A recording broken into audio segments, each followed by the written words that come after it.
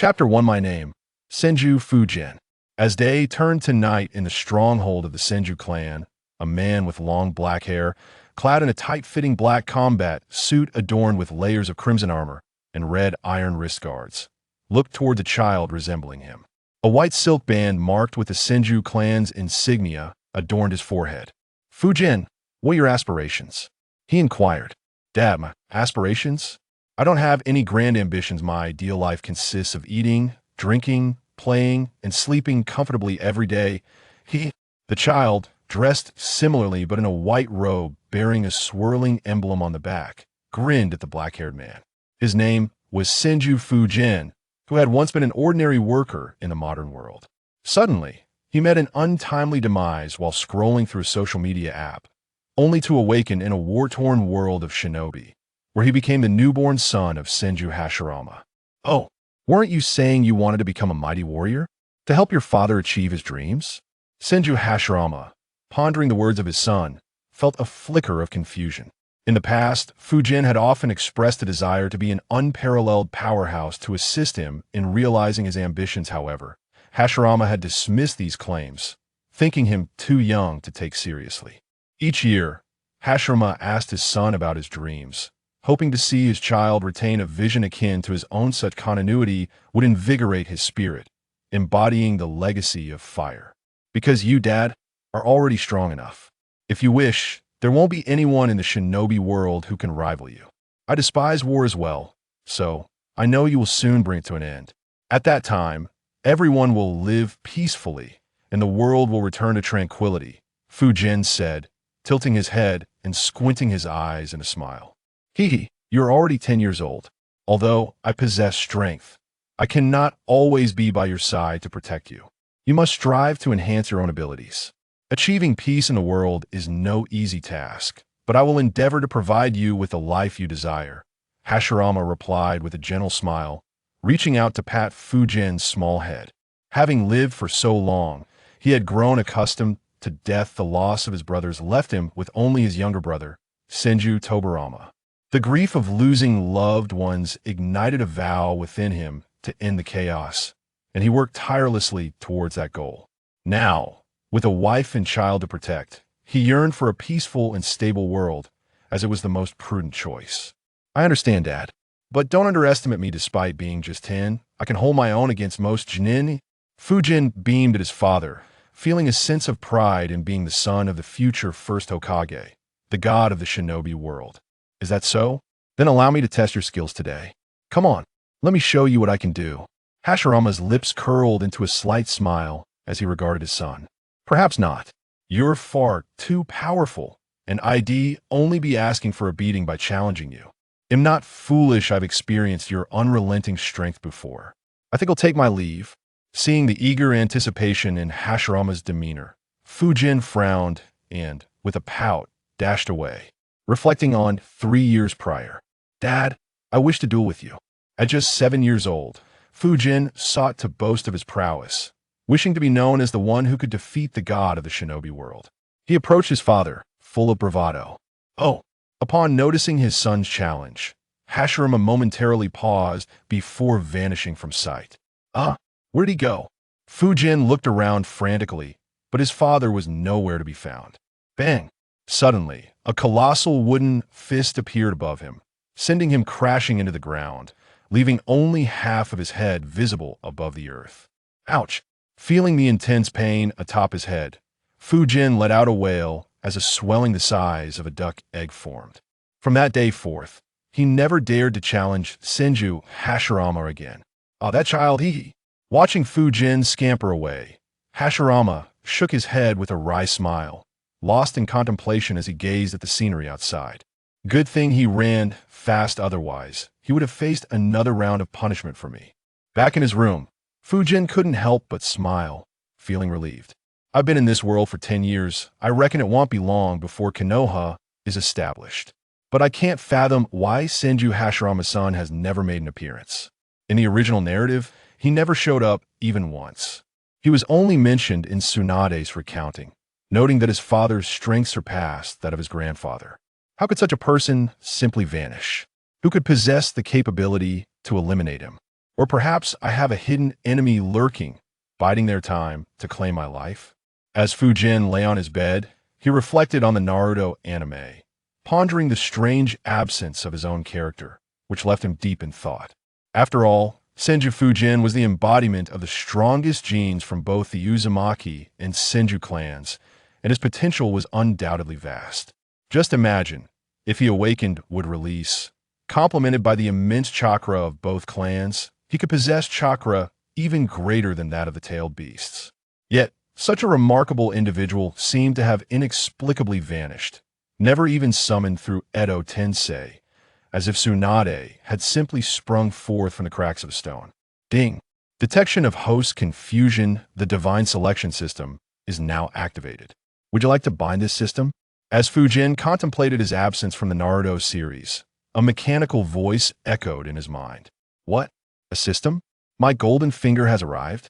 However, since I've already awakened would release, I will undoubtedly be invincible during my lifetime. By the time the protagonists appear, I will have already passed away. What use is the system then? Though Fujian was astonished by the sudden emergence of the system, he felt a sense of disappointment. Had he awakened would release earlier, he would have rejoiced, but now, it seemed more of an embellishment. Ding! Host has not made a selection automatic. Binding will occur in 10 seconds. 10, 9, 8, 2, 1. Ding! System binding successful. The divine selection system is at your service.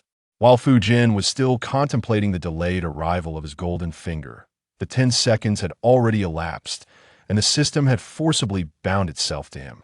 Not following the script at all. If you can bind me without my consent, why even ask? The system's abrupt binding left Fujian bewildered. It was as if he was being compelled without any choice. Ding! Congratulations, host, for your first binding with the divine selection system. The system is now operational. Please make a selection. As the system's voice resonated, an electronic screen appeared before Fujian, presenting 3 options akin to a driving test. Option 1. Sleep without clothes, be a good boy, and naturally cultivate the habit of early to bed and early to rise. Task completion reward. A compliment of good boy from Uzumaki Mito and a kiss from the plump beauty of the Senju clan. Option 2. Tonight, you will sleep with your mother as a good boy. It is only natural to cling to mom. Task completion reward. A thorough beating from Senju Hashirama. Option 3. Immediately return to challenge. Senju Hashirama to a dual chakra must be depleted before stopping.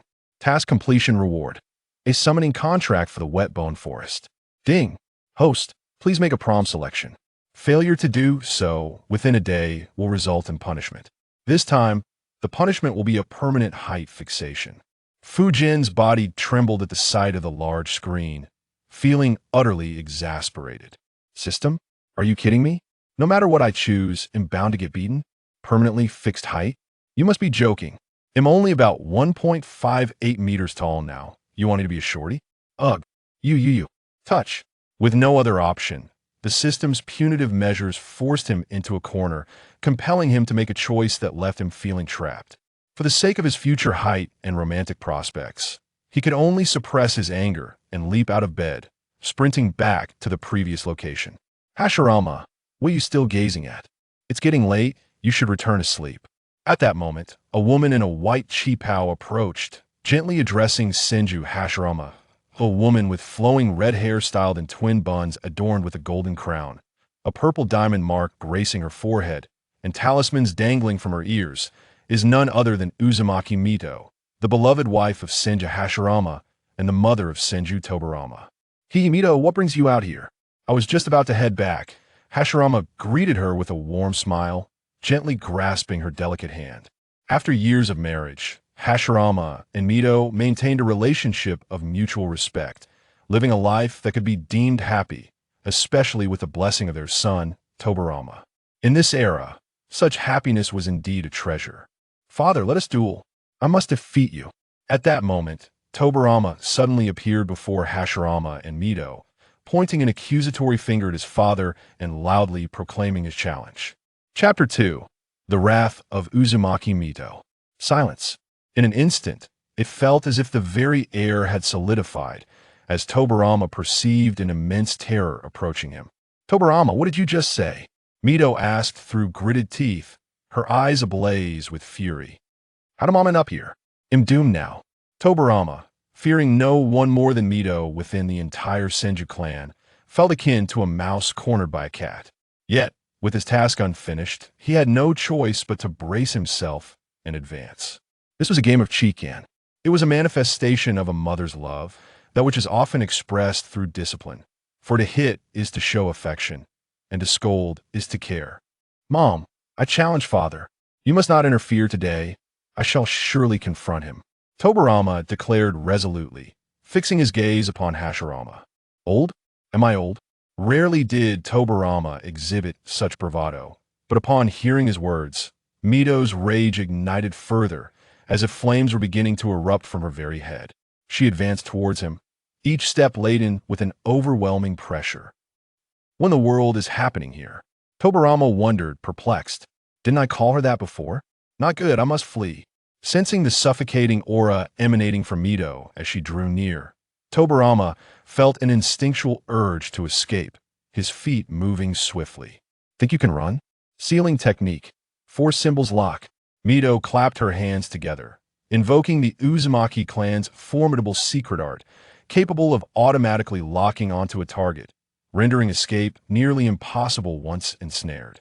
An invisible barrier suddenly manifested within several meters of Tobarama, from which 3 iron chains emerged, binding him tightly and suspending him in midair.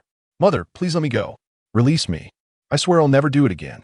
Tobarama pleaded, finding himself hoisted helplessly, ensnared by Mito's powerful sealing technique.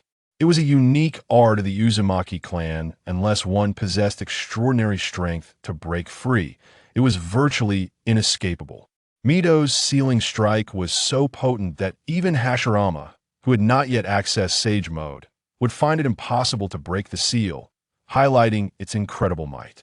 This was one of the reasons the Uzumaki clan faced annihilation. Their sealing techniques were simply too formidable. Ah, Mito, enough. Let the child down. Hashirama interjected, stepping forward with a smile.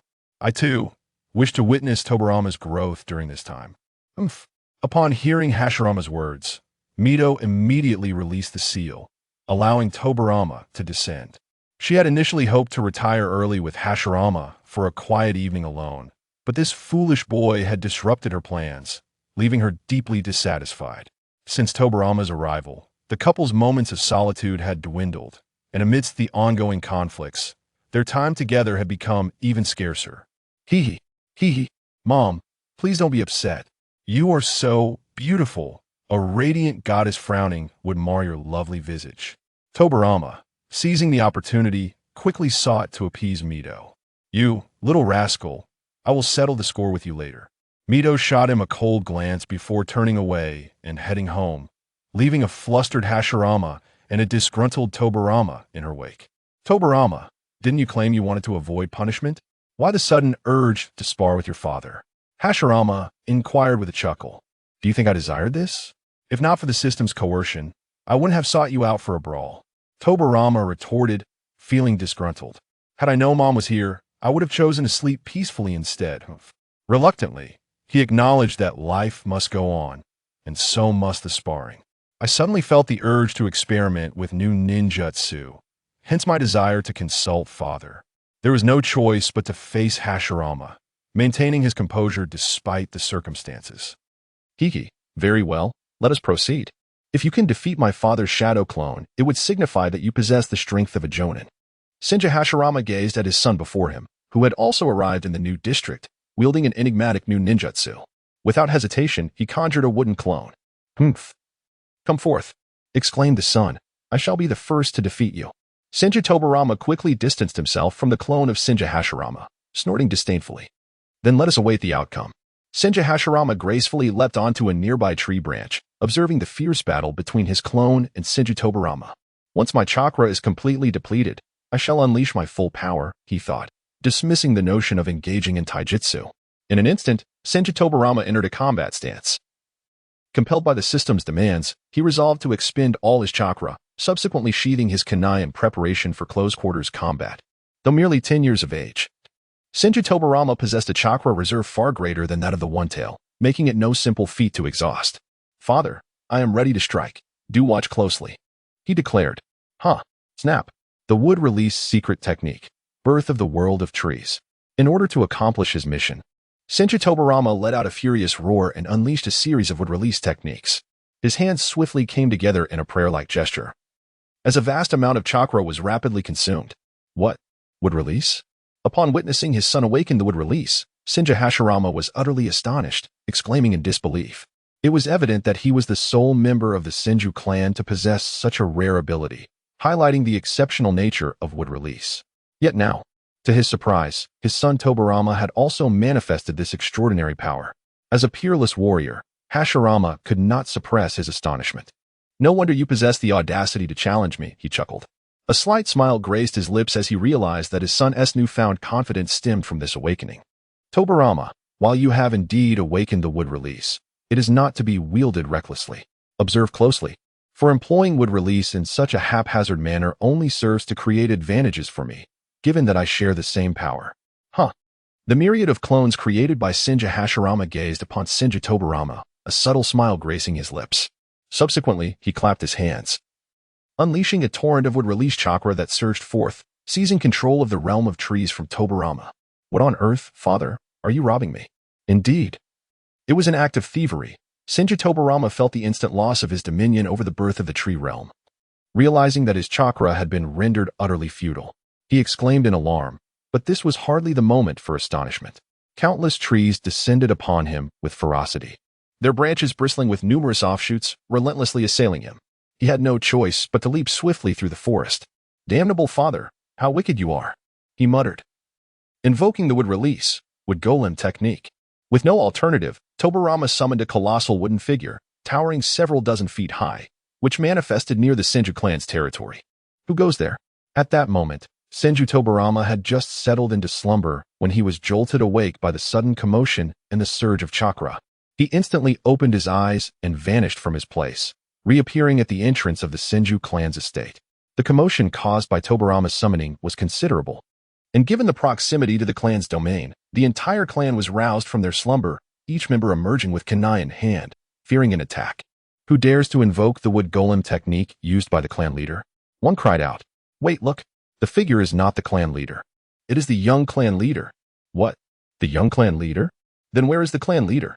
"Lord Tobarama is up ahead. Let us go see." As long as it is not an enemy invasion, let us investigate what is transpiring. As the twilight descended, visibility waned, yet the clan members, young and old alike, pressed forward to discover the unfolding events. "What is this? Tobarama? And what is my elder brother doing?" The sharp gaze of Senju Tobarama disowned Senju Hashirama perched upon a branch, engaged in combat with his clone. He murmured, "Lord Tobarama, what on earth is happening?" "Indeed. Lord Tobarama, how is it that the young clan leader possesses the wood release technique? Could it be that the clan leader is also up there? Yet, I see no sign of him. Lord Tobarama, what is the true nature of this situation?" Before long, the entire clan emerged in a flurry, witnessing Senju Tobarama's bewilderment. "It must be that my elder brother and Fujian are training. You need not concern yourselves with this matter. You may return to your rest. It does not involve you. Off you go." Senju Tobarama observed that the clansmen had all emerged and hurriedly beckoned them to return. However, it was evident that none wished to depart. They were all eager to witness the battle between their clan leader and the young clan leader. After realizing he could not persuade them otherwise, Tobarama chose to disregard their presence. "Brother, what are you doing? Why does the Senju clan member also possess wood release?" he inquired, appearing directly beside Senju Hashirama, a hint of confusion in his voice. "Senju Fujian has awakened wood release. The Senju clan has once again manifested this power, which instills me with greater confidence in restoring peace to this chaotic world." As Senju Hashirama beheld his brother Senju Tobarama, a smile graced his lips, and his inner thoughts of restoring peace in a chaotic world grew ever more fervent and confident. "What? Tobarama has also awakened wood release. It seems my elder brother has a worthy successor," he exclaimed. "If all of our Senju clan's unique bloodline limits could awaken, it would be splendid." Upon hearing his brother's words, Senju Tobarama could not help but laugh joyously. As the young clan leader, the greater his abilities, the more beneficial it would be for their Senju lineage. Although Senju Tobarama has not awakened the wood release, he is renowned throughout the world solely for his mastery of water release, making him a figure known to all, worthy of being regarded as the foremost among all beneath the dual deities. Witness the spectacle of his prowess. Upon summoning the wooden figure, Senju Fujian swiftly commanded it to deliver a powerful punch towards the clone of Senju Hashirama. Utilizing the wood release technique, the clash resounded with a thunderous bang. In an instant, the Hashirama clone conjured a wooden shield, shaped like a fearsome fanged visage, to thwart Fujian's assault. Chapter 3. Fujian vs. Senju Hashirama, was it truly blocked? A single punch was deflected, but now witness my unparalleled barrage. With a left hook, a right hook, an uppercut, and a downward strike. Seeing his powerful punch thwarted, Senju Fujian promptly commanded his wooden clone to execute a series of intricate strikes, which appeared rather peculiar. Bang, bang, bang, bang. Despite Senju Fujian's vigorous efforts, he was still unable to shatter the wooden shield before him. The wood release, back technique. In no time, the clone of Senju Hashirama, positioned behind the shield, swiftly slammed both hands onto the ground. Suddenly, beneath Senju Fujian's wooden clone, countless wooden arms emerged, forcibly restraining his creation. Cursed be it. I cannot move. At that moment, Senju Fujian realized that his wooden clone was utterly immobilized, no matter how he urged it. It remained trapped within the grip of the wooden appendages. The thousand-handed vine continued to channel an immense flow of chakra, striving to liberate the wooden figure from the constraints of the wooden hands. At that moment, a wooden hand silently emerged behind him, lunging directly towards him. Whoosh! The hand advanced swiftly, accompanied by a cacophony of rushing winds. This is not good. It's the body replacement technique. Kansho Fujimura instantaneously sensed something amiss and swiftly employed the substitution technique, materializing on the ground below. Bang! In the spot where Kansho Fujimura had previously stood, a wooden post was crushed into splinters by a wooden hand. What on earth, father? Are you attempting to commit parricide? Konoha's Senju Tobarama realized that had he not employed the substitution technique moments ago, he would have likely been crushed in an instant. The sheer violence of the situation was staggering. Humph, do you still have the leisure to converse here? The clone of Hashirama Senju coldly scoffed at Tobarama. And in an instant, countless wooden hands reappeared before him, reaching out menacingly. This is bad. Water release. Water surge. Upon witnessing the multitude of wooden appendages, Tobarama swiftly evaded and then clasped his hands together, summoning a swirling vortex of water that annihilated the surrounding wooden hands into mere splinters. Go! He commanded as he directed the water vortex toward the clone of Hashirama. With a resounding crash, the swirling water expanded like a waterfall, instantly transforming into a vast river and inundating the area within hundreds of meters, flooding it into a boundless expanse. This kid has truly grasped the essence of my techniques. Hasn't he? Heh. Kakashi stood beside Hashirama, chuckling as he remarked, not bad at all. Your reflexes are quite commendable. Were it not for my innate proficiency in wood release, an ordinary jonin would have long since perished. A glimmer of admiration flickered in the eyes of Senju Hashirama as he gazed upon his son, filled with pride. Meanwhile, his shadow clone leapt gracefully to the treetops, furrowing his brow as he observed Senju Tobarama standing upon the water's surface. With a swift motion, Tobarama unleashed the water release, heavenly weeping, expelling countless water needles from his mouth, aimed directly at Hashirama's clone. In response, the clone promptly executed the wood release, wood pillar wall, shielding himself within its protective embrace. The sound of impact echoed as the water needles struck the wooden barrier, ultimately dissolving into a cascade of water.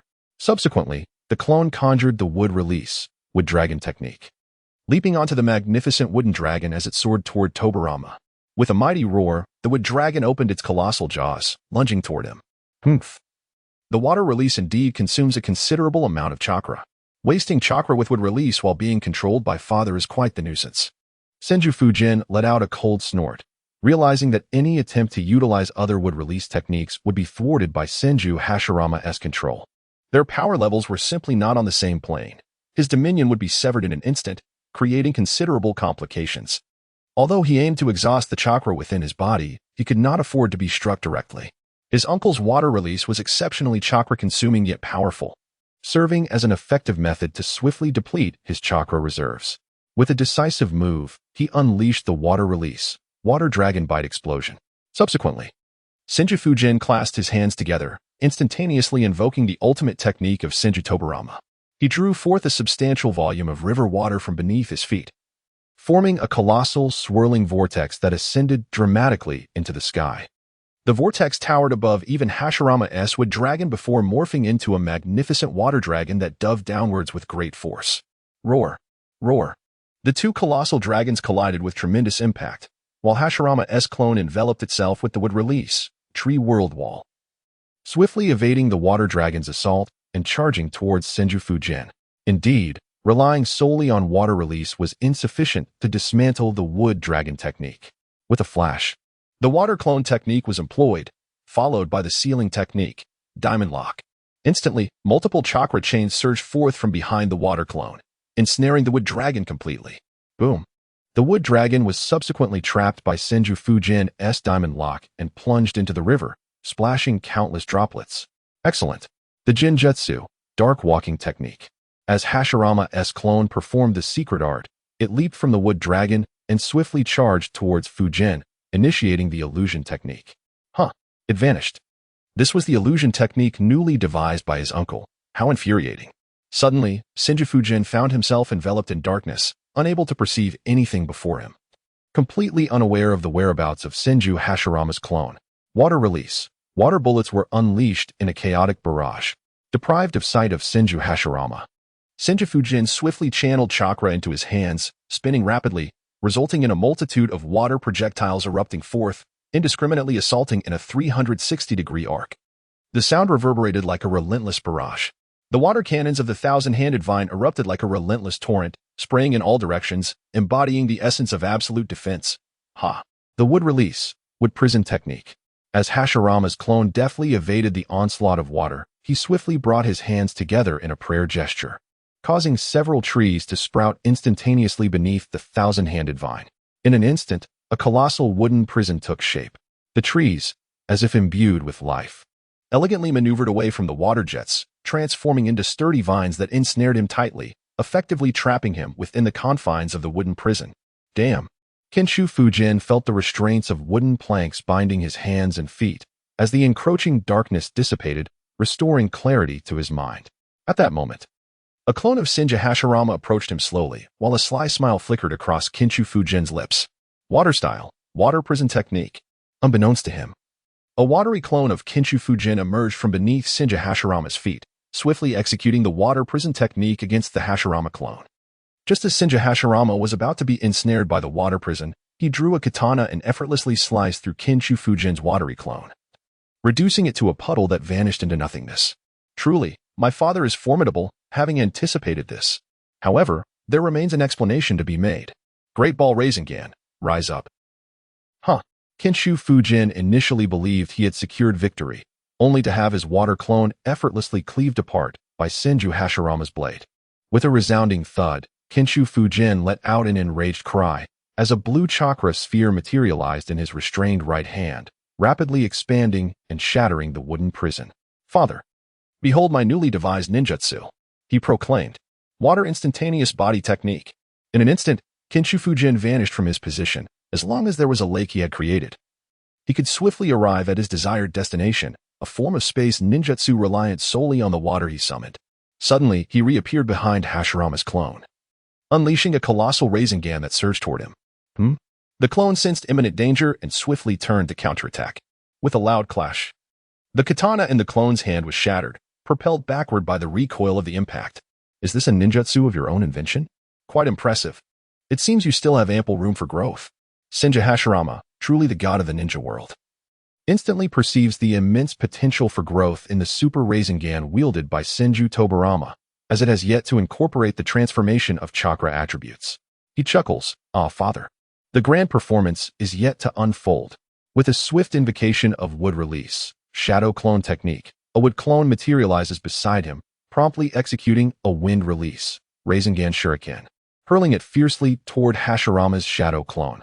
The addition of chakra attributes introduces a degree of instability and a risk of failure, which, if encountered, would inflict significant harm on the user. Presently, it remains in its rudimentary form, not fully developed. Ordinary shadow clones would be unable to withstand such an assault. However, the wood clone is distinct, possessing true physicality that prevents it from dissipating at the slightest injury. even if the wood clone is dispelled. It can instantaneously transform into entwining branches to ensnare or assault adversaries, showcasing formidable strength. What's this? Such an overwhelming presence, the Hashirama clone muses. Sensing a trace of imminent danger. In a flash, the clone performs the summoning technique, Triple Gate of Truth. Taking position atop the final gate, while fixating its gaze upon the spiraling shuriken launched by Tobarama. Boom, boom, boom. In an instant, the first gate is obliterated before even making contact with the shuriken, reduced to fragments by the rapidly swirling winds. The second gate follows suit shortly thereafter, collapsing as it reaches the threshold of the third gate. Has the incorporation of chakra attributes significantly amplified its penetrating power? This technique is indeed impressive, though it must exact a tremendous toll on the human body. Classified as a forbidden technique, it is beyond the reach of other clan members. Senju Hashirama squinted his eyes as he observed the battle before him, sensing the potency of the Rasengan in the hands of his opponent. His brow furrowed, and in an instant he cast it aside with indifference. Chapter 4. The choice is made, and slumber envelopes. Haha, this kid Fujian is somewhat akin to me. Isn't he? Haha, brother, wouldn't you agree? Konoha's thousand-handed Hokage gazed upon the performance of his nephew, Senju Tobarama, a smile gracing his lips. Truly, his nephew is remarkable. Look at you, sharing the same disposition. This technique is classified as forbidden, and none are permitted to cultivate it. Senju Hashirama cast a glance at Senju Tobarama, letting out a soft snort, before calmly remarking, "Let us continue to observe the battlefield." Ah, at last, there is someone akin to me. Every technique they create is indeed a forbidden art. With a gaze filled with resentment, Senju Tobarama looked at Senju Hashirama. Upon hearing his words, he felt a surge of anger on behalf of the two of them, yet he knew he could not match his elder brother's strength and could only acquiesce. The power was formidable. Hashirama's shadow clone observed as the Rasengan shuriken hurtled towards him. He nodded slightly, and then leaped backward, just as he descended from the Rashomon gate. The Rasengan shuriken collided violently against the third Rashomon gate. Bang! Zzz. In an instant, the Rasengan shuriken was completely unleashed, unleashing countless needles of wind chakra that relentlessly pierced through the third Rashomon gate, producing a piercing sound. Clang! Subsequently, the third Rashomon gate was shattered. Yet the Rasengan shuriken continued to exert its residual force upon the ground, stirring up a myriad of splashes and forming a water vortex several dozen meters wide, scattering the river water in all directions. Wow, the young clan leader is truly impressive. How is it possible for him to hold his ground against the clan leader for such a long time? And what kind of ninjutsu is this? I've never seen anything like it. Remarkable. The young clan leader has not only awakened the wood release but also wields powerful water release techniques, embodying the essence of Lord Tobarama. Our Senju clan is destined to grow stronger. Indeed, the entire world will belong to the Senju clan in the future. Ha ha ha. Under the leadership of the clan leader and the young clan leader, we shall surely triumph over the Uchiha clan. That's right. With the clan leader and the young clan leader by our side, we will undoubtedly defeat the Uchiha clan. Those ruffians are nothing but evil. In the next great battle, we must utterly annihilate them. The battle between Senju Hashirama and Senju Tobarama instilled a profound sense of hope among all members of the Senju clan, filling them with formidable confidence in their ability to surpass the Uchiha clan. Tobarama, your strength truly surprises me. However, from this moment forth, I shall unleash my full power. So do be cautious. The numerous clones of Senju Hashirama gazed upon Senju Tobarama, a flicker of gratitude and admiration gleaming in his eyes. He had yet to unleash his full potential. Although these were merely wooden clones, their strength surpassed that of the true body and certainly eclipsed that of all previous Hokages, rendering them beyond the reach of ordinary adversaries. Senju Fujian let out a cold snort. He had extensively employed ninjutsu, depleting a significant portion of his chakra. Despite the vast reservoir of chakra he possessed due to his youth, it was ever increasing each day, and he was confident that he would soon surpass his father's abilities. Would release, would golem technique. Would release, would dragon technique. In an instant, Senju Hashirama clasped his hands together and shouted fervently, summoning a towering wooden figure that soared skyward. Entwined around it was a majestic wood dragon. Is that all you can do? I can do it too, come on. Let us engage in hand-to-hand combat. Subsequently, a peculiar sight unfolded. Two colossal wooden giants and a wood dragon materialized near the Senju clan's territory, albeit Senju Fujian's creations were slightly smaller, which seemed to correlate with his proficiency. Why is your wood golem so much larger than mine, Dad?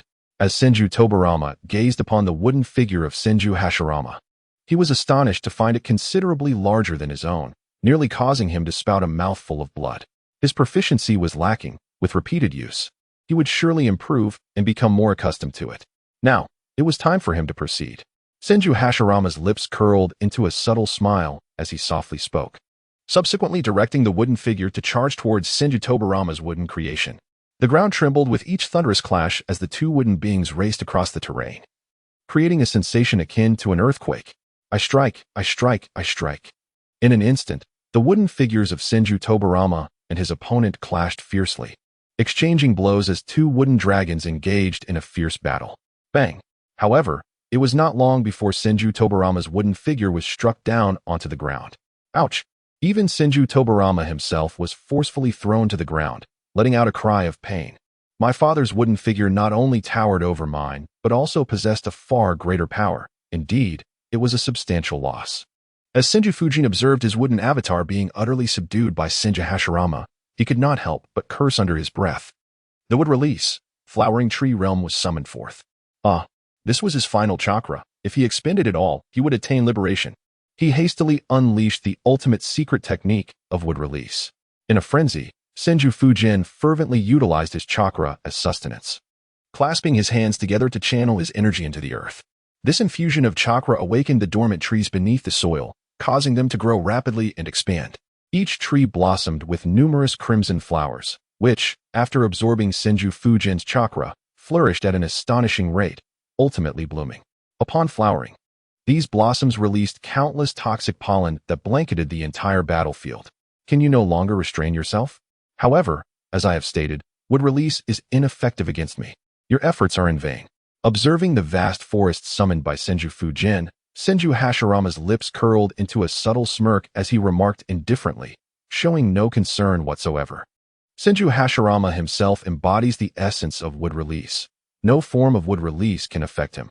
Even if he were to absorb pollen, he would remain entirely unperturbed.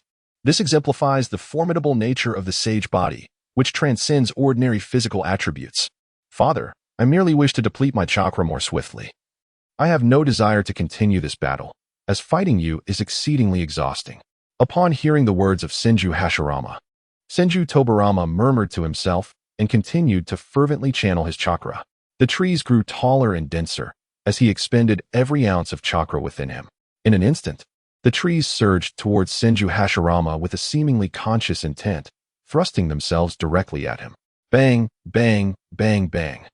Senju Hashirama commanded the wooden figure to swiftly charge towards Senju Tobarama, bulldozing through the trees in its path with reckless abandon, leaving a trail of destruction in its wake. Panting heavily, he finally exhausted his chakra, feeling utterly drained. At that moment, as he sensed the last vestiges of his chakra being infused into the trees beneath him, he stood atop a branch, gasping for breath. Suddenly, a notification echoed in his mind, acknowledging the successful completion of his task and granting him the reward of a contract for the wetbone forest, now stored within his system's inventory, ready for him to sign at his leisure. At last, the system's prompt chimed, providing him with a glimmer of solace amidst his exhaustion. Finally, it was over. He felt utterly fatigued. Upon hearing the system notification, Senju Fujian felt an immense sense of relief wash over him, accompanied by a sudden wave of fatigue that caused him to tumble to the ground beneath the tree. Seeing Senju Fujian inexplicably plummet towards the earth, Hashirama's clone furrowed his brow and swiftly gestured, conjuring a branch that gracefully caught him mid-fall. This young lad has completely exhausted his chakra. How commendable. Truly a determined child. And yet his prowess is remarkable, placing him among the most formidable beings in the shinobi world, provided he avoids the likes of Madara. It is unlikely anyone could vanquish him. Hashirama's clone quickly approached Senju Fujian, cradling him gently in his arms. Observing that the boy had succumbed to exhaustion, he listened to his steady breathing and smiled faintly before leaping back to his original form. Has it come to an end? Who has emerged victorious? The young clan leader is indeed impressive. I feel as though I am no match for him. I share your sentiment as an elite jonin. I find it astonishing that this 10-year-old boy seems infinitely stronger than I am. This is nothing short of extraordinary. Even as a half-shadow, I do not consider myself superior to him. How can you still claim otherwise? What a spectacle! We seldom witness such grand battles from our clan. The battlefield was a chaotic scene, rendering it nearly impossible to observe. Today has been exhilarating. Haha, the day of our Senju clan's ascendance is upon us. The Senju clan has garnered immense recognition for their formidable strength, leading many to anticipate their inevitable ascendance. The prowess of their young clan leader is nothing short of extraordinary. And in just a few years, they may boast 2 god-level warriors among their ranks. During the Warring States period, the hierarchy of ninja strength is categorized as follows: Genin, Shunin, Special Jonin, Jonin, Elite Jonin, Half Kage, Kage, Super Kage, and God. Above these ranks lie the realms of the 6 paths and the Super 6 paths, though they do not fall within the classifications of the Warring States era. Presently, only 2 individuals within the entire ninja world have attained god-level status: Senju Hashirama and Uchiha Madara. The other 2 who are perilously close to this divine level are Senju Tobarama and Uchiha Izuna, as determined by their fierce battles on the battlefield. A clan lacking a Kage-level warrior sees little reason for survival, as such figures hold monumental significance within their community. The Senju and Uchiha clans stand as the most powerful among the ninja factions, followed by the Hyuga clan. However, with the death of their leader, Hyuga Hayashi, their strength has diminished significantly, effectively withdrawing them from the fray. On the battlefield, it remains solely the Senju and Uchiha clans that continue to resist. This child truly exerts every effort. Let us depart. The hour grows late, and it is time for everyone to retire for the night. Senju Hashirama received the Senju Tobarama from one of his clones and addressed Senju Tobarama before swiftly leaping towards the clan's territory. Chapter 5. Anticipating Peace. With a slight smile at the corner of his mouth, Senju Tobarama instantly appeared at the entrance of the clan's grounds, instructing everyone to rest. What? This lad is truly relentless. You could have intervened. His chakra is completely depleted. After Senju Hashirama carried Senju Tobarama back to his room, Uzumaki Mito approached, a glimmer of concern in her eyes as she reproachfully gazed at Hashirama. It's nothing to worry about. Depleting a bit more chakra now means that when he recovers tomorrow, his overall chakra will double. It is ultimately beneficial for him. Senju Hashirama gently laid Senju Tobarama upon the bed. After covering him with a blanket, he turned to face Uzumaki Naruto. Humph. Uzumaki Naruto let out a faint grunt before sitting at the edge of the bed, tenderly caressing Senju Tobarama's face, a flicker of affection evident in his gaze. The following morning, upon awakening, Senju Tobarama felt an invigorating surge of strength coursing through his entire being. It must be said that after inheriting Hashirama's sage body, his physical condition was remarkably enhanced, boasting extraordinary recuperative abilities. How did I fall asleep? Is it dawn already? Oh, last night was truly exhausting, at times. An abundance of chakra feels like a burden. Upon awakening, Senju Tobarama found himself unaware of when he had succumbed to slumber. As daylight broke, he yawned and stretched lazily before rising from his bed. He pondered the existence of beautiful maidens in this world, wondering what the name of Tsunade's mother was, and what he might call his future wife. A startling realization dawned upon him. He was utterly ignorant of the plot, even oblivious to the identity of his own spouse. Was he truly a traveler from another realm? Such a peculiar predicament. After rising, an impulsive thought struck him. Who was Tsunade's mother? He had no knowledge of her, nor of the beautiful women that might have existed during the Warring States period. This ignorance left him feeling aimless, as if he were unable to identify a target.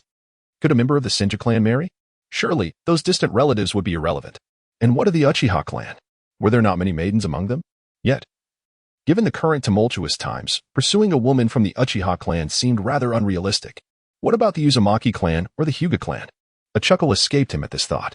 While Senju Tobarama was still quite young, he realized that growing up would come swiftly, and he could not afford to lose sight of a potential wife. Since he was uncertain of who that might be, it would be wise to broaden his horizons and consider multiple possibilities. Ding! The system detected a nefarious intention within the host, activating the divine selection system. Option 1. Marry a woman from the Uchiha clan, known for their gentle and virtuous nature, a rarity indeed. Completion reward, Indra's bloodline. Option 2. Take a woman from the Hyuga clan as a wife, renowned for their sweetness and demureness, remarkably suitable for marriage. Completion reward, 1 million ryo. Option 3. What a beauty from the Uzumaki clan, the ideal choice for a Jinchuriki, potentially advantageous in the future. Completion reward, Uzumaki sealing techniques. Ding. The selection time has concluded. 3 years to make a choice, or face the consequence of acne adorning one's face. As Tobarama contemplated these options, the system was promptly activated, revealing 3 choices before him. What use would 1,000,000 ryo be to me? I am the young clan leader of the Senju. Do I lack for money? I possess the Uzumaki bloodline and am well versed in their sealing techniques. Is that truly necessary? System, you must be jesting. Attempting to compel me to marry an Uchiha woman. The other 2 rewards seem of little value. If I were to obtain Indra's bloodline, would that not allow me to awaken the Rinnegan? Regardless of the likelihood, I must explore this possibility. However, marrying an Uchiha woman appears to be fraught with difficulty, as they typically do not intermarry with outsiders. This accursed system is always leading me astray. Senju Tobarama furrowed his brow, lost in contemplation. Ultimately, he resolved to behold the beauties of the Uchiha clan, for there were indeed many exquisite women among them. Ahem. Just then, a knock echoed at the door of Senju Tobarama's chamber. Who could it be? In an instant, Senju Fujian's thoughts were disrupted, prompting him to call out towards the door. Young clan leader, the clan head requests your presence. The battle is imminent, and you must join the fray this time. Senju Wangza, tasked with delivering the message, hurriedly shouted into the room. Join the battlefield? Another war is upon us. Senju Fujian murmured to himself, pondering which occasion it was that his second uncle had slain Uchiha Azuna. Understood. I will be there shortly, he replied, then called out towards the door before tidying up his bedding and stepping outside. Soon, Senju Fujian made his way to the meeting hall of the Senju clan. Young clan leader, young clan leader. The territory of the Senju clan is indeed heavily guarded, with sentinels positioned every few steps, ensuring a tight defense. Following the fierce battle between Hashirama Senju and Tobarama Senju last night, all members of the clan have recognized this young clan leader, and upon seeing him, they quickly exclaimed in acknowledgement. Senju Tobarama nodded slightly before entering the conference room. Inside, Senju Hashirama was kneeling at the head of the table, accompanied by 8 elder members of the Senju clan, as well as Senju Tobarama.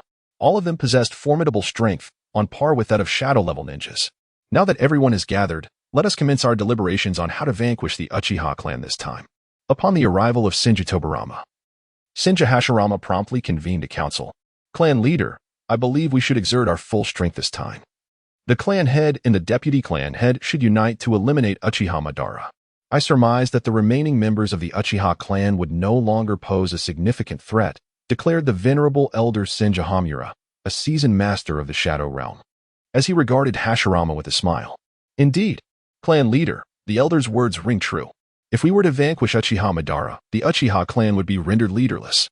I find this approach quite feasible, although it may seem morally dubious. In our era, morality takes a back seat to the attainment of our objectives, remarked the second elder Senju Kaian, nodding slightly as he gazed at Hashirama.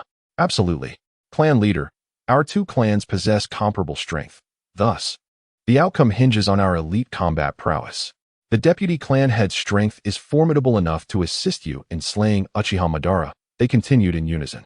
I concur. As long as Uchiha Madara meets his demise, all our troubles will dissipate. The remaining elders echoed their agreement, asserting that Hashirama's elimination of Uchiha Madara would suffice. However, amidst the consensus, Hashirama found himself in a state of hesitation. He had never desired conflict with the Uchiha clan, let alone with his dear friend, Uchiha Madara. Madara was his sole confidant, and both shared a vision of world peace, a dream that Hashirama had tirelessly pursued. Looking towards Tobarama, Hashirama seemed to seek guidance. His heart clouded with turmoil. Brother, I believe this plan holds merit. Tobarama's prowess is more than adequate to aid you in addressing Uchiha Madara. Senju Tobarama harbored a profound disdain for the Uchiha clan, having long desired their complete annihilation. Upon learning of Senju Hashirama's formidable strength, he felt an inexplicable joy within. Father, allow me to express my personal views, he ventured.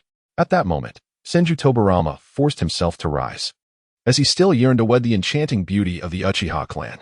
Wouldn't the assassination of their clan leader breed an insurmountable enmity? Surely, such an act would drive his beloved away. To kill them would have to wait. His own mission took precedence. Oh, pray, do elaborate. Senju Hashirama gazed at Senju Tobarama with an expression filled with hope, as if he had spotted a savior. He understood that his son shared his passion for peace and his aversion to violence, with Tobarama's position within the clan gradually solidifying and gaining influence. Hashirama believed that by joining forces with him, they could swiftly and effectively quell the resentment among the Senju clan members. Hearing Hashirama's words, the crowd harbored no dissent. For Tobarama had risen to a stature equal to theirs, his formidable strength marking him as the likely successor to the clan leadership. Father, Tobarama began. I feel that we have fought the Uchiha clan long enough. I believe that the entire shinobi world should not be plagued by incessant conflict.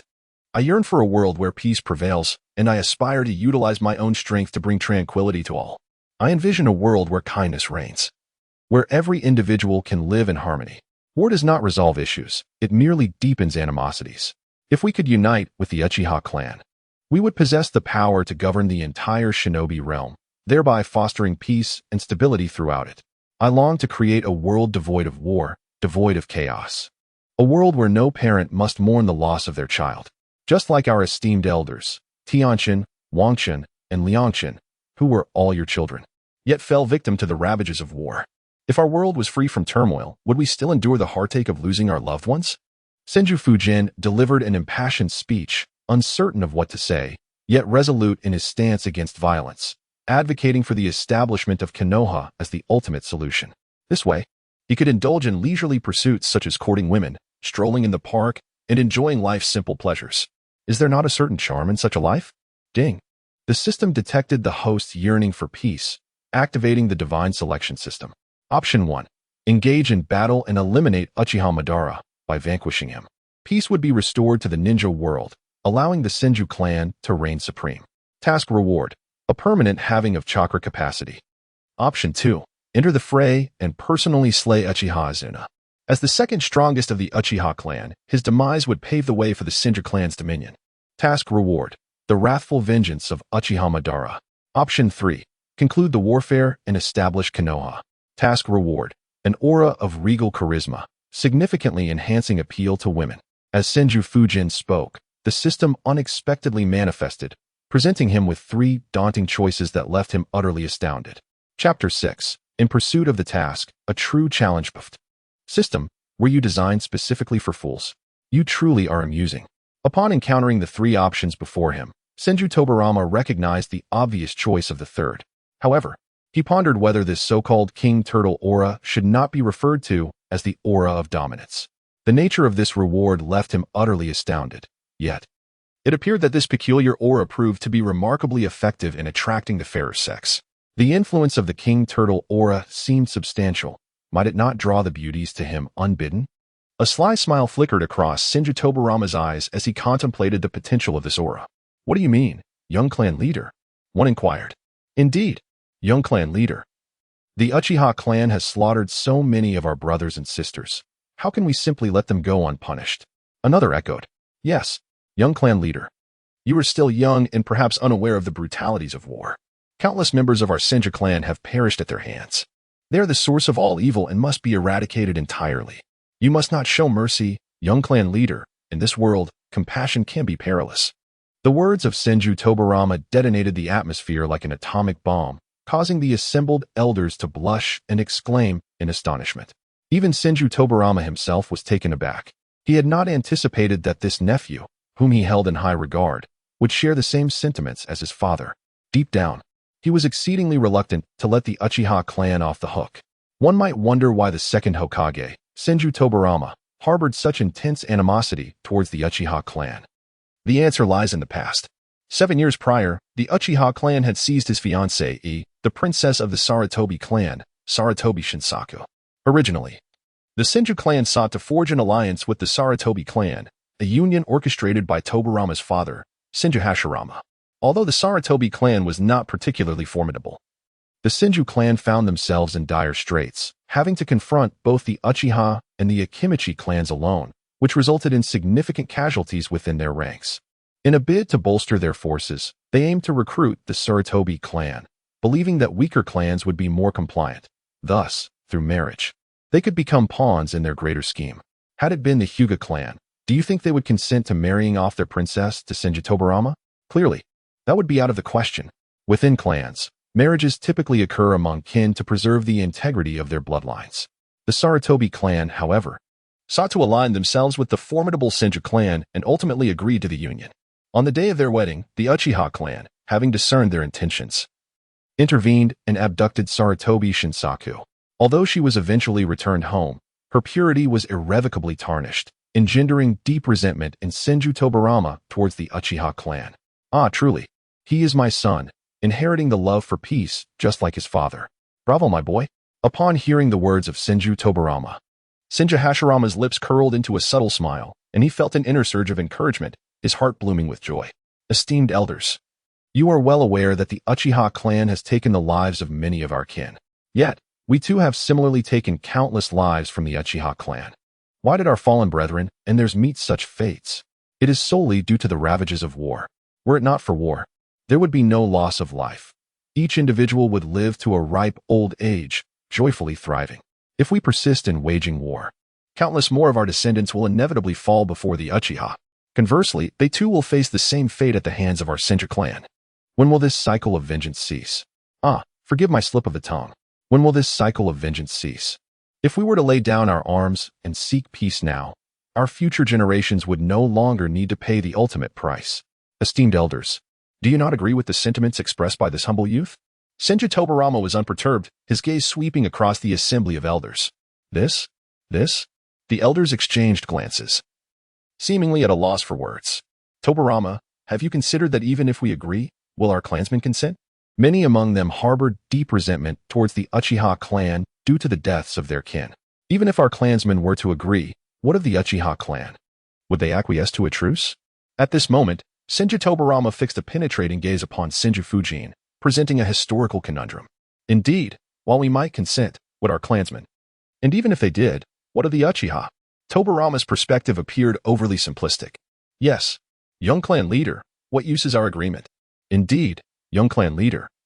It is not merely our consent that matters. The approval of the clansmen is paramount. Our agreement holds no weight without their support. Precisely, young clan leader. The voice of the clansmen is what counts. We cannot dictate the thoughts of others. Upon hearing Tobarama's words, the elders nodded in profound understanding. If the clansmen disagreed, let them fight their own battles. If the Uchiha clan opposed us, let us battle until they relent. I no longer wish to witness my brethren perish on the battlefield. He implored the elders. Grant me but one opportunity, and I shall endeavor to persuade both our clansmen and the Uchiha to reconcile. Together, we shall establish a village, protecting it and the children within. Let all children of the village and future generations live in peace and prosperity. Please, grant me this chance. Kenshu Fujinami promptly bowed to the esteemed elders, who had all been rendered dazed by the chaos of war. Persuading them to abandon their resistance against the Uchiha clan proved to be quite a formidable challenge. He pondered the means by which his father in the original narrative had managed to sway these obstinate individuals. Yet, as a child, he felt that perhaps his words could resonate with them to some extent. Haha, I believe Fujinami is correct. Your overzealousness is indeed excessive. If we could coexist in harmony, it would pave the way for the Senju clan to flourish even further. Consider this. After a millennium of development, why does our Senju clan remain confined to a mere few thousand members? In an era of peace, our clan would prosper immensely, potentially swelling our ranks to tens of thousands, or even hundreds of thousands. At that time, do you truly believe that the Senju clan would not be formidable? Senju Hashirama also rose to his feet and addressed the elders. The elders, upon witnessing Senju Hashirama speak, appeared to express their profound agreement, leaving them momentarily at a loss for decision. They were previously unaware that Senju Hashirama and Uchiha Madara shared a close friendship, a secret known only to Senju Tobarama thereafter. Senju Tobarama let out a cold snort, remaining silent, which could be interpreted as tacit consent. However, internally, he was filled with deep reluctance. Uncle Sia, as Senju Tobarama beheld the figure of Senju Hashirama, a glimmer of gratitude flickered in his eyes. The beauties of the Uchiha clan, come forth into my embrace. The mere thought of the enchanting women of the Uchiha clan filled Senju Tobarama's heart with joy. Ultimately, with the support of Senju Hashirama, all 8 elders acquiesced. Provided that Senju Tobarama could persuade the clan members, they bore no objections. However, the agreement of the Uchiha clan was still imperative, for without their consent, the dream of peace would remain unattainable. I am deeply grateful for the trust placed in me by all the elders. I shall immediately convene all clan members to deliberate on this matter.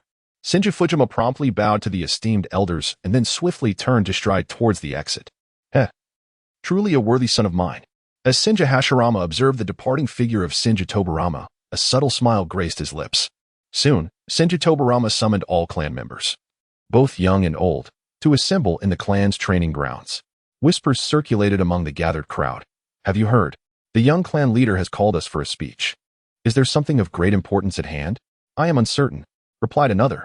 Look, everyone has come, yet we remain clueless about his intentions. Rumor has it that it is a matter of utmost significance, but what could it be? Huh? Are you not merely stating the obvious? Why engage in such idle chatter? Well, it is not entirely without merit. At least I am aware it pertains to something monumental. Do you know what it is? I do not. But it is evident that even a fool would understand that gathering such a multitude implies an announcement of great consequence. As the last of the clan members arrived, a palpable sense of confusion enveloped the crowd, prompting them to murmur among themselves. Esteemed clan members, may I request your attention? I have an important matter to discuss, and I hope you will remain composed. Kuzan Senju gazed at his clansmen and promptly declared, Silence, everyone. The young patriarch is about to speak. A hush fell over the crowd, their eyes fixed upon him, a sense of curiosity stirring within as they pondered the momentous announcement he was about to make. Very well. I shall now reveal a proposition to you all. I offer you a choice. If you were to abandon your resistance against the Uchiha clan, ensuring that all of you could live in peace, free from the scourge of war and the anguish of separation, would you accept? If you are willing, please stand to my left. If you are not, then move to my right. Kazan Senju then urged the assembly to indicate their willingness, intending to later persuade those who opposed. Chapter 7. Uchiha clan favor 10 what? No more fighting? The Uchiha clan has slain my brother. I must avenge him. Indeed. The Uchiha clan has taken so many of our kin. How could we possibly relent? I shall ensure their complete demise to relieve my heart's fury. I do not agree. I refuse to abandon our struggle against the Uchiha clan. I find this notion appealing. Our two clans have battled for far too long. It is high time we sought respite. I desire a peaceful existence for my future children, so they do not endure the same turmoil we have. I concur. Our generation has suffered enough. We need not subject our children to further torment. I do not agree. I do not agree. In response to Kuzan Senju's words, the crowd erupted into chaos, voices clashing in fervent debate. Ding. The system has detected a dilemma faced by the host. The divine selection system has activated, presenting the following choices. Option 1. Deter dissent by eliminating a few opposing clansmen to achieve your goal. After all, such intimidation is a common tactic among those in power. Task completion reward. Exile from the Senju clan. Option 2. Allow events to unfold naturally, letting the majority prevail over the minority. This is often a wise approach in times of significant divergence. Task completion reward. An everlasting conflict between the Senju and Uchiha clans. Option 3. Ingeniously address the concerns of those unwilling to concur, unifying everyone in a collective agreement for peace. This will require the host's earnest effort. We have faith in you. Good luck. Task completion reward. Uchiha clan favor 10. Before Kazan Senju stood a screen displaying this information, and upon reading it, he felt a sense of familiarity. After all, this system was known for its trickery. I said, silence. I am offering you a choice, not inviting a cacophony. Now, please make your selections. Those in favor, stand to my left. Those opposed, to my right. In an instant, Senju Tobarama roared at the crowd, an invisible aura of superiority bearing down upon them. This exemplified the oppressive force of one's bloodline. The potency of an individual's lineage could utterly subdue those of inferior bloodlines. Though such a phenomenon only transpired among kin. Upon hearing Senju Tobarama's words, everyone fell silent, commencing their deliberations. The clan of 1,000 hands, comprising merely over 3,800 individuals, stood organized in their ranks. Those who chose to agree were predominantly families with numerous children, while those who opted for rejection were largely those who had lost most of their kin, their loved ones almost entirely annihilated, leaving them with only resentment towards the Uchiha clan. Ultimately, the statistics revealed that the majority favored the cessation of hostilities, as the number of those in favor exceeded 2,500, a significant figure considering the presence of many children. In contrast, those who opposed the truce numbered fewer than 1,300, a noteworthy count nonetheless. Now, I comprehend your stance. You are not in agreement, correct? I understand that many of your brothers and sisters have perished amidst the turmoil of war. However, I urge you to reflect upon your surroundings. Are there any surviving siblings, parents, or children beside you? Should you fall on the battlefield, what fate awaits them? Will they continue to seek vengeance on your behalf? Consider, why have our brothers and sisters met their demise? The answer lies in the existence of war, which has claimed their lives, not the Uchiha clan. They have slain many of our kin, yet have we not also taken the lives of many of theirs? Let us empathize with one another and ponder the true nature of our choice, to wage war or to embrace peace. Personally, I lean towards peace, aspiring for all children to thrive in safety and joy. The decision now rests with you. In order to fulfill his mission, Senju Fujian can only exert his utmost efforts to persuade them to relinquish their grievances. The young clan leader's words are not without merit. Yet an inexplicable sense of disquiet lingers within me. I do believe the young clan leader is correct. Our incessant battles have indeed led to death. And where there is death, the Uchiha clan has also suffered. The days of peace have long occupied my imagination, yet I have continuously allowed anger to cloud my judgment. Alas, how wonderful it would be if my brother were alive to witness this moment. Who could argue otherwise? If only my elder brother had survived to this day. To this very moment when we speak of ceasing hostilities, our family would not be left with but a solitary male heir. The words of Senju Tobarama hold considerable significance for many of his clansmen. Gradually, individuals began to ponder the rationale behind his statements, ultimately concluding that the sentiments expressed by their esteemed leader bore substantial merit. In the end, over 1,000 individuals chose to step away from the ranks of dissent, leaving only a mere 100 in opposition. Such a multitude opting to abandon their stance raises a poignant question. What purpose do I serve here? Many harbored similar thoughts. Previously hesitant to align themselves with the faction of agreement, they observed their fellow clansmen moving forward, prompting a shift in their own convictions. After all, who does not yearn for tranquility? They had longed for peace, and if harmony could indeed flourish without turmoil, it would be nothing short of a blessing. As a quarter of an hour elapsed, the ranks of opposition dwindled to a mere handful, indicating that their animosity towards the Uchiha clan remained glaringly evident. What are the thoughts of the remaining few? Speak up. Almost all clansmen have chosen the path of peace. Why do you, a mere handful, resist this choice? In a peaceful existence, you would be able to live safely alongside your families. Is that not a desirable outcome? As Senju Fujian descended to observe the last dozen or so warriors, he inquired of them directly. Young clan leader, my father, brother, and younger sibling have all perished in battle. I am the sole survivor of my family. The profound enmity I harbor towards the Uchiha clan is insurmountable. One of the Senju clan members declared through gritted teeth, resentment bubbling within him at the mere mention of the Uchiha. The others nodded in agreement, clearly sharing similar sentiments and aligning with this ideology. Alas, while I extend my deepest sympathies to you, it is imperative that you consider the future. You too will establish families of your own, and as the last scion of your lineage, should you not aspire to leave behind heirs?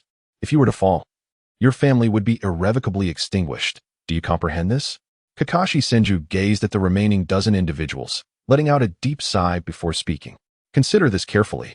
Almost all of our clansmen have agreed to the choice of peace. We yearn for tranquility and wish to avert further conflict. Reflect on whether you can set aside your animosities. Together, we can construct a village that belongs to all of us, where our families and children can thrive. We can even establish a ninja academy, allowing our children to grow up joyfully, free from the burdens of battle from an early age. Tasks can be assigned based on their abilities, ensuring that such widespread turmoil and loss are never witnessed again. Would that not be a splendid outcome? Observing the wavering resolve of the remaining individuals, Kakashi Senju seized the moment, addressing them earnestly. Indeed, if I were to perish, our lineage would truly come to an end. If the world could embrace peace, it would be an extraordinary choice. Was I not once a proponent of such harmony? Ultimately, under Kakashi Senju's persuasion, these few stubborn souls unanimously consented to the choice of peace. Ding. Upon sensing the host's successful choice and task completion, a notification chimed, awarding him 10 favor from the Uchiha clan. With the system's alert, Kakashi Senju finally exhaled in relief, having accomplished this mission. Splendid.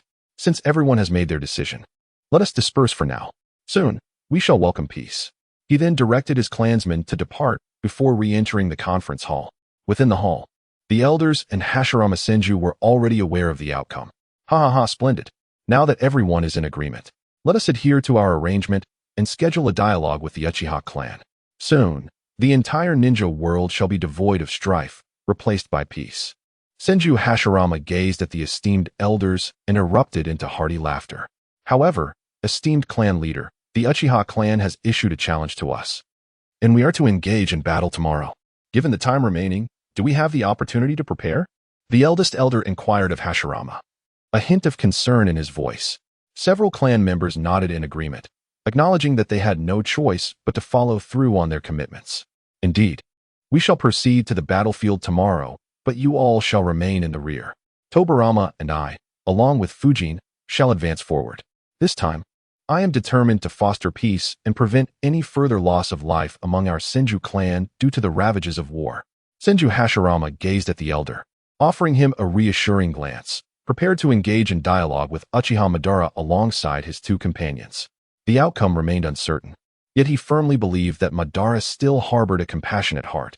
Very well, everything shall unfold according to the clan leader's directives.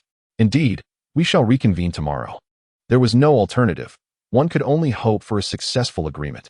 Upon witnessing the clan members' fervent desire for peace, the elders too began to entertain similar thoughts. The meeting concluded swiftly, and the elders departed, leaving only Senju Hashirama, Senju Tobarama, and Senju Fujian in the conference room. You, my boy, are quite remarkable. You truly understand your father's sentiments. Upon witnessing the departure of the crowd, Senju Hashirama swiftly reached out to pat the head of Senju Fujian, laughing heartily as he exclaimed, "Haha, this is what one calls a father who knows his child best."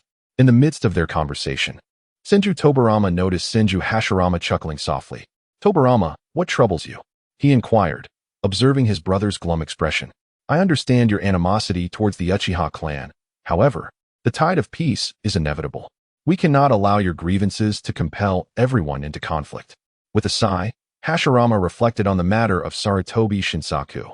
Noticing Tobarama's brooding demeanor, Hashirama hurried to offer comfort, yet the mere thought of Sarutobi Shinsaku left him feeling somewhat helpless. Chapter 8. Is the third Hokage the son of the second? Years ago, after Sarutobi Shinsaku was intercepted, she returned already with child. At that moment, Tobarama nearly lost his sanity, going so far as to terminate the life of the unborn child. For a considerable time thereafter, Tobarama remained engulfed in fury, and the sight of Sarutobi Shinsaku's pale face filled him with dread. Ultimately, after one fateful night of intoxication, Tobarama and Shinsaku found themselves in each other's company. And on the 8th of February 7 years ago, they welcomed a baby boy into the world. Konoha's first Hokage, Senju Hashirama, did not acknowledge his lineage as a member of the Senju clan. Sarutobi Shinsuke found himself in a position of helplessness, resorting to deceiving his father by claiming the child was adopted into the Sarutobi clan, directly passing him to his brother, Sarutobi Sasuke. All of Sarutobi Sasuke's offspring had perished in the ravages of war, and the consequences of such conflict rendered him unable to sire more. In this context, his sister, Sarutobi Shinsuke, adopted a child on his behalf. Without much contemplation, he felt immense gratitude towards her and welcomed the child into the Sarutobi clan, naming him Sarutobi Nikazane. All right, elder brother, I understand. That individual has already been dealt with, and there is no need to revisit this matter. Upon witnessing the visage of Senju Hashirama, Senju Tobarama hastily waved his hand dismissively, uttering a cold remark before turning away and departing. Alas, upon witnessing the departing silhouette of Tobarama Senju, Hashirama Senju let out a deep sigh. "Father, what is my second uncle up to? What transpired in the past?" Konoha's Senju Tobarama observed the peculiar conversation between two individuals and, driven by curiosity, inquired, "Back in those days. Hence, it is no wonder your second uncle harbors such animosity towards the Uchiha clan. Now, when it comes to brokering peace with the Uchiha, he must indeed feel a twinge of melancholy in his heart." Subsequently, Senju Hashirama recounted the past events to Senju Tobarama, revealing the truth in its entirety. "What? Father, what do you mean? Are you suggesting that the little monkey is actually my second uncle's son?" Upon hearing the words of Senju Hashirama, Senju Tobarama nearly spat out a mouthful of blood. This was indeed earth-shattering news. The little monkey in question was none other than Sarutobi Hiruzen, who frequently visited the Senju clan, and the two had forged a strong brotherly bond. He never anticipated that this little brother of his was actually his own sibling. Who is Sarutobi Hiruzen, you ask? He is destined to become the third Hokage. No wonder he could ascend to such heights. The intricacies of their relationship are truly complex. However, do refrain from mentioning this in front of your second uncle. He has yet to come to terms with this revelation.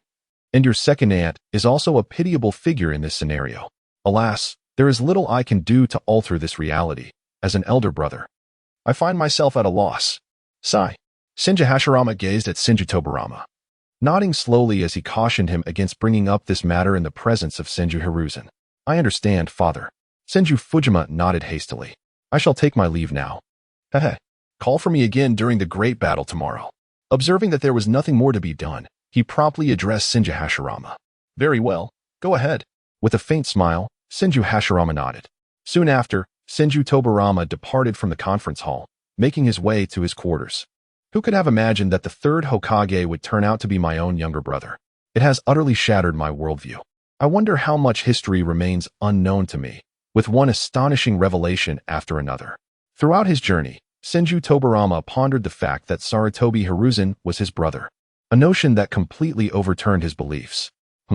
What is my second uncle doing standing there? As Senju Tobarama passed by the entrance, he noticed his second uncle perched quietly by the riverbank not far from the clan grounds, lost in thought. Ding! The system detects the host meddling in affairs. The divine selection system is activated. Option 1. Given the second Hokage's despondent mood, one could exacerbate his pain, deepening his suffering to the point of madness or enlightenment. Completion reward, a set of combined techniques from Senju Tobarama, akin to a refreshing bath. Option 2. Reflect on the second Hokage's experiences and propose to bring back the little monkey, perhaps earning his favor in return. Completion reward, the murderous intent of Sarutobi Sasuke. Option 3. Comfort the second Hokage, gradually leading him to relinquish his hatred and accept the reality, as the situation has become irrevocable. As such, one must simply lie back and embrace the inevitable. Completion reward, the space-time ninjutsu, flying thunder god technique. At this moment, perhaps it was destiny, or perhaps the system's design, that prompted him to confront his second uncle's misfortunes. The screen appeared before him in an instant. Exacerbate his suffering? How could you even suggest that? I desire my uncle's combined techniques, not to mention that the little monkey has already been adopted. Changing back to the original name is clearly impossible. With only one male heir available, if I were to propose such a thing, Sarutobi Sasuke would likely come after me in a fit of rage. The latter options, however, are quite appealing. But I must learn, and my uncle will surely teach me. Thus, dear system, are you not toying with me? Is there truly any difference between this reward and none at all? Kakashi frowned at the 3 multiple-choice questions before him. If the system were a person, he would have likely struck it hundreds of times out of frustration. With a hint of anger, he remarked that while the third option appeared quite favorable, it was evident that Tobarama Senju would not impart knowledge freely. The system seemed to be a cunning trickster, toying with him for amusement. Nevertheless, he felt pity for his uncle and aunt. In modern times, one might find some acceptance, as many women no longer come in their original packaging.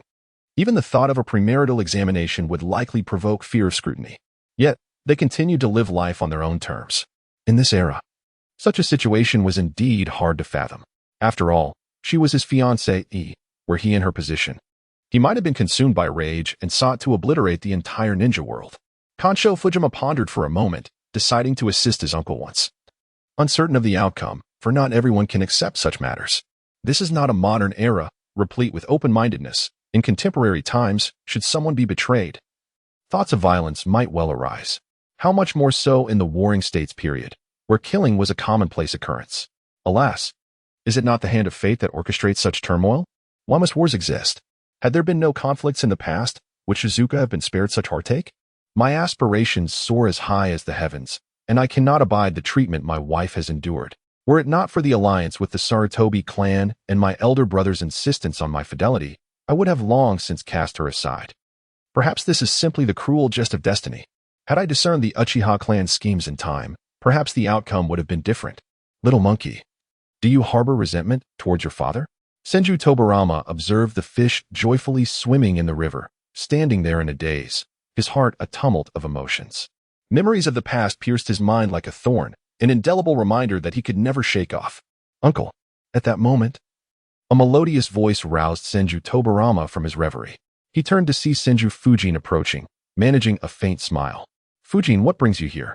Senju Tobarama regarded Senju Fujian as if he were his own child. Due to Sarutobi Hiruzen's inner turmoil, he channeled all his emotions into Senju Fujian. Uncle, what are you pondering? Are you lost in thought all alone? Senju Tobarama gazed at Senju Hashirama, refraining from posing a direct inquiry. Instead, he engaged in casual conversation, saying, It's nothing. Aren't we to engage in negotiations tomorrow? I was merely contemplating how we might ensure greater safety for our clansmen. Senju Tobarama gazed at his nephew, Senju Fujian, and couldn't shake the feeling that this young man was maturing at an accelerated pace. Perhaps it was merely an illusion on his part. With a calm demeanor, he remarked, "Is that so? Tomorrow, with our presence, there will be no cause for concern. Even if war breaks out, I shall employ wood release to subdue the entirety of the Uchiha clan." Shinsho Fujian smirked, wondering who he was trying to deceive. However, he refrained from voicing his thoughts and instead smiled as he spoke. I have no concerns about your strength." Clearly, Senju Tobarama was not particularly preoccupied. As he gently nodded and spoke, "Second uncle, I have not observed much of your time with second aunt. Are you two experiencing some discord? Or perhaps you do not hold affection for second aunt. She possesses a certain charm. Why, then, does second uncle not appreciate her?" Senju Tobarama found himself at a loss for words to comfort his brother, Senju Hashirama, and could only resort to a careless remark. Upon hearing Tobarama's words, Hashirama visibly shuddered, falling into a contemplative silence. "Dear brother," he mused, "is it not agonizing to love someone when she is absent, and we are powerless to shield her from harm? What course of action should we take? Should we continue to neglect her, deepening her sorrow, or should we strive to safeguard and protect her?" Senju Fujian gazed at the river before him, his attention not on Senju Tobarama, as he spoke softly.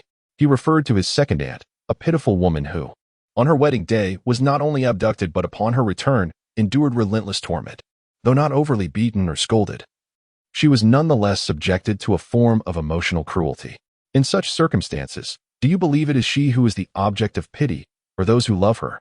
With such intelligence, Senju Tobarama surely comprehends the implications of Senju Hashirama's words, which are merely an invitation to act as a mediator. He inquired softly, "I believe both of them are pitiable, yet they should cease to inflict harm upon one another. However, the events have transpired, and we must confront them with courage rather than yielding to cowardice. Uncle, you would agree, wouldn't you?" Senju Tobarama fixed his gaze upon Senju Hashirama and spoke, "Coward? Coward? Coward?" Upon hearing Hashirama's words, a voice suddenly echoed within Tobarama's mind, incessantly berating him as a coward. Lowering his gaze to his right hand, he murmured to himself, "Indeed, only a coward would choose to evade the truth. If both parties are disinclined, then it is best not to unite. If genuine feelings exist, one should cast aside the judgment of society. She did not act out of malice. Rather, she was compelled by circumstance, and it is not her fault. If one must assign blame, let it be the fault of war, for it is war that precipitates such occurrences. Thus, my father and I yearn for a world where the Shinobi realm can coexist in harmony, so that such incidents may never arise again. Would you not agree?" Kushina observed the subtle change in Tobarama's demeanor and quickly continued speaking. Chapter 9. The unraveling of Tobarama's inner turmoil. Was it the fault of war? The judgments of the world? Or was it mere helplessness? Senju Tobarama stood frozen, as if confined within the walls of an isolated chamber. The words of Senju Hashirama echoing incessantly in his mind. It was not her fault. Indeed, it was not her fault. Yet, I find myself unable to surmount this inner barrier. Why can I not overcome it? I fear not even death, so why do I tremble at this? Am I truly a coward? Shizen, have I truly erred? Why? Why must it be so? War, that wretched scourge, why must it exist? It is war that has claimed my brothers one by one, and even Shizun has not been spared from its calamity. Why? To end the chaos, to bring an end to the tumultuous era. Indeed, all of this is the fault of war. I must put an end to it. I must vanquish war itself. Only by defeating it can I claim true vengeance. Half an hour later, such a reality is indeed difficult to accept. The brutality of war, alas. As Senju Fujian observed his second uncle, he noticed him muttering incessantly, his entire being trembling, clearly engaged in an internal struggle. With a deep sigh, he resolved to guide the world towards peace.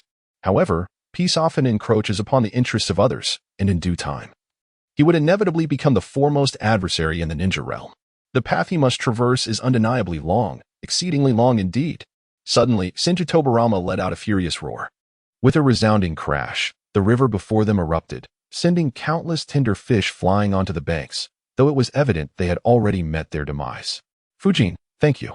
At that moment, Senju Tobarama came to a profound realization.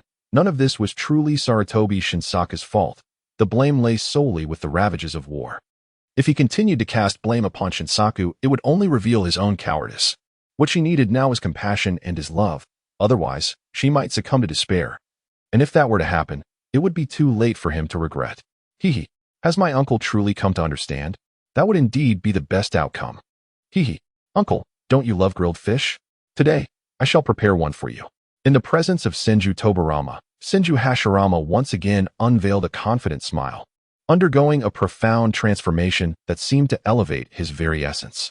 Where there had once been a hint of gloom, there now blossomed an unwavering confidence, and his eyes sparkled with a radiant brilliance. Ah, how delightful! The sole passion of Senju Tobarama was to indulge in fish, and he glanced at him with a smile. He proceeded to employ the wind release technique, swiftly preparing the fish, followed by a cleansing with water release. Utilizing wood release, he arranged them neatly and then enacted a fire release.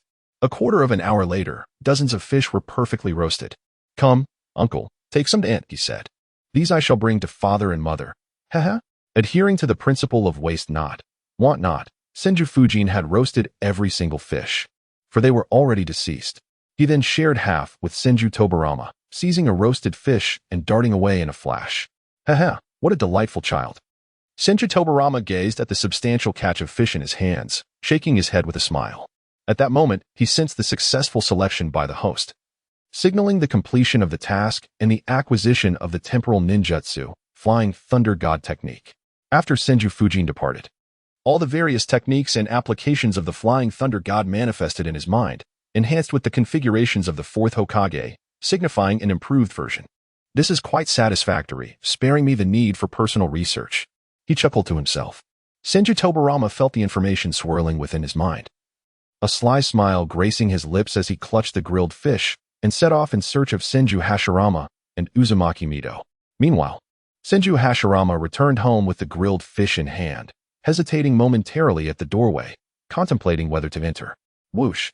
As Senju Tobarama arrived at his doorstep, the door to the room was swung open.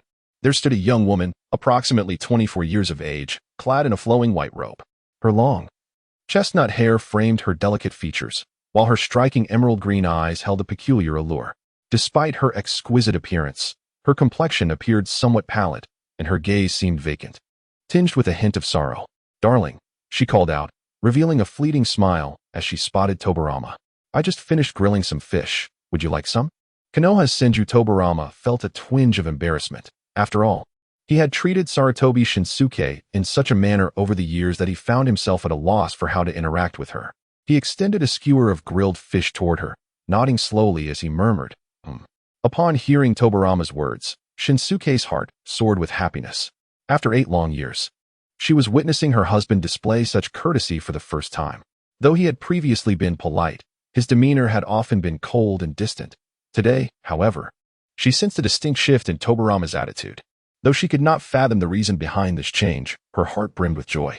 Reflecting on past events filled her with a sense of helplessness, for her own strength had been insufficient to resist. She harbored deep resentment towards that man, and thus, when Tobarama chose to terminate the pregnancy, she voiced no objections, as she herself had no desire to bear such a child. Subsequently, Shinsuke accepted the grilled fish he offered and began to eat it in secret. Despite the absence of any seasoning, she found it to be the most delectable meal she had ever tasted in her life. Senju Tobarama observed Sarutobi Shizen joyfully savoring a grilled fish, a faint smile gracing his lips. Typically, his expression bore a stern demeanor, rendering a smile a rare occurrence. Perhaps, after all these years, I have erred. Shizen has always been a pitiable soul. Had it not been for the Senju clan's pursuit of advantageous alliances, she would not have encountered such misfortune. Ultimately, all of this turmoil stems from the ravages of war. I should not cast blame upon her, for she too was a victim of circumstance. The man responsible for her plight has met his end at my hands. Let this matter fade into oblivion. Gazing at Sarutobi Shizen, Tobarama's lips curled into a subtle smile as he lifted his gaze to the cerulean sky, the shackles of his heart finally released. Darling, why aren't you eating? Shizen inquired, lifting her head to find Tobarama smiling, mistakenly believing he was laughing at her, her cheeks flushing slightly as she lowered her gaze, feeling a twinge of embarrassment. Yes. I shall partake as well. Kakashi Senju gazed at the bashful Tsunade Sarutobi, a subtle smile gracing his lips. He then planted the remaining grilled fish into the ground and began to savor his meal. Grilled fish was his utmost delight. And as he relished the delicacy while admiring the beauty before him, his heart was filled with a unique flavor of joy. "My dear, what are you staring at?" Tsunade, noticing Kakashi's amused gaze as he ate, felt a blush creeping over her cheeks and murmured shyly, "How could I have overlooked such a beautiful wife?" Kakashi thought to himself, charmed by her demeanor. "And no, I'm not attractive at all," Tsunade stammered, her face growing even more flushed, resembling a ripened fruit. "Haha, our Tsunade is the most beautiful, is she not?" With a gentle gesture, Senju Tobarama set aside the grilled fish in his hand and instantaneously appeared beside Sarutobi Shintai. He embraced her tenderly, gazing into her eyes with warmth as he spoke, "My beloved Shintai, from this moment forth, I shall ensure that you shall never endure any harm again. Trust in me." Senju Tobarama and Sarutobi Shinkai exchanged a profound gaze, their eyes resting upon the bashful beauty nestled in his embrace. With unwavering determination, he declared, a flicker of resoluteness passing through his eyes. Sarutobi Shinkai, her gaze enchanted, looked deeply into Senju Tobarama's eyes, feeling an unprecedented wave of happiness wash over her. For the first time in many years, she experienced such bliss, illuminating the once dim recesses of her heart. A glimmer of light seemed to emerge within, growing ever brighter. "Hee, little monkey, I shall bring you back in due time. However, since you have already been entrusted to your brother, let us welcome another into our lives." Senju Tobarama gazed at Sarutobi Shinsaku and reminisced about Sarutobi Hizashi, who was still with the Sarutobi clan. He remarked, "Indeed, Hizashi is quite well behaved. He frequently returns to visit me."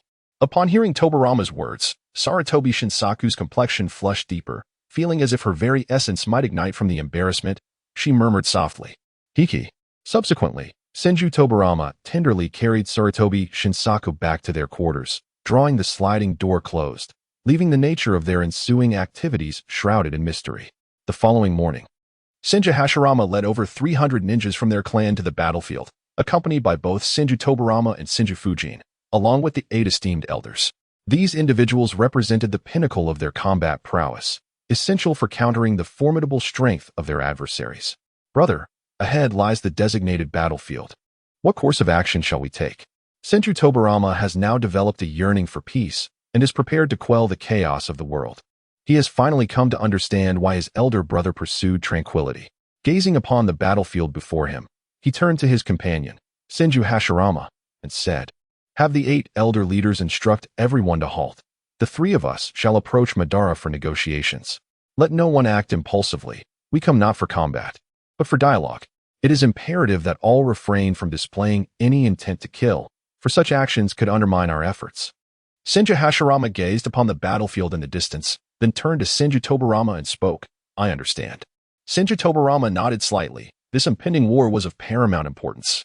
Should the Uchiha clan reject the notion of peace, force would inevitably be required to resolve the conflict, necessitating utmost caution. I have a particular fondness for the character of Uchiha Madara, embodying dominance and invincibility, especially with that iconic line, "Do you wish to dance as well?" It is simply magnificent. As Senju Tobarama closely followed, he gazed at the battlefield not far ahead, feeling a surge of excitement within him. Having never set foot on the battlefield before, he was acutely aware of his father's protective nature over him. Chapter 10. Do you wish to dance as well? Reminiscing about Uchiha Madara's imposing declaration in the original narrative, he too felt a rush of blood. Ding. The system detected the host's inner desire for ostentation. Activating the Divine Selection System. Option 1. For a maiden venture onto the battlefield, to achieve renown across the land, one could directly employ would release, instilling awe in the Uchiha clan, perhaps even prompting their immediate surrender. Task completion reward. A thorough beating from Hashirama Senju. Option 2. On this inaugural battlefield appearance, assist Senju Tobarama in vanquishing Uchiha Izuna, thereby intimidating the Uchiha clan into total capitulation. Task completion reward. Madara Uchiha's overwhelming murderous intent, an immediate activation of the Manjiki Sharingan, followed by a severe thrashing. Option 3. Upon entering the battlefield, utter the words to Uchiha Madara, "Do you wish to dance as well?" creating a profound shock among all present. Task completion reward. The art of verbal persuasion, with an 80% increase in success rate. At that moment, Senju Tobarama's mind was filled with thoughts of Uchiha Madara, and he was met with a rather perplexing selection from the system. System, I understand your intentions to ensnare me. But aren't these three options essentially the same? If I simply approach Madara and say, "Do you wish to dance as well?" What benefit does that bring me in terms of peace? Will I not still face a sound beating from my father? Ultimately, you simply derive pleasure from witnessing my misfortune, do you not? As Chinsho Fujian gazed upon the large screen before him, a wave of exasperation nearly overwhelmed him. For it was evident that this system had been meticulously designed to provoke his ire. He vented his frustrations vocally, yet the system remained unresponsive. As if tacitly acknowledging his grievances, the assembled crowd stood in place, awaiting his command, with no one daring to advance without his explicit order. At last, the factions had arrived upon the battlefield, with the Chinsho and Uchiha clans positioned at a distance from one another. Senju Hashirama swiftly halted and called to his clansmen behind him. "Yes, leader," they responded in unison, promptly assuming a defensive stance. Their gazes fixed upon the Uchiha clan across the way, prepared for any potential altercation. "Toru, Fujian, let us proceed," Hashirama instructed, setting off with urgency. Today, in the spirit of negotiation, he had forsaken even the comfort of his oversized toilet paper roll, setting forth empty-handed alongside Chinsho Toru. "Brother, what do they intend to do? Is that person truly charging towards us?" Uchiha Azuna queried, activating his Sharingan as he observed the trio of Chinsho Hashirama rushing towards them with an air of uncertainty. "I cannot say for certain, but Hashirama is rarely one for subterfuge. There must be a purpose to his actions. Yet, why does he bring along a mere child?" "That must be his son, Fujian," Uchiha Madara mused, furrowing his brow as he scrutinized the approach of Hashirama and his companions. His familiarity with Hashirama left him pondering the nature of this unexpected gathering, especially with the latter's son in tow. "Let us discern his intentions," Madara remarked to his brother. Uchiha Azuna, before springing into action with a powerful leap into the air. "All of you remain where you are. Do not act impulsively and await our command," Uchiha Izuna instructed, nodding slightly before turning to relay the message to the Uchiha clan members behind him, then swiftly following Madara's lead. "Understood." The Uchiha clan members complied obediently, mirroring the Chinsho's readiness as they stood vigilant. "Hashirama, what is your aim?" Uchiha Madara made a striking entrance, clad in a dark gray samurai attire. A katana sheathed at his back, his spiky hair framing his fierce expression as he fixed his blood-red Sharingan upon Chinsho Hashirama. "Let us bring this to a conclusion. Only through the alliance of the strongest clans, the Uchiha and Chinsho, can we ensure peace. No other nations possess families capable of rivaling our might, and thus, the specter of war shall be quelled. Come forth." At this moment, Senju Hashirama, accompanied by Senju Tobarama, stood before Uchiha Madara. With a deliberate motion, he cast his katana to the ground and, looking earnestly at Madara, extended his right hand. Uchiha Madara and Uchiha Azuna were momentarily taken aback by Hashirama's demeanor. The battlefield seemed to freeze as the two clan leaders locked eyes, each lost in their own thoughts. Memories of their past friendship and the vows they had made together resurfaced in Madara's mind, stirring something within him. He instinctively raised his foot, intending to grasp Hashirama's hand. "No," Izuna interjected, drawing his katana with a fierce glare directed at Hashirama. "You cannot trust him, brother." Upon hearing Izuna's words, Madara snapped back to reality, casting a hesitant glance at his younger sibling. "Do not be deceived. The war is far from over. Only when one of our clans remains, the strongest clan, can we resolve everything," Izuna insisted, his distrust of Hashirama evident in his eyes.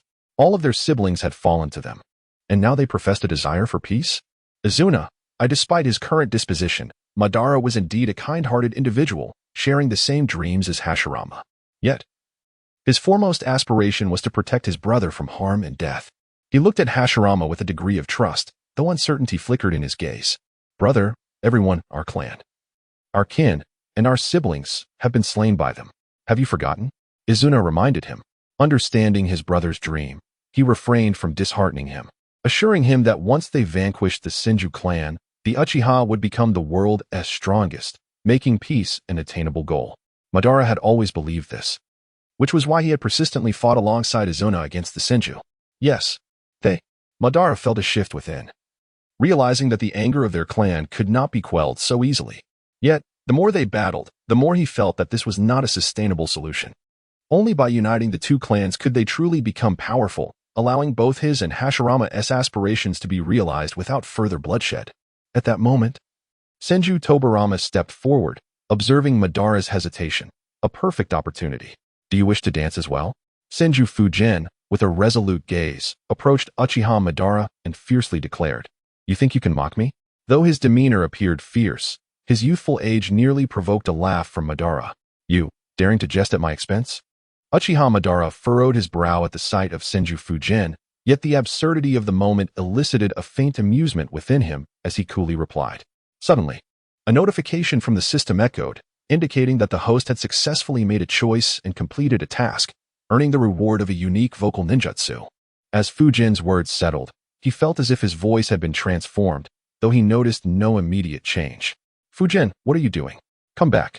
Upon witnessing his son Senju Tobarama stepping outside, Senju Hashirama furrowed his brow, perplexed by his son's intentions. The words spoken could very well provoke Uchiha Madara, prompting him to admonish, "I am not mocking you. I merely wish to express that do you not also desire to witness a world of peace? A realm where all can dwell in joyous harmony within our village, free from conflict and strife, where happiness prevails. In our village, we could establish a school, allowing all children the opportunity to learn the art of ninjutsu.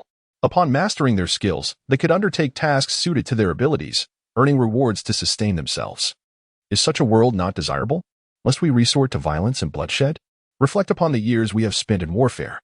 How many have perished over the course of millennia? Had there been no wars, would they have met their demise? Would your siblings have suffered such fates? Would our Senju brethren have been lost? All of this suffering stems from conflict, which is why my father seeks to end this age of chaos. I understand you share a bond of friendship and brotherhood, which emboldens me to speak so freely. Being young, I too yearn for such a life. Do you believe that the children within your clan do not long for peace? How many have been orphaned due to the ravages of war, left without a family member or companion by their side? What is the root of this suffering? It is the existence of war that brings unhappiness to all. Can we not lay aside our enmities, allowing our descendants the opportunity to live in joy? Kenshu Fujian disregarded the words of Hashirama Senju and commenced his verbal onslaught. He discovered that his utterances possessed an almost enchanting quality, leaving the four present in a state of bewilderment. Moreover, he deftly elucidated his earlier remark. "Do you wish to dance as well?" thereby averting a potential beating. Should his attempts at persuasion falter and Uchiha Madara proceed to assault with his brother, he would undoubtedly face dire consequences upon his return. And you, Izuna Uchiha, in those days, you were aware of your brother's longing for peace. Yet how did you and your father respond? Although my grandfather and second uncle committed similar transgressions, you both drew two individuals who yearned for harmony into opposing factions, ultimately prolonging the ensuing conflict, which persists to this day. Had you not intervened back then? It is conceivable that the moment my father and your brother ascended to the position of clan leaders, enmity might have been dissolved. Do inquire among your clansmen. Do they yearn for peace? I asked yesterday, and they all expressed their desire for tranquility. Thus, the three of us have come to pose a question. Do you aspire for peace? If so, let us unite in our endeavors and collaboratively foster a thriving village, where our families may coexist joyfully. Would that not be a splendid outcome? In the heat of the moment, Senju Tobarama hastened to establish peace between the two clans. For only then could he aspire to marry a member of the Uchiha clan, a prospect that had long tantalized him. Chapter 11. Bewildering Uchiha Madara. Uchiha Izuna found himself momentarily engulfed in confusion, as Tobarama's every utterance seemed to bear a semblance of truth. It felt as if he had erred throughout the years, and he glanced at Tobarama, struggling to articulate a single word. Had he truly been in the wrong all this time? Had his actions led to the untimely demise of his kin? Izuna began to spiral into a vortex of self-doubt, as if Tobarama's words possessed a certain enchantment. Indeed, if only he had sought peace with Hashirama when he first assumed the role of clan leader, perhaps so many lives would not have been lost. Was this all our fault? For the sake of the home I cherish, the beloved village, I must safeguard my clan, my brother, and my people. Wasn't this my original intention? To forge a harmonious existence alongside Hashirama, allowing our children to grow up joyfully? The Uchiha Madara of now is not the Madara of the future. He is imbued with kindness and yearns for tranquility. Tobarama's words have stirred a profound sense of remorse within him, and the path ahead seems to gradually illuminate. Ah, this young man. When did he become so eloquent? Strangely enough, his words resonate with a certain wisdom that has even moved me, his father. Senju Hashirama gazed at Senju Tobarama, a subtle smile gracing his lips. He had initially misjudged him, believing him to be the source of chaos. However, upon hearing his words, a profound sense of pride welled up within him. Meanwhile, Senju Tobarama, now yearning for peace, felt no resistance. Observing his beloved nephew brought him a measure of joy. Uncle Madara, Uncle Azuna, what do you think? Shall we join forces to create a new haven together? In the presence of Senju Tobarama, Uchiha Madara and Uchiha Azuna were met with the most sincere gaze he could muster. Upon hearing Tobarama's words, Madara cast a glance at his brother Azuna, seemingly seeking his counsel. After all, what mattered most to Madara was his younger brother, and he would invariably consult Azuna's preferences when making decisions. Brother, perhaps I have been mistaken all these years. I often heard our clansmen express a desire for peace, yearning to escape the cycle of violence, yet I paid little heed. Upon reflection, it is indeed true. When will this vendetta cease? Should we continue this path, we will only bring further suffering and loss upon our kin. I apologize, brother, for being the hindrance to your dreams all these years. Let us converse. Izuna gazed at his brother, profoundly acknowledging his past errors. It must be said, the power of words is indeed formidable. Yet, it was precisely due to Madara's inherent inclination towards peace that he was so easily swayed in his convictions. Indeed, Izuna, it is of no consequence. Now that we have recognized our missteps, it is not too late. Madara looked upon Izuna with a gentle smile. His affection for his brother evident. Whatever Izuna desired, he would strive to fulfill, even if it meant abandoning his own dreams to stand alongside him against the Senju clan. This epitomizes the love within the Uchiha clan. They were willing to sacrifice everything, even their lives, for what they deemed love. Madara, we are friends, once were, and still are. Let us unite our efforts to usher peace to the entire shinobi world. Upon hearing the agreement of Uchiha Madara and Uchiha Azuna, Senju Hashirama felt an overwhelming surge of excitement, his eyes radiating with warmth.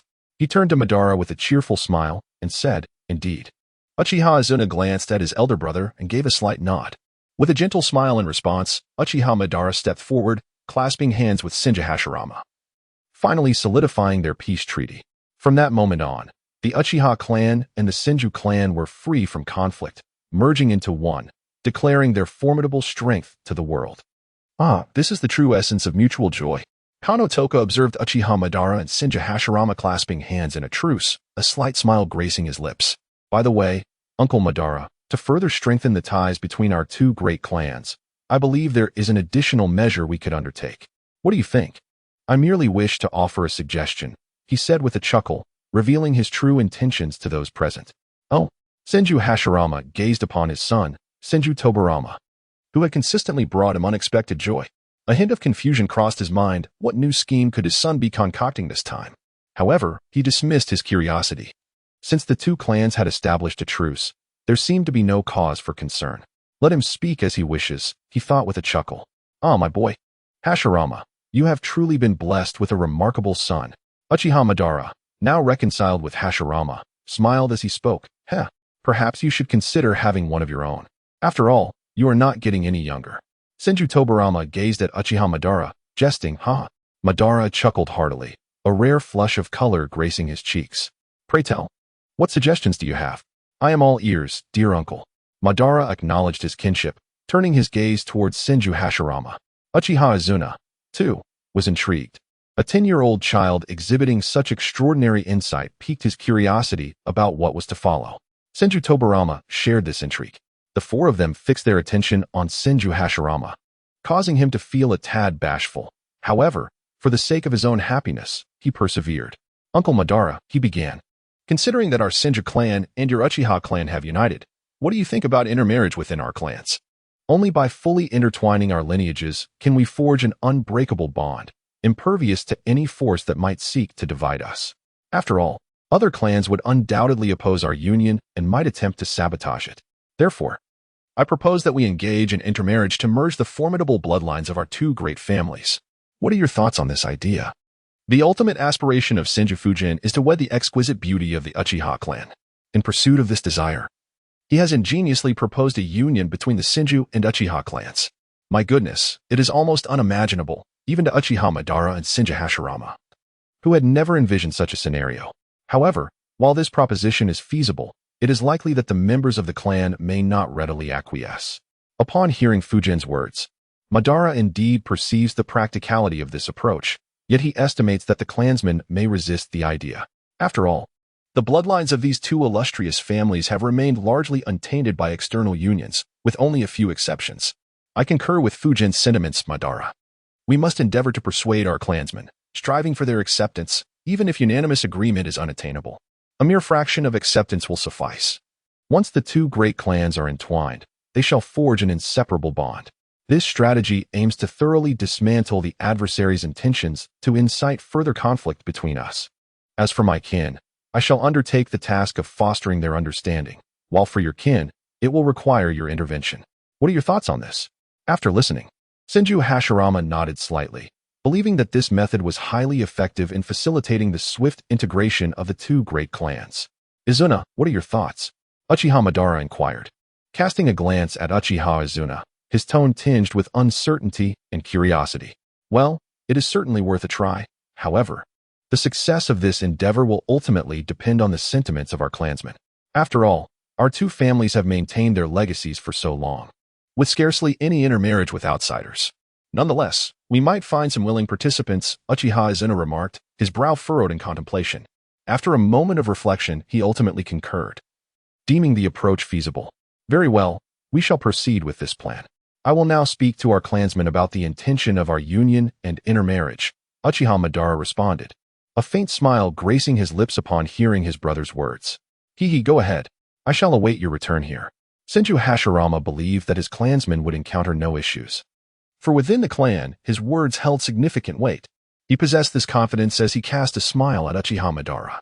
Uncle Madara, allow me to set an example. Why not inquire among them who would be willing to marry their daughters directly to me?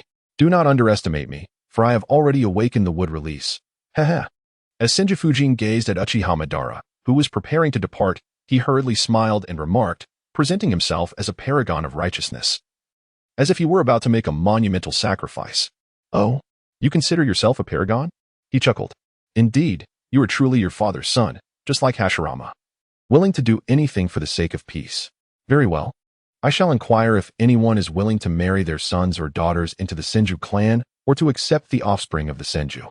Upon witnessing Senju Fujian's commendable resolve to set an example for the merger of their clans, Uchiha Madara, pleasantly surprised by the young one's high aspirations, gently placed a hand on his shoulder and said, It is nothing.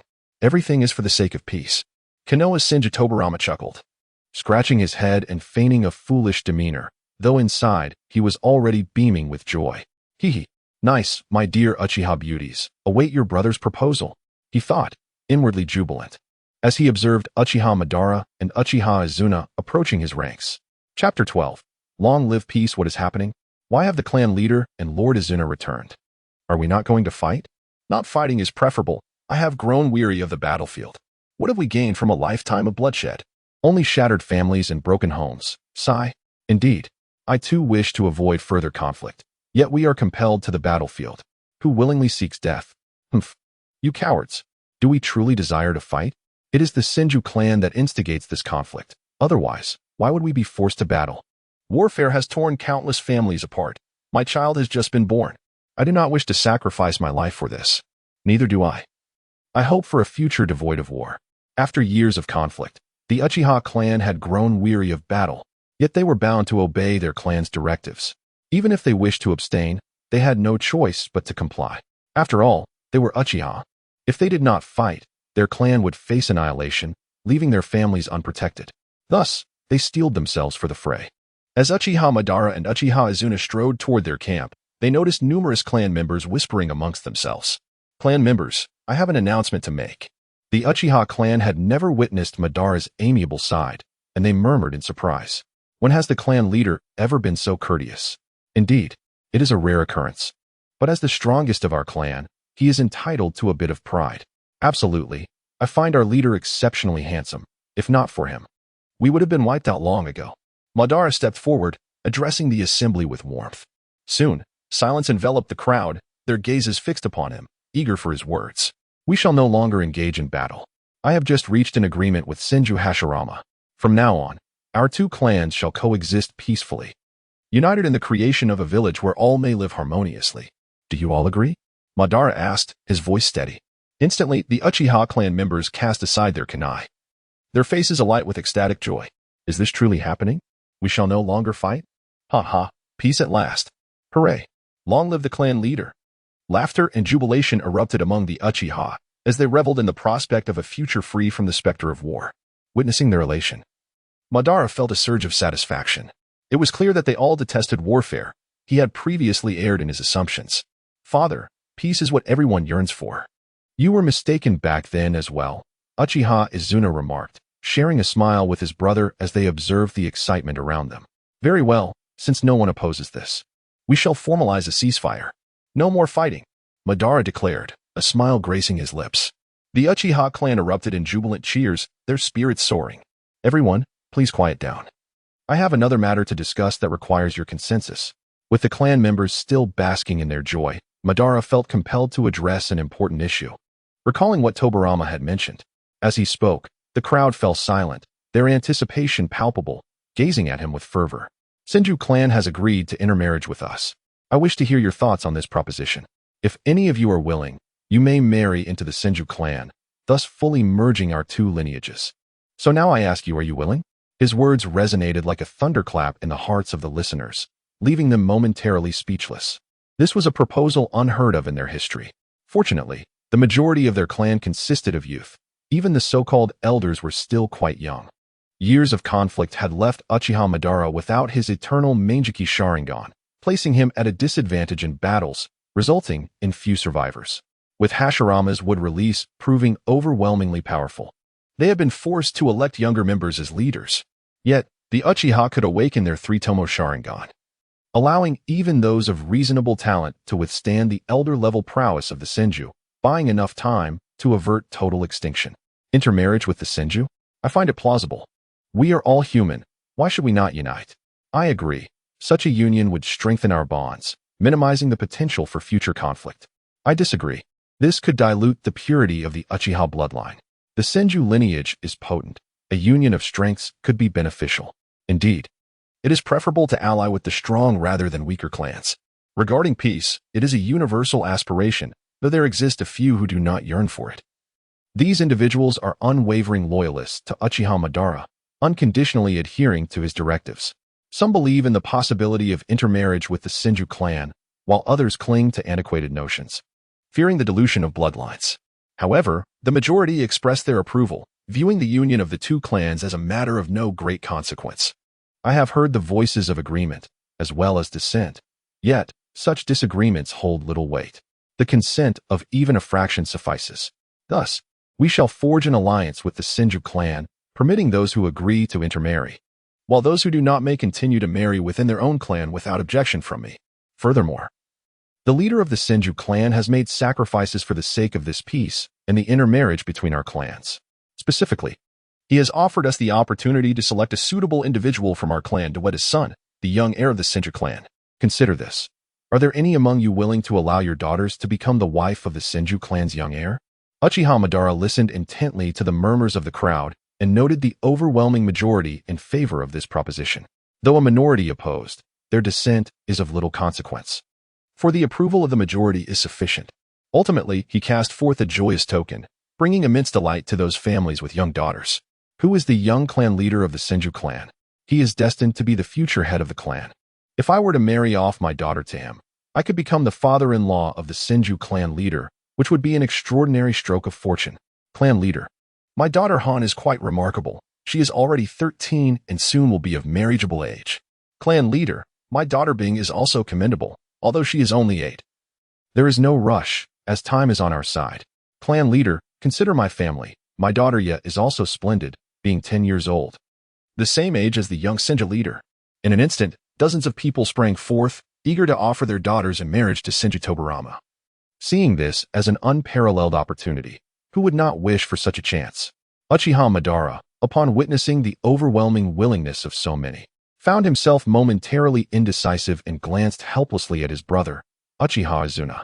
Uchiha Izuna, seeing his brother's predicament, couldn't help but chuckle. All right, everyone. There are simply too many of you. The young clan leader can only choose one. A couple of candidates might be appropriate, but a crowd like this makes selection impossible. This matter will pause for now. Please submit a list of all the candidates, and my brother and I will review it before informing the Senju clan leader of his options. Do not fret. There will be opportunities for everyone, as there are many other members of the Senju clan.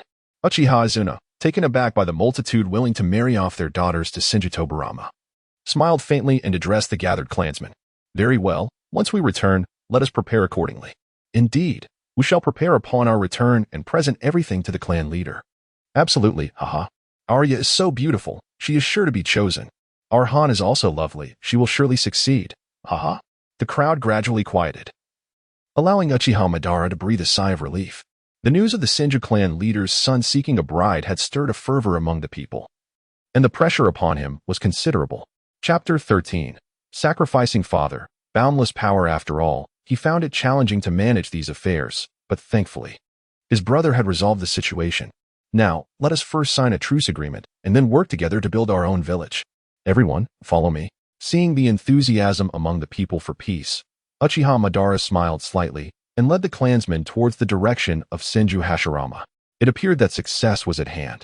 They had already discarded their weapons. In the heart of Senju Hashirama, an overwhelming sense of joy blossomed as he observed Uchiha Madara approaching him, accompanied by his clan members. Their weapons had been sheathed, and he turned to Senju Tobarama, remarking with a hint of disdain, "As long as they refrain from any treachery, all shall be well." Although Senju Tobarama yearns for peace, his trust in the Uchiha clan has not significantly increased. Nevertheless, he feels a sense of joy at the prospect of coexistence. Hee, uncle. It's all right. Even if they resort to trickery, the three of us are more than capable of handling it, aren't we? Senju Tobarama cast a sly smile at Senju Hashirama, feeling confident that all would be well. After all, the current Uchiha Madara was markedly different from the Madara of the future. Moreover, with Uchiha Izuna still alive, the descent into darkness for Madara seemed unlikely. However, the whereabouts of Kagaya's shadow, Black Zetsu, remained unknown. It appeared that everything was orchestrated by him, who awaited the reincarnation of Ashura and Indra. Only the reincarnations of Indra and Ashura, endowed with their powers, could awaken the Rinnegan. It is solely through the Rinnegan that one can unseal the confinement of Kagaya Otsutsuki. I must remain vigilant against Black Zetsu and seek an opportunity to caution Uchiha Madara, as it is likely that Black Zetsu will devise schemes to ensure Uchiha Izuna's demise.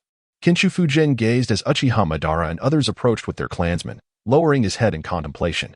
After all, Black Zetsu is the ultimate antagonist in the world of Hokage, while the events of Boruto are another matter altogether. Suddenly, a chime sounded, indicating that the system had detected a moment of clarity from the host. Activating the Divine Selection System. Option 1. Remain silent, allowing Uchiha Izuna to meet an untimely and ambiguous demise, thereby further inciting conflict between the Senju and Uchiha clans. Completion reward. Senju Hashirama's premature death, with a special reward of a pair of Rinnegan. Option 2.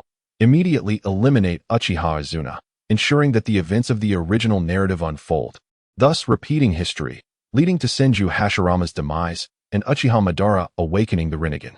Completion reward. A fruit from the God tree. Option 3.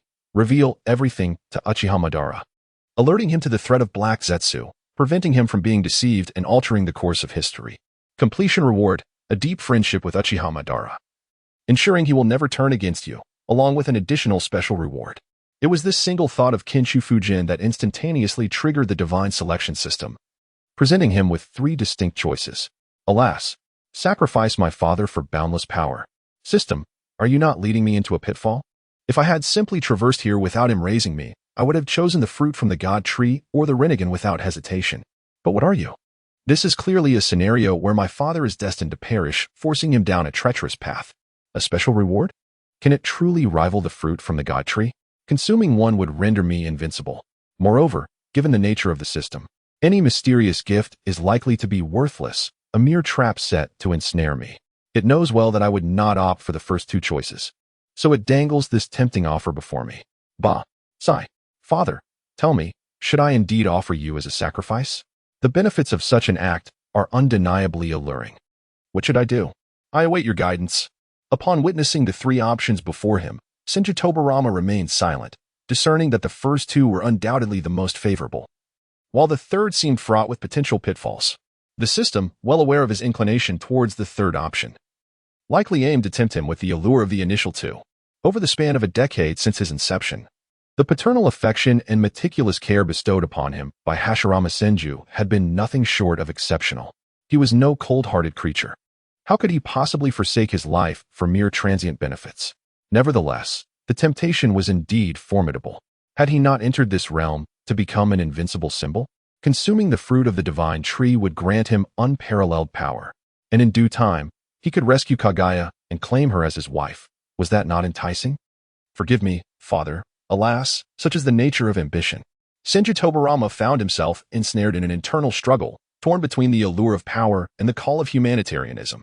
What of humanitarianism? He mused. With the Rinnegan, could he not resurrect his father? Forgive me, father, but for the sake of my strength. When Uchiha Madara finally stood before them, Tobarama wrestled with his gaze for an extended period before finally arriving at a resolute decision. Hashirama, our clan is in full agreement. Let us proceed to sign the peace treaty. Madara remarked with a smile directed at Senju Hashirama. Very well, Hashirama replied with a chuckle. Let us go to the place we initially spoke of for the construction of our village. Senju Hashirama stepped forward and gently patted Uchiha Madara's shoulder, saying, Hee, splendid. Subsequently, the group led their clansmen directly to the location they had originally chosen for Konoha. Tobarama, let us engage in practical training of the clan technique together. Upon arriving at the designated site for Konoha, Senju Hashirama looked at Senju Tobarama, patted his shoulder once more, and remarked, Very well, father. Senju Tobarama gazed at Senju Hashirama with a slight smile and nodded. Shall we begin? With that, the two initiated a grand display of wood-release techniques. A resounding clap echoed as they simultaneously adopted a horse stance, and in an instant, their chakra surged, causing the ground beneath them to sink several centimeters. As they unleashed their wood-release chakra with fervor, what was once a serene forest at the heart of the Hidden Leaf Village was transformed into a magnificent array of luxurious homes. These residences, serving as the foundational housing of the village, numbered over 1,000, providing ample accommodation for many, with the promise of further construction if needed. How astonishing! I never imagined that the young clan leader of the Senju would possess such mastery of wood release. I must ensure my daughter Han marries him. This wood release is indeed a remarkable asset. The sheer power of wood release was beyond comprehension. It was fortunate that a ceasefire had been agreed upon. Otherwise, could they have withstand the onslaught of two wood release users? Indeed, they should count their blessings, for they might have faced death in this conflict. The Uchiha clan members, witnessing the impressive display of power from Senju Tobarama and Senju Hashirama, were left in awe. They too felt relief for not foolishly choosing to engage the Senju clan once more. One wood-release user was already a formidable opponent. Two would be insurmountable, akin to monstrous beings. Who would have thought that Hashirama's son would possess such extraordinary talent? What of my own son? Might he also share such prowess? I shall ensure that I bear a son even more exceptional than yours. Uchiha Madara, driven by a fierce competitive spirit, could never concede defeat to Hashirama. Yet, in this instance, he felt overshadowed by his own son and resolved to marry and have a child who would surpass Senju Tobarama. All right, let us proceed. He chuckled. We shall choose our residences. In time, we will invite other clans and villagers to join us, establishing a grand village of our own. Beneath that rock, we shall construct an office to manage our affairs, and over there, we will build more. Once everything was in place, Senju Hashirama was filled with joy, enthusiastically pointing out various locations, expressing his elation. Conversely, Uchiha Madara maintained a facade of indifference, casually commenting before making his way into the village. Is this truly our village? Here, I can protect my brother and our clan. Through our collective efforts, peace has been achieved, and my aspirations have come to fruition. As he surveyed the surrounding homes, a subtle smile crept upon Uchiha Madara's lips. Though his heart was far from calm, he was profoundly exhilarated. Upon witnessing Uchiha Obito's indifferent demeanor, Senju Hashirama was momentarily overcome by a sense of defeat, a bead of sweat trickling down his forehead, betraying a hint of embarrassment. Uffed. Ha ha ha, father. Your expression just now was truly comical. Kansho Fujian had witnessed his father's embarrassment on numerous occasions. Yet this particular awkwardness was something he could only observe in the interactions between Uchiha Madara and Senju Tobarama. Each time, he felt an irresistible urge to chuckle at the spectacle.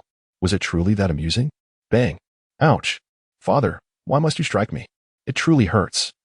I shall tell mother about this. Bang. Oh dear. You strike again. Bang. All right. I was wrong. Please, no more. Before long, Uchiha Madara and the Senju clan formalized a truce and announced the unification of their two great families. This accord received the endorsement of the Daimyo of the Land of Fire. To dissent would be futile, as their armies loomed over them, rendering them no more significant than mere ants. Consequently, they relocated all their clansmen to Konoha, achieving reconciliation and ultimately forming the true essence of the village. Both the Uchiha and Senju clans welcomed all their members, young and old, creating an immediate vibrancy within the village. Clop, clop, clop. Upon the Hokage rock of Konoha, Uchiha Madara and Senju Hashirama stood side by side, gazing down at the nascent village below. At this moment, Konoha had just been established and was still modest in size. With a relatively sparse population. Madara, do you recall the conversations we shared here during our childhood? Senju Hashirama gazed upon the village of Konoha, where numerous houses were still under construction, his heart swelling with excitement. He turned to Uchiha Madara and inquired, of course, I remember. I never anticipated that it would truly come to fruition. You once said you wanted to establish a village of our own here. A place where the children need not turn against one another. We envisioned constructing a ninja academy, a sanctuary for their training, allowing them to grow stronger within its walls. Eventually selecting missions that align with their individual abilities and strengths. We also aim to elect a village chief capable of discerning the ranks of various missions, thereby sparing our children from the horrors of battle. He recalled how, at that time, he had deemed Madara foolish, yet he now recognized the brilliance of such a village. Uchiha Madara, surveying the burgeoning Konoha, reminisced about their youthful days spent in this very spot, contemplating the village before them, a sense of wonder blooming within him. After all, he had never imagined that he would witness the realization of their shared dream. Indeed, what a splendid village this will be. We can protect all our younger siblings here, shielding them from any threats. Those who wish to harm them must first tread over our own bodies. Senju Hashirama gazed upon the smiling faces of his joyful clansmen, a subtle smile gracing his lips.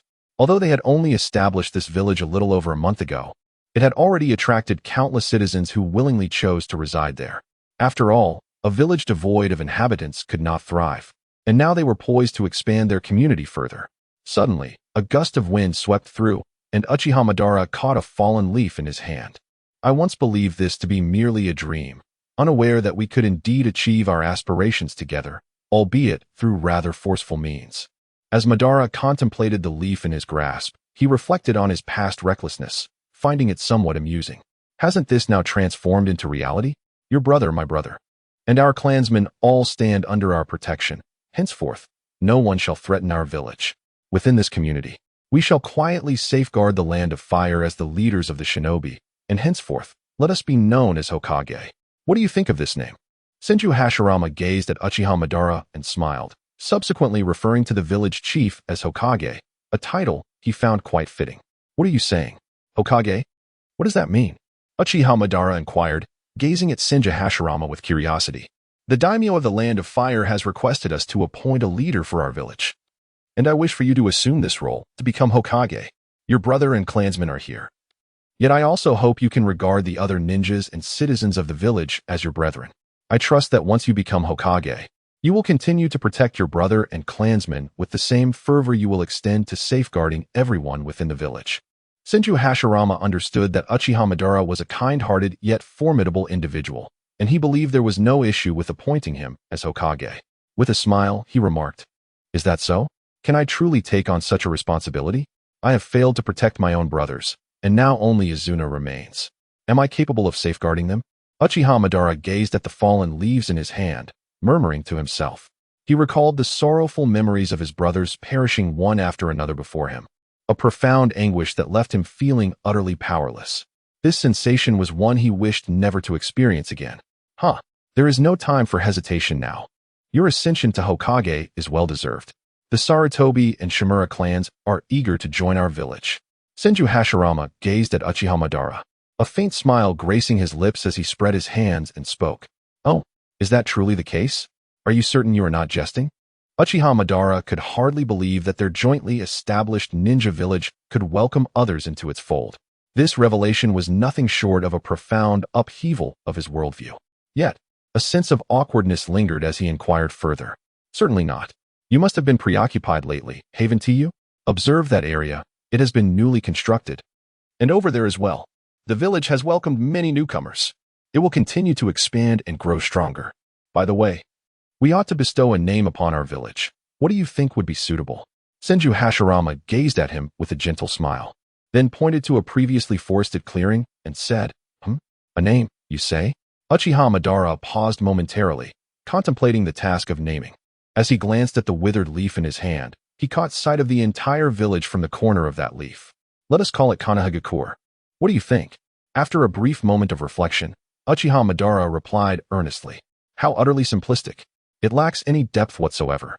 You merely named it after the leaf you hold. Upon hearing the name of Uchiha Obito, Senju Hashirama immediately lowered his head, his spirit waning as he remarked.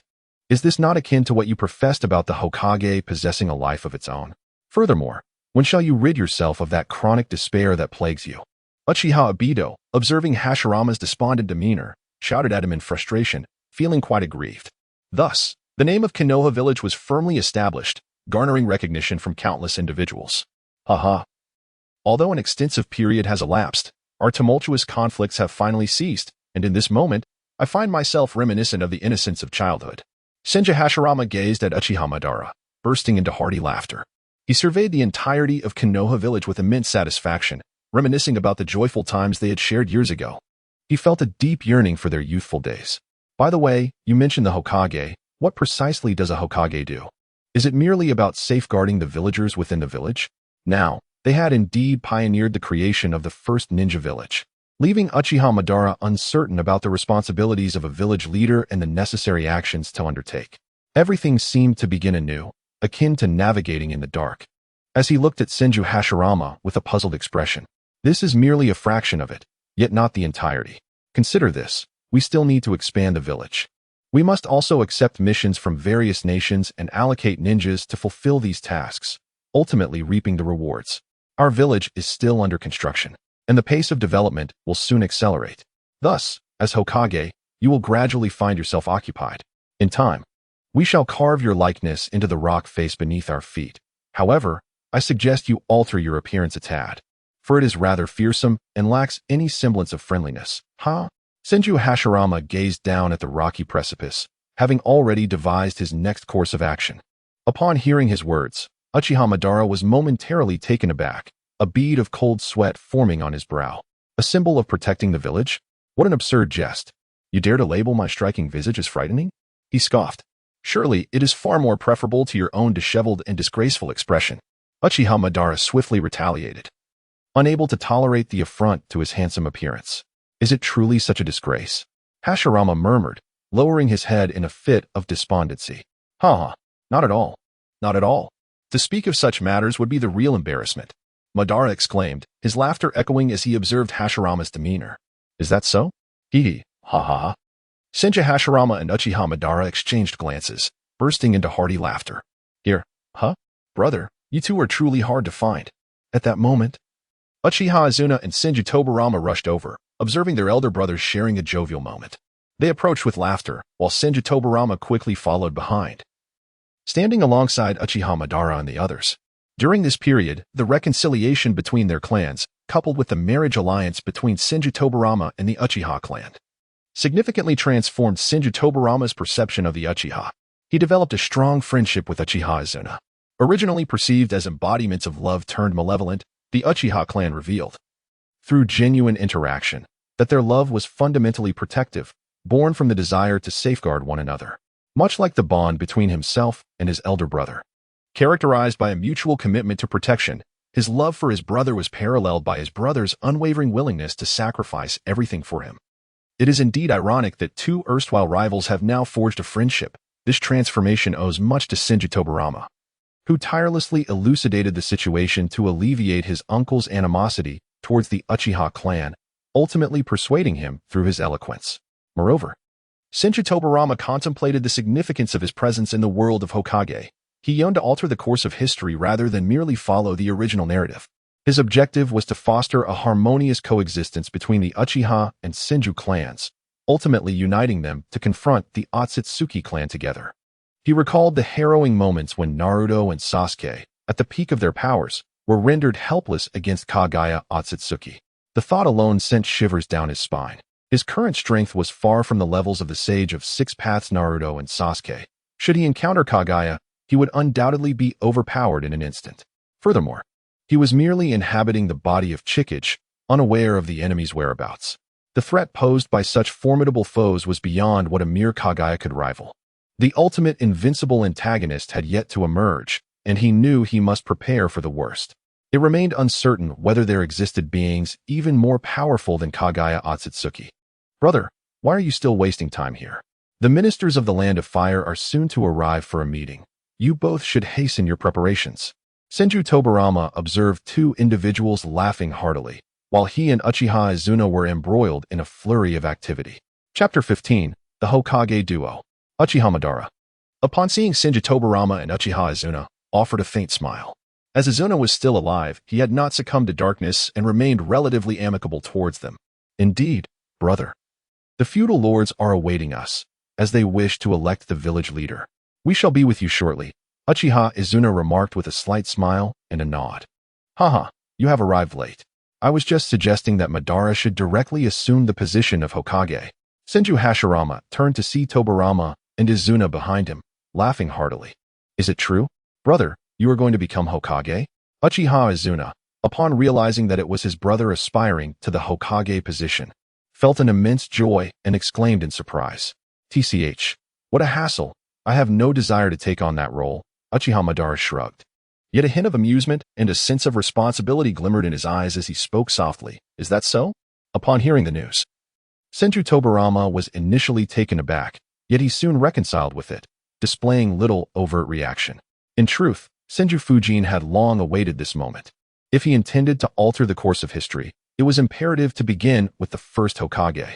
Thus, he contemplated the notion of appointing Uchiha Madara as the Hokage, thereby rewriting the narrative entirely. He had already positioned himself behind a small mound of earth, crossing his legs, patiently waiting for the conversation to turn to serious matters before making his entrance. Ding! The system detected the host's ambition as a traveler intent on altering the history of the ninja world, thereby activating the divine selection system. Option 1.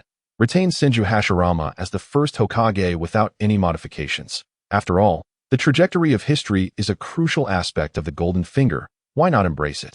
Altering history could potentially lead to unforeseen consequences for future developments.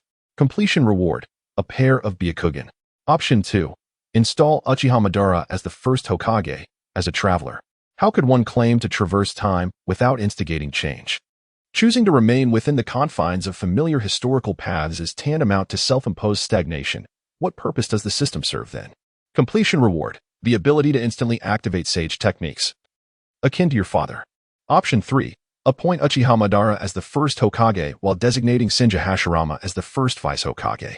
Having two leaders in a village poses no issue, does it?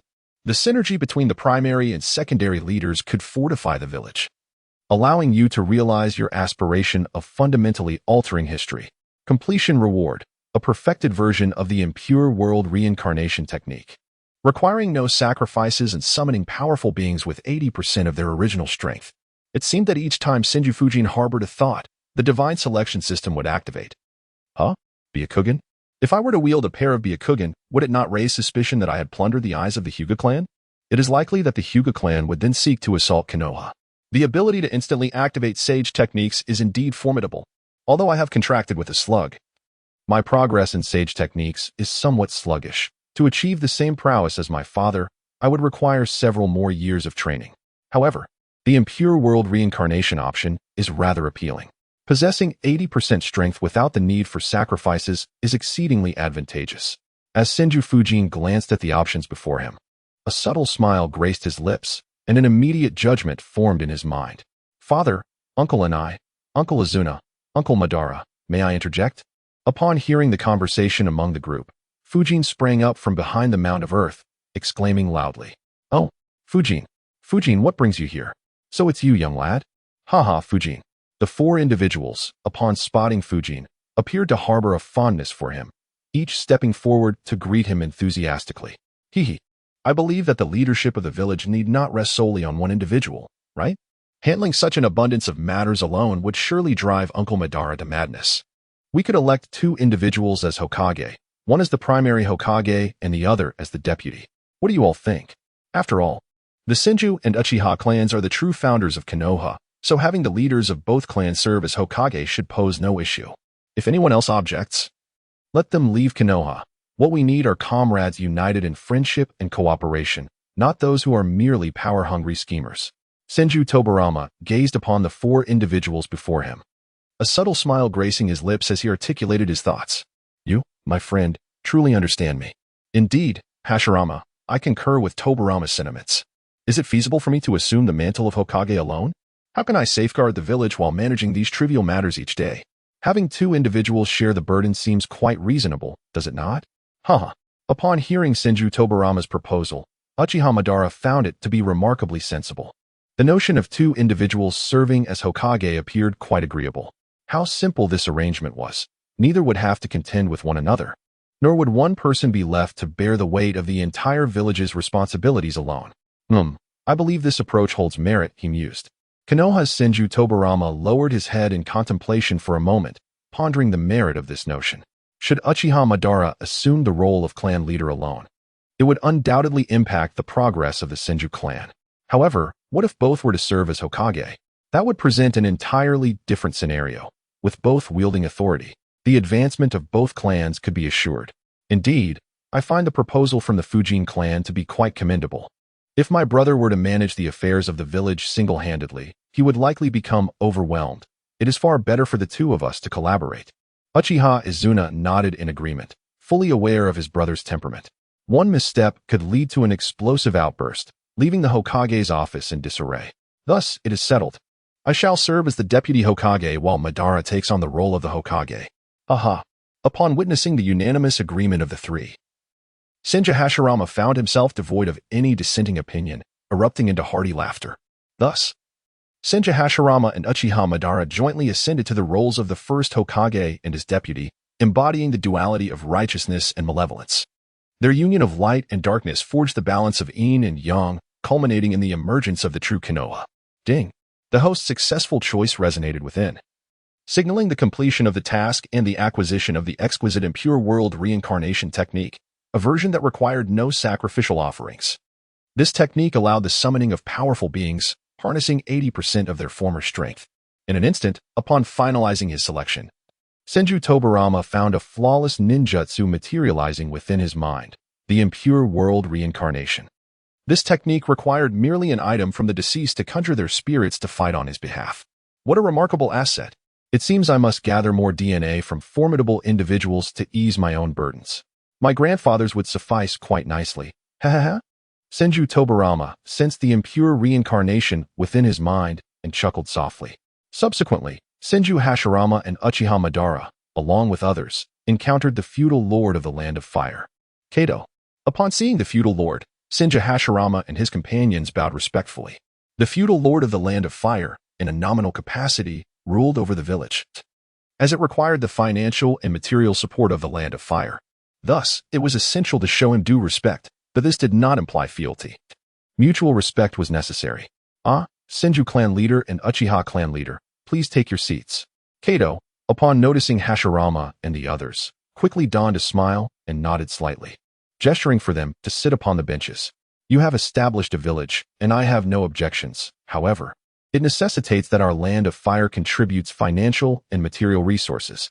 Therefore, you must also undertake the responsibility of protecting our Land of Fire and send some ninjas to safeguard our capital.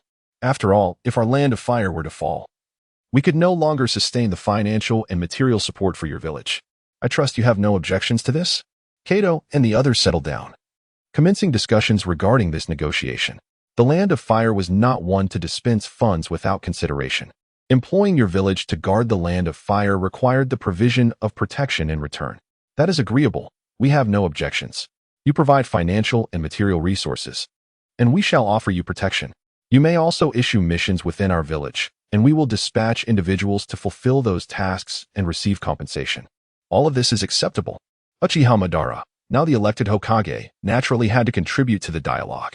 Noticing the gaze of the assembly upon him, he addressed the feudal lord directly. During his tenure as the leader of the Uchiha clan, he frequently encountered assassination or protection missions from various nations. Such occurrences were commonplace. After all, the clan needed to thrive and sustain itself, necessitating the completion of tasks for remuneration. Otherwise, survival would be compromised. He understood this well, for being a clan leader was far from a trivial matter. "Ah, you must be the Hokage they elected," he remarked. "The Uchiha clan leader, Uchiha Madara, is an unparalleled powerhouse. I am aware of your esteemed name. Since you have no objections, I, too, have none. Let us proceed. Here is the Hokage appointment agreement. Once signed, you shall officially be the Hokage of Konoha. Additionally, for the leader of the Senju clan, here is the agreement for the role of Deputy Hokage. Please sign as well." Kato waved his hand, and two attendants promptly presented the documents. Even before the arrival of Madara and his companions, they had already sent notice regarding the village's designation of Hokage and its name, Konoha. Thus, he had prepared the appointment agreements in advance, merely awaiting their signatures. Swiftly, Madara and Hashirama affixed their signatures to the documents, officially assuming the roles of the first Hokage and first Deputy Hokage, respectively. "Hashirama, I believe we should refrain from selecting protectors from our two clans," Madara suggested upon their return to Konoha. "It would be prudent not to choose ninjas from the Senju or Uchiha clans for the protection of the feudal lord. The Sharingan is quite unique, and if utilized by those with ulterior motives, it could lead to complications. Moreover, sending members of our Senju clan may evoke some discomfort within the feudal lord." "I concur," Hashirama replied. "Our village has recently welcomed many other ninjas, particularly from the Shimura and Yuanfei clans. We could select 2 from among them. We should appoint 12 ninjas, with the remaining 10 drawn from the recently joined ninjas. This way, the feudal lord may feel more at ease, knowing that they are not affiliated with us." Kenshiro Tobarama furrowed his brow, acknowledging the truth in Uchiha Madara's words. If members from their 2 clans were dispatched, the daimyo might perceive it as an intentional act of surveillance. Thus, it was imperative to send those who had recently joined Konoha, individuals of high credibility who would not betray them. This approach would not only earn the trust of the populace but also stabilize relations between their village and the Land of Fire. "Very well, it is decided," he concluded. "We shall send 6 elite jonin along with 6 regular jonin for protection. That should suffice. In the ninja world, no one would deploy a Kaga-level ninja for the assassination of a daimyo. It is simply unnecessary. Moreover, 12 jonin, including 6 elite ones, should be more than capable of eliminating a few subpar Kaga-level adversaries."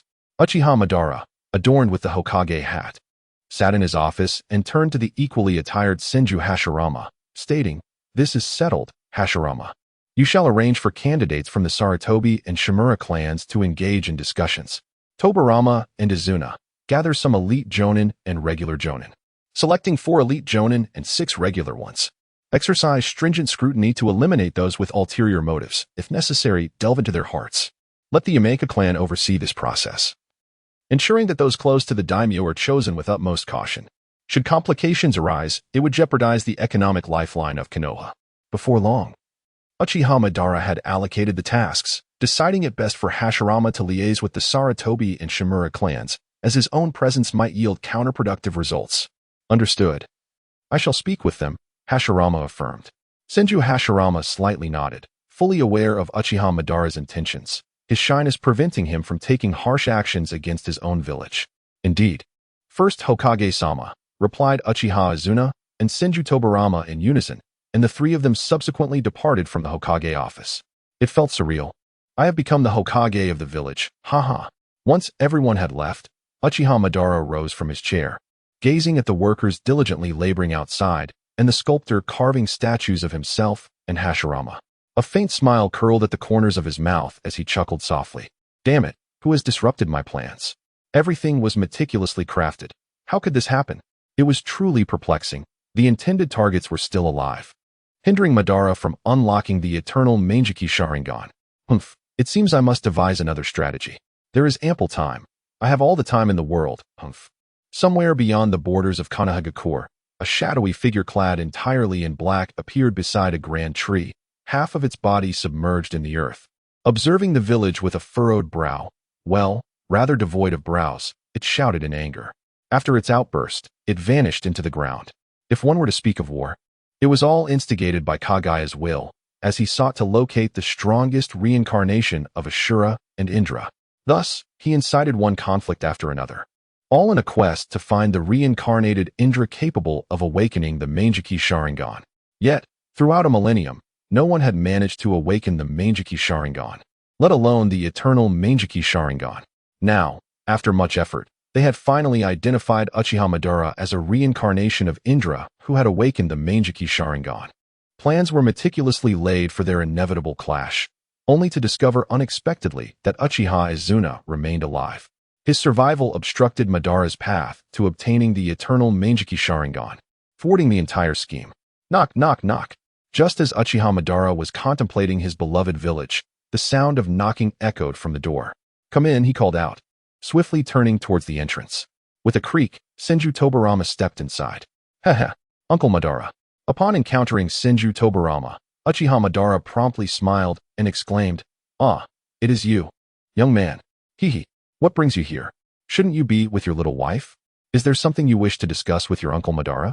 In response to Tobarama's presence, a flicker of affection crossed Madara's gaze, for he had no children of his own and shared a brotherly bond with Senju Hashirama. As the saying goes, one tends to care for those associated with a beloved, and thus, he held a certain fondness for Tobarama. "Hehe, I have matters to discuss with you, which is why I have come." Upon observing Uchiha Madara, Senju Tobarama chuckled softly, then approached him directly. With a gentle leap, he settled onto the Hokage's desk. "What is it? Speak up." Uchiha Madara expressed no objections, advancing towards him and taking a seat on the chair, gazing at him with a smile. "Uncle Madara, I have discovered an ancient tome that contains some intriguing information. Take a look."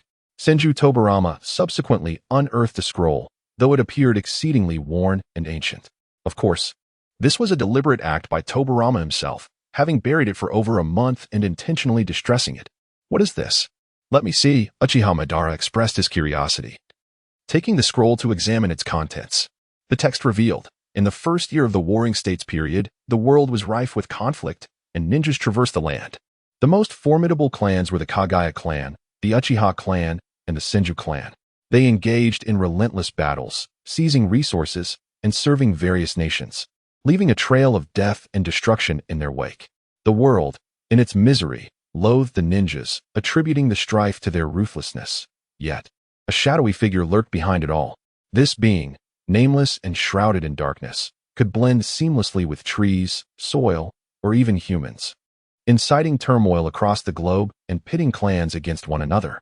He was the source of all evil, rumored to be the offspring of the Celestial Maiden, who was once the mother of Sage of the Six Paths. Ultimately, in her quest to annihilate the world, she was sealed away by the sage, leaving behind a child with an immortal body.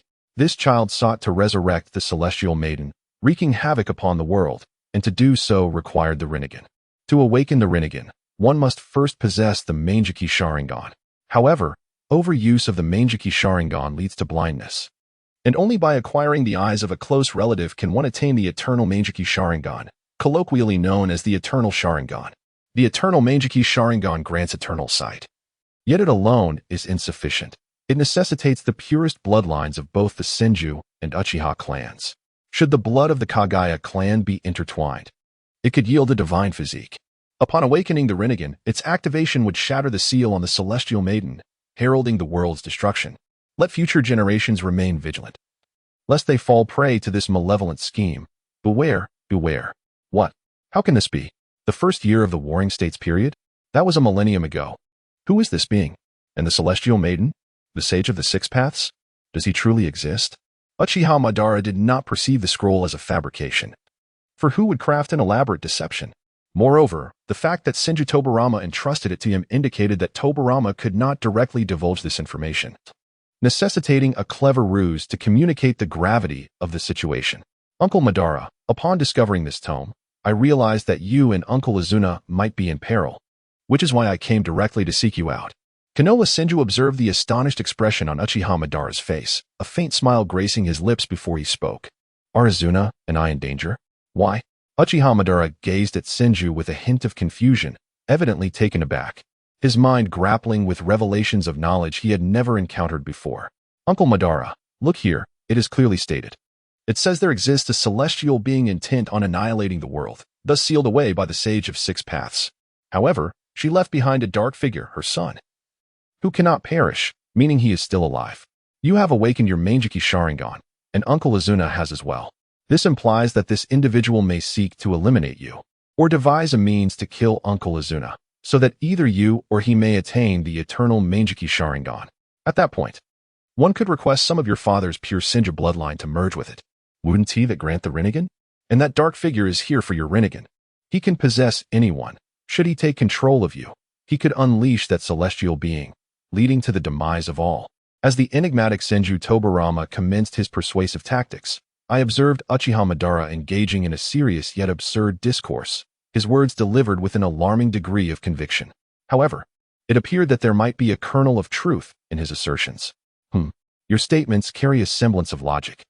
Are you suggesting that someone harbors ill intentions toward me, or perhaps towards Azuna? This cannot be tolerated. I will not permit anyone to harm Azuna. Should such a threat arise, I shall ensure their demise. Uchiha Azuna is Madara's Achilles heel. Any individual daring to threaten his brother must first tread over Madara's lifeless body.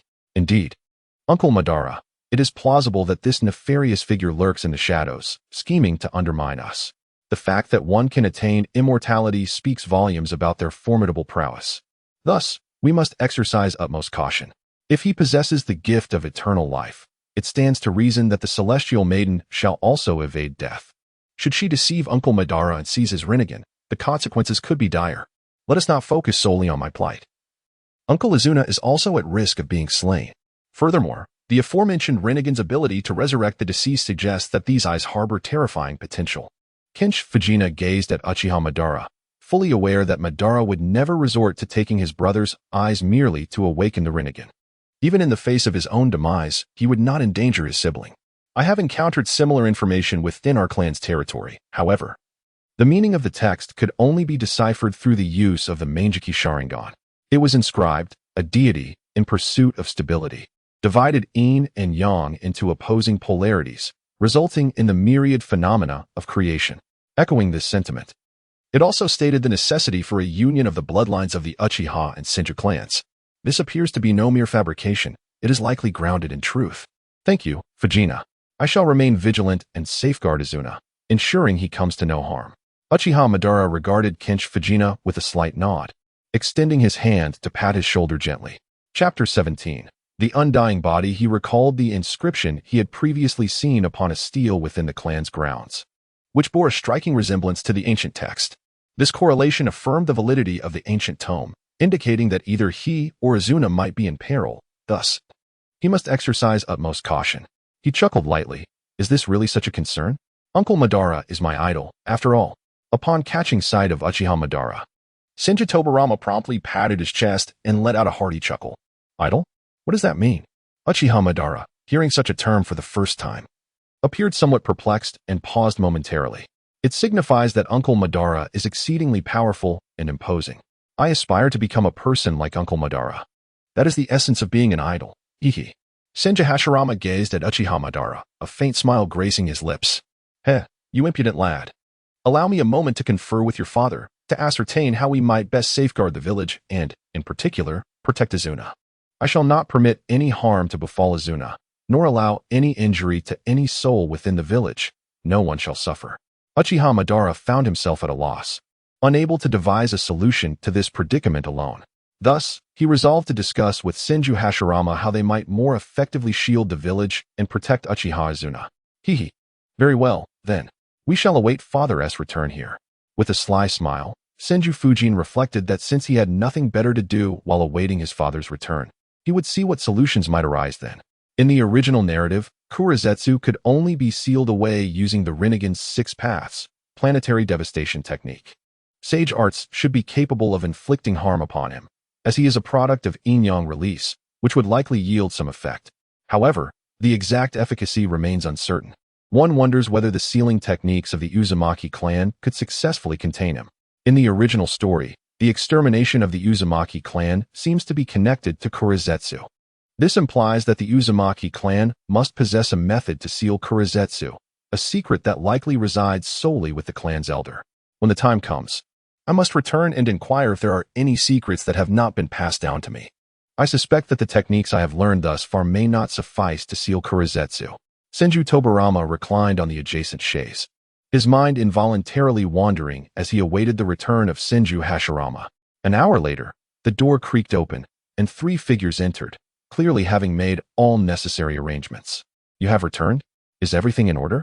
Uchiha Madara inquired with a subtle smile upon seeing their arrival. Indeed, all is prepared.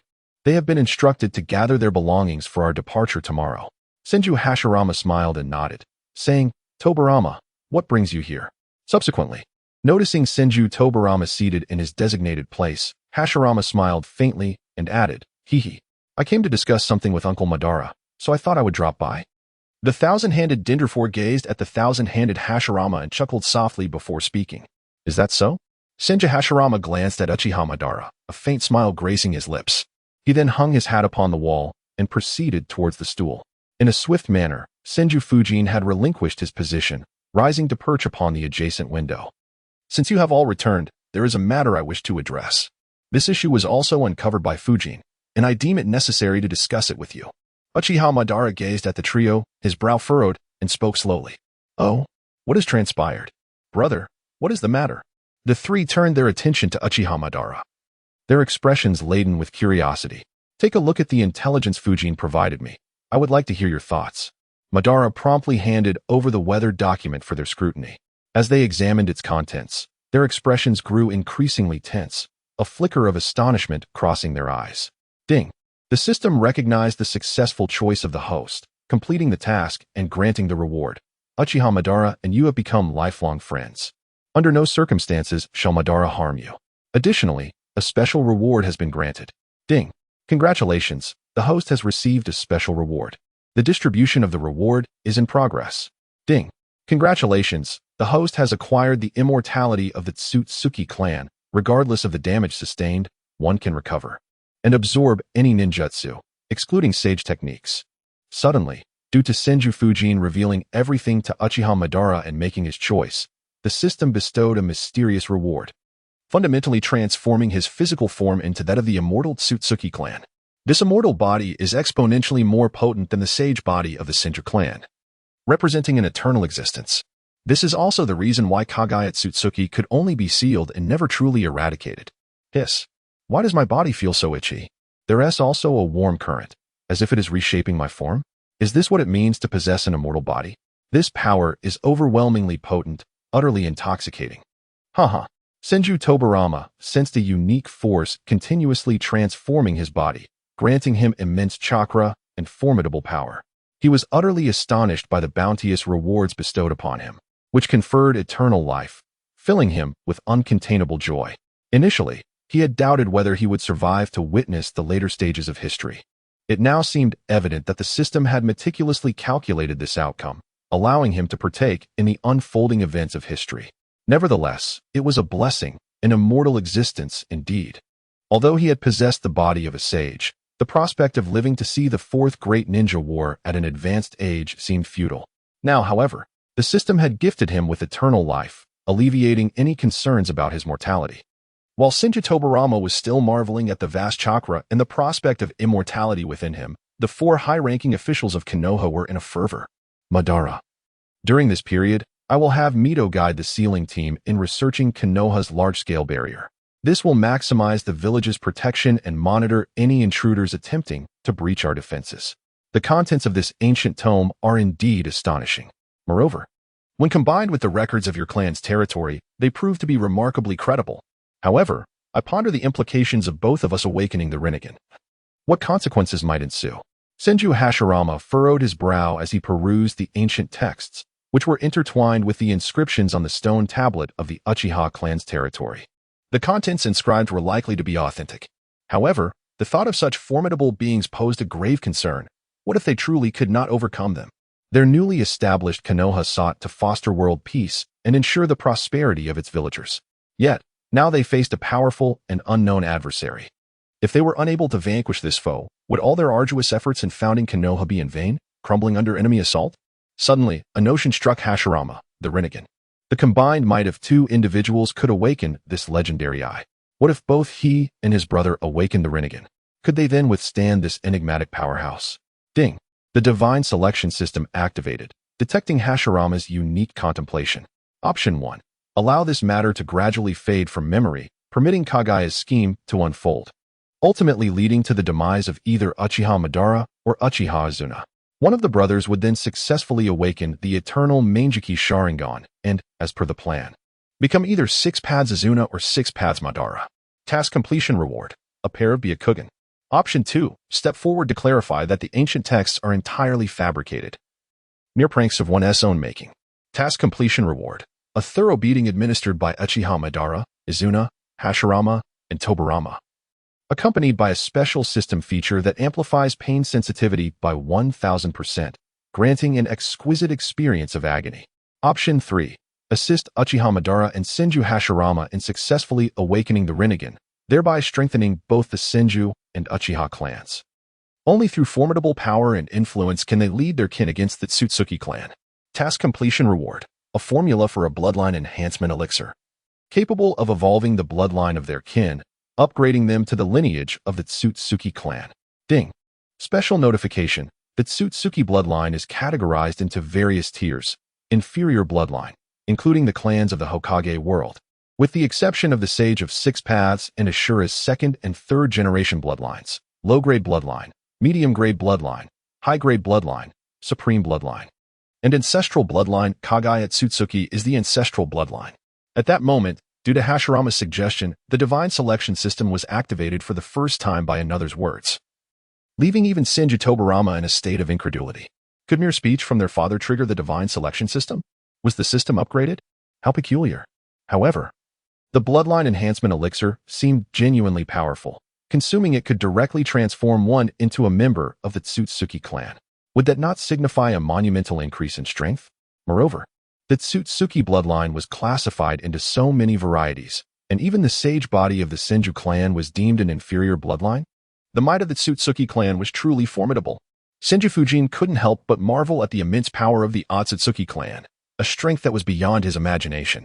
After all, the true prowess of Kagaya Otsutsuki had never truly been revealed. Even her subsequent resurrection did not reflect her actual strength. Rather, it resembled a mere puppet brought forth by the technique of impure world reincarnation. Nevertheless, this could be considered somewhat reasonable, as the Sage of 6 Paths was born of Kagaya Otsutsuki and immortal, rendering him a mere half-blood. The brothers Ashura and Indra were also products of mixed lineage, making the bloodline of the Otsutsuki clan increasingly diluted, especially considering that we are now a millennium later. While the Senju clan's lineage appears remarkably potent, it pales in comparison to that of the Otsutsuki clan, which is simply insurmountable. However, if I were to acquire a bloodline-enhancing elixir, it could elevate the bloodline levels of both the Senju and Uchiha clans, consequently augmenting their power. I find myself eagerly anticipating the future confrontation with the Otsutsuki clan. Kenshiro Senju's lips curled slightly, his formidable strength filling him with anticipation for an encounter with the mightier Tsutsuki clan. He had begun to look forward to the prospect of battling the powerful members of that lineage. Chapter 18. Contest for the Order of Experimentation. Hashirama. What do you mean? Uchiha Madara pondered the implications of Hashirama Senju's suggestion, which hinted at the possibility of 2 individuals awakening the Rinnegan directly. This, he thought, could potentially provide a means to combat Black Zetsu. Yet he could not suppress his surprise. Brother, we cannot be certain that this ancient text is accurate. If we proceed recklessly, could it not lead to unforeseen complications? After all, no one has attempted such a feat before. Should you both undergo the transplantation of bloodlines? The consequences might prove perilous. Upon hearing the thoughts of his elder brother, Senju Hashirama, Senju Tobarama was momentarily taken aback. He had not anticipated that his brother would resort to such extreme measures in the pursuit of protecting Uchiha Madara and the village.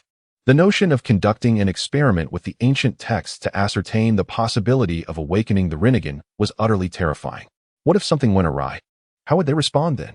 Indeed, brother, if both of you were to undertake this experiment and complications arose, well, what would be our course of action? This ancient text may not even be genuine. After all, we cannot ascertain the veracity of its contents. Uchiha Azuna furrowed his brow, expressing his agreement with Tobarama's sentiments, and quickly urged caution. Father, Uncle Madara, Uncle Tobarama, Uncle Azuna, I believe that my father's proposal holds merit. Let us not dwell on whether this issue poses a danger to them. We can initially conduct experiments on bloodline transplantation, should the trials prove successful. We may then consider the transplantation itself. However, we must not disregard the potential risks. If such formidable beings are indeed watching us, we would find ourselves in a precarious situation. After all, the true extent of a being who is immortal remains a mystery to us. Are we truly prepared to treat all of this as if it were non-existent? If we allow ourselves to be complacent, the consequences could lead to the destruction of the very leaf village we have painstakingly built. I believe that neither father nor the uncles would be willing to accept such a fate. Hearing the remarks from several individuals, Senju Fujian quickly offered his perspective, for he was well aware that after merging his father's bloodline, Uchiha Madara could awaken the Rinnegan. Likewise, as long as Senju Hashirama integrated the bloodline of the Uchiha clan, he too would undoubtedly be capable of awakening the Rinnegan. This relationship was reciprocal. Both individuals were reincarnations of the third great sage of the six paths, and there would be no inherent danger. Indeed, Fujian's words held considerable merit. I shall not permit anyone to harm you, nor will I allow any harm to befall the villagers within our community. I concur with Hashirama's proposal to proceed with the experiment. Upon hearing Fujian's declaration, Uchiha Madara furrowed his brow, but ultimately, a glimmer of resolve flickered in his gaze as he made up his mind. As a fiercely protective elder brother, he deemed it imperative to eliminate any threats to his sibling. Even the slightest hint of danger was intolerable. Thus, he resolved to undertake the experiment alongside Senju Hashirama, to ascertain whether the awakening of the Rinnegan was indeed possible. Konoha's Kakashi and Uchiha Izuna observed Uchiha Madara's unwavering resolve, grappling with how to dissuade him. They acknowledged the validity of his arguments, yet could not shake the feeling that such a course of action was perilously reckless. Strangely, they found themselves lacking a compelling counterargument. Thus, they resolved to remain silent. As the Hokage, I shall undertake this experiment first. With my sage body, I should encounter no unforeseen complications. Once the path is deemed entirely safe, I shall allow Madara to proceed with the experiment. In the depths of Senju Hashirama's gaze, a flicker of determination shone through. His profound love and unwavering devotion to the village were monumental, and he would not permit anyone to threaten its sanctity. While he was capable of overcoming ordinary adversaries with his formidable strength, the prospect of facing the Rinnegan, an eye of divine transmission, filled him with uncertainty. The Sage of Six Paths, a figure of legend, was a being he did not yet consider himself worthy to emulate. He regarded himself merely as a powerful mortal. However, should he awaken the Rinnegan, he might ascend to a godlike existence, potentially granting him the power to thwart Kaguya. No, Hashirama, as the Hokage, it is imperative that I conduct the experiment first. You must not interfere. Uchiha Madara responded swiftly upon hearing Hashirama's declaration, realizing they were vying for the same objective. He believed that as the Hokage of Konoha, it was his duty to contribute to the village's welfare, thus engaging in a contest with Hashirama over who would undertake the experiment. No, I shall proceed. I am the Hokage, and my word is final. I will take charge. I too am Hokage, and I shall decide. I will take charge. This led to a rather absurd scene, where the two stalwarts were embroiled in a fierce dispute over who would conduct the experiment, their teeth gritted and sleeves rolled up, ready to engage in a brawl. As Senju Tobarama observed his father and Uchiha Madara, he couldn't help but feel as though he were witnessing two clowns. A large bead of sweat trickled down his forehead, leaving him somewhat speechless. He then glanced at Senju Hashirama and Uchiha Izuna, shrugging his shoulders in exasperation. These two individuals. Truly. Senju Tobarama raised his hand and tapped his forehead, shaking his head with a wry smile. Such a scene is indeed rare. Ah ha ha. Uchiha Izuna also witnessed his brother in this manner for the first time, and he gave a shy smile at Tobarama's awkwardness. A quarter of an hour later, he said, "All right, father, Uncle Madara, let us cast our votes to reach a decision. The minority shall yield to the majority. The votes will be determined by the three of us, with each of you counting your own vote. What do you think?" Kansho Toka found himself at a loss for words. He then turned directly to Uchiha Madara and Senju Hashirama, expressing his thoughts. "I concur. I too am in agreement." Upon hearing the words of Senju Tobarama, the two individuals, Senju Hashirama and Tobarama himself, expressed their agreement by raising their hands in support. "Very well. Let us vote to reach a decision. Izuna, cast your vote for me, and Tobarama, you must also vote for me." Uchiha Madara huffed, seated petulantly in a recliner, directing his gaze towards Uchiha Izuna and Senju Tobarama. "Humph, Senju Hashirama let out a cold snort and took his seat. Ha! Then let us proceed with the voting. Uncle Tobarama, Uncle Azuna, let us prepare. Seeing the two individuals resembling children, Senju Tobarama couldn't help but chuckle, then turned to address the two Senju brothers. Very well. Indeed. Senju Tobarama and Uchiha Azuna nodded slightly. Now, let us commence. Those in favor of allowing Uncle Madara to proceed with the experiment, please raise your hands. Following this, Senju Tobarama called out directly. As soon as his words echoed, silence enveloped the room, with Senju Hashirama and Uchiha Madara fixating their gazes on the three individuals, not blinking an eye. Ultimately, the results were revealed. Uncle Madara received 0 votes. This indicates that the victor of this voting session is none other than the esteemed Deputy Hokage. Konoha's Senju Tobarama glanced at the two individuals beside him, only to find that none of them had raised their hands. He cast a sidelong glance at Uchiha Madara, who merely smiled. Izuna, Tobarama, you too. Humph. Although Uchiha Madara was willing to accept the outcome of the wager, the sight of both Uchiha Izuna and Senju Tobarama remaining silent left him with a disdainful snort as he turned away, his heart brimming with reluctance. Ha ha ha ha. Didn't I tell you? My experiments are undeniably justified, ha ha ha ha.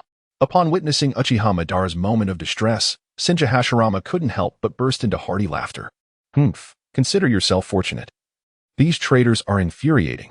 In response to Hashirama's remarks, Uchiha Madara let out a cold snort, disdain evident in his voice as he cast a fierce glare at Uchiha Izuna. However, Uchiha Izuna merely smiled, seemingly unfazed by the tension. Brother, you are the sole hope of our clan. It is imperative that you remain unharmed. Please forgive my choice this time. In truth, Uchiha Izuna's thoughts were steeped in concern. He did not wish for Madara to take unnecessary risks in the face of unknown dangers. Although this might seem somewhat disloyal to Hashirama, the life of his elder brother held paramount importance to him. His brother's formidable strength should safeguard him from misfortune. Yet it was essential that Madara not be the first to undertake any perilous experiments. Should Madara succeed and awaken the Rinnegan, the wrath he could unleash would be insurmountable for the Senju clan. Brother, you must persevere. Senju Tobarama harbored his own contemplations. Although he had come to trust the Uchiha clan, the fear of the unknown prevented him from entrusting the fate of his family solely to that trust. Should Uchiha Madara acquire the Rinnegan and become inflated with pride, deeming himself invincible, complications would likely arise. Thus, it was preferable for his elder brother to conduct the experiments. As he had always been fond of researching forbidden techniques, believing it to be a task not beyond his capabilities, the decision had thus materialized. The next step would be for their father to undertake the experiment. However, Uncle Madara, if it is indeed necessary to use the eyes of one's closest kin to attain the eternal Mangeki Sharingan, do you not ponder whether your father's eyes could also enhance your Sharingan?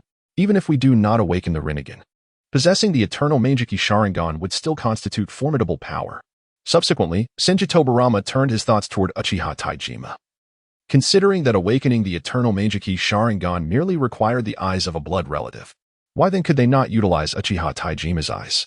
Furthermore, the eyes of his deceased brothers were also available for use. What?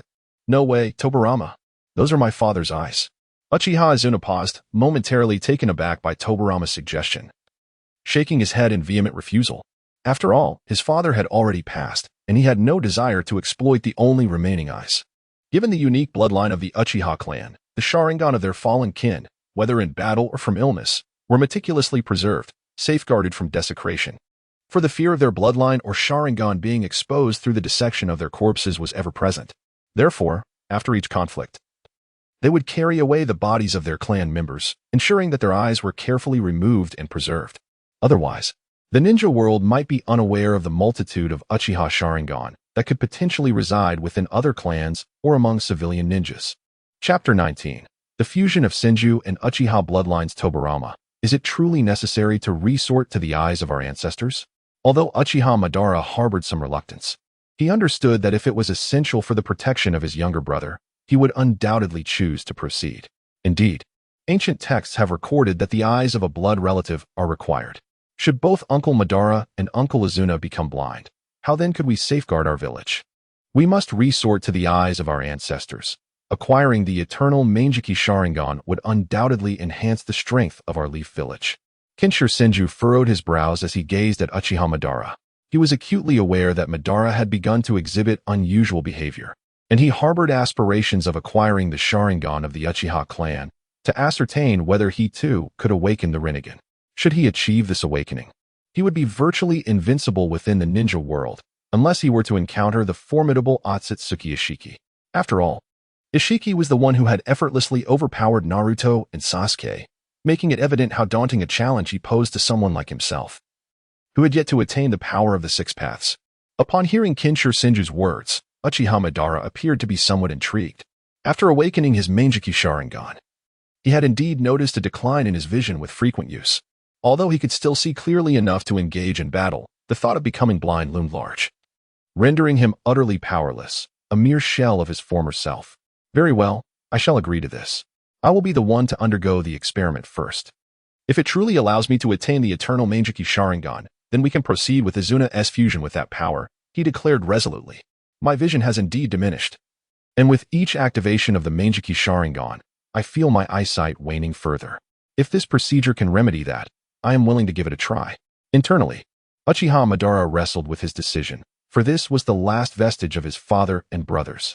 Yet, in the name of protecting Izuna, he felt compelled to make a choice regarding the transplantation of the eternal Manjiki Sharingan.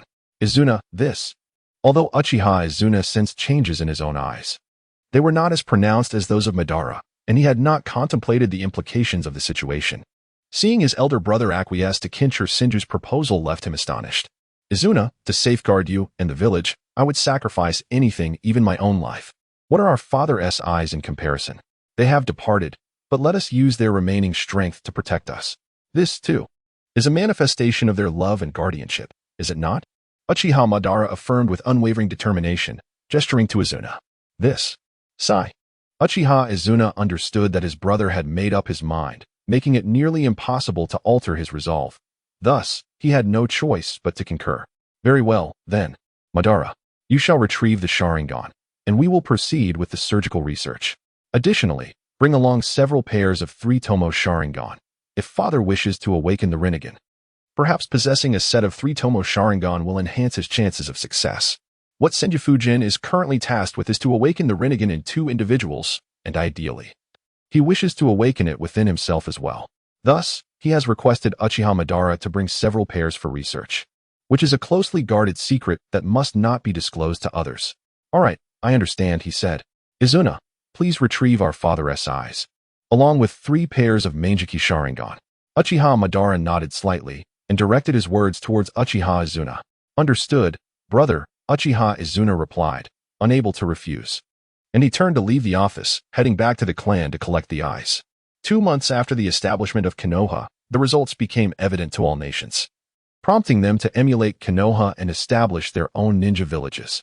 The Land of Lightning gave birth to Kumogakure, with its leader proclaiming himself as the first Reikage. The Land of Water saw the emergence of Kirigakure, led by the first Mizukage. The Land of Wind created Sunagakure, under the leadership of the first Kazekage. The Land of Earth established Awagakure, with its leader as the first Suchikage. They were all first-generation Kage, sparking a fervor across the entire ninja world to create villages, with countless small nations following suit. Meanwhile, in Konoha, Uchiha Madara and Uchiha Izuna had made significant progress in their research on the eternal Manjiki Sharingan. I feel my vision has become remarkably sharper, and my ocular power is growing more abundant. I suspect I am not far from achieving the eternal Manjiki Sharingan, Madara mused, captivated by the immense power his eyes bestowed upon him. However, due to Uchiha Taijima's eyes being limited to the perfect 3-tomo stage, the speed at which Madara could transform them into the eternal Manjiki Sharingan was somewhat hindered, preventing him from attaining the eternal eye immediately. Brother, my eyes feel similarly. I sense a more formidable power awakening within me. It appears the ancient texts are indeed accurate, indicating that someone wishes to utilize our awakening of the Rinnegan and subsequently possess us, attempting to unleash the so-called Celestial Maiden. Izuna pondered, uncertain of who possessed such power that could incite wars in the ninja world for millennia. Such an individual was truly terrifying, and he questioned whether their current strength would suffice to defeat this foe. Izuna felt an increasing strength in his Sharingan, further solidifying his belief in the events recorded in the ancient texts.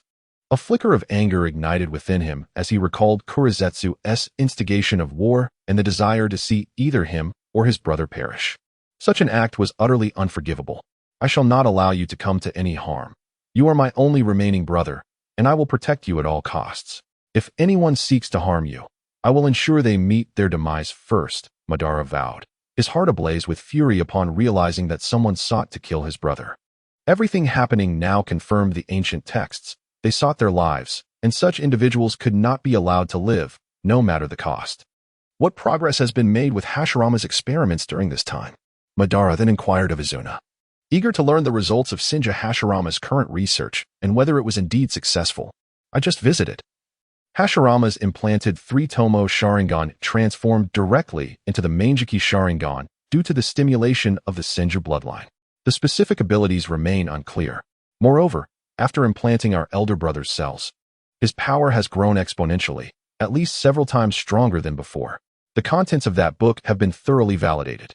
Brother, it is highly likely that Hashirama will awaken the Rinnegan, Izuna reported, having just seen that Hashirama's Manjiki Sharingan had already activated, and his physical prowess was rapidly increasing. With Hashirama and I both awakening the Rinnegan, I believe that together, our Rinnegan will be capable of vanquishing that detestable black entity, Izuna declared. Indeed, splendid. The Rinnegan, as the ultimate evolution of the Manjiki Sharingan, will undoubtedly surpass our soon-to-be-awakened Eternal Eye. I eagerly anticipate what powers it will grant him, Madara exclaimed, a glint of golden light flashing in his eyes. He was already satisfied with the eternal Manjiki Sharingan, but what heights could he reach with the Rinnegan? With both he and Hashirama becoming invincible, the Rinnegan would surely amplify their might, perhaps elevating them to a godlike existence. Haha, your words only heighten my anticipation, brother. Izuna smiled as he and Madara sat atop Hokage Rock, gazing down upon the entire village.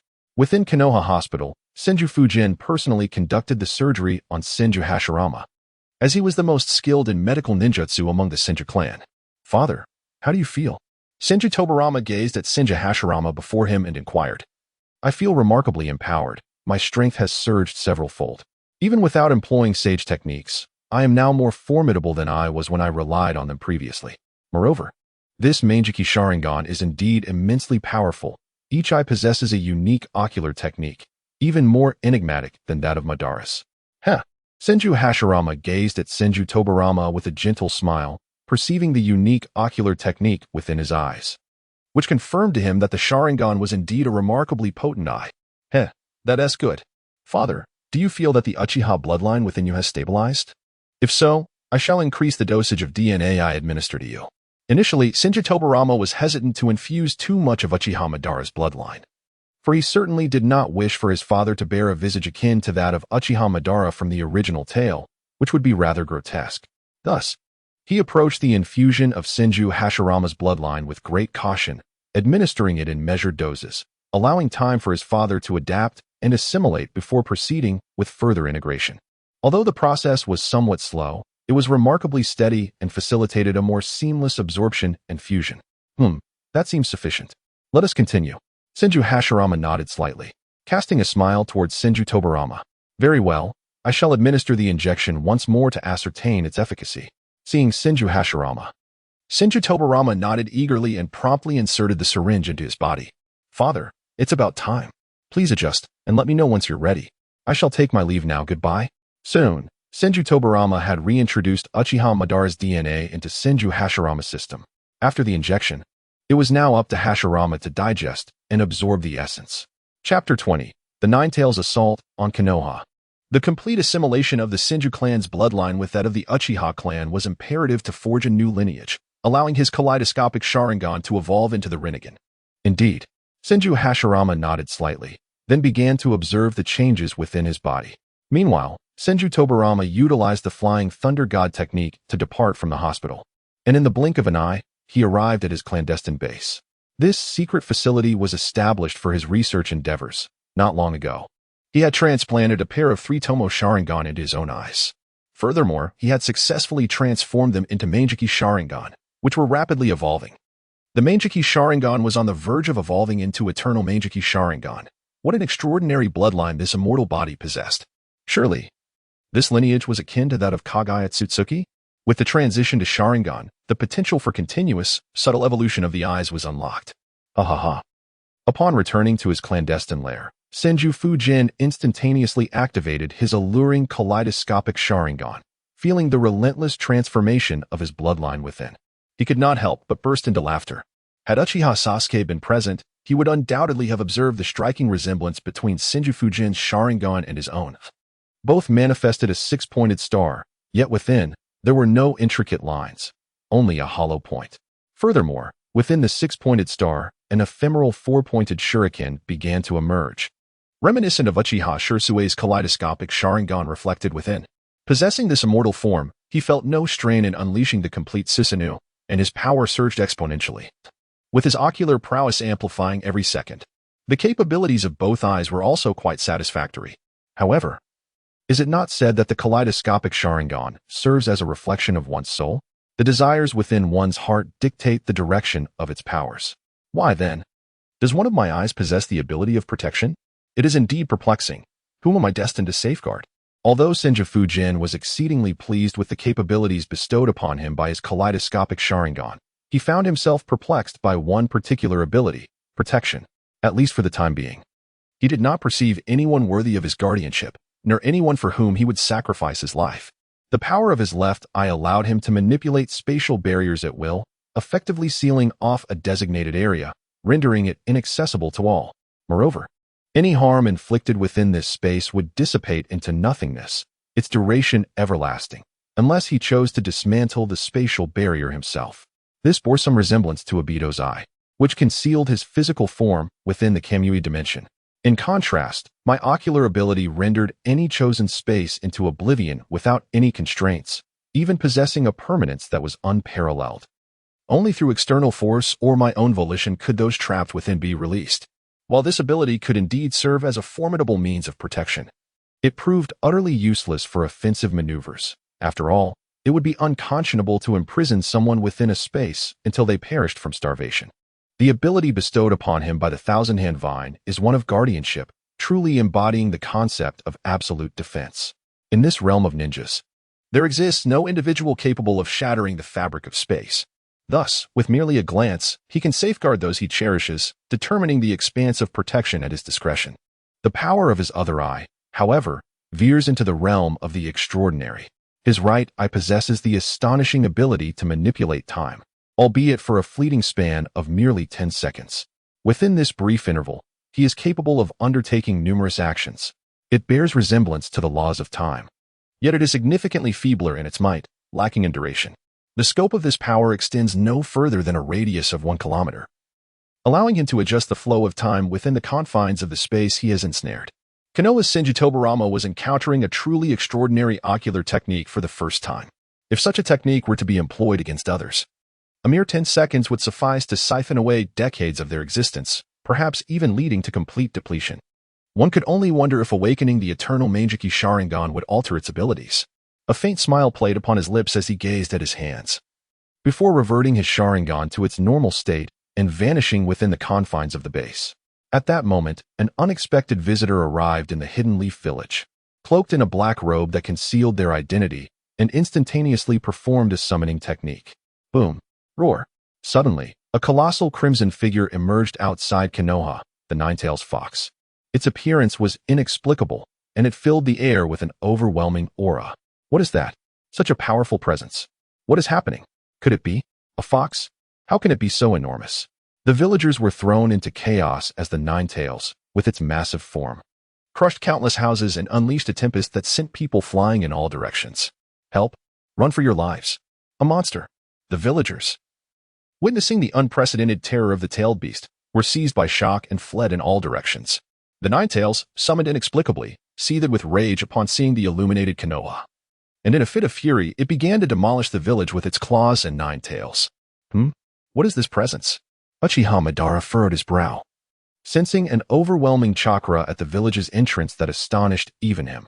Lord First Hokage, a terrifying summoning beast has appeared in our village, an enormous fox with 9 tails, causing innumerable casualties among the villagers. Its power is too formidable. Our ninjutsu is utterly ineffective against it.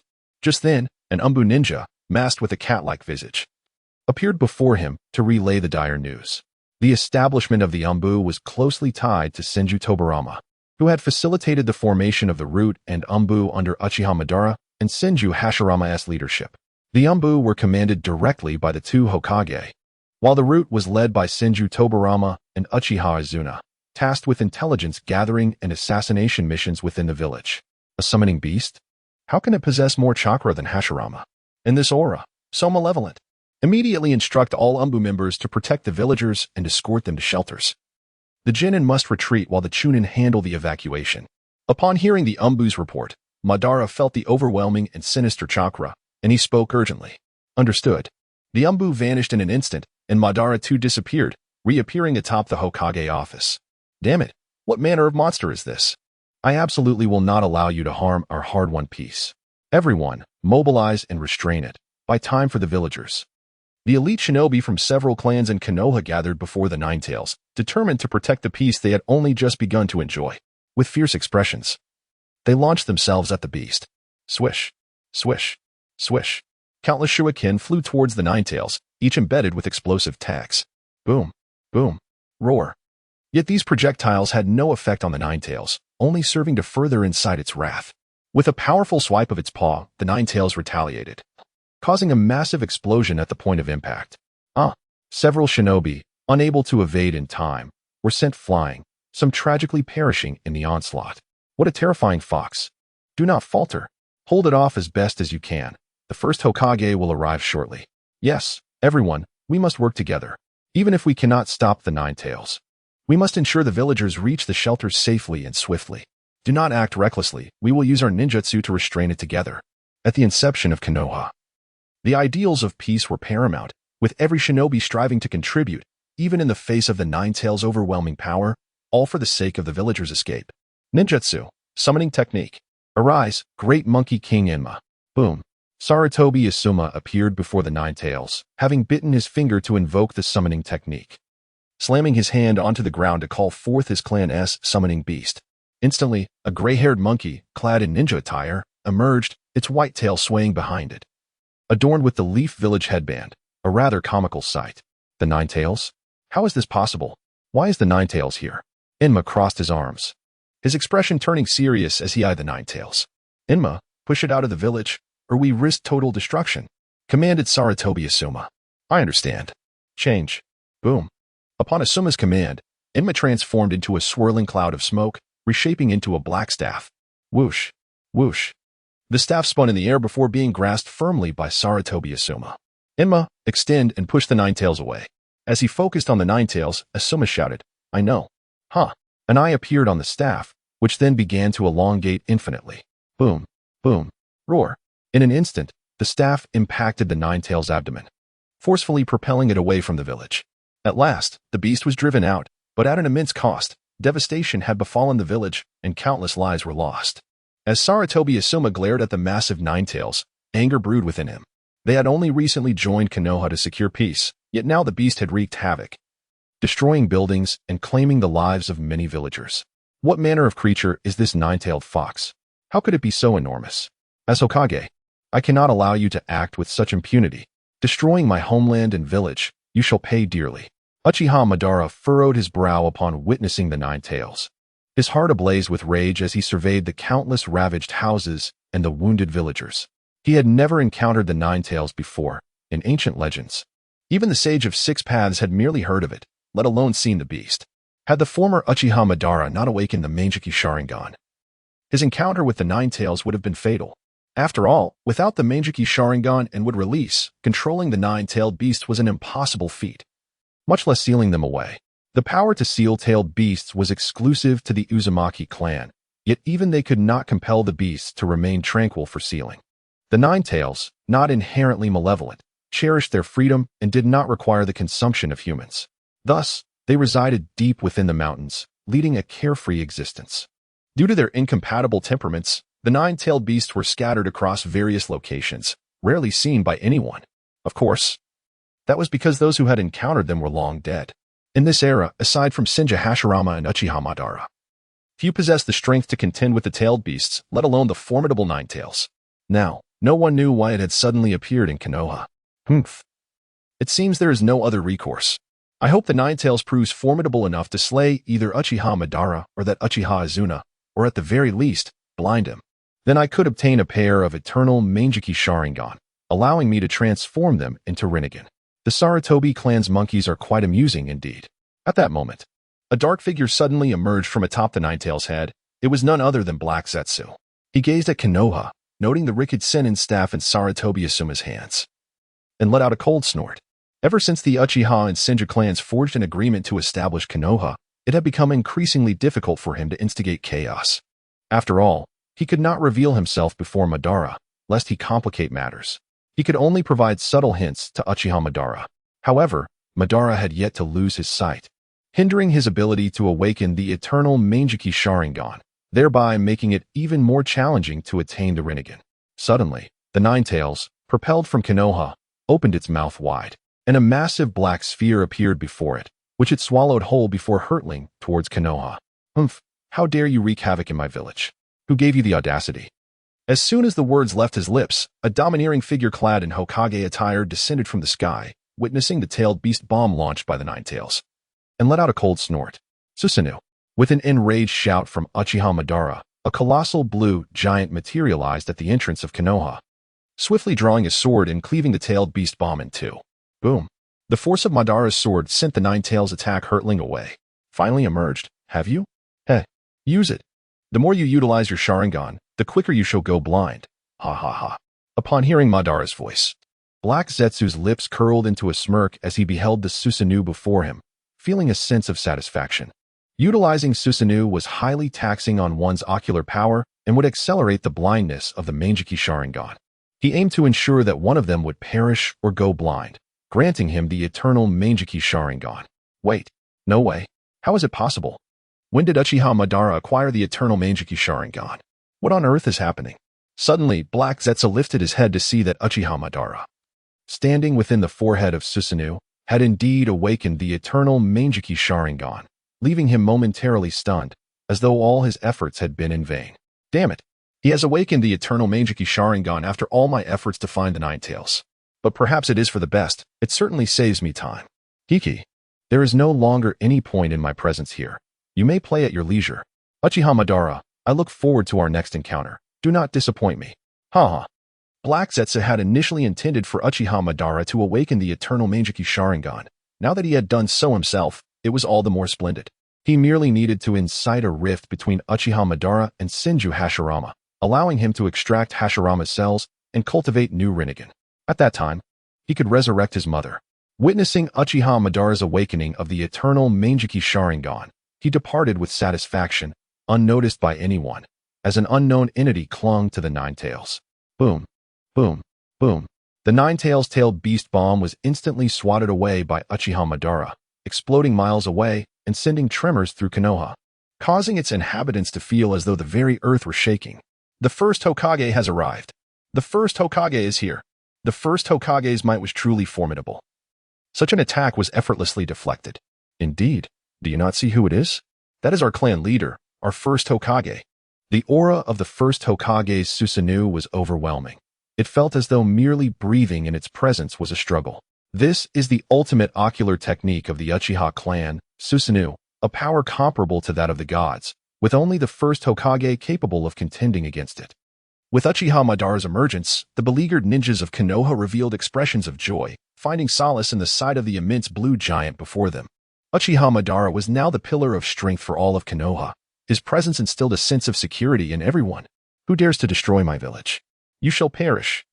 Uchiha Madara's Sharingan spun wildly as he wielded the Susanoo's katana, striking towards the Ninetales. Roar. In an instant, the Ninetales was struck with excruciating pain, losing one of its tails and letting out a furious howl, its eyes flashing with rage. An invasion of Konoha? In the Konoha hospital, Senju Hashirama sensed the overwhelming power upon the Ninetales' arrival, promptly extracting all the needles embedded in his body before vanishing from the spot. Nine-tailed fox? What is this? How dare you disrupt my village? You are seeking death. Senju Hashirama arrived at the village entrance, confronted by the immense Ninetales and Uchiha Madara's Susanoo. His brow furrowed. A flicker of murderous intent flashed in his eyes as he instantly activated his sage technique. A circular symbol appeared on his forehead, with a dark point at its center.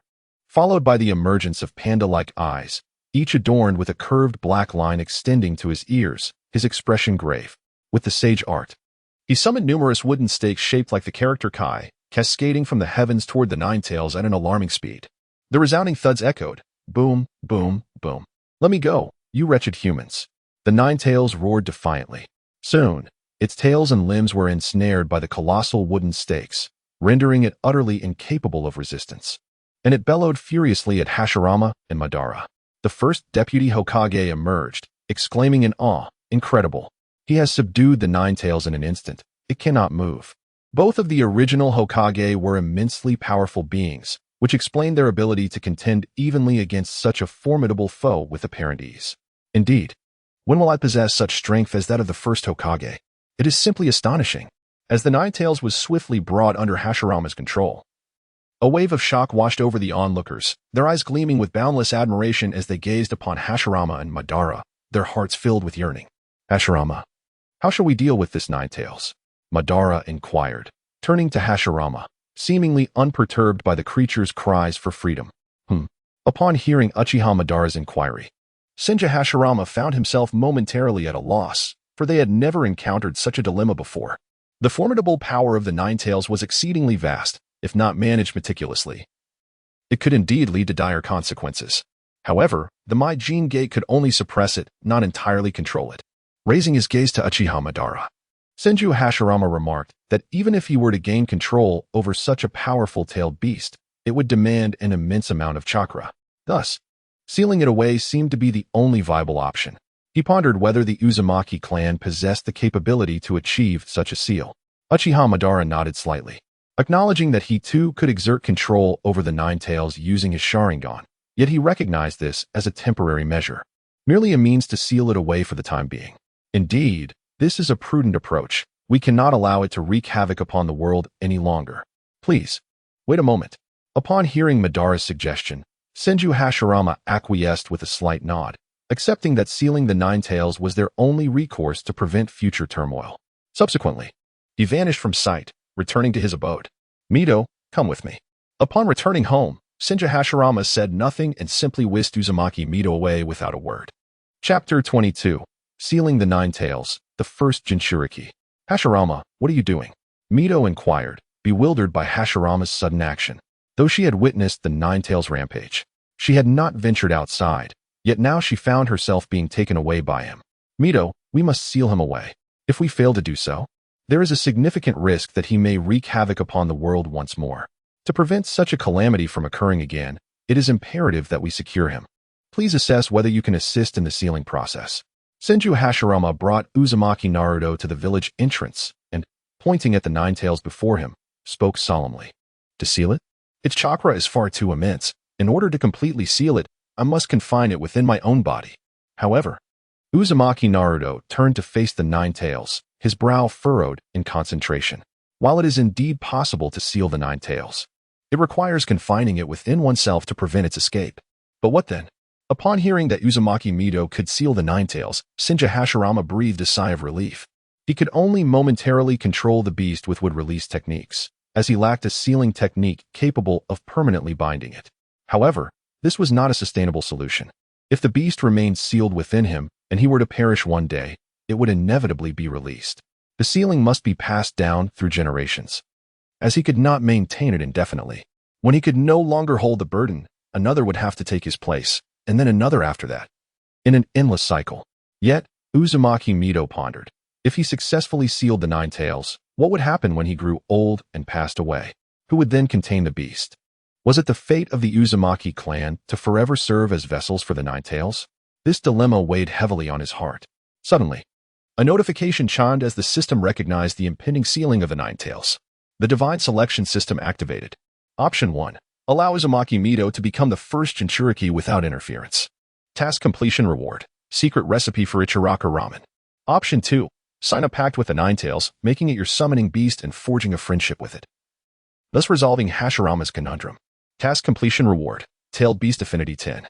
Option 3. The host becomes the first Jinchuriki, emerging as a hero of Konoha. Task completion reward. Otsutsuki Clan Transformation Ability. The Otsutsuki Clan Transformation Ability capable of absorbing any chakra and converting it into red ammunition, increasing lifespan and enhancing strength, with effects proportional to the amount of chakra absorbed. Suddenly, Senju Tobarama, who had just returned to the village and was heading towards the entrance, was presented with the screen of options.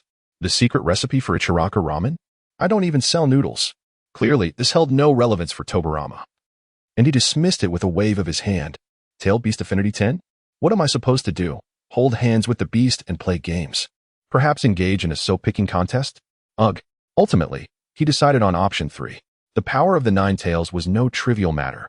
Moreover, it possessed various modes, each more impressive than the last. For instance, the Kurama mode was particularly striking, one he found quite appealing. Most importantly, the transformation ability could supposedly extend life. Did that not imply immortality? However, as he was already an immortal being, it held little significance for him. Yet, the prospect of enhancing his strength was enticing enough. With a firm resolve, Senju Tobarama vanished from his spot and reappeared at the village entrance. Mother, allow me to seal it. At that moment, Tobarama stood before the 3 individuals, gazing at the Nine Tails with a slight smile gracing his lips. What? Nonsense. Upon hearing Tobarama's declaration, Uzumaki Mito spun around, her expression one of disbelief, as if contemplating delivering a sharp reprimand. Senju Hashirama and Uchiha Madara exchanged a glance. This lad truly excels in every aspect, rushing forward no matter the circumstance, embodying the essence of a relentless warrior. Hashirama, I find him quite commendable. The chakra within Senju Tobarama is immense. He might even forge a friendship with the Nine Tails. Although the Nine Tails is imbued with malevolent chakra, it does not harbor excessive malice. It appears to have been summoned, indicating that someone intends to target our hidden leaf village. Uchiha Madara observed the Nine Tails before him, noting that its arrival was not of its own volition, but rather it had mysteriously manifested in the heart of the village, suggesting it was summoned by another. Should Senju Tobarama succeed in sealing the Nine Tails and establishing a bond with it, it would indeed be a permanent solution. Well then, Mito, let us allow Tobarama to make an attempt. As the son of the Hokage, Tobarama bears the responsibility of safeguarding our village. Becoming the host for the Nine Tails is imperative. Regardless of whether he is Tobarama or another, the outcome remains unchanged. Tobarama possesses formidable strength, even if challenges arise. He will undoubtedly be able to subdue the Nine Tails with his prowess. Senju Hashirama pondered for a moment, contemplating whom to choose as the host for the Nine Tails, his beloved wife or his child. Deep down, he understood that either choice would be acceptable. In the face of the village's needs, Hashirama prioritized the community above all else, even above the lives of his own kin. The sanctity of the village outshone all personal ties. Should anyone threaten the village of Konoha, he would ensure that they faced dire repercussions. Sacrifices for the village were inevitable. Both Uzumaki Mito and Senju Tobarama held a special place in his heart, yet for the sake of the village, he felt compelled to sacrifice them as vessels for the sealing. Very well, since you have both made your decisions, let the Nine Tails be sealed within me. Uzumaki Mito understood the necessity of sealing the Nine Tails and wished to spare her son from bearing this burden. Upon hearing that Senju Tobarama was to become the host, she immediately stepped forward, declaring her intention to be the first host of the Nine Tails. Mother, I am already an adult. I too wish to protect the village. You have suffered greatly in bringing me into this world and raising me. Allow me to share some of that burden. I have made my decision. I will be the first host of the Nine Tails. Father, let me take on this responsibility. I am determined to use my own strength to ensure that it will no longer harm anyone in the future. In Senju Tobarama's gaze, there flashed a resolute determination as he addressed Senju Hashirama and Uzumaki Mito. It was the first time Uzumaki Mito had witnessed such an expression from Tobarama. Hearing her son's words, it would be disingenuous to claim she was not moved. A glimmer of affection and joy sparkled in her eyes. She exchanged a glance with Hashirama, and within that shared moment, there was a flicker of pride and contentment. Indeed, he truly is my son, Senju Hashirama. Now, I shall release the divine gate, and you shall promptly seal him within your own being. Senju Hashirama gazed at Senju Tobarama, extending his hand to gently pat his shoulder as he remarked, Senju Tobarama gazed at Senju Hashirama, offering a slight nod before instantaneously appearing before the Nine Tails. With a flick of his right hand, Hashirama released the creature from its bindings. Damn humans, perish. The Nine Tails, empowered by the connection to the Myojin Gate, immediately regained its freedom of movement and chakra. manifesting dark chakra in its mouth as it prepared to unleash a tailed beast bomb. Humph! Uchiha Madara scoffed, and in an instant, his eternal Mangeki Sharingan began to whirl. The Nine Tails felt an overwhelming illusion seize its mind, its pupils transforming into the pattern of the Mangeki Sharingan, rendering its body motionless and devoid of any rebelliousness. Tobarama. Commence the sealing, Madara instructed coolly. Understood, Tobarama replied. Secret technique, adamantine sealing. Instantly, his chakra coalesced into 5 chains that ensnared the Nine Tails, relentlessly dragging it toward him. Sealing technique. Heavenly Gang's 8 trigrams seal. Tobarama swiftly formed hand seals, conjuring a colossal 8 trigrams array that enveloped both him and the Nine Tails. Seal. With a thunderous command, Tobarama exerted immense pulling force on the chakra chains, their contraction accelerating rapidly. The 8 trigrams array beneath them began to spin swiftly, manifesting a smaller array atop it. Its suction even more formidable, distorting the Nine Tails form. Once the Nine Tails was entirely absorbed into the 8 trigrams array, the smaller array hurtled towards Tobarama, piercing into his being. In that moment, a sealing inscription appeared on his abdomen, signifying the completion of the seal. Haha, let us proceed with another. Sealing technique, for symbol seal. In order to perfectly absorb the power of the Nine Tails, Senju Fujian once again enhanced the seal with a 4-symbol seal. He extended his right hand into a claw and pressed it firmly against his abdomen, rotating it clockwise approximately 90 degrees, thereby solidifying the seal completely. The tumultuous winds howled as the seal on the Nine Tails concluded, stirring up a massive cloud of smoke across the previously ravaged battlefield, leaving it in disarray. Nevertheless, this chaotic spectacle had finally reached its conclusion. The Nine Tails has been sealed? The Nine Tails was sealed by Lord Fujian. How impressive! Long live Lord Fujian. To think that Lord Fujian is so formidable, capable of sealing the Nine Tails, truly remarkable. Of course, Lord Fujian is the young clan leader of the Senju clan and the son of the Hokage. It is said he even possesses wood release. Is that so? I have yet to witness Lord Fujian utilize wood release. He is indeed powerful, befitting the young leader of the Senju clan. Indeed. Our young leader is unmatched in the world, rivaling even the Hokage himself. I witnessed the last battle, although the young leader was defeated. His age must be taken into account. What? Lord Fujian has clashed with the Hokage? With the sealing of the Nine Tails. Countless villagers in Konoha erupted in cheers, witnessing the formidable power of Senju Fujian, their faces filled with joy as they regarded their village's guardians. Chapter 23. The opportunity to become the perfect Jinchuriki Ding. The host has successfully made a selection and completed the task, earning the reward of the Otsutsuki clan's transformation ability. The host is encouraged to continue striving. Sensing the Otsutsuki transformation technique within his mind, Senju Fujian's lips curled into a slight smile. He felt quite satisfied with this choice from the system, pleasantly surprised that it did not lead him astray. Very well, everyone, please depart. Assist the villagers in rebuilding their homes, allowing everyone to emerge from the shelters. Uchiha Madara turned to address all the ninjas behind him. Yes, Hokage-sama. Everyone bowed respectfully to a few individuals before turning to head back into the village. Brother. Older brother. At that moment, Senju Tobirama and Uchiha Izuna approached. They had refrained from intervening when they saw Senju Hashirama and Uchiha Madara taking action. If both Uchiha Madara and Senju Hashirama were unable to handle the situation, their involvement would have been futile. You've arrived? Everything is fine now. You two should lead the villagers in restoring the village. It's truly troublesome. I wonder who summoned the Nine Tails. As Senju Hashirama observed Senju Tobirama approaching, he shook his head, filled with intrigue regarding the individual capable of summoning the Nine Tails. Father. He mused, it is highly likely that it is that black Zetsu. At that moment, Senju Tobirama stepped forward and addressed the assembly, asserting that aside from Black Zetsu, he could fathom no other being capable of subduing the Nine Tails. The Nine Tails, as the mightiest of the tailed beasts, could easily overpower the 8 Tails, even in a diminished state. Thus, the full manifestation of the Nine Tails was indeed formidable. In this era, apart from Uchiha Madara and Senju Hashirama, no one possessed the power to conquer the Nine Tails. It was an invincible entity. Although Hashirama and Madara were dubbed gods, they were not immortal. The Nine Tails, on the other hand, embodied a divine essence, impervious to death. Even if it perished, it could resurrect. Transformed into the 10 Tails, it merely represented the amalgamation of its original strength. Not a true demise, for it could effortlessly split and revive itself. Black Zetsu? Is he truly that individual? Uchiha Madara furrowed his brow, an inexplicable fire igniting within him at the mere thought of this person. Lowering his gaze, he spoke in a low voice. It seems that the writings in that book were not mistaken. Indeed, there are those conspiring against you two brothers. Moreover, his strength is undeniably formidable. Without our unique abilities, we would be incapable of subduing the Nine Tails. His power is profoundly unfathomable, and we must remain vigilant. Senju Hashirama felt similarly.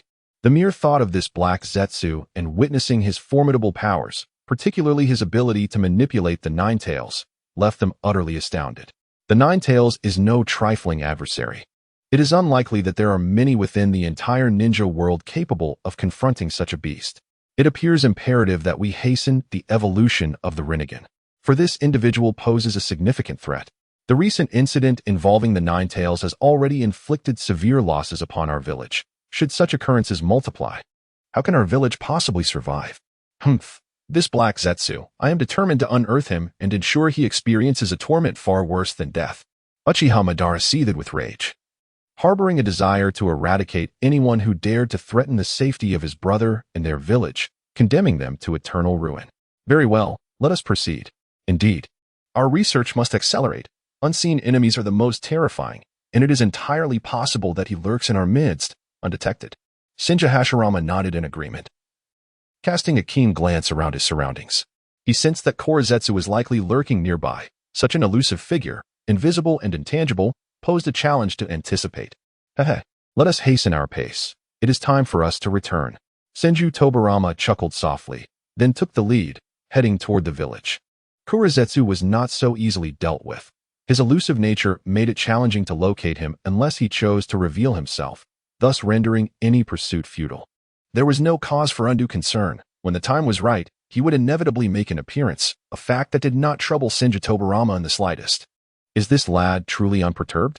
Uchiha Izuna observed Tobarama's demeanor and smiled faintly. Indeed, it seems we old fellows are overthinking matters. Let us face whatever comes our way and proceed. Senju Hashirama cast a gentle smile upon the gathered crowd before taking his leave. Soon after, the assembly dispersed, making their way toward the village. In a short span, the inhabitants and shinobi of Konoha eagerly engaged in the revitalization of their home, integrating the sealing techniques of the Uzumaki clan to establish a protective barrier that enveloped the entirety of the village. This was the culmination of their recent research efforts, leading to the formation of a dedicated barrier team tasked with the observation and maintenance of the village's defenses. This barrier proved to be effective. Those with strength below that of AJ Nin would be promptly detected upon entering Konoha. Even formidable opponents at the level of Kage could only breach it with considerable force, at which point their presence would also be revealed. While the barrier served its purpose well, it could only repel the typical assaults from average Kage-level adversaries, indicating a pressing need for further enhancement and study. Upon witnessing the barrier before him, Senju Hashirama's lips curled slightly in a smile. He decided to conduct an experiment. Indeed, this barrier was impressive, yet further research was necessary. For there is no ultimate perfection, only the pursuit of improvement. Let us pay a visit to the Nine Tails, he mused. Without its cooperation and the full utilization of its chakra, success would prove somewhat challenging. Upon returning to his chamber, Senju Tobarama's lips again lifted in a faint smile as he murmured to himself. Suddenly, the divine selection system activated, detecting the host's intent. Option 1. Administer a severe beating to the Nine Tails, taming it to become a mere pet. Task completion reward, a decrease of 100 in the beast's favorability. Option 2. Release the Nine Tails and advise it to be wary of humans, instructing it to hide away. The host possesses an immortal body, ensuring the beast's survival outside captivity. Thus no cause for concern. Task completion reward, enhanced favorability from the Nine Tails, plus an additional reward of the unique jutsu, reverse harem technique. Option 3. Forge a bond of friendship with the Nine Tails, becoming sworn brothers in life and death. Task completion reward, ascend to the status of the perfect Jinchuriki, along with an extra special reward. Just as Senju Tobarama concluded his desire to see the Nine Tails, the divine selection system activated once more. To beat the Nine Tails and incur a negative 100 in favorability? That serves no purpose. Upon viewing the first option, he promptly dismissed it, finding it utterly unbeneficial. Reverse harem technique? Is that not an upgraded version of Naruto's technique, the one that left Otsutsuki Kagaya utterly astonished? Suddenly, a rather unsightly image flashed through his mind. nearly causing him to spew a mouthful of blood. Perhaps not. Option 3 seems preferable. The special reward, what could it be? I must admit, I am somewhat intrigued. Taking a gamble, transforming a bicycle into a motorcycle, he considered the risk. Should option 3 yield nothing of value, he would face a significant loss. Yet merely becoming friends with the Ninetales would already render him a perfect Jinchuriki. All that remained was to anticipate the so-called special reward. With his choice firmly established in his mind, Senju Tobarama's consciousness delved into his own seal. Tick-tock, tick-tock. Senju Tobarama appeared directly before the Ninetales, resembling a subterranean passage, with numerous streams of water flowing through it. The reason for the formation of such a sealing space remained a mystery. Yes, come in, the Ninetales thought. A glimmer of brilliance flashing in its eyes upon seeing Senju Tobarama, repeatedly calling out within, Kai-bai. Senju Tobarama stood before the colossal Ninetales, lifting his gaze to meet its magnificent form, and cheerfully exclaimed, How do you know my name? Who exactly are you? The Ninetales, taken aback that Senju Tobarama would address it by its given name, an appellation bestowed by Sage of Six Paths, was astonished. For only a few other tailed beasts were privy to such knowledge. How did Senju Tobarama come to possess this information? A flicker of confusion crossed the Ninetales' eyes, though astonishment predominated. Do not be alarmed. I merely wish to engage in conversation with you, harboring no ulterior motives. Upon witnessing the Ninetales in such a manner, Senju Fujian's lips curled slightly in a smirk. Humanity is eternally malevolent. I sense an insidious force within you, truly repugnant. The Ninetales, perceiving the power of the kaleidoscopic Sharingan within Senju Fujian, detected that loathsome aura and scoffed in response. The words spoken by Senju Fujian stirred something within him. The Sage of the Six Paths had always felt akin to a father figure, a name he had not heard in what felt like an eternity, causing a fleeting shadow to cross his gaze. Do not be so hasty. I merely wish to forge a friendship with you, nothing more. Senju Tobarama gazed at the Ninetales with an expression that seemed to sense its nostalgia. With a faint smile, he remarked, a friend? Is this how you treat your friends? If you wish for me to become your ally, then you must first grant me my freedom. Upon hearing Tobarama's words, the corners of the Ninetales' mouth lifted slightly as it retorted with a cold snort. Release you? It's not entirely out of the question. However, you are not my friend, so I cannot simply let you go. After all, you have slaughtered countless villagers. If I were to release you, I would surely become the target of others' vengeance. Upon hearing the words of the Ninetales, Senju Tobarama smiled faintly and instantly vanished, taking a seat atop its head. Get off me. This is not a place for you to rest. The Ninetales, infuriated by Senju Tobarama's audacity to perch upon its cranium, swiftly swung its right paw toward him in a rage. Hey now, no need for such anger. Senju Tobarama remained still, yet suddenly, a robust wooden vine emerged before him, seizing the Ninetales' hand and preventing any further advance. Would release? The Ninetales furrowed his brow upon witnessing Senju Tobarama's mastery of would release, his mind swirling with unspoken thoughts. How could this individual possess two distinct bloodlines? One, the bloodline of Ashura, the other, that of Indra. The seamless amalgamation of these two bloodlines was nothing short of perplexing. The Ninetales was no stranger to the two sons of the Sage of Six Paths. He had sensed the power of the Uchiha clan within Senju Tobarama from the outset. And now, with the invocation of would release, it was evident that he was a fusion of Ashura and Indra, leaving him profoundly astonished. Chapter 24. Do you seek my favor? First, grant me 1 million. I aspire to transform this world, to eradicate the turmoil of war, fostering an environment where humanity can coexist in harmony, alongside the tailed beast in peace. You were separated from the Ten Tails by the Sage of Six Paths, each of you, now an independent entity. You have committed no wrongdoing. However, once discovered, countless individuals will seek to wield your power to dominate the world. Your only recourse is to resist vehemently, ultimately becoming entities that instill fear in the hearts of humankind. I comprehend your desire for a tranquil existence. Senju Tobarama sat atop the head of the Ninetales, gently stroking its soft fur as he spoke with a calm demeanor. Thus, I wish to forge a friendship with you. Only by becoming friends can you rely on my strength to foster harmony among all. I abhor a world rife with conflict. I yearn solely for a realm of peace. So, Kurama, do you wish to be my friend? With the most sincere gaze he could muster, Senju Fujian looked at the Ninetales, and his words began to weave a subtle enchantment, gradually steering the creature's thoughts. Peace? Friendship? Humans wish to befriend us tailed beasts? Surely, you must be daydreaming. Upon hearing Senju Fujian's declaration, the Ninetales, taken aback, fixed its gaze upon him and inquired with a hint of incredulity. No, I am earnestly striving to achieve this goal. And you are my first target. I desire to be your closest friend, for I, too, am devoid of companionship. Do not let my position as a minor clan leader of the Senju deceive you into believing I am esteemed. In truth, I have no friends. Would you consider becoming my first true friend? With a chuckle, Senju Fujian then materialized before the Nine Tails. His honest eyes and radiant smile directed towards it as he extended his right hand. The Nine Tails seemed momentarily stirred.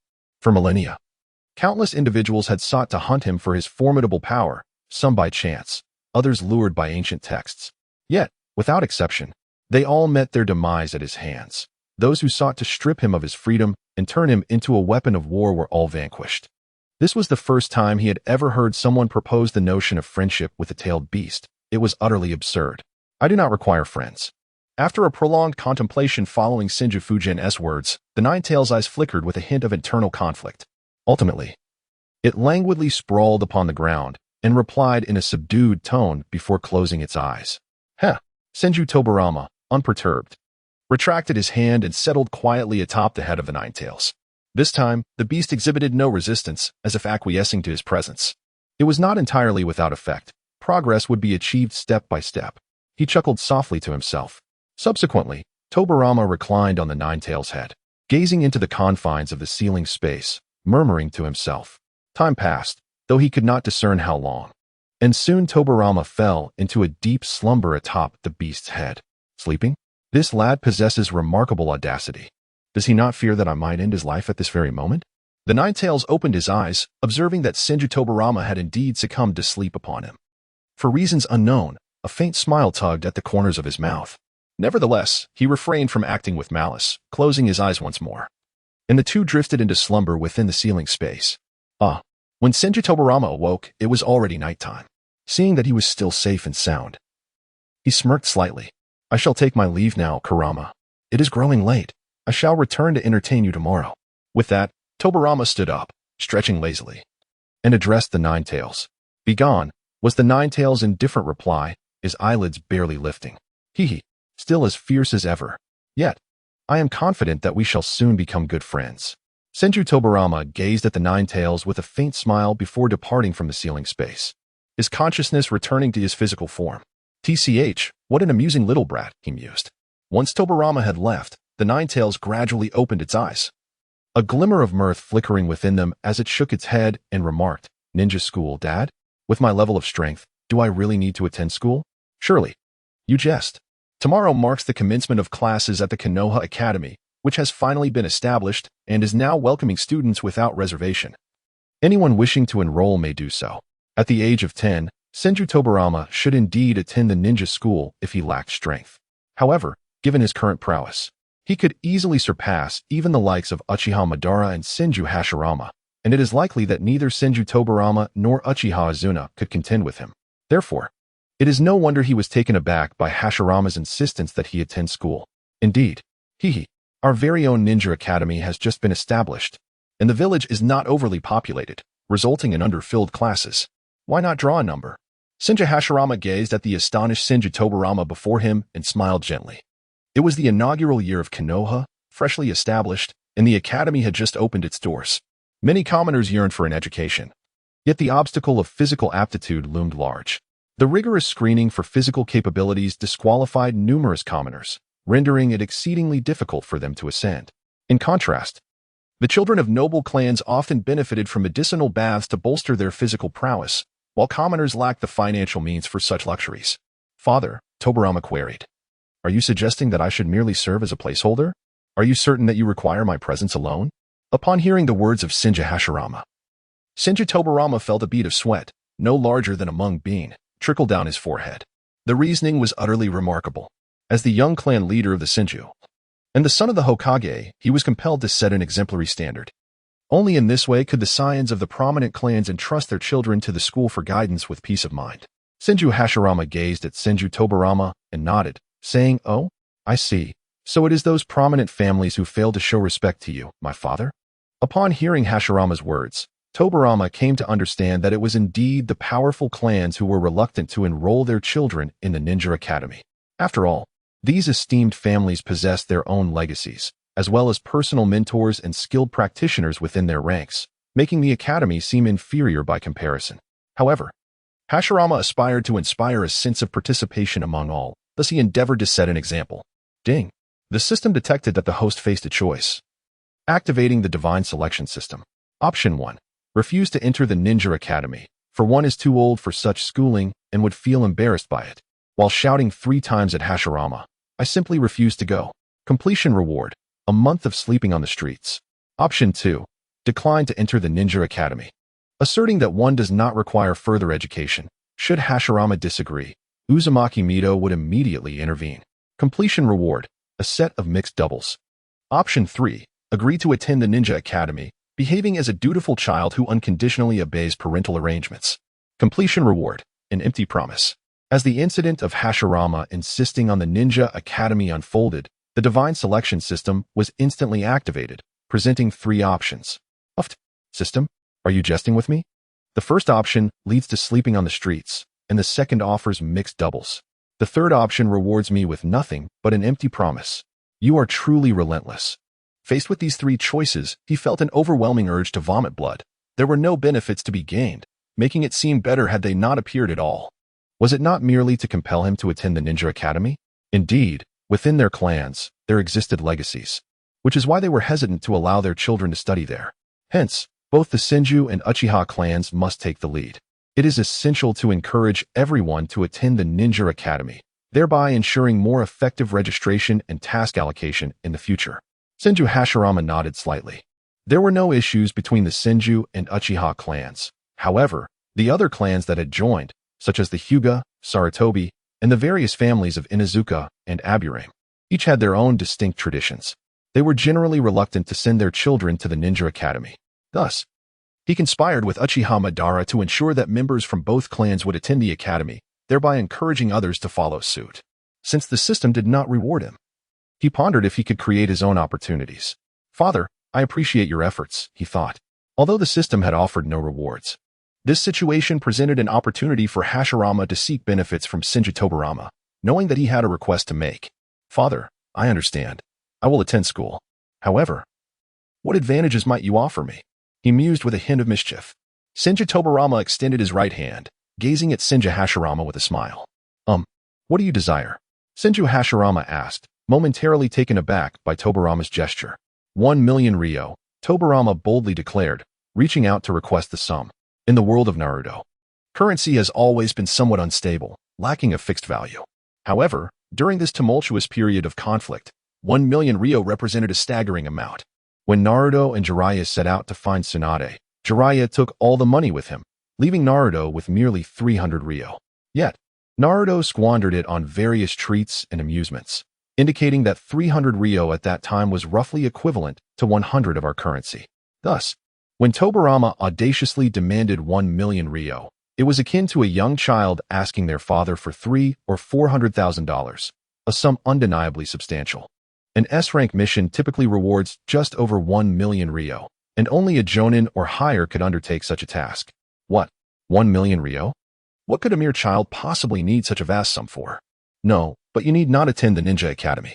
Upon hearing Senju Tobarama audaciously demand 1,000,000 ryo from him, Senju Hashirama pondered how such a substantial sum could be relinquished so easily. Chapter 25, Exploitation and the Confiscation of 900,000. My monthly allowance is merely 3,000,000 ryo. I cannot afford to part with such a significant amount. If I give it to you, how shall I fund my own gambling endeavors? No, it simply cannot be done. You are but a child. What need have you for money? Subsequently, Hashirama mused internally, considering that his monthly allowance barely reached 3,000,000 ryo. How could he possibly part with such a sum? It represented a third of his funds, and if he were to surrender it all, what means would he have left for gambling? Father, though I am merely 10 years old, I too must save enough for my future bride's dowry, mustn't I? You spend your days gambling, losing your trousers every single day. If you refuse to give me the money, I shall not attend the ninja academy. Do as you see fit. With a mischievous grin, he declared, well then, I shall take my leave. Kansho Fujimo was well aware that his father spent every waking moment immersed in the casino, earning him the discreet moniker of the fat sheep among the villagers. Regardless of the endeavor, he seemed to possess an innate luck for everything except gambling, where he consistently ranked at the very bottom. You. Come back here. Senju Hashirama, caught off guard by his own son, felt a flush of embarrassment rise to his cheeks. He pointed at Senju Tobarama and exclaimed, Heh. Father, what are your thoughts? Have you changed your mind? Upon hearing his father's words, Senju Tobarama quickly turned with a smile and inquired of his progenitor, No, I command you to leave. Senju Hashirama grasped his waist pouch and shouted angrily at Senju Tobarama, Oh, then I shall take my leave. Farewell, father. Senju Fujian gazed at Senju Hashirama with a smile. Observing his frugal demeanor, he waved his hand and then turned to depart. You. As Senju Hashirama beheld Senju Tobarama turning away once more, a flicker of bitterness crossed his gaze. My money, my money. Alas, I can only impose upon you. I cannot take you into battle with me. And what a transgression that is. Finally, Hashirama lowered his head and retrieved the scroll from his embrace, for most of his wealth was contained within it. He had sacrificed greatly to ensure Tobarama could attend school. He resolved to part with 1/3 of his fortune for Tobarama's sake. Boy, come back here. Crack. Blushing deeply, Hashirama called out to Tobarama's retreating figure, feeling as if his heart were shattering at that moment. Hey, old man, have you made up your mind? Upon hearing Hashirama's words again, Tobarama instantaneously appeared before him, grinning widely. Here you go? Upon witnessing the grin of his ungrateful son, Senju Hashirama felt an overwhelming urge to deliver a sound thrashing. The prospect of losing 1/3 of his fortune filled him with profound reluctance. However, with a chuckle, he remarked, Well then, I shall graciously accept it without hesitation.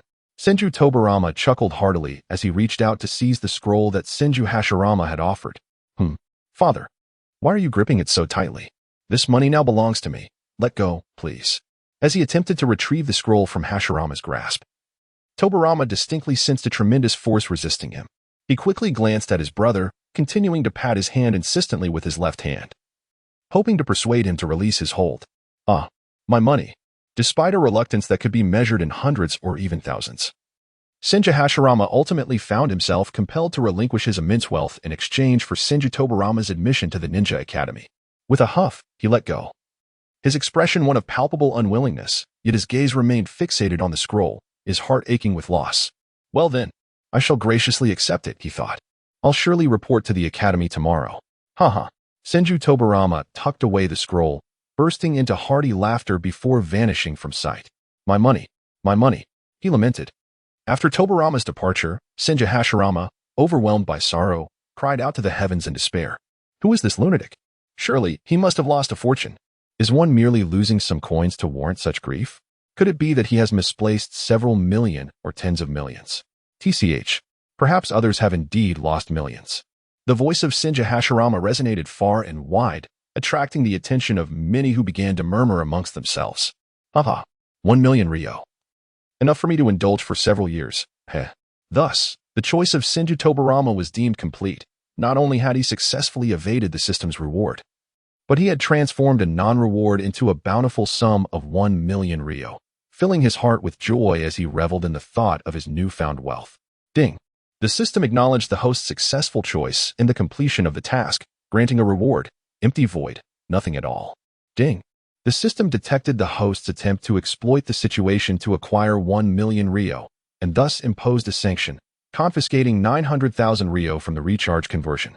Ding.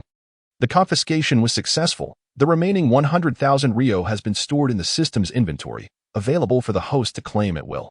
The 900,000 ryo converted into a reward for a chakra absorption function, allowing the host to absorb any attribute of chakra at will, including Sage Chakra, Yin release, and Yang release.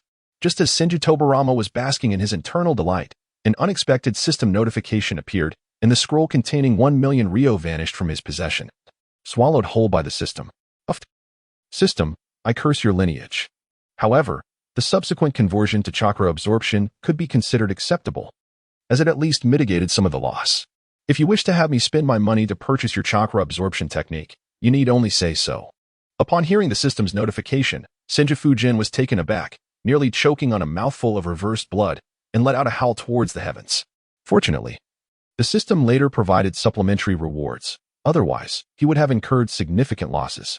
Thus, both father and son were engulfed in profound sorrow. So, who truly benefited from this ordeal? What has gotten into this lad today? Startled and bewildered, he pondered the nature of the system. Within Senju Fujian's being, the Nine-Tails stirred. Roused from slumber by his furious exclamation. Upon awakening, it muttered to itself, perplexed by the sounds it had just perceived. Thankfully, the Nine-Tails remained oblivious to the essence of the system. Otherwise, secrets might have been unwittingly revealed. Esteemed clan leaders, you have been granted 3 days to deliberate. How have your considerations fared? Tomorrow marks the commencement of the Ninja Academy, and I sincerely hope you can provide a definitive response. The Konoha Council chamber was filled to capacity, with leaders from various clans in attendance. Uchiha Madara was the first to broach the subject. A matter previously discussed 3 days prior, yet many clan leaders had voiced their dissent. Senju Hashirama and Uchiha Madara, as the first and second Hokage, occupied the elevated seats, casting their gaze upon the assembled clan leaders below. Among them were the Hatake clan, the Hyuga clan, the Sarutobi clan, the Inuzuka, Nara, and Akimichi clans.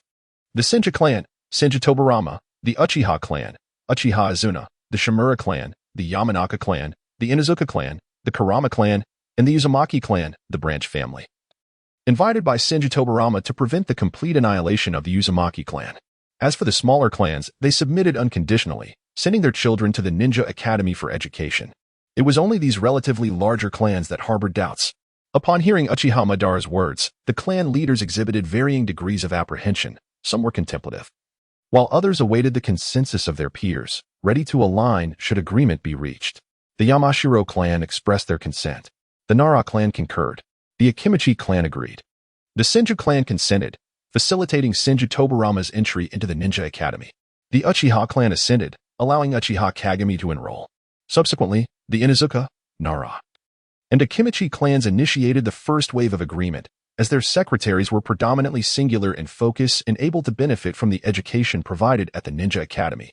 Then, Senju Hashirama and Uchiha Madara made a startling proclamation, for Uchiha Kagami stood as the strongest among the younger generation of the Uchiha clan.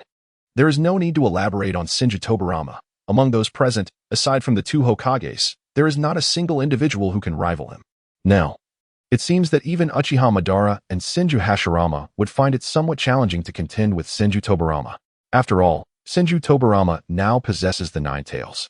And the combination of the Nine-Tails chakra with his own chakra is nothing short of formidable, eclipsing Naruto's chakra by numerous magnitudes, although Naruto's chakra is already quite substantial.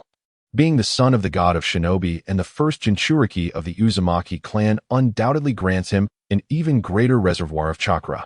Moreover, the Nine-Tails within him is the complete entity, unlike Naruto, who harbors merely half, alongside the Wood Release and the eternal Manjiki Sharingan, rendering him virtually invincible beneath the dual deities. It is quite astonishing that the Senju and Uchiha clans have taken steps to allow the children of our families to enroll in the Ninja Academy by directly facilitating the entry of Senju Tobarama and Uchiha Kagami. It appears that this endeavor for our children to receive an education in the ninja arts is imperative. However, it is not prudent to remain insular. We are not in a time of war. At worst, we can let them hone their skills diligently within the confines of our clans during their leisure.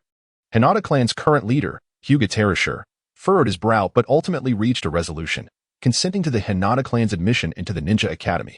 The Hyuga clan is in agreement. In the end, Hyuga Terasher acquiesced, especially since the 2 most powerful clans had already expressed their support. The Sarutobi clan also concurred, dispatching Sarutobi Hisashi to join the academy. Subsequently, Sarutobi Sasuke also agreed, permitting Sarutobi Hisashi's entry into the school. Upon hearing Sarutobi Sasuke's words, Senju Tobarama was momentarily taken aback, quickly lowering his head and refraining from further conversation. Ultimately, one family after another acquiesced, culminating in a flawless conclusion that permitted all the children from these families to enter the Ninja Academy. Excellent, then tomorrow marks the commencement of the school year. I look forward to seeing the children of each family at the opening ceremony. Uchiha Madara and Senju Hashirama exchanged knowing smiles before rising to address the assembly.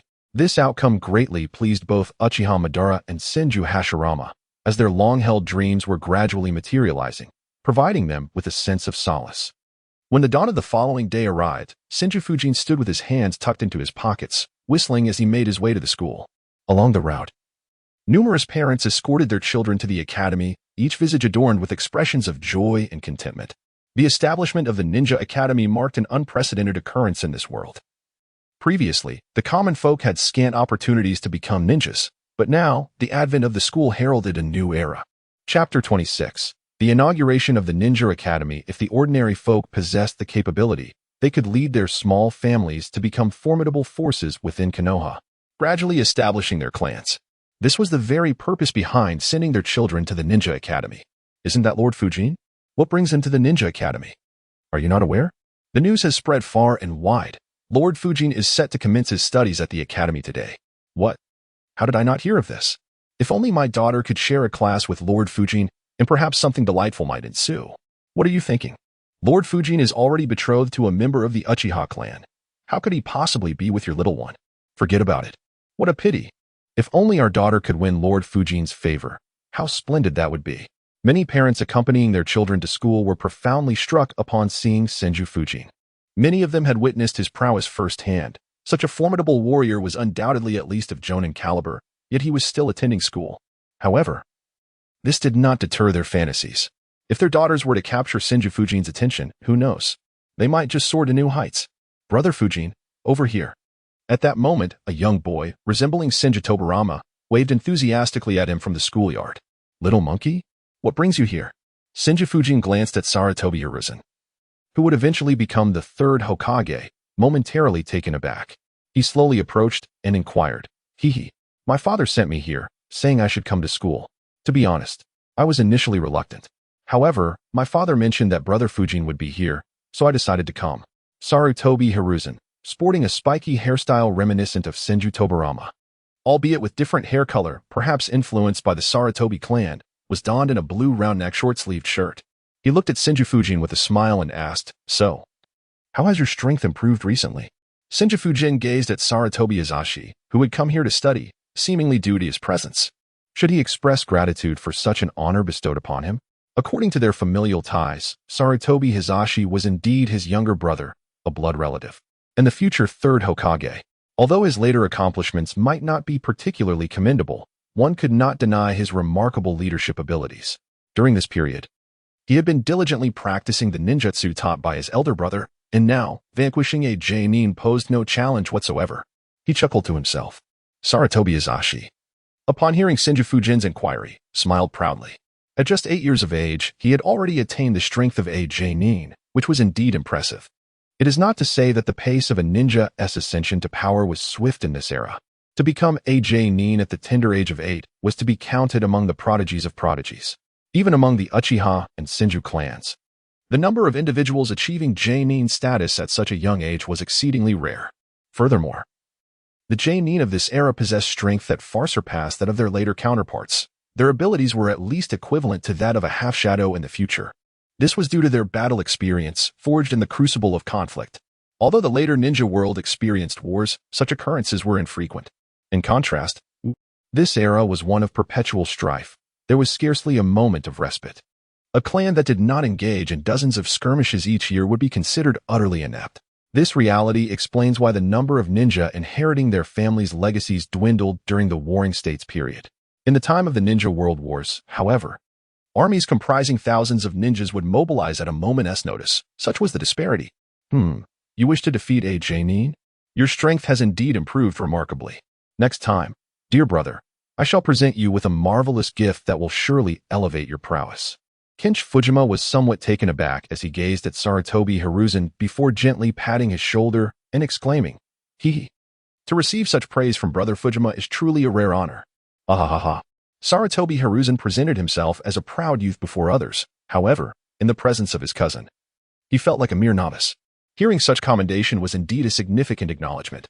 Just then, several individuals approached, all of whom appeared to be around Hiruzen's age and seemingly acquainted with him. Oh, Danzo, Minyan, Korin, you all have come as well? Hiruzen exclaimed, turning around upon hearing his name, and he spotted 2 boys and a girl making their way toward him. These 3 would eventually become the elders of the Konoha Council, which explained their current familiarity with one another. It was no wonder that they would later share such a close bond, ultimately attaining the status of elders. Among them, aside from Danzo, who possessed considerable strength, the other 2 displayed a notable disparity in their abilities. This was primarily due to Danzo's acquisition of the cells of Hashirama and the Sharingan. Otherwise, their strengths would have been relatively comparable. Indeed. This is my first day at school, and as soon as I learned you were here, I rushed over. Mito Minion remarked with a grin, observing Sarutobi Hiruzen. It turned out to be those three individuals, he chuckled. Upon spotting the three individuals, Senju Tobarama's lips curled into a subtle smile as he murmured to himself. Was school truly this enjoyable? Allow me to introduce you. This is my elder brother, Tobarama. He is the esteemed vice-clan leader of the Senju clan, possessing formidable prowess. It is an extraordinary stroke of fortune for you to meet him today. Sarutobi Hiruzen, disinterested in the notion of school, swiftly began to introduce Tobarama to his companions. What? Is he really Senju Tobarama? He is quite handsome. Hearing Hiruzen's introduction, the 8-year-old Karui, a budding beauty herself, felt a flicker of admiration in her eyes upon seeing her idol for the first time. Despite her eventual transformation into a stern figure, she was once a radiant blossom in Konoha, particularly when the second Hokage chose to fall behind. Her appearance then rivaled any woman's beauty.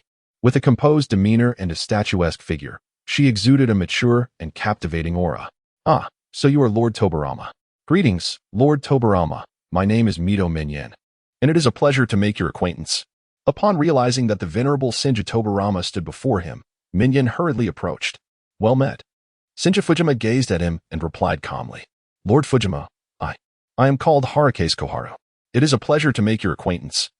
Harukaze Koharu looked at Senju Fujima, her shyness evident, which only added to her charm. She possessed a certain grace, reminiscent of a delicate flower. Indeed, Kansho Fujima regarded the enchanting Komatsu Haru before him, a subtle smile gracing his lips. Ah, it is a pleasure to make your acquaintance. He then bestowed upon her a gentle smile. Wow, Lord Fujima is so tender, I feel as though my heart is melted. I truly adore him. Komatsu Haru, captivated by Fujima's unexpected gentleness, felt as if she were adrift in an ocean of love, her heart racing and her cheeks flushed with a hint of shyness. Humph. Shimura Danzo, observing the crowd surrounding Fujima, felt a surge of disdain. He did not consider himself inferior to Fujima and scoffed silently. What is so impressive about him? Is it merely because of his esteemed father? Without your father, what are you truly worth? The sight of everyone idolizing Fujima repulsed him, their adulation appearing nauseatingly excessive. And he found their arrogance intolerable. Danzo, harboring jealousy, believed he was no less worthy than Fujima. Yet, he could not fathom why others gravitated towards Fujima while he himself had not a single admirer by his side. He dismissed Fujima as merely the beneficiary of a fortunate lineage, convinced that without Senju Hashirama, Fujima would be nothing at all. This Danzo, indeed, carried an air of arrogance. Reminiscent of a bygone era when such attitudes were most irksome, he truly fancied himself quite remarkable. Upon witnessing the demeanor of Shimura Danzo, Senju Tobarama's eyes flickered with disdain. Such a person was utterly beneath his notice. His contempt had only deepened since his days of watching the anime, and now, confronted with Danzo, he felt an overwhelming urge to deliver a sound thrashing. Ding! The system detected the host's inner loathing, activating the divine selection system. Option 1. Eliminate Shimura Danzo. The chief architect of calamity for the end generations of Konoha, his demise is essential to quell the public's wrath. Task completion reward. The Shimura clan's departure from Konoha. The combined prowess of Senju Hashirama and Uchiha Madara, and the host's transformation into a rogue ninja of Konoha. Option 2. Render Shimura Danzo incapacitated. If death is not an option, then let him be so thoroughly defeated that he would dare not wreak havoc upon the world again. Satisfying the desires of the esteemed viewers. Task completion reward. The ire of the Shimura clan, the combined prowess of Senju Hashirama and Uchiha Madara, along with the host's transformation into a rogue ninja of Konoha. Option 3. Deliver a sound beating to Shimura Danzo, considering the perilous nature of the first two choices. This final option presents a relatively safe resolution. Task completion reward. Danzo's ire, as he marks the host as a lifelong enemy. A choice must be made. Should the host fail to select, this divine opportunity shall vanish, and the host chakra will be halved. It was all due to Senju Tobarama's aversion to Shimura Danzo that the system detected his feelings, presenting 3 options, none of which seemed particularly beneficial. Indeed, a pitfall of the deepest kind. Sigh. System, you truly delight in tormenting me, do you not? What distinction lies between options 1 and 2? Both lead to becoming a rogue ninja and suffering a beating. Are these choices meant for fools? And what, pray tell, is the last option? Better to offend a gentleman than a scoundrel. You're forbidding me from killing him while placing a schemer right beside me to conspire against me daily? And you won't even let me forego this torment, threatening to diminish my chakra. You are truly ruthless. I concede, you are indeed formidable. Senju Tobarama harbored profound skepticism, convinced that this system was undoubtedly devised to counter him. The benefits seemed to elude him, while it relentlessly presented him with these trivialities. A true source of annoyance. Yet, what could he do? When calamity strikes while one is comfortably seated at home, there exists no choice without consequence. Thus, he found himself compelled to make a decision. Chapter 27. A forceful confrontation with Danzo. Do you appear to be quite indignant? Having made a choice, one must inevitably seek trouble. Senju Tobarama observed Shimura Danzo's demeanor and promptly approached him, a mocking glint in his eyes as he inquired. Danzo furrowed his brow. He was a shrewd individual who never undertook ventures lacking assurance. Although he believed himself to be nearly equal to Tobarama, the reality was starkly different. This was a realization he could grasp with the mere tips of his fingers. However, it was evident that Tobarama harbored disdain for him, and remaining silent would only serve to diminish his own momentum. Whether or not to engage in combat was secondary. Maintaining an imposing presence was paramount. This was Danzo's internal monologue. He turned to face Tobarama, letting out a derisive snort before looking away, choosing silence. Danzo, what are you doing? Will you not temper that temper of yours? Go apologize to Tobarama, and let this matter rest. Don't stir up trouble. At that moment, Sarutobi Hiruzen stepped in as a mediator, wishing to prevent conflict between the two. He was perplexed as to why Tobarama had chosen today to confront Danzo. I did nothing wrong. Why should I apologize? This is absurd.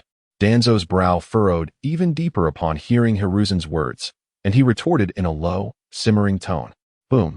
In an instant, Senju Tobarama made his move, delivering a powerful punch that sent Danzo flying. The suddenness of Tobarama's action left Hiruzen and the others in stunned silence, unsure of how to respond. You seem to still be quite defiant. I detest when others address me with such expressions and tones. You are the first to do so. Therefore, prepare yourself for the repercussions of my wrath. Senju Tobarama, devoid of any rationale, could only feign reasons as he gazed at Danzo with a nonchalant expression. Cough, cough, cough. Infuriatingly, Danzo was inexplicably sent flying. He had never anticipated that Senju Tobarama would strike at such a moment. He was utterly caught off guard and propelled away without a chance to react. Wiping the blood from the corner of his mouth with his right hand, he cast a venomous glare in Tobarama's direction. Are you still defiant? Then allow me to make you experience this once more. Senju Tobarama gazed at Danzo's defiant expression and spoke coldly. In an instant, without even forming a hand seal, immense vines emerged beneath Danzo's feet, ensnaring him completely. When did this happen? Although Danzo was prepared for battle, he was inexplicably bound by a vine, leaving him utterly astounded. Do you yield? In an instant, Senju Tobarama vanished from his original position and reappeared before Danzo, gazing at him coldly as he inquired. If you cannot accept it, then do not. What skill is there in ambushing? Facing Senju Tobarama, Danzo bellowed, momentarily attracting a throng of newly enrolled students. Danzo understood that he was no match for Tobarama, yet he could not afford to lose his composure. I assert that you resorted to ambush. What of it? Are you truly so arrogant after your victory? He was eager to see the moment when everyone would learn that the young clan head of the Senju relied on deceitful tactics in battle, and he relished the thought of witnessing who would ultimately be humiliated. Look over there. Is that not the young clan head of the Senju? I have heard tales of his formidable prowess. Did you not hear? The individual just claimed that Senju Tobarama captured his opponent through an ambush. Surely not. My father told me that Lord Tobarama possesses tremendous strength. He was the one who sealed the Nine Tails. That is nonsense. He is merely 1 or 2 years older than us. How could he possibly be so powerful? My father said that the Nine Tails was subdued by the 2 founding Hokages. I too have heard that it was the first Hokage who captured the Nine Tails. How does it become Senju Tobarama's accomplishment? Indeed. Look, he continues to bully Shimura Danzo. Shimura Danzo? Is he not the young clan head of the Shimura family? I have heard he is quite formidable. In response to Danzo's shout, countless onlookers pointed at Senju Tobarama. They had all sought refuge and had not witnessed the battles outside. Even if they had, they would attribute Tobarama's success to the overwhelming influence of Hashirama Senju and Madara Uchiha, dismissing it as a reflection of his own strength. Thus, the younger generation held a limited understanding of Senju Tobarama's capabilities. Is that so? Then I shall set you down and see for myself the extent of your strength. As Senju Tobarama observed a large crowd gathering, he discerned the inner thoughts of Danzo. A subtle smile graced his lips as he waved his right hand, retracting the would-release technique and gently lowering Danzo to the ground. How vexing. The moment Danzo was released from the grasp of the wood release, he swiftly drew a kunai with his right hand and hurled it directly at Senju Tobarama. Suddenly, Senju Fujian did not even lift a finger. Yet the trees autonomously sprang into action, effortlessly intercepting the shuriken. It must be said that wood release is remarkably convenient. During the fierce confrontation between Senju Hashirama and Uchiha Madara, trees flew about in a chaotic ballet, seemingly attacking of their own volition without the need for direct control. The integration of offense and defense in wood release stands as a testament to an era of unparalleled prowess. Cursed Fiend. Wind release. Vacuum wave. Upon witnessing Senju Fujian's unyielding stance, which effortlessly thwarted his attack, Danzo could not help but mutter a curse under his breath. He swiftly formed seals and, in an instant, unleashed a formless gale that surged toward his opponent. Humph, I expected something more formidable. What a bore. Your attacks cannot even breach my wood release defenses. As Senju Tobarama observed the assault initiated by Danzo, he shook his head in mild disdain. Suddenly, an abundance of tree vines materialized before him, surging directly towards Danzo. Bang! Danzo's vacuum wave was instantly obstructed by the wood release, yet the relentless advance of the wooden tendrils continued unabated. Damn it, such formidable wood release. I cannot even breach his defenses? In a moment of desperation, Danzo swiftly formed hand seals, intent on summoning his spirit beast. Crack. However, a vine erupted from the ground, ensnaring Danzo's arms and legs, leaving him no time to complete his seals, shattering his concentration in an instant. You, such a worthless opponent, dare to launch a surprise attack against me? I haven't even unleashed 1/10,000th of my power, and you're already at your limit? Since you speak so arrogantly, then prepare to face the consequences. Would release. Vine whip. Shinsho Fujian gazed at the bound Danzo, ensnared once more by would release. A slight smirk gracing his lips as a flicker of disdain illuminated his eyes. In an instant, Chakra surged into the ground, and before him, two vigorous vines erupted, transforming into whips that lashed mercilessly against Danzo's form. The sound of cracking echoed through the air. Smack, smack, smack, accompanied by cries of anguish. How infuriating, Danzo lamented. Utterly defenseless against the onslaught, enduring a relentless beating that left him battered and humiliated. Ding! The host felt the successful choice resonate within. Completing the task and earning the reward, the ire of Danzo, now designated as a perpetual adversary. At that moment, the choice was made. And this farce was destined to conclude. Do you now comprehend the chasm that separates us? Very well, I shall no longer indulge you. It is time to bring this to an end. In front of him, Senju Fujian gazed at Danzo with a faint smile, then clapped his hands. What was the matter with this Danzo? He stood there, motionless, his legs trembling. Had he fallen victim to an illusion? In an instant, Lord Fujian had ensnared him in a genjutsu, despite Danzo's earlier bravado about being ambushed. How amusing. Was this all it took? After being released, he was swiftly incapacitated by a simple shuriken, and yet he still claimed to have been ambushed? Truly shameless. Is this the disparity between the great clans and the lesser ones? I must become a formidable force in the future. Countless newly enrolled children pointed at the leader before them, incessantly declaring his arrogance. Some were inspired by this sight. They did not wish to be like Danzo, perpetually subjected to humiliation. Thus, they resolved to continuously strengthen themselves. Suddenly, at that moment, the illusion enveloping Danzo was dispelled, leaving him hunched over, gasping for breath, utterly disheveled. How could this be? Was everything mere illusion? It was inconceivable. Danzo could hardly believe he had succumbed to a genjutsu, and without any awareness of it. A flicker of fear crossed his eyes. Kenshu Fujikawa had no intention of explaining to him why he had inexplicably fallen victim to an illusion. In truth, as Kenshu blocked the kunai he had thrown, the moment he exhibited surprise, filled with fear and anxiety from the wood release. He had already fallen under the spell of the illusion. He remained utterly unaware, enduring the effects of the illusion countless times until he sensed that Danzo's inner fury was at its peak, at which point the system deemed the illusion a success. Being still within the confines of the school, creating widespread destruction was out of the question. Otherwise, the painstakingly constructed Konoha Ninja Academy would be laid to waste by his wood release. Are you all right, Danzo? At that moment, Saratobi Hizashi approached Danzo's side, inquiring with genuine concern. It's none of your business, Danzo retorted, dismissively swatting away Hizashi's outstretched hand before turning to leave. That despicable Kenshu Fujikawa. I will surely avenge this grievance. Just wait, you will pay.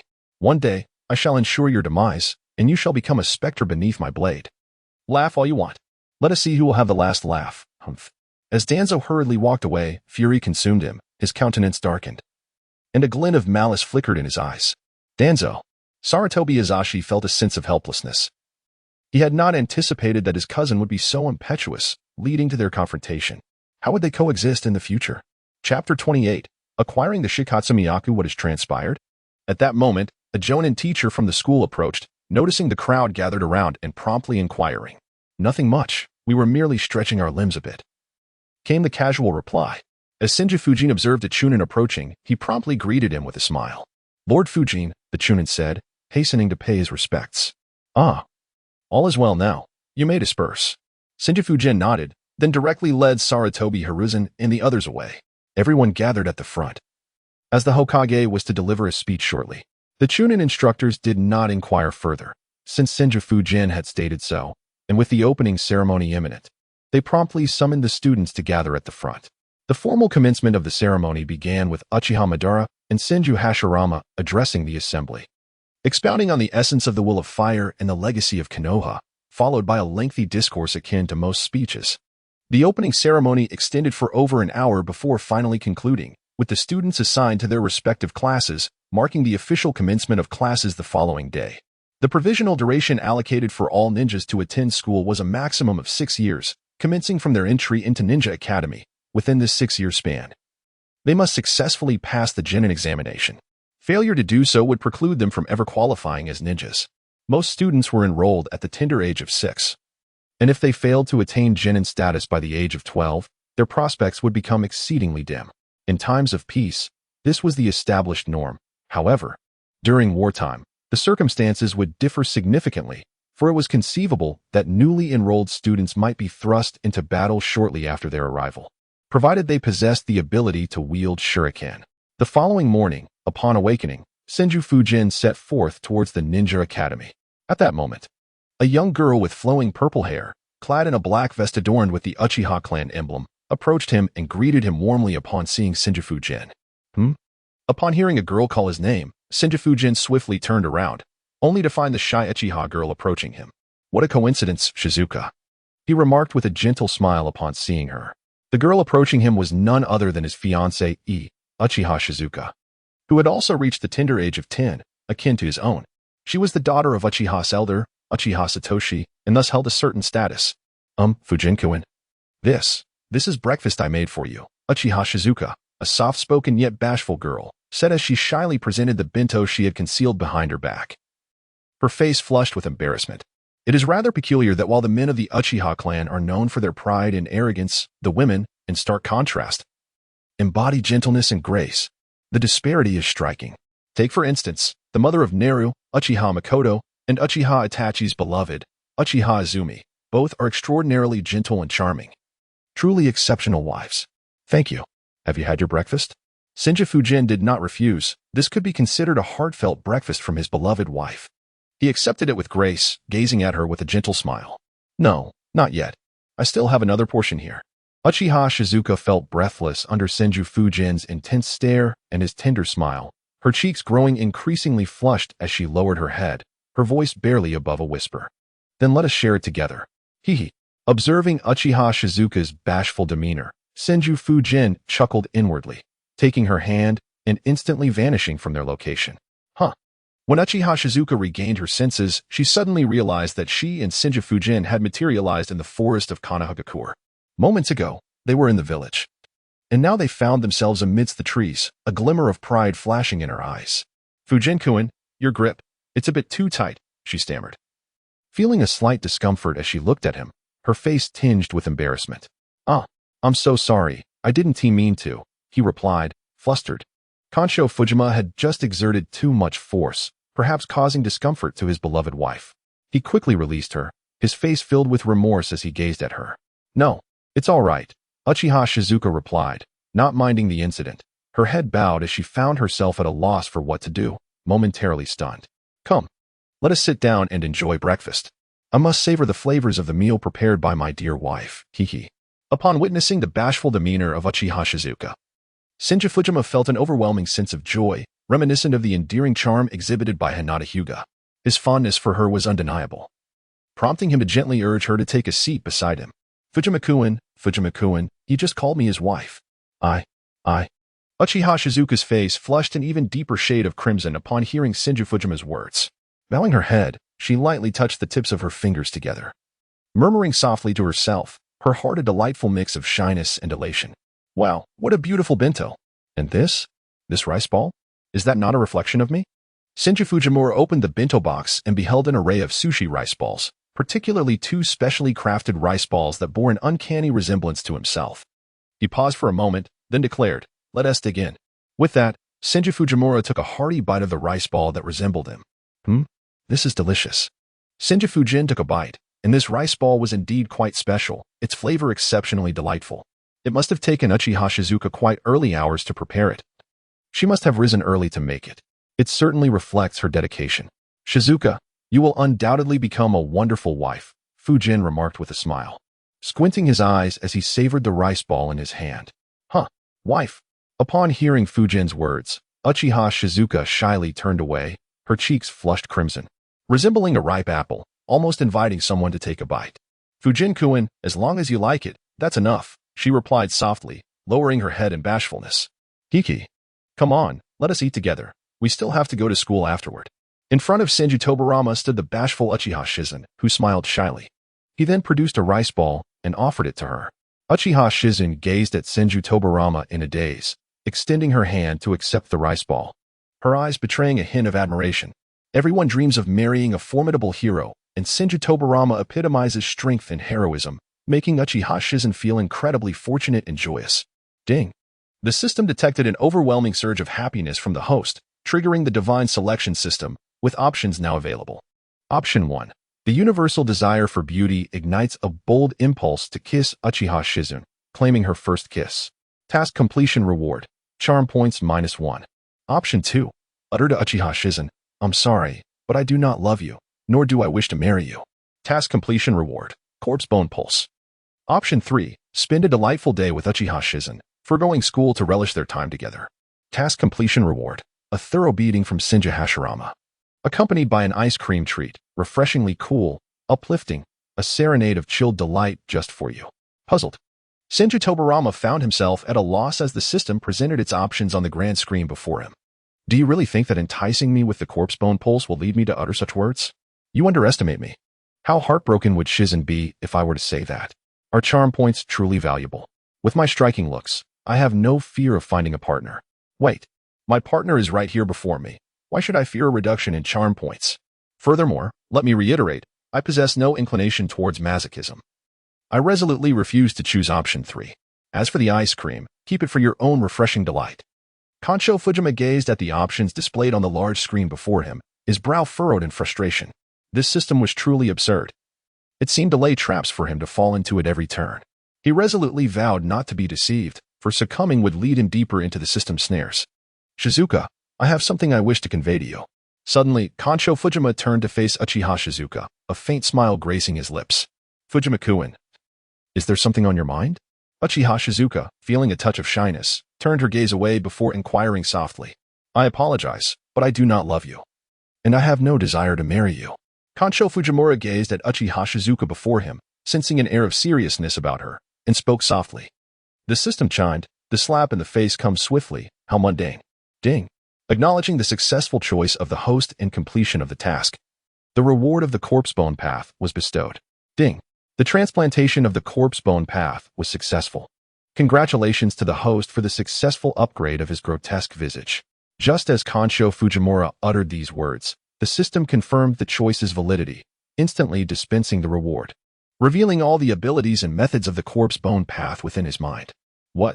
Uchiha Shizuka froze upon hearing Kansho Fujimura's words. Tears cascading down her cheeks, as if the sound of her heart shattering could be heard. Kansho-kun does not like me. He does not wish to take me as his wife. What am I to do? Woe is me. This revelation was truly hard to bear. Uchiha Shizuka had never anticipated that her fiancé would utter such words to her. She felt a profound sense of humiliation. A despair so deep that thoughts of ending it all crossed her mind. Fool, I was merely jesting. How could I not adore someone as delightful as you, Shizuka? Furthermore, you shall undoubtedly make an excellent wife in the future. I am enamored with you. How could I possibly not wish to marry you? Upon witnessing Uchiha Shizuka in such a state, Senju Fujima felt a profound sense of guilt. He instinctively extended his arms, drawing her into his embrace, his heart aching as he spoke tenderly.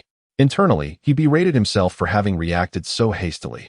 How could he have caused such distress to this charming young lady? It was truly unwarranted. Chapter 29, Enhanced Version of the Heavenly Deity Fujima-kun? Wowa. I thought you no longer wanted me, Wowo. In her family, most were already betrothed, leaving little room for personal preferences. If she were indeed to be cast aside by Senju Fujima, her standing within the Uchiha clan would be irrevocably tarnished. Hearing how quickly Senju Fujima had turned, she clung tightly to him, weeping sorrowfully. Fool, I was merely jesting. As Senju Fujin glanced upon the sorrowful visage of Uchiha Shizen, he reached out to gently wipe away the tears that adorned her cheeks. Subsequently, he lowered his head and pressed his lips against hers. Huh? Fujin-kun is kissing me? How embarrassing. What should I do? This peculiar sensation enveloped her. Uchiha Shizen, caught in the moment, momentarily forgot the troubles that had plagued her mind. Her entire being froze, her eyes wide open, staring blankly at Senju Fujin. At that instant, she was at a loss for how to respond, yet she found this feeling to be remarkably enchanting, offering little resistance. Ding. The system detected a bug in the host's card, resulting in a brief moment of chaos, now undergoing repairs. Ding. System restoration successful. Due to the host's deviation from the system's designated options, the bone lineage within the host has been retracted, defaulting the host's choice to kiss Uchiha Shizen, resulting in a charm value decrease of -1. At the moment Senju Fujin kissed Uchiha Shizen, he believed he had achieved a dual triumph, only to inadvertently create a system bug that was swiftly rectified. The bone lineage he had just acquired was retracted, and his charm value diminished by 1. This turn of events was undeniably a significant loss. The system is quite ruthless. Senju Tobarama gently pressed his lips against Uchiha Shizen's cherry-like mouth. Upon hearing the voice of the system echoing in his mind, he was momentarily taken aback, nearly spitting out a mouthful of blood, teetering on the brink of collapse. How infuriating. The skeletal pulse within him had been extracted. In an instant, Tobarama sensed a change within his body. The skeletal pulse had indeed been drawn out by the system, and the information in his mind had inexplicably vanished, leaving him with a lingering resentment towards the system. He inwardly roared with indignation. It must be said, this system is truly ruthless. This could easily be considered a glitch. Ding. Malicious intent detected from the host. The divine selection system is now activated. Option 1. Eliminate Uchiha Shizen directly and unleash the Ninetales to join forces against Uchiha Madara and Senju Hashirama, successfully betraying the Hidden Leaf Village. Completion reward. 6 paths mode. Option 2. Dismember oneself, rendering the limbs inoperable for 1 hour, after which the power of immortality may be utilized to restore them. Completion reward. An enhanced version of Uchiha Shirsue's ultimate ocular technique, Kodo Amatsukami, renowned as the strongest genjutsu, capable of altering anyone's will, including Kagaya, with a cooldown of 10 years. Option 3. Sexual desire sealed for 15 years, with no sexual activity permitted during this period, to be unlocked only upon the host turning 25. Completion reward. Kagaya Otsutsuki's unsealing, and she shall become your wife, never to betray you. Special notice. The host must make a choice by the end of today, or face 3 penalties. Not only will Uchiha Shizen perish, but the limbs will be dismembered, and sexual desire will vanish for 15 years. The system instantly sensed Tobarama's malice and retaliated with 3 even more sinister options, presenting them before his eyes. What the? System? Are you truly intent on bringing about my demise? You want me to kill my wife? To confront Uchiha Madara and my father head-on? How much do you wish for me to be beaten? Furthermore, you present me with rewards that seem designed to coerce my compliance? 6 paths mode? How preposterous. The remaining 2 options are even more atrocious, forcing me to dismember my own limbs, even with the reward of an enhanced Kodo Amatsukami. Are you trying to inflict unbearable pain upon me? And the last option, while I would love to have Kagaya Otsutsuki as my wife, is it truly necessary to sacrifice my manhood? System, you are utterly merciless. Who on earth created you to bring such torment upon me? Whom have I offended? In front of Senju Fujin stood 3 options, none of which seemed favorable. Each was more tormenting than the last. Yet, the benefits were irresistibly alluring. Not only was there the prospect of marrying Kagaya Otsutsuki, but also the acquisition of the Sage of 6 Paths abilities and an enhanced version of the Kodo Amatsukami. These rewards were simply unparalleled. However, such extraordinary rewards came with correspondingly immense suffering, making the undertaking seem utterly inhuman. Killing a spouse was out of the question. one must preserve their very essence. So what was to be done? Severing one's limbs? How utterly absurd. To make matters worse, there was an obligatory choice. Or else all three options would be forced upon him. What a malevolent system indeed. In the depths of his mind, Senju Fujian grappled with the dilemma of making a choice. As each of the three options presented was exceedingly challenging, while a 10-year seal might be reluctantly acceptable, considering he would only be 20 at that time. Followed by the prospect of acquiring a wife of the Tsutsuki clan, which would be an immense gain. This was a commitment of 15 years. 15 years would place him at the age of 25, far too advanced in years, leading others to question his capabilities when it came to marriage. Jing. The time is drawing near. Let us return to class, he suggested, acknowledging that he must first escort Uchiha Jing back to school. Parting his lips, he gazed at her intently. Uchiha Jing felt an overwhelming wave of shyness wash over her, wishing fervently to disappear into the earth. For her first kiss had vanished in an instant, an utterly mortifying experience. With her head hung low, she nervously fiddled with the hem of her garment, mumbling softly, "Let us go." Subsequently, Senju Fujian took her hand, and in an instant, they vanished from their location. Before long, they arrived at the school gates and entered without hesitation. "Jing, you should head to class first. I need to visit the restroom," he stated once inside the school, feigning the need to relieve himself before discreetly slipping away. In the restroom, he promptly created a wood clone to attend classes in his stead, before disappearing from the lavatory and making his way to the hidden leaf forest. Cursed system, do not seize this opportunity. I shall undoubtedly give you a thrashing when the time comes, he seethed, his anger flaring as he recalled the options presented to him by the system. Once again, he summoned another wood clone, the purpose of which remained uncertain, as he dared not express his intentions. "O Kaguya, I shall await you." Ultimately, what choice would Senju Fujian make? The image of Tsutsuki Kaguya lingered in his thoughts. A visage that would surely captivate all, himself included. Crack, crack, crack. Ah, snap. Suddenly, something seemed to fall to the ground, producing a sharp sound.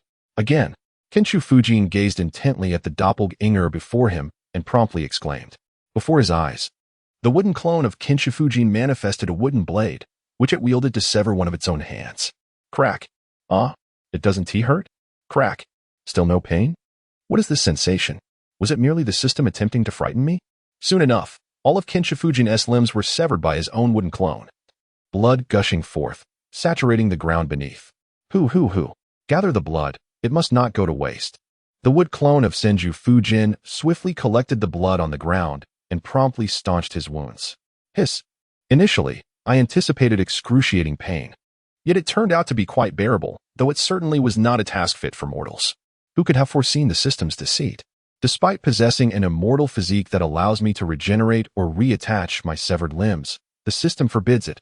How infuriating. It nearly frightened me to death. Truly, I have brought the suffering upon myself.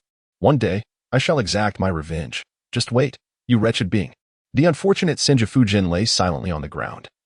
His bleeding completely halted, but he must endure this state for a full hour. Though devoid of pain, time crawled by agonizingly slowly. This period became a torment of temporal anguish, a veritable inhuman suffering. The system truly excels at devising such trials. Fortunately, with his immortal body, Senju Fujian could not truly perish, only be sealed away, and the pain he experienced was considerably less than that of others. Before long, the hour elapsed, and Senju Fujian mentally counted down the seconds until it finally concluded. Ding! Upon sensing the successful choice of the host, congratulations were in order for overcoming the trial and completing the task, thereby earning the reward. The enhanced version of Tsukuyami, known as Kodoama Tsukumi, revered as the strongest illusionary eye, capable of altering anyone's will, including Kaguya's, with a 10-year cooldown. Boom. Instantly, Senju Fujian's mind was flooded with a potent, dark, malevolent energy, and the method of utilizing Kodoama Tsukumi materialized before him, manifesting as the most powerful illusionary eye, directly reflecting in his left eye, which evolved into the eternal Meijiki Sharingan. At this moment, Senju Fujian transformed, possessing an eternal Meijiki Sharingan along with 3 formidable ocular techniques. Cough, cough, cough. I suppose this can be seen as a blessing in disguise. It was merely a trial, albeit a startling one. Did they wish to ascertain whether I would slay Jainin for the sake of Kaguya and the Sage of Six Paths? Nevertheless, I unexpectedly awakened an eternal Meijiki Sharingan ahead of schedule and acquired such a powerful illusion. It was indeed worthwhile. The moment Senju Fujian heard the system's prompt, He instantly retracted his limbs, soon becoming whole and intact again, as though automatically stitched together. Boom. Just after Senju Fujikin's restoration, he dispelled the wood release clone before him. The passage of that hour felt interminable, as if a century had slipped by. Nevertheless, the outcome was favorable. Kaguya could wait for another day.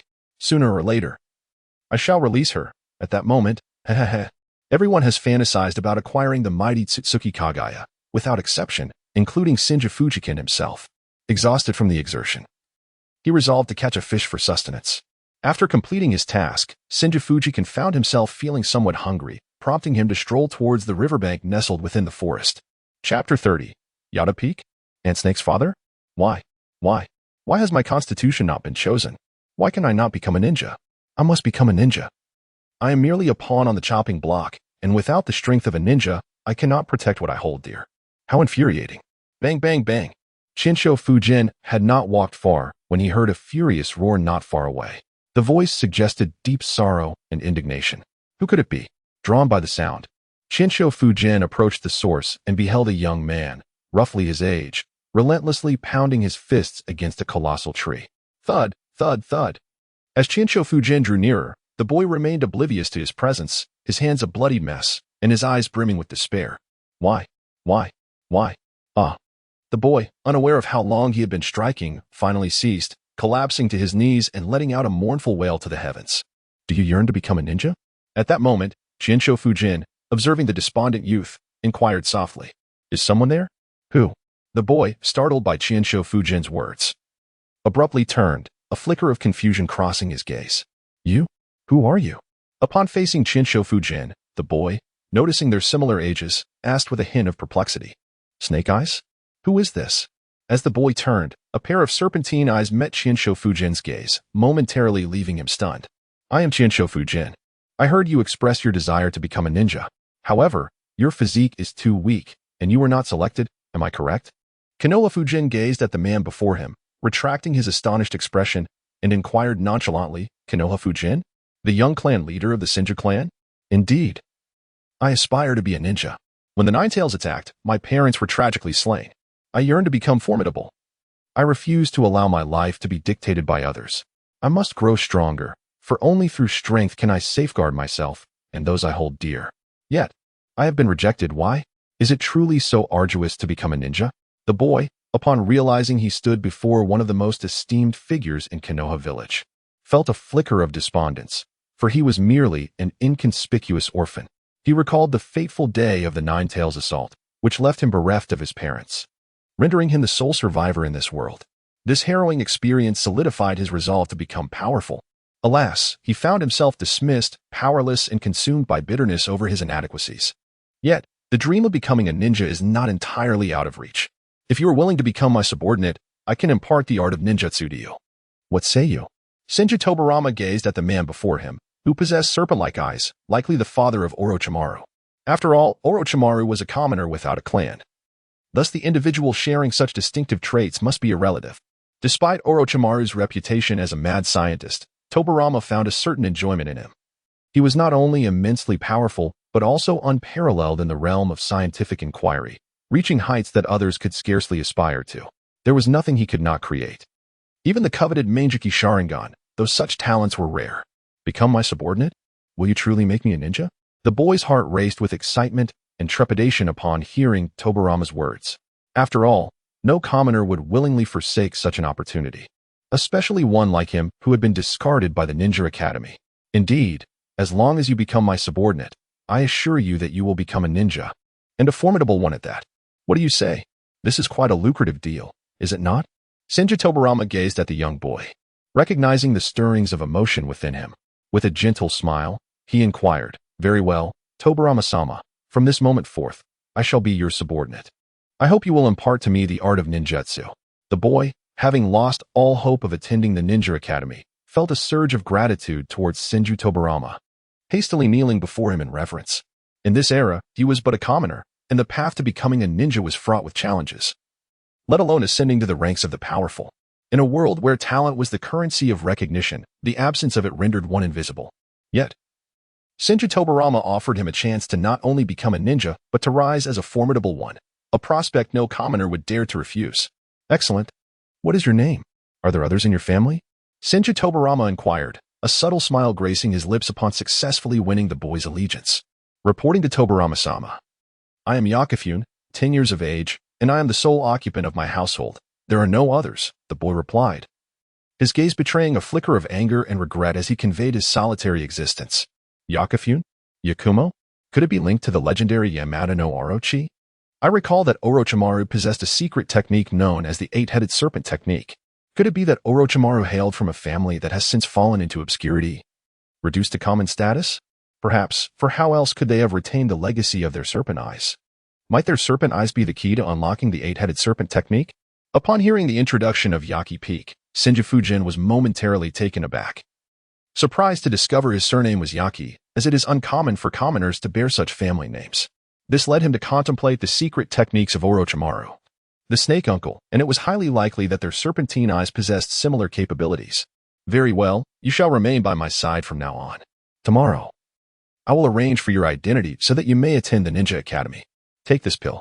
However, Senju Fujian quickly regained his composure and retrieved a crimson pill from his system pouch. This was a chakra pill he had crafted using the chakra of the Nine Tails.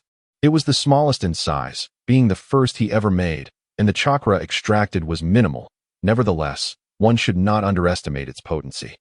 Anyone who consumed this chakra pill would inevitably transform from a commoner into a nin, even without any prior combat experience. This alone attested to its formidable nature. Not to mention its potential longevity-enhancing effects, the exact duration of which remained uncertain. Yes, Lord Fujian. Yaki Peak harbored no doubts. He understood that Senju Fujian had no reason to harm him, thus he refrained from inquiring about the pill's effects and accepted it without hesitation. With a swift motion, he consumed the chakra pill. Boom. What is this power? Ah. At that moment, as Yaki Peak ingested the chakra pill, he felt an explosive surge of energy within him, continuously enhancing his physical condition, propelling him into the realm of nin. Here, the term realm was utilized to signify strength, merely to better distinguish combat capabilities. For in the original narrative, strength was immeasurable. Even a genin could slay a Kage, which complicated matters considerably. My, what formidable power! Lord Fujian? Yaki Peak gazed at Senju Fujian with immense gratitude, astonished that he had so effortlessly acquired strength and improved his physique. Unbeknownst to him, he had also absorbed the chakra of the Nine Tails, which could potentially yield unforeseen effects in the future. It's barely adequate, yet commendable. Your newfound nin strength suffices for your current needs. Strive to enhance your abilities further. Aim to become a more formidable entity. For I have no use for the inept.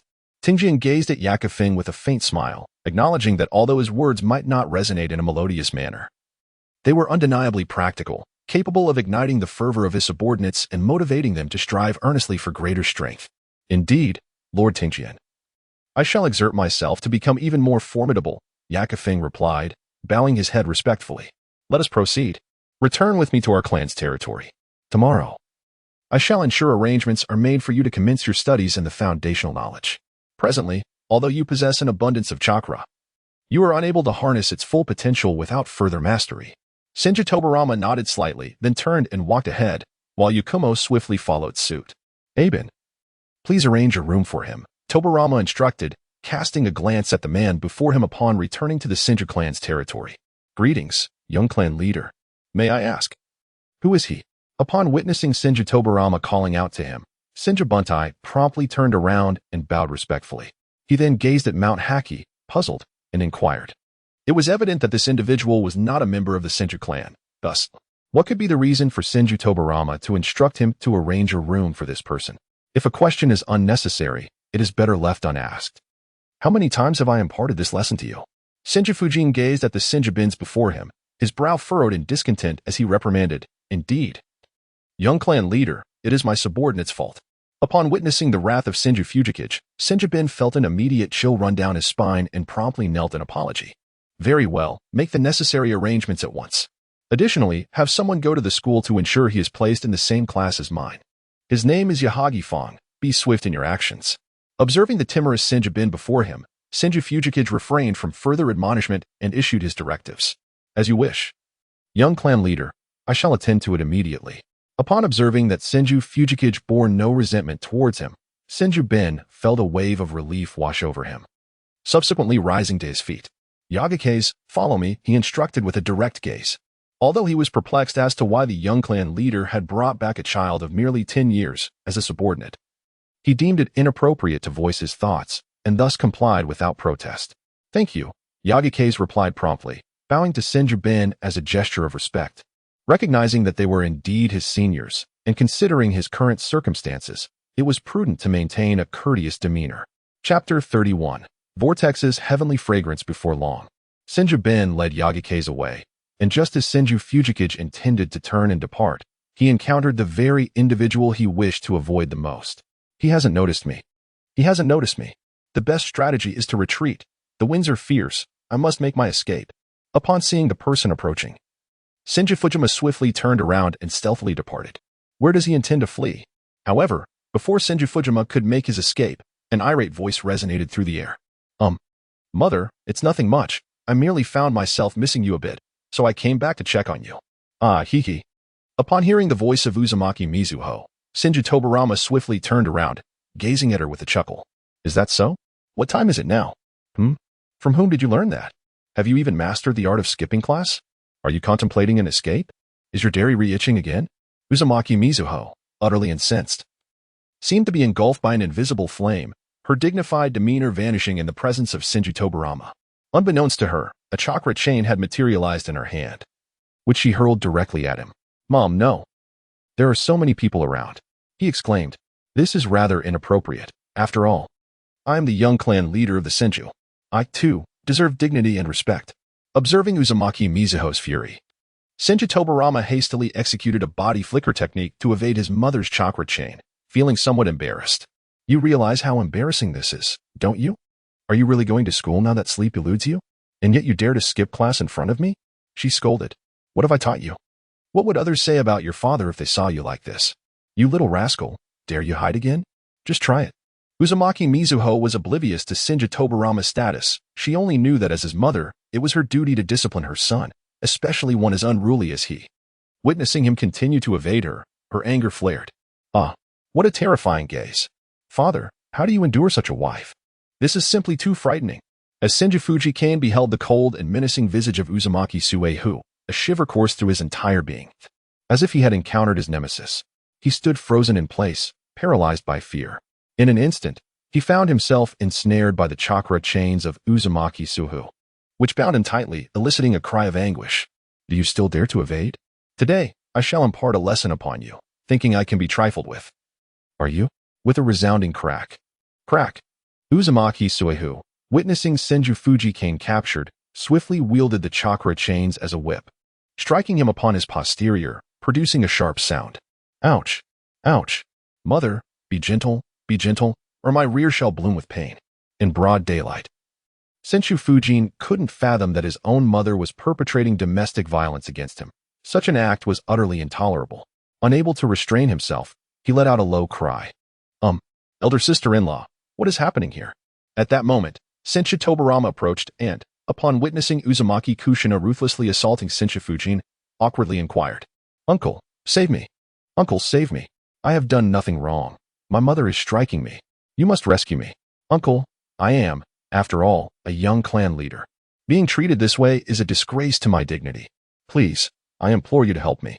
As Senju Tobarama approached, Senju Hashirama's eyes flickered with a glimmer of joy, prompting him to urgently call out, signaling for assistance. Tobarama, do you have something to say? Upon hearing Tobarama's words, Uzumaki Kushina shot him a frosty glare and turned to coldly inquire. BRR. It's quite chilly. I must return home to fetch an additional garment. This weather is indeed peculiar, turning cold without warning. Yes, I need to hurry back and gather some clothes. Upon witnessing the terrifying gaze of Uzumaki Naruto, Senju Tobarama could not help but tremble slightly. He then averted his gaze, ignoring Senju Hashirama's plea for help, murmuring to himself before abruptly turning and fleeing. How could this be? Uncle, you are so unfaithful. You, the dignified god of the sea, are actually speaking to me in such a frigid manner? Help me. Upon witnessing Senju Tobarama's hasty retreat, Senju Fujin's voice erupted with indignation. How absurd it is for a dignified deity of water to claim an aversion to the cold. Nevertheless, Fujin could not escape the fate of receiving a thorough beating. You young rascal, Do you dare to skip class again? Time seemed to stretch endlessly until Uzumaki Naruto finally ceased his onslaught, regarding Senju Fujian with an icy stare. I swear, I shall never do it again. Please, release me. I shall go to school at once. Spare me, for if you strike me further, my posterior shall surely blossom. Camp T-Ka had succumbed to the inevitable, his spirit quelled, as he cast a pleading gaze towards Uzumaki Sui before him. Humph. I doubt you dare to resist, Sui scoffed, then addressed his young maid, Tianxiang. Escort the young master back to school, observe his entry, and return to report to me. Uzumaki Tianxiang, originally named Uzumaki Tianxiang, belonged to a collateral branch of the Uzumaki clan. Fearing the annihilation of the Uzumaki lineage, Camp T-Ka had specifically requested that some members of the clan remain within Konoha.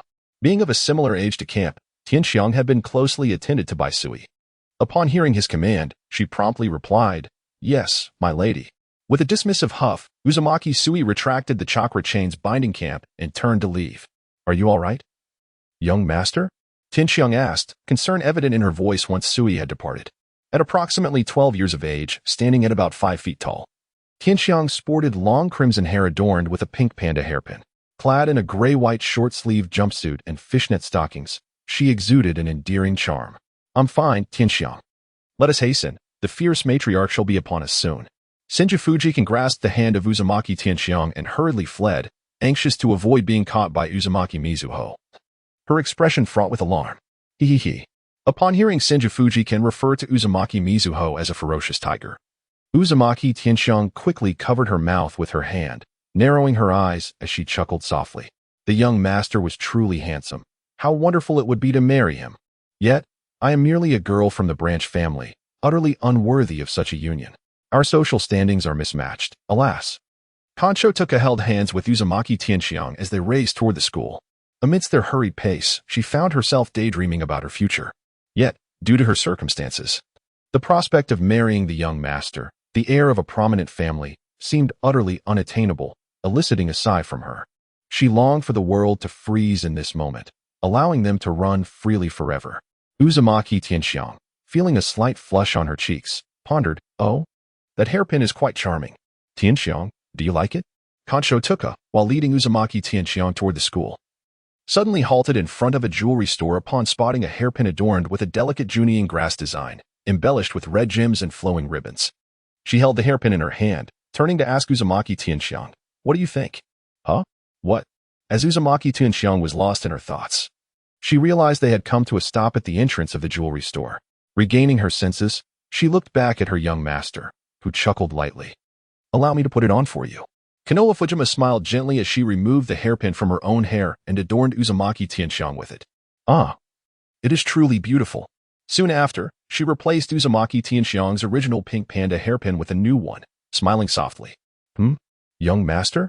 At that moment, Uzumaki Tianxiang regained her composure, noticing Konoha Fujima's tender gesture. She reached out to touch the hairpin he had placed upon her head, her heart racing and her cheeks flushing with a faint hue, at a loss for words. Boss, how much does it cost? In the midst of the bustling shop, Senju Fujima observed the blushing countenance of the vortex heavenly fragrance and, with a gentle smile, turned to the shopkeeper and inquired, Haha, young Master Fujima. Why not purchase a gift for your little girlfriend? Feel free to choose anything you desire. It won't cost you a thing. The shopkeeper, recognizing Senju Fujima, smiled faintly, grateful for the protection he offered by sealing the nine tails, which allowed them to conduct their business in peace. Thus, he refrained from charging him. Haha, that won't do. It is not easy for you to earn money. Here, this is 1,000 taels, please accept it. Upon hearing the boss's words, Senju Fujima shook his head and then took out 1,000 taels, directly handing them to the boss. There is truly no need for this, young Master Fujima. You are our savior, we cannot accept your money. However, the accessory shop owner insisted on refusing the sum, shaking his head repeatedly. Still, please accept it. Take it. Senju Fujian shook his head. Although he appreciated his employer's kindness, he was not in need of money. He directly handed over the 1,000 taels he had in his hand, placing them firmly into the boss's palm, and then took hold of Uzumaki Tianxiang once more, leading her away. Little girlfriend? Are they referring to me? She thought, her cheeks flushed with embarrassment. Oh, how mortifying. It was quite a surprise to be mistaken for Lord Fujian's girlfriend. If only that were true. Upon hearing the words of the jewelry shop owner, Tianxiang's face grew even rosier, and she lowered her head, too shy to lift it. Young Master Fujian, truly, I do not require your money, young Master Fujian. However, the shop owner insisted on refusing, yet by that time, Senju Fujian had already whisked Uzumaki Tianxiang far away. The shop owner could only shout in vain, unable to catch up, and ultimately resigned to his fate. Hiki, Tianxiang, from now on, let us keep it this way. You look so beautiful. I wonder which fortunate fellow will be lucky enough to marry our lovely little Tianxiang.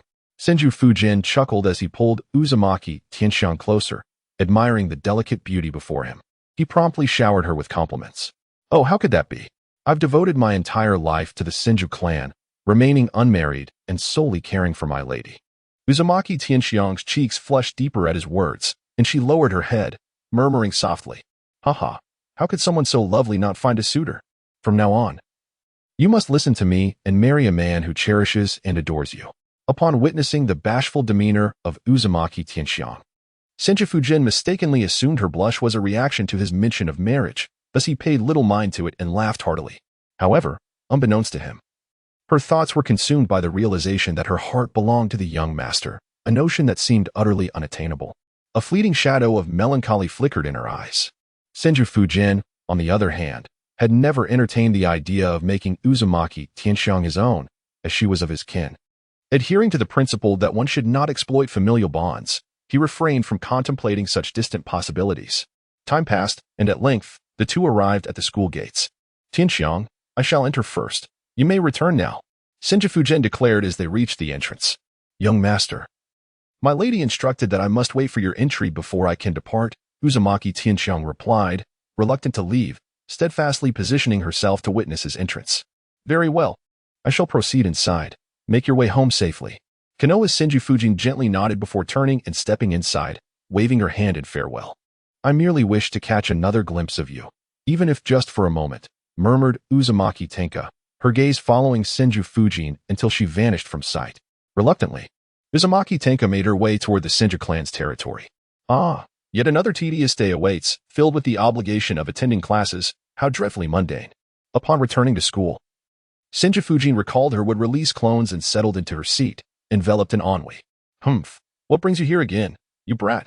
In the damp confines of the sewer, Senju Fujian reappeared, quietly perched atop the Ninetail's head. The beast showed no signs of annoyance, a flicker of unusual light dancing in its eyes. Although it let out a disdainful huff, boredom compelled me to come and chat with you. In a search for the most comfortable position, Senju Fujian reclined effortlessly, uttering nonchalantly, Humph, I certainly do not require your company. The Ninetail scoffed, curling its lip in disdain. Oh really? I had assumed you might miss me. To my surprise, it seems you do not think of me at all. Upon hearing the words of the Ninetails, Senju Tobarama smiled faintly. Kurama, do you wish to venture outside? He then turned his gaze towards the pitch-black ceiling and inquired softly, What do you mean by that? Do you truly intend to release me? Are you aware that should you set me free, your demise would be excruciating? The Ninetails momentarily paused at Tobarama's words, a flicker of brilliance appearing in his eyes, only to be swiftly overshadowed by darkness. The last time Senju Tobarama severed his own limbs, he sealed the space, leaving the Ninetails unaware of the world beyond and oblivious to his own unique constitution. Of course, I do not mean to release your true form. After all, are you not capable of splitting? If you were to divide off a small portion of yourself, it would surely be preferable to languishing here endlessly. Senju Tobarama suddenly sat up, gazing at the Ninetails with a mischievous grin. Splitting? The Ninetails was taken aback. He had not anticipated such a notion from Senju Tobarama. Indeed, it was feasible for him to divide himself, retaining his consciousness even after the split. This appeared to be a rather advantageous method, certainly preferable to languishing in this desolate place day after day. This approach seemed promising, though I would still need to extract a significant portion of my soul. The Ninetails felt a surge of excitement. If Senju Tobarama was willing to release him, he could transform a portion of his chakra into his true form and infuse most of his soul into it, thus achieving freedom. This isn't a bad idea, is it? Wishing to escape, this is indeed a clever solution, isn't it? Senju Tobarama gazed at the Ninetails with a faint smile and remarked, If you wish to escape, this indeed presents a splendid opportunity. Would you truly be so benevolent? The Ninetails retorted coldly, eyeing Senju Tobarama before continuing, Are we not friends? Hee. In an instant, Senju Tobarama appeared before the Ninetails, standing upon the damp earth, gazing earnestly into its eyes. A friend? Upon hearing Tobarama's words, the Nine-Tails momentarily hesitated. Then a flicker of brilliance sparkled in its gaze, accompanied by a subtle smile at the corners of its mouth. Ding! The system recognized the host's successful choice and task completion, granting the reward, the status of a perfect Jinchuriki, unlocking all Nine-Tails modes, along with an additional special reward. Ding! Congratulations to the host for obtaining the special reward, the activation of the Kagura Hard Eye. Instantly, the system sensed the Nine-Tails had genuinely embraced Senju Tobarama as a true friend, promptly bestowing the previously selected reward and directly activating the Kagura Hard Eye. Oh, the Kagura Hard Eye? This is quite remarkable. I recall it can detect chakra within a radius of 10 kilometers, a veritable artifact. It is rather akin to the spiritual awareness depicted in those cultivation novels, boasting an impressively expansive range.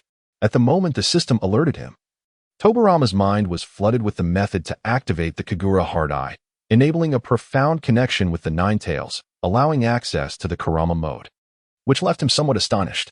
Kurama, gather your chakra. I will release your seal and then allow you to disperse this portion of chakra. Tobarama instructed the Nine-Tails to separate its chakra, intending to liberate it subsequently. Understood. Unbeknownst to him, the Nine-Tails' perception of Tobarama underwent a transformation, deeming him a trustworthy individual, gradually regarding him as a true friend. Whoosh! In an instant, the chakra of the Nine-Tails surged forth, manifesting before Tobarama as a diminutive version of the Nine-Tails, resembling its youthful form, albeit significantly smaller, akin to a plush toy, no larger than 2 palms. Soul division. The Nine-Tails then split its soul into 2 parts, with the larger portion merging directly into the small Nine-Tails, instantly invigorating it. Now, you may activate the seal, and I shall emerge forth. Soon, the Nine-Tails had arranged everything, and both the small and large Nine-Tails turned to Tobarama in unison. Hiki. Quite adorable, isn't it? I never imagined Kurama was so charming in its youth, so delightful, haha. Seeing the diminutive nine-tailed creature before him, no larger than 2 palms, Senju Tobarama couldn't help but chuckle. This is called might, not cuteness. A flicker of indignation flashed in the eyes of the nine-tailed beast as it glanced at Senju Tobarama and pouted. Haha, indeed, it is might, it is might. Upon witnessing the nine-tail's refusal to admit defeat, Senju Tobarama burst into laughter. The 4 symbols are reversed. Release. Subsequently, Senju Tobarama appeared beyond the seal, extending 5 fingers into its confines and rotating them counterclockwise by 90 degrees. With a series of cracking sounds, a breach in the seal rapidly emerged, allowing the small nine-tails to swiftly escape. Hee. Nine-tails, we shall take our leave now. In the presence of the diminutive nine-tails beside him, Senju Tobarama observed the sealed great nine-tails and, after gesturing with a wave of his hand, spoke dismissively. The nine-tails, with a slight curl of its lip, promptly lay down and succumbed to a deep slumber. Having lost a significant portion of its soul, the great nine-tails too would enter a state of repose. However, whenever Senju Tobarama sought to harness his powers, the creature would instinctively awaken. The air outside is so refreshing. That wretched seal of yours is utterly filthy. Upon emerging, the nine-tails extended its claws to embrace the open air, its 9 adorable tails swaying freely behind it, and a glimmer of long-forgotten joy flickered in its eyes. How delightful it is out here. But do refrain from wandering off too carelessly. Perhaps I should inscribe a protective seal upon you, just in case you find yourself captured. That way, I can swiftly come to your rescue.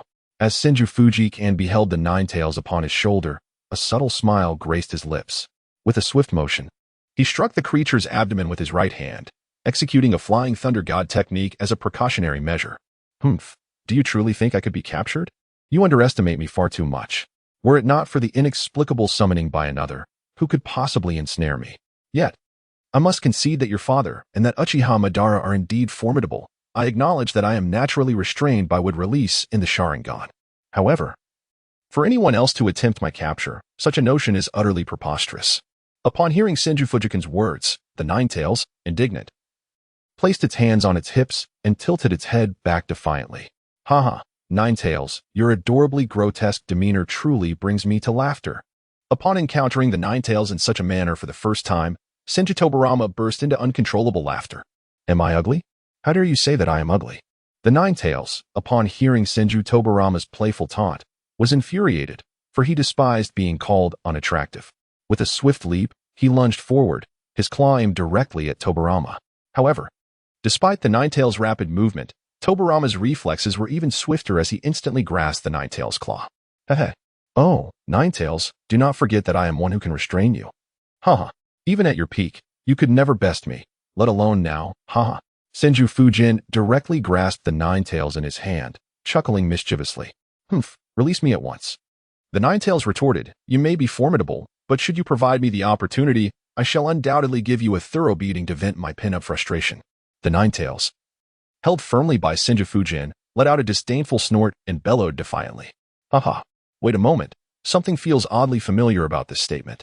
Upon witnessing the Ninetales in a moment of defeat, Senju Fujian observed with great amusement. However, shortly thereafter, he was struck by a sense of familiarity with the words spoken by the Ninetales, as if he had encountered them before. He paused momentarily. The system murmured softly. Isn't this precisely what you had previously said to me? Have you forgotten so swiftly? Your memory appears rather lacking. Oh, what an adorable pet. I am utterly enamored. So charming, just delightful. Fujian, may I play with it for a while? Such fun, Fujian. Could I perhaps stroke it? This pet is truly delightful. So small and irresistibly cute. In that instant, both the Ninetales and Senju Fujian seemed to forget that they were still in class. Completely disregarding their numerous classmates as they engaged in their unabashed conversation. In a sudden moment, Senju Fujian was startled by the chorus of voices from the girls nearby. He turned to glance over, only to find the girls in his class gazing at him with wide eyes, fixated on the nine-tailed creature in his hands, seemingly enamored by it. Senju Fujian, you are currently disrupting the order of the classroom. Now, at once, leave the classroom. Their teacher exclaimed in anger. Despite Senju Fujian being the young clan leader of the Senju, once within the school confines, he was subject to the teacher's authority, who perceived only students, devoid of any hierarchical distinctions. Witnessing Senju Fujian brazenly playing with his pet during class, the teacher shouted at him, his face flushed with indignation, reminiscent of Irika reprimanding Naruto. My apologies, Teacher Irudi, I forgot for a moment. Hiki, I shall take my leave now and not disturb your lesson any further. Please don't be angry. Don't be angry. In the classroom, Senju Fujian observed that Irudi appeared somewhat irate, prompting him to chuckle heartily before swiftly carrying the Ninetales away. Although he held no fear of Irudi, he was apprehensive about the possibility of Irudi reporting him to Uzumaki Mizuhito, which could lead to dire consequences for him. Hence, it was prudent to avoid antagonizing his teacher, otherwise he would be the sole sufferer of the repercussions. Senju-kun, Uchiha Shizuka cast a worried glance at Senju Fujian, who was being reprimanded by their instructor. She yearned to accompany him as he exited, murmuring softly to herself. As Senju Fujian made his way out, he winked at Uchiha Shizuka, leaving with a grin that caused her to shyly lower her gaze, her rosy cheeks exuding a delightful charm. Chapter 33. The adorable Kai Bio, Senju-sama, is truly handsome, and even his pet is striking. I simply adore him. Indeed, I envy Shizuka. She has directly engaged to Senju-sama. How wonderful it would be if I were the one to be betrothed. Given your appearance, do you think anyone would want you? Have you considered your own weight? Look at yourself, with hardly any flesh on your backside. How dare you speak? Perhaps Senju-sama prefers someone with a bit more curves like me? The girls had long regarded Senju Fujian as their ideal man, not only because of his affluent background and formidable prowess, but also due to his striking good looks. What woman could resist such a lure? This admiration nearly sparked a brawl among the girls in the same class. Senju-kun, Uchiha Shizuka's face flushed crimson upon hearing the chatter, as she fidgeted with her fingers, unsure of how to respond, feeling exceedingly bashful. Irudi observed Senju Fujian leave the classroom, gradually calming his anger. Once everyone settled, they attentively listened to the lesson. Next, we shall discuss the hand seals and techniques used in the shadow clone jutsu. Mastery of this technique can effectively confuse an adversary, even if just for a fleeting second. That moment can be sufficient for you to formulate your next strategy. After Senju Fujian departed, the previously restless classmates quieted somewhat, though whispers still lingered, quickly interrupted by Irudi's sharp voice, compelling them to behave and focus on the lesson. Such cowards! If they dared insult me, I would flatten them with a tailed beast bomb, yet here they are, too timid to act. Pathetic. Perched on Senju Fujian's right shoulder, the Ninetales recalled Irudi's earlier outburst, unable to suppress its mockery. No big deal. Let him be. After all, he is the teacher. If I were to fight at school and my father found out, my backside would surely pay the price. I'm not that foolish, Hearing the Ninetales' words, Senju Fujian laughed heartily, displaying a nonchalant demeanor. Cowardice is cowardice. There is no need for explanation. I abide by one principle. If you're unsatisfied, fight. If you can't win, keep fighting until you bring them down. The Nine-Tails scoffed, a flicker of disdain in its eyes, and retorted, Huh? Say what you will. I have no inclination for masochism. Upon hearing the taunts of the Nine-Tails, Senju Fujian did not take offense and merely smiled faintly. Soon, the class came to an end. Lord Fujian, Irudi spoke as he stepped forward, bowing respectfully. Please do not take offense during class. After all, this is a school, a place of learning, and one must not disrupt the order of the classroom. After the lesson concluded, Irudi was the first to emerge, addressing Senju Fujian with a sense of decorum, emphasizing the importance of distinguishing between seriousness and leniency, and maintaining a balance between the two. It is quite all right, Teacher Irudi, Fujian replied with a warm demeanor. Here in school, I am but your student. There is no need for concern. Do not let it trouble you. Senju Fujian gazed at Irudi with a faint smile, indifferent to the matter at hand. For these fundamental courses held no significance for him. Fortunately, he did not require extensive training at present. His sole focus was to enhance his chakra reserves and subsequently merge the Uchiha bloodline with the Senju lineage within him. The moment he awakened the Rinnegan, he would attain power on par with the Six Paths level. His current strength was already perilously close to that of a divine being. And with the addition of the Nine-Tails, he was effectively comparable to the legendary figures of Uchiha Madara and Senju Hashirama. Well, I shall take my leave now, he declared. Irudi, upon hearing Senju Fujian's words, felt a sense of relief wash over him. As a mere civilian ninja, being able to attend classes at the Ninja Academy was a privilege in itself, ensuring that his future children would receive superior education. Although it was unwise to offend Senju Fujian, he held steadfast to his principles and would not compromise the sacred duties of a teacher simply because Fujian was the young head of the Senju clan. Indeed, Senju Fujian nodded slightly, and then Irudi turned and departed. Fujian-kun, Uchiha Shizen, feeling somewhat bashful, soon emerged after class and approached Senju Fujian, calling out softly, Shizen. Is that you? As Senju Tobarama observed Uchiha Shizen emerge, he offered a faint smile. It is only humans who indulge in such intricate emotions. The Nine-Tails muttered disdainfully from Tobarama's shoulder. Just now, were you all right, Tobarama-kun? Uchiha Shizen inquired with a hint of concern. I am perfectly fine. What are you worried about? Do you think my mental fortitude is so feeble? He chuckled lightly. As Senju Fujian gazed upon Uchiha Shizuka's worried expression, he gently patted her small head. Uchiha Shizuka did not flinch. Instead, a deeper sense of embarrassment flushed her cheeks, and she yearned to rush forward, embrace him, and bestow a kiss. Fujian-kun, what manner of creature is this? I find him utterly adorable. Subsequently, Uchiha Shizuka noticed the Nine-Tails perched upon Senju Fujian's shoulder, a glimmer of fondness flickering in her eyes as she smiled and inquired.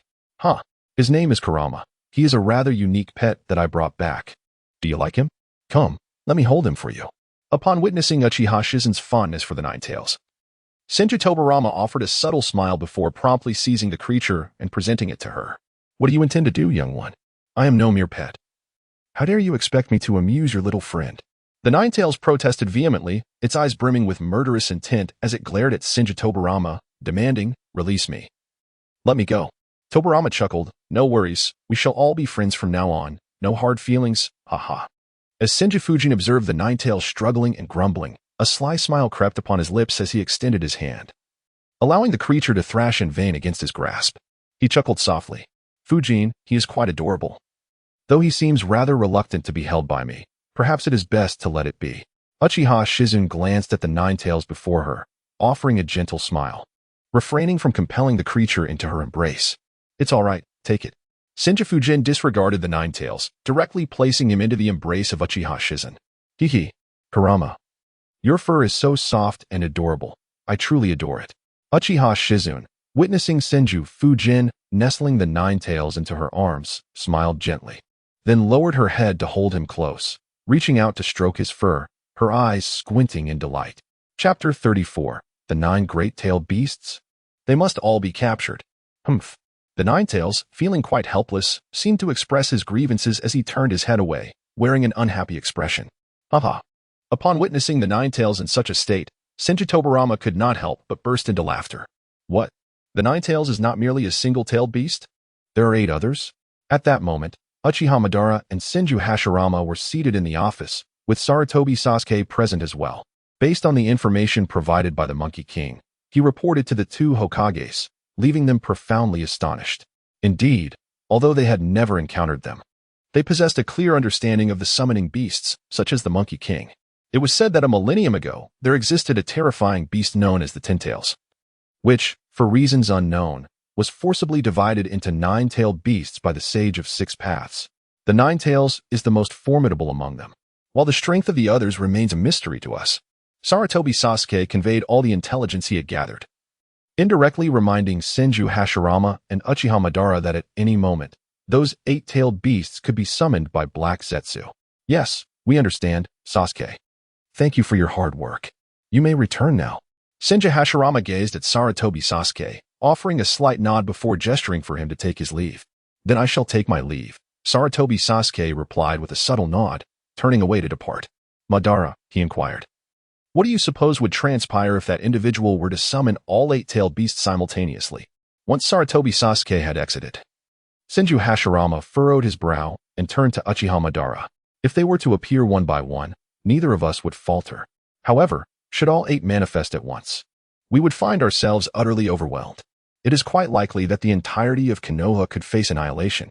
Even if we survived and managed to capture the 8-tailed beasts, it would be of little consequence. Uchiha Madara's expression mirrored Hashirama's concern, aware that if all 8-tailed beasts were to materialize within the village, they would face insurmountable challenges, especially if they were to appear in the very heart of the village. The ordinary villagers, even the Chunin and Jinin, would stand little chance of escape.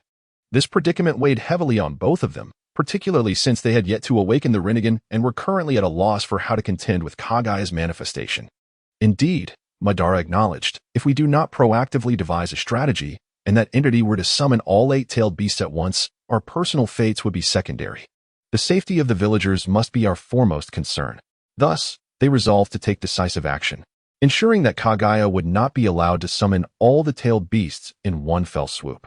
Senju Hashirama furrowed his brow, nodding slightly.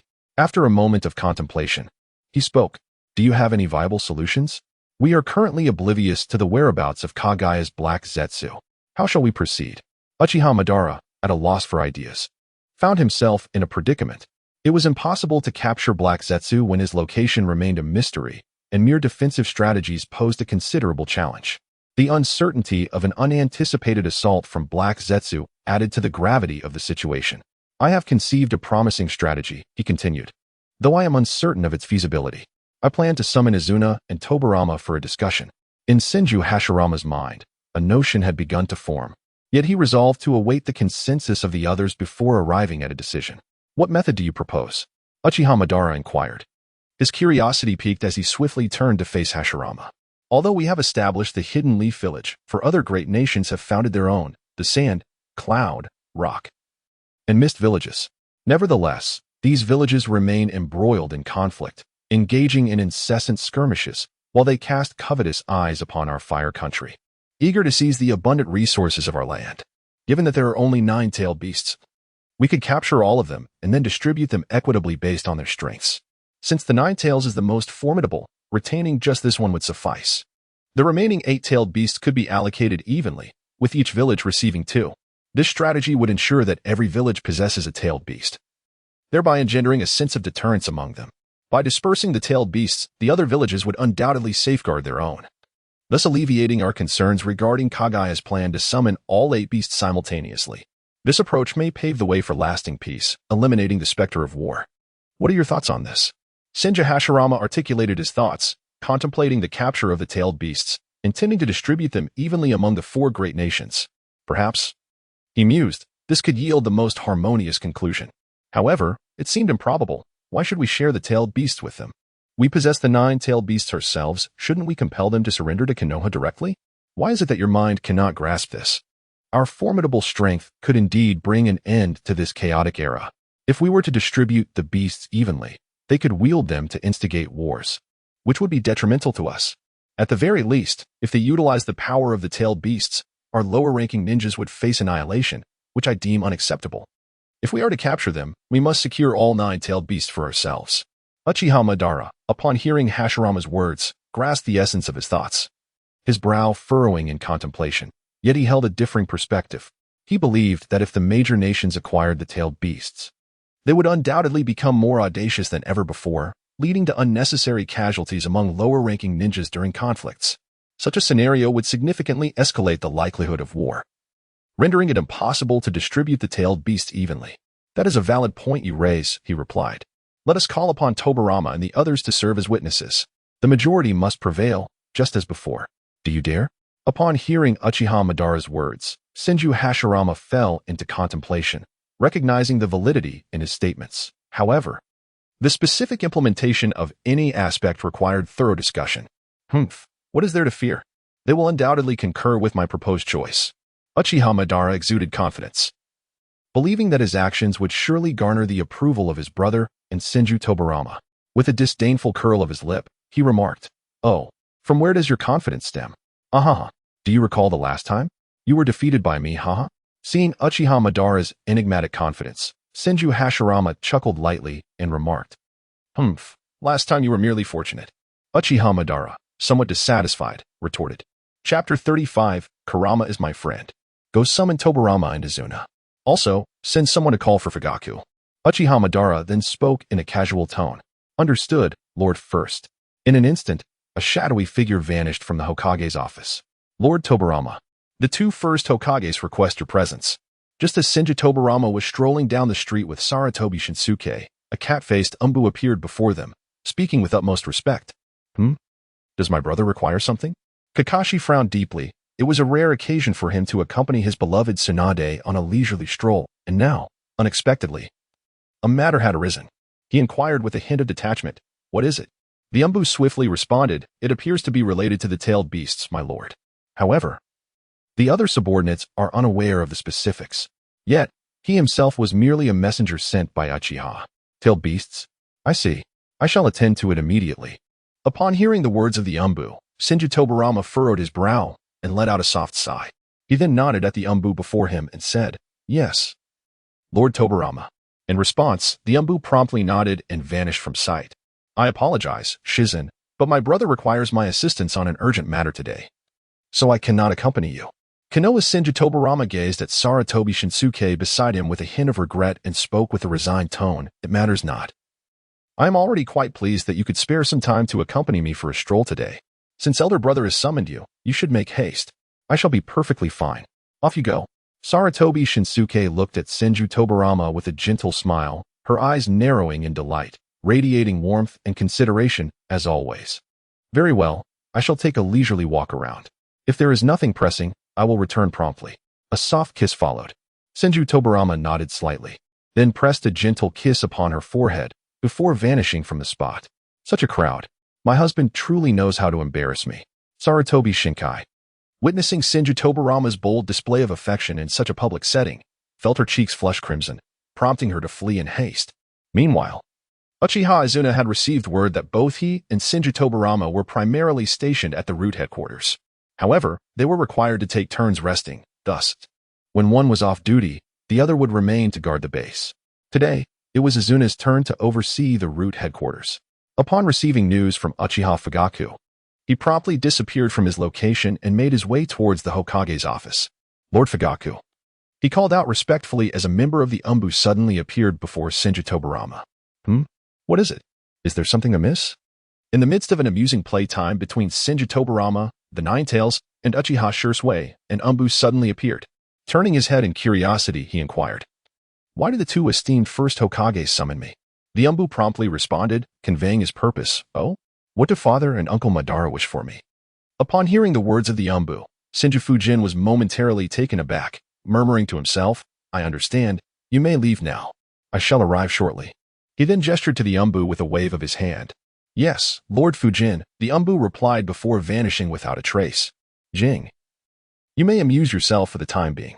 Please remember to request my absence during class later. My father needs to discuss some matters with me, Senju Fujian said, turning his gaze towards Uchiha Jing after the Umbu departed. Very well, Fujian-kun, you may go, Uchiha Jing responded, her shyness having diminished over time spent together. She spoke with newfound confidence, having already embraced her role as his partner, gently adding, I will inform teacher Irudi later. Indeed, replied Fujian, Kurama, Let us be on our way. Senju Tobarama gazed at Uchiha Shinjin with a subtle smile, then swiftly seized the Ninetales, vanishing from the spot. Damn it. Kid, I really do not wish to encounter those two freaks. The Ninetales instinctively recoiled at the thought of meeting Uchiha Madara and Senju Hashirama. But before he could complete his protest, he was whisked away by Tobarama. In an instant, Tobarama materialized in the office, a place where he had long established a series of intricate seals, allowing for seamless travel. Ah, the Ninetales' unfinished remark echoed faintly, with only the last part about the freak reaching the air, mercifully omitting the entirety of the statement. Oh, so soon? I see you have inscribed seals within the office. No wonder you can go anywhere at will, Uchiha Madara observed with a slight smile upon seeing Tobarama. For reasons unknown, Madara felt an inexplicable warmth towards Tobarama, as if he were akin to his son. Hehe, Uncle Madara, you wouldn't believe it. I have inscribed seals all over Konoha, allowing me to traverse wherever I desire. It's incredibly convenient, haha. Upon hearing Uchiha Madara's words, Senju Tobarama smiled faintly. He then propelled himself with his right foot, and a wooden stool materialized behind him, upon which he promptly seated himself. Knock, knock, knock. At that moment, a sound of knocking resonated from outside the door. Come in. Senju Hashirama hurriedly called out towards the door. Creak. In an instant, the office door swung open, and Uchiha Izuna along with Senju Tobarama entered. Please. Take a seat. Senju Hashirama waved his hand, and two wooden stools materialized before his desk. Elder brother, is there something you wish to discuss? Brother, what prompted your summons? Konoha's thousand-handed Senju and Uchiha Izuna promptly took their seats, gazing at them with a look of confusion. Indeed. Father, what scheme are you concocting? Pray tell. What matters warrant our presence? It is worth noting that I am still in the midst of my lessons. Senju Tobarama was somewhat perplexed as he gazed at Senju Hashirama and inquired, The Ninetales? Tobarama, how did you manage to release the Ninetales? Initially, he had not paid much attention, but at that moment, all four individuals present were astonished to discover that the creature in Tobarama's arms was, in fact, the Ninetales. Hiki. Not at all. This is merely a fragment of Kurama's chakra. He has become my ally, and I mustn't always indulge him. Kurama is quite obedient. There is nothing to worry about, Senju Tobarama, seemingly unfazed, gazed at the four individuals present and cheerfully remarked, Friends? Ninetales? Kurama, alongside Uchiha Madara and the others, exchanged incredulous glances. Upon hearing Tobarama's words, the Ninetales turned away with a scoff, yet a warmth spread within at the mention of their friendship. Haha. Truly my son, well done. Chapter 36. The system begins to cause trouble again. Who says tailed beasts cannot coexist peacefully with humans? Look, Tobarama has achieved just that. Haha. Moreover, if even tailed beasts can forge friendships with humans, why can't we humans coexist harmoniously as well? Senju Hashirama was immensely delighted, having witnessed a precedent where Senju Tobarama and the Ninetales forged a friendship, filling his heart with unparalleled joy. Very well, Hashirama, let us first deliberate on matters of significance. Uchiha Madara, indifferent as ever, regarded the Ninetales as mere refuse. He had never held anyone in esteem except for Hashirama himself, and the Ninetales were no exception. Indeed. Let us discuss the issues at hand today. Both Madara and I possess our own perspectives. Let us see whose opinion merits your consideration. Upon hearing Uchiha Madara's words, Senju Hashirama nodded slightly, and then the five individuals began their deliberations. Subsequently, Senju Hashirama and Uchiha Madara articulated their respective views, informing others that there were 9 tailed beasts. Yet they remained uncertain regarding the optimal course of action to pursue. Elder brother, I find Madara's proposal to be rather plausible. Human greed knows no bounds. Not all nations can be deemed virtuous. If we were to distribute the tailed beasts evenly among them, it is highly likely they would utilize them to incite war. Therefore, I cannot endorse this course of action. I also believe that we, the Hidden Leaf, should gather all 9 tailed beasts and transform them into instruments of war, thereby deterring other nations and preventing them from acting recklessly. I contend that this is the most prudent choice. Otherwise, the peace we desire will perpetually elude us. We must possess an undeniably formidable power to instill fear in other nations. With such deterrence, we can command them to refrain from waging war. This is the essence of peace. Our acquisition of absolute strength is paramount, while the utilization of the 9-tailed beast power is secondary. However, possessing this power grants us a voice in the world, whereas they, lacking such might, must remain subservient to us. As long as we refrain from initiating conflict, the world shall remain devoid of war. Senju Tobarama also wholeheartedly agreed with Uchiha Madara's perspective. This was the only occasion he deemed Madara's actions to be just. After all, the distinction between possessing power without utilizing it and having formidable strength with the desire to wield it is entirely disparate. Once they ascend to the pinnacle of the world, they can command the guardianship of global peace, which he believes to be the most effective approach. Indeed, I concur with Tobarama and my elder brother's sentiments, Hashirama. Your proposal is somewhat utopian. Recently, I have received intelligence from the roots indicating that the other 4 nations are engaged in warfare. Yet none have declared hostilities against our Konoha. They are warring amongst themselves for the sake of resources, and should they acquire the tailed beasts, it would become even more challenging to contain. The impending conflict may well prove to be far more terrifying than the present circumstances. Therefore, I believe that such potent forces as the tailed beasts must be firmly held within our grasp. Uchiha Izuna shares a similar conviction. A deeper contemplation of this matter reveals its underlying issues.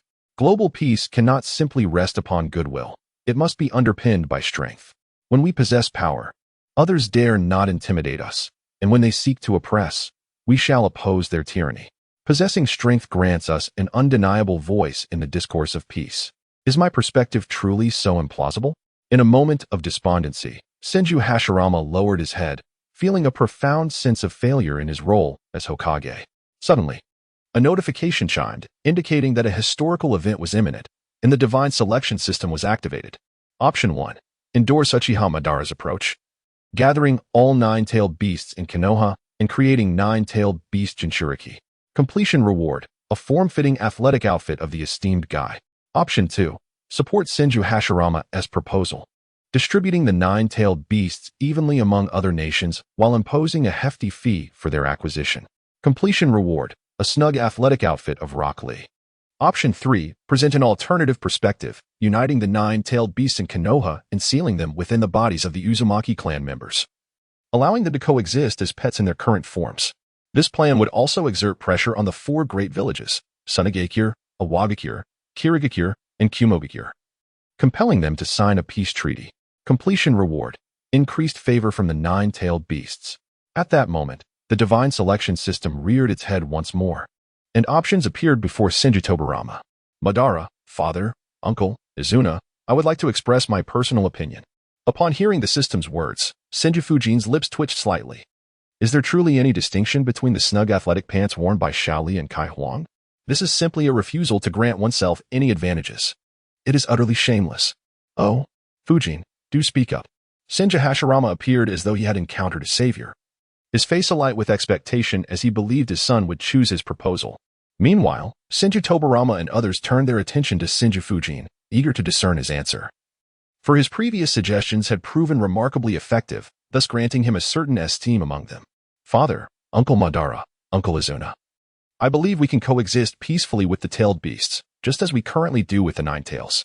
I propose that we capture all 9-tailed beasts and seal them within the bodies of our Uzumaki clan members. The Uzumaki clan possesses a robust constitution, making them the most suitable hosts for the tailed beasts. Furthermore, we should enable each of the 9-tailed beasts to condense into smaller forms, akin to the 9 tails.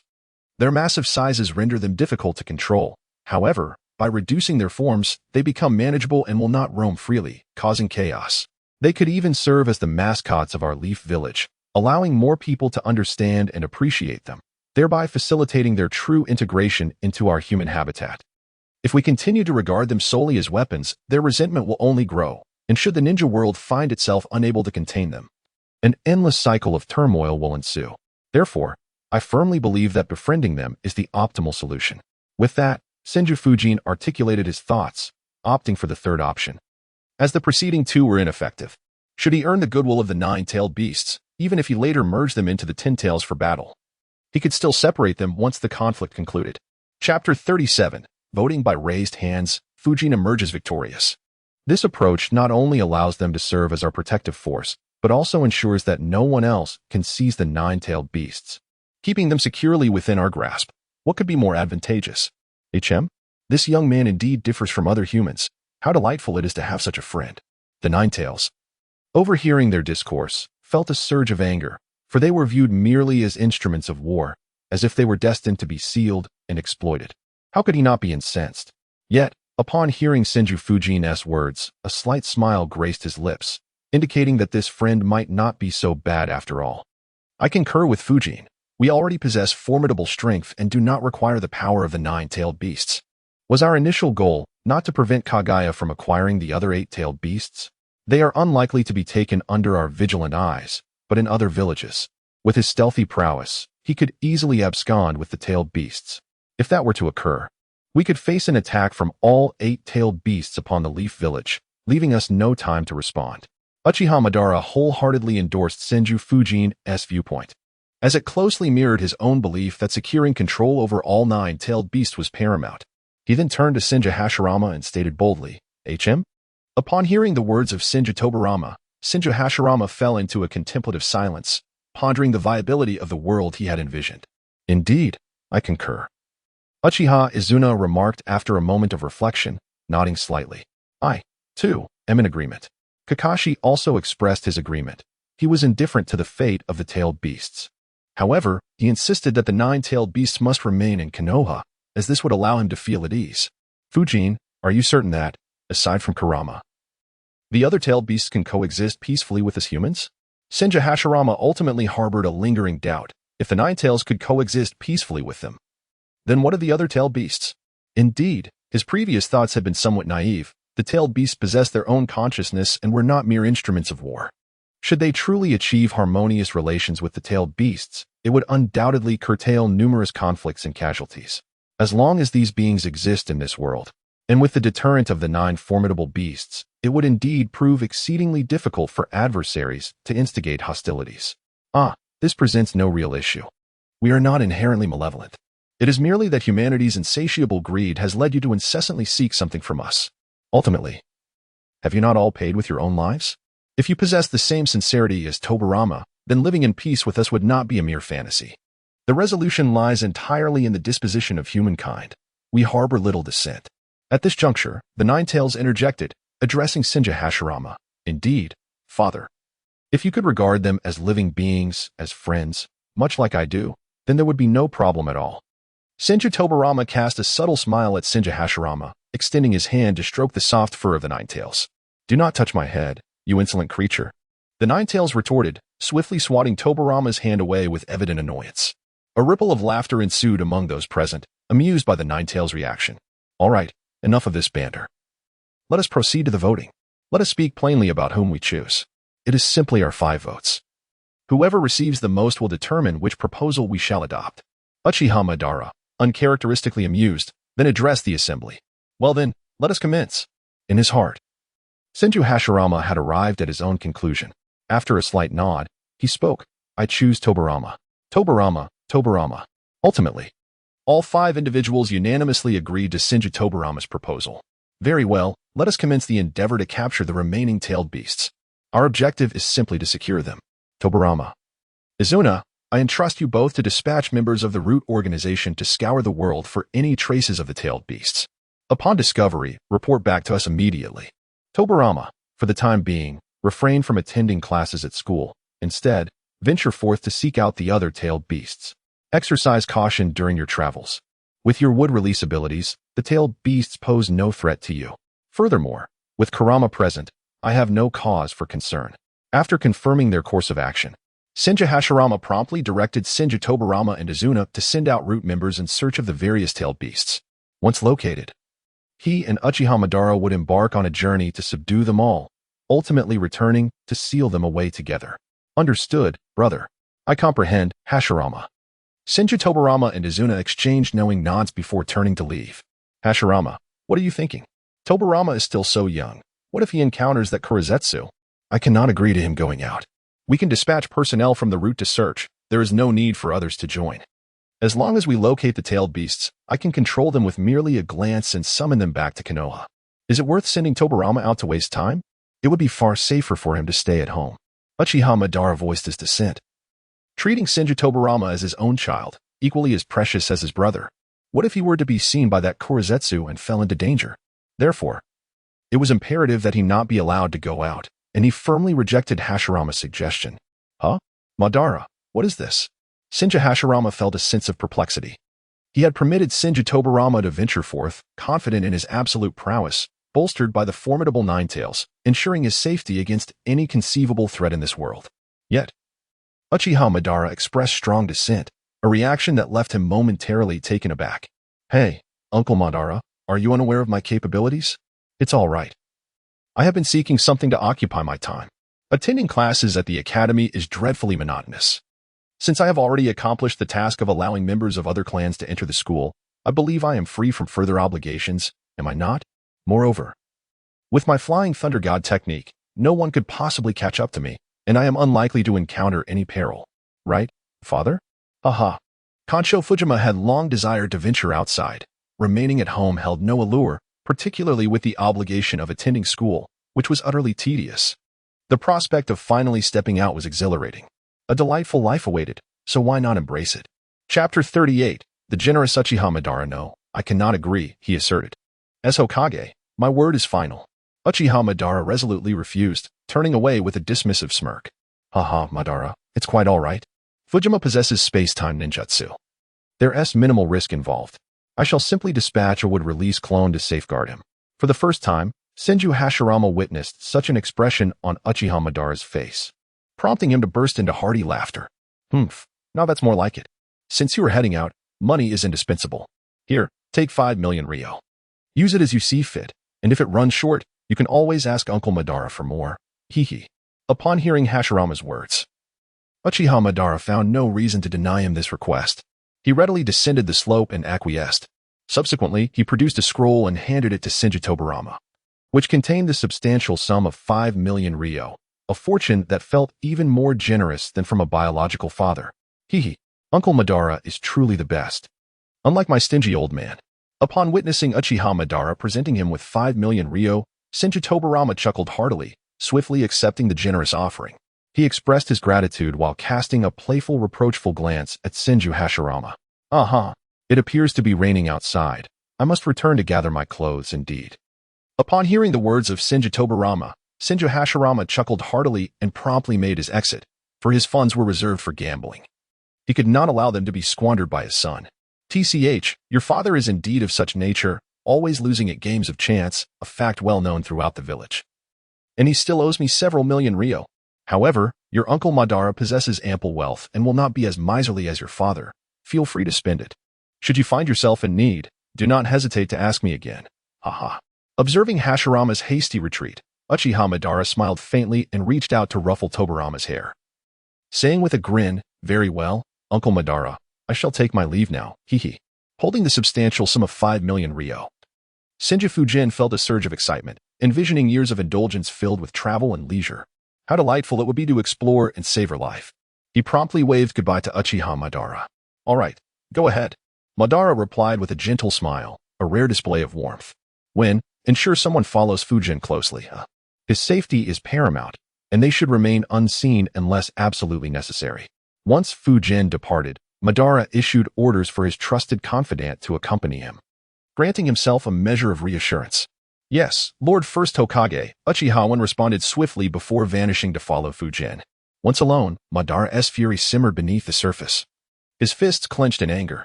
The mysterious figure of Kagaya brought constant threats to Konoha, compelling him to devise a strategy. Yet, Kagaya was elusive, making the task exceedingly vexing. "Very well, if you seek the Rinnegan, you shall inevitably reveal yourself," he mused. With Hashirama's experiment nearing fruition, it was time for him to commence his own trials. When he awakened the Rinnegan, Kagaya would have nowhere to hide. Madara harbored deep disdain for anyone who wished to harm his brother. If Kagaya sought his brother's demise, then she must be eliminated. The roots of this turmoil needed to be severed. During this period, the fusion of Senju Hashirama's bloodline progressed swiftly, and Madara believed that soon both he and Hashirama would possess the Rinnegan, rendering them impervious to Kagaya's schemes. However, the wait would be long, and he needed to expedite his experiments. With the wind whistling around him, Senju Fujian, elated by his newfound wealth, whistled a tune as he strolled towards the academy. He intended to inform his beloved wife of his impending journey, providing her with reassurance and a sense of security, since he had been summoned by the Hokage. Iridai refrained from questioning him further and leisurely made his way back to school, arriving just as classes dismissed. "Fujian-kun, you're back." Uchiha Shizen greeted him eagerly upon his return. "Look at that. I envy Shizen for having such a wonderful husband, mused the onlookers. Why isn't at our clan that is allied with the Senju? Such thoughts circulated among them, for Fujian was not only handsome but also formidable. Being the heir of the Senju clan, a likely candidate for Hokage in the future. Indeed, I wish to marry Fujian-kun as well, they lamented. Their jealousy palpable as they watched Shizen, the epitome of innocence, rush to Fujian's side. The affectionate display between Senju Fujian and Uchiha Shizun ignited envy and admiration among the female students, their expressions betraying their feelings. Shizen, I must take my leave for a while. My father has assigned me a mission. I may not be able to accompany you to school for some time, he explained. Senju Tobarama grasped Uchiha Shizun's delicate hand and led her to the arena. Turning around, he smiled at her and inquired, "What is it? Where are we going? Will there be any danger?" Upon hearing Tobarama's words, Uchiha Shizun was momentarily taken aback, quickly responding with concern, "Will it be safe?" "Do not worry. There will be no danger. Who am I? Your husband. If they cannot defeat me, I can always make my escape, right?" Haha. As Senju Fujian gazed at Uchiha Jing, a gentle smile graced his lips as he reached out to pinch her rosy cheeks. "So annoying," Uchiha Jing exclaimed, feeling an overwhelming sense of breathlessness. Her heart racing like a startled fawn as she lowered her gaze, nervously fiddling with her clothing. "Jing, you are truly beautiful," Senju Fujian remarked earnestly, captivated by her bashful charm. I. Suddenly, Uchiha Jing found herself at a loss for words, her mind clouded by confusion. Just as she opened her mouth to respond, she felt her lips sealed in a soft kiss. Her eyes widened in shock, and her face flushed crimson, leaving her momentarily speechless, unsure of how to react. After what felt like an eternity, Senju Fujian finally released Uchiha Jing, unable to suppress a chuckle at her apple-like complexion. "Fujian-kun, you kissed me again. How embarrassing," Uchiha Jing stammered, still dazed and lost in her thoughts. "Come, let me escort you home." Kasha Fujian smiled gently as he gazed at the bashful Uchiha Shizuka in his arms. Uchiha Shizuka's cheeks flushed a delicate shade of crimson. She lowered her head and murmured softly. Chapter 39. The Warrior Maiden of the Land of Iron. Subsequently, Kasha Fujian escorted Uchiha Shizuka back to the Uchiha clan's residence, ensuring she arrived safely at her doorstep. "All right, we're home. I must take my leave now. While I am away, be sure to behave." Senju Fujian gazed upon the Uchiha clan's territory, observing Uchiha Shizun with a thoughtful expression. Fujian-kun. Uchiha Shizun looked at Senju Fujian, hesitating to speak. Her cheeks flushed, lost in her own thoughts. "What is the matter? Let us go inside. I must take my leave as well." As Senju Fujian observed Uchiha Shizuka, it appeared she had something to express. She spoke softly. "No, it's nothing. Just be careful on your way. I will await your return at home." Uchiha Shizuka lowered her head, shook it gently, and replied in a quiet voice, "Yes, I will return soon." Senju Fujian smiled gently, extending his hand to pat her head before turning to depart. Uchiha Shizuka, witnessing Senju Fujian's retreat, hurriedly approached and embraced him tightly. Kansho Fujima felt Uchiha Shizun embrace him, a subtle smile gracing his lips. "Be good. I shall return shortly." Without turning around, Senju Fujian merely extended his hand to gently pat Uchiha Shizun's delicate little hand, smiling as he did so. Uchiha Shizun's eyes flashed with profound reluctance. Yet she ultimately released her grip, remaining in place as she watched Senju Fujian depart. "Fujian-kun, please return safely. I'll be waiting for you at home. You must come back," she thought, her gaze lingering on the receding figure of Senju Fujian, her eyes quickly brimming with tears that cascaded down her cheeks. "Shizen, class is over?" At that moment, Uchiha's elder, Uchiha Satoshi, returned, noticing Uchiha Shizen's smile. "Yes, father, I'm back," she replied hurriedly, wiping away her tears upon hearing her father's voice. She composed herself and turned to bow respectfully to Uchiha Satoshi. Let us head home.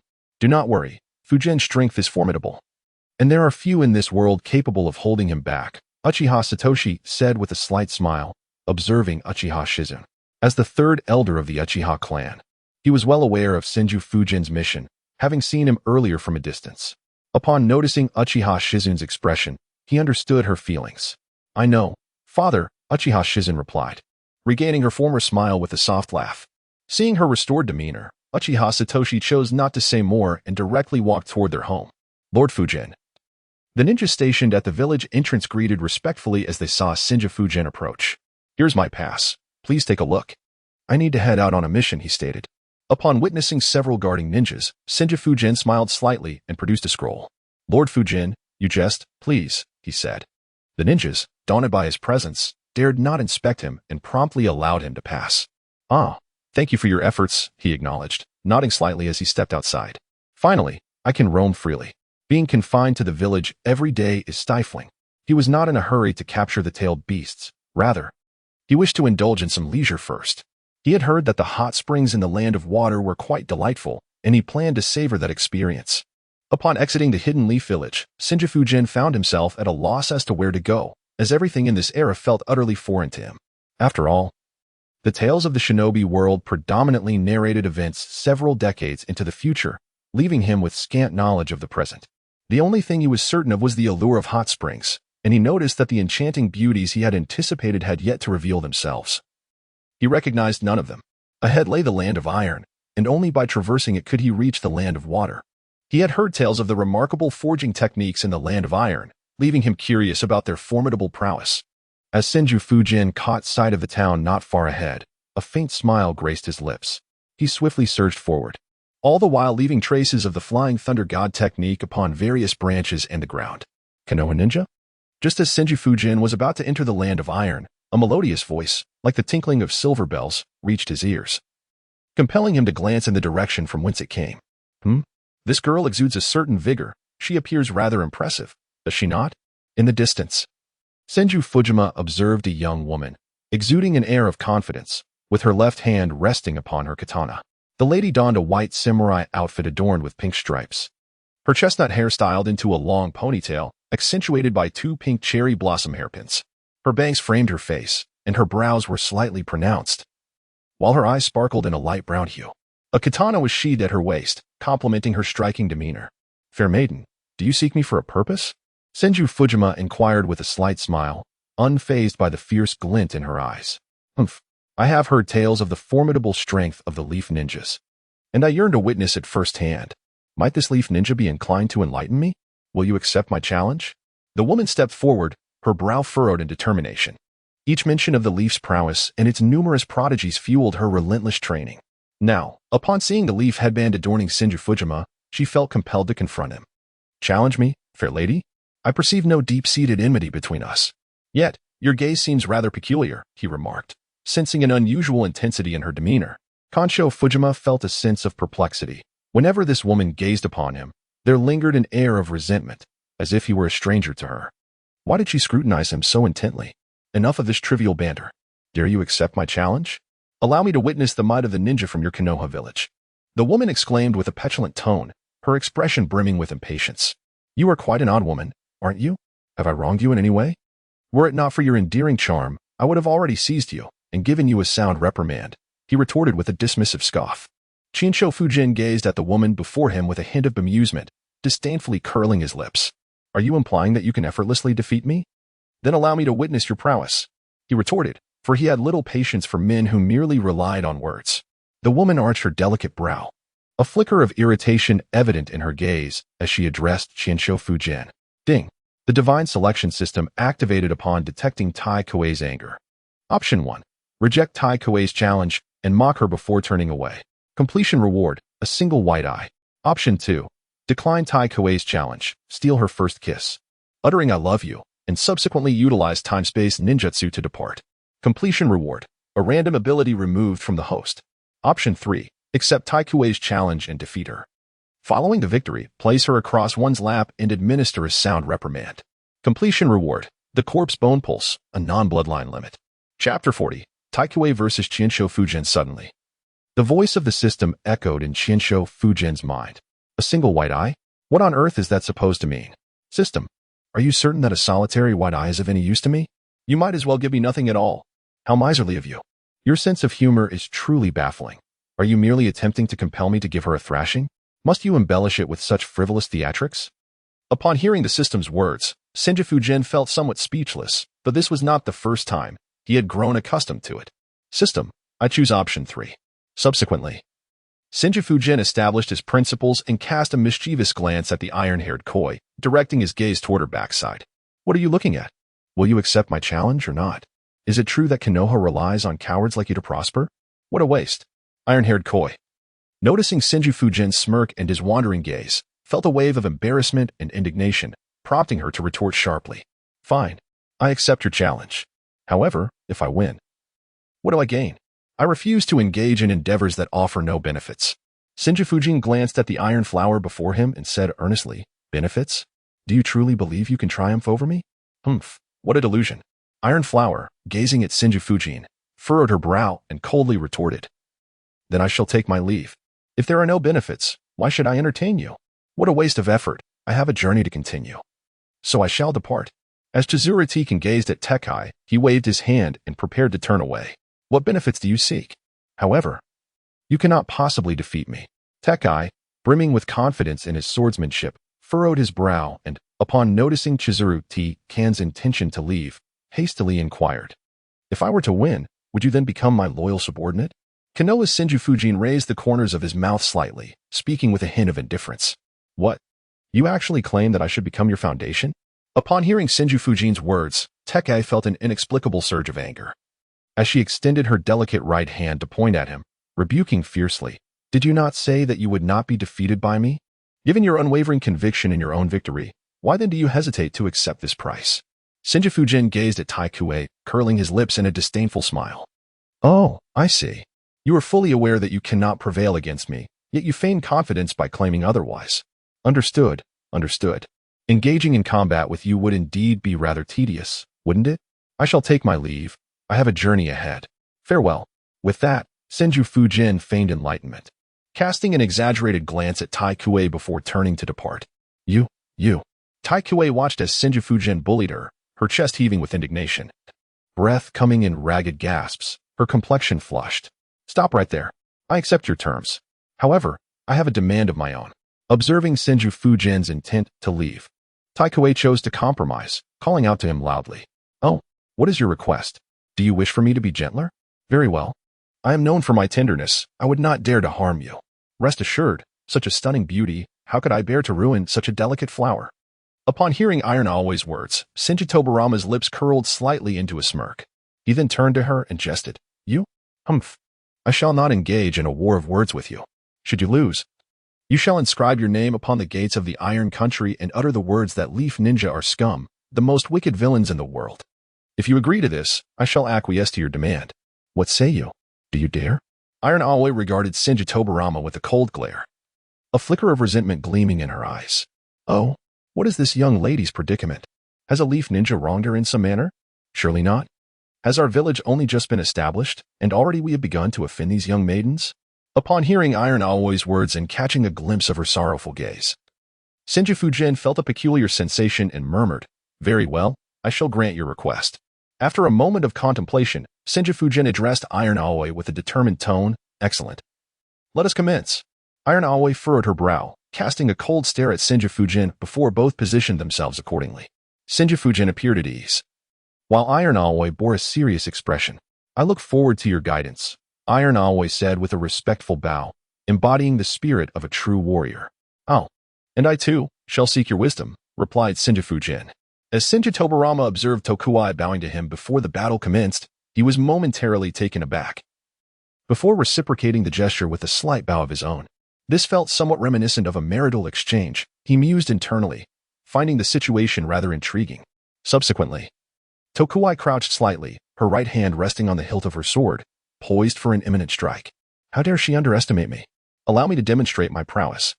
Noticing that Tobarama seemed indifferent to her presence, a flicker of anger surged within her. In an instant, she drew her katana but did not fully unsheath it, propelling herself forward with a powerful push of her right foot. Whoosh! In a heartbeat, Tokuai surged towards Tobarama, her speed so remarkable that even a seasoned jonin might find themselves challenged. It appears she possesses some skill. However, against me, it bears no consequence. Very well. Let us engage in a little play. As Tokuai charged towards him, a slight smirk curled upon Tobarama's lips, and he swiftly drew a specially crafted kunai. With a crackling sound, he unleashed his lightning release, enveloping the kunai in arcs of electricity, transforming it into a blade of lightning that bore resemblance to Tobarama's brother's Raijin sword. Secret sword, lightning slash. Witnessing Tobarama brandish his weapon, Tokuai quickly unsheathed her katana, conjuring a vibrant blue blade of energy that launched directly at him. Oh, is this strength commendable? She can indeed manifest sword energy. Hehe. As Senju Fujian observed a blade of blue light slicing through the air towards him, he calmly unsheathed his lightning sword and nonchalantly waved it. With a resounding bang, the blue blade collided with his sword, erupting in a cloud of smoke. Humph, fool. Do you think my blade can be so easily intercepted? Iron Aoi. Seeing her attack successfully land, refrained from launching another strike, her confidence in her assault unwavering. Within her attack range, she believed no one could evade her onslaught. And as Senju Fujian stepped forward to confront her, he could only meet one fate, death. Chapter 41. Secret Sword, Wind and Snow / Suddenly, amidst the swirling smoke. A series of coughs pierced the air. Though your attack was futile, the dust it stirred has certainly irritated me. How unpleasant. Once the smoke cleared, Senju Fujian emerged unscathed, sporting a mocking expression as he pretended to choke on the dust. How dare you insult me so? Prepare to perish. Secret Sword, Whirlwind Split Wave / Iron Aoi. Witnessing Senju Fujian's nonchalant demeanor, felt a surge of indignation. She concentrated her chakra, which swiftly flowed into her katana. Just then, a fierce whirlwind began to swirl around them, intensifying the chakra she had gathered, causing her sword to shimmer with electric light. Flash! She called out, and in an instant, the tempest roared to life as Iron Aoi unleashed 3 arcs of lightning-infused sword energy, spiraling rapidly towards Senju Fujian. Interesting, this ultimate move is quite impressive. It bears a resemblance to Cleanse Vitality / but I wonder if it can curve. However, I am no swordsman, so I shall not engage you in a blade duel. Senju Fujian gazed at the 3 swirling blades hurtling towards him, a subtle smile gracing his lips. Water Release, Water Surge Wave. With a swift clap of his hands, he conjured a magnificent water vortex that ascended rapidly, spinning with great vigor. In an instant, the water vortex collided with the 3 swirling blades, sending forth a shower of sparkling droplets. Subsequently, the water surged forth like a cascading waterfall, rushing towards Iron Kuei and instantly transforming the terrain into a grand river that enveloped the surrounding miles. What? Such a formidable water release. At such a young age, he possesses such terrifying chakra? How much chakra must it consume to summon this much water? Iron Kuei marveled, his eyes wide in astonishment as he gracefully leaped onto the surface of the encroaching waters, captivated by the spectacle before him. Meanwhile, Iron Kuei's 3 attacks were effortlessly neutralized by the powerful rotational force of the water vortex, dissipating into nothingness. Do you wish to continue? You are no match for me. The 1,000-handed Fujian manipulated the surface of the water, effortlessly elevating himself and conjuring a towering wave, gazing down upon Tiekuei from his lofty perch. Humph. I shall not concede so easily. Although Tiekuei felt a surge of astonishment within, surrender was not an option. Capitulation would mean becoming a mere pawn of the 1,000-handed Fujian, a fate she resolutely rejected. Secret Sword, Wind and Snow / In an instant, Tiekuei grasped her blade with her right hand, unleashing a torrent of chakra that enveloped her entire being. The lightning-infused chakra extended dramatically, saturating the 3-meter radius around her. Boom. Whoosh. Suddenly, the lake erupted, accompanied by a spiraling vortex of lightning that shot skyward, churning the river's waters and summoning a ferocious tempest. This young lady is truly fighting with all her might, isn't she? Yet, her swordsmanship is quite impressive. I wonder how it compares to the techniques of the Hitaki clan. Seeing the water he summoned being completely disturbed by Tekai, Senju Fujian let out a sigh of exasperation and gently tapped his forehead. Water Release, Water Severing Wave. In an instant, Senju Fujian unleashed a formidable jet of water from his mouth, transforming it into a high-pressure column that severed the tempest of thunder and wind conjured by Tekai with the precision of a sharp water blade. Indeed, Senju Fujian's water technique could effortlessly slice through even the roots of the divine tree, rendering Tekai's assault as trivial as using a sledgehammer to swat a fly, obliterating it in a heartbeat. As the tempest subsided, the water's surface returned to tranquility. How could this be? How is it possible that I cannot contend with him? Is my swordsmanship truly so lacking? Tekai's eyes widened in astonishment, her heart racing as she realized her techniques were ineffective against Senju Fujian. Just as she pondered her predicament, a voice emerged from behind her. What? Upon hearing Senju Fujian's presence looming behind her, Tekai instinctively attempted to swing her katana. Gurgle, gurgle. Suddenly, she felt herself being dragged into the water by Senju Fujian, his grip tightening around her neck. Water Release, Wave Strike. Before Tekai could react, he pulled her beneath the surface, moving with unparalleled agility that surpassed even that of a fish. Gurgle, gurgle. Ah! Tekai realized she was submerged, struggling to breathe as water filled her mouth, panic setting in as she felt the onset of suffocation. Though young, she possessed considerable skill, didn't she? If you surrender, I shall spare you. Otherwise, you shall be destined to meet the Grim Reaper. With that, Senju Fujian lifted Tekai's head above the water, allowing her to gasp for air as he inquired. Impossible, I will never concede. You will meet your demise instead. Tekai retorted defiantly, not only refusing to yield but also launching a kick aimed directly at his groin. What audacity! A low blow? You truly are a fierce little one, aren't you? Chinsho Tenjin was taken aback upon witnessing Tiekue's audacious attempt to sever his lineage, a chill running down his spine. In an instant, he clasped her outstretched leg tightly between his own. Release me, Tiekue exclaimed, flustered. If you do not concede soon, I shall be compelled to resort to harsher measures. Though I am reluctant to harm such a beautiful visage, what shall become of your exquisite face if I do so? Will you yield or not? As Thousand-Hand Fujian gazed upon the iron chrysanthemum cradled in his arms, a faint smile graced his lips. Humph.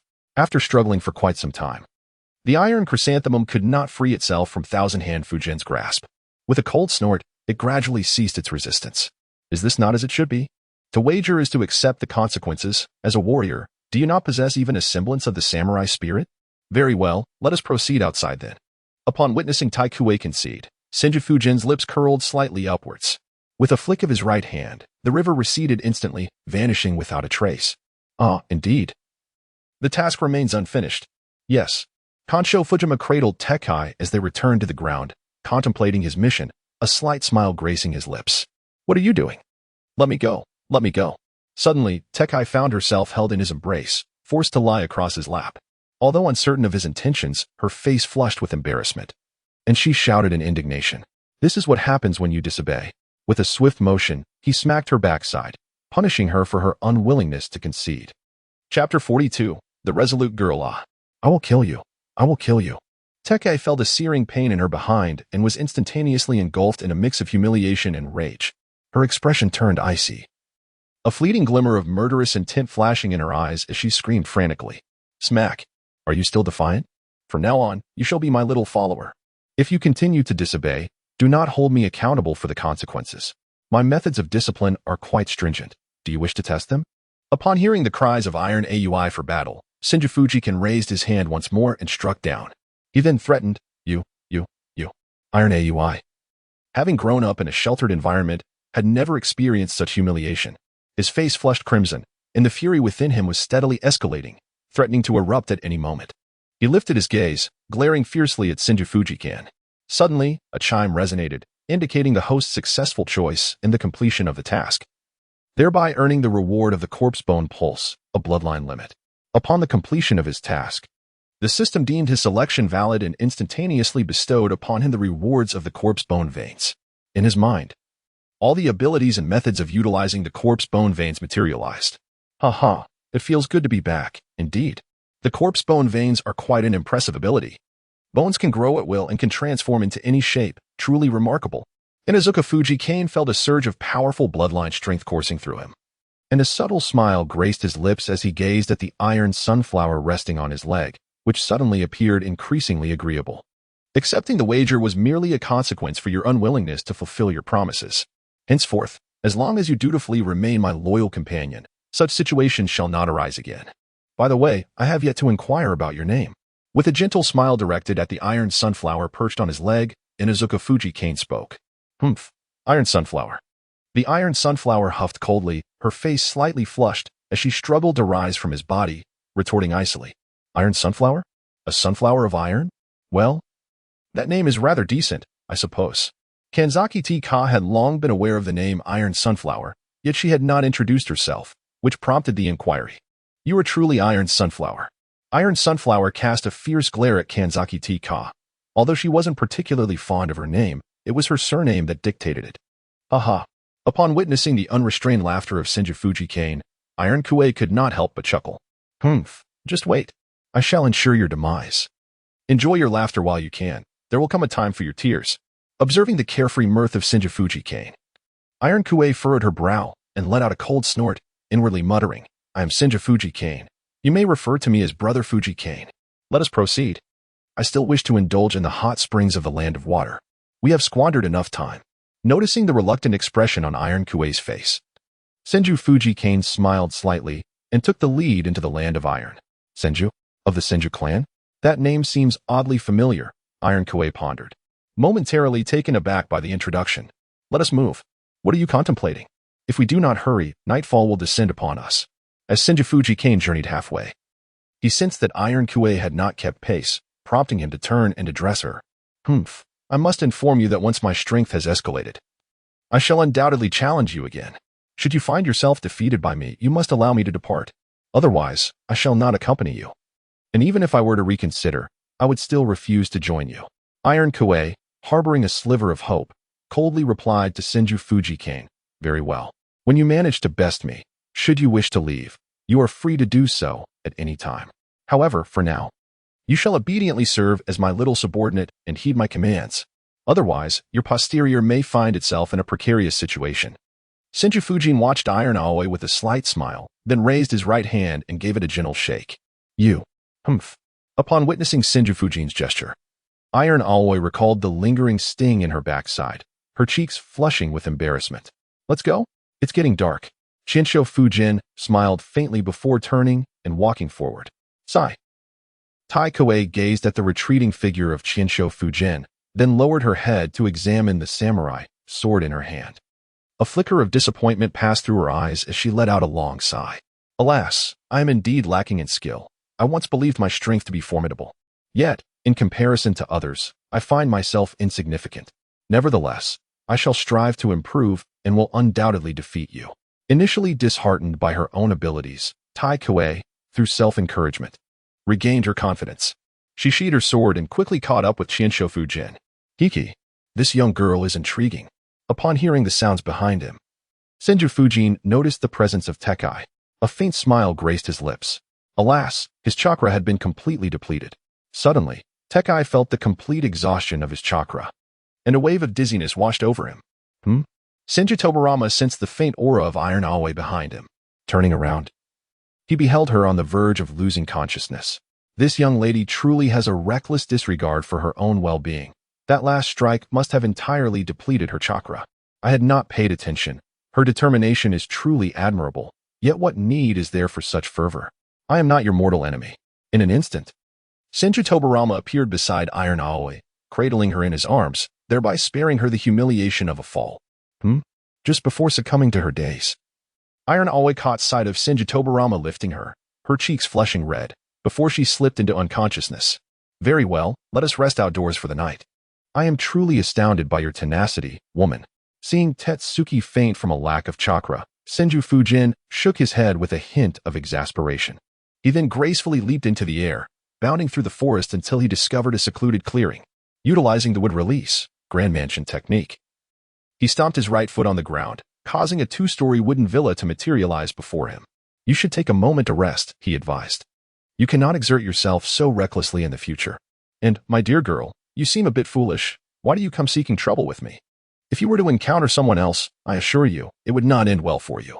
Senju Fujian gently placed Iron Aoi upon the wooden bed, subsequently retrieving a blanket from his spatial storage to cover her, murmuring, "Allow me to restore you."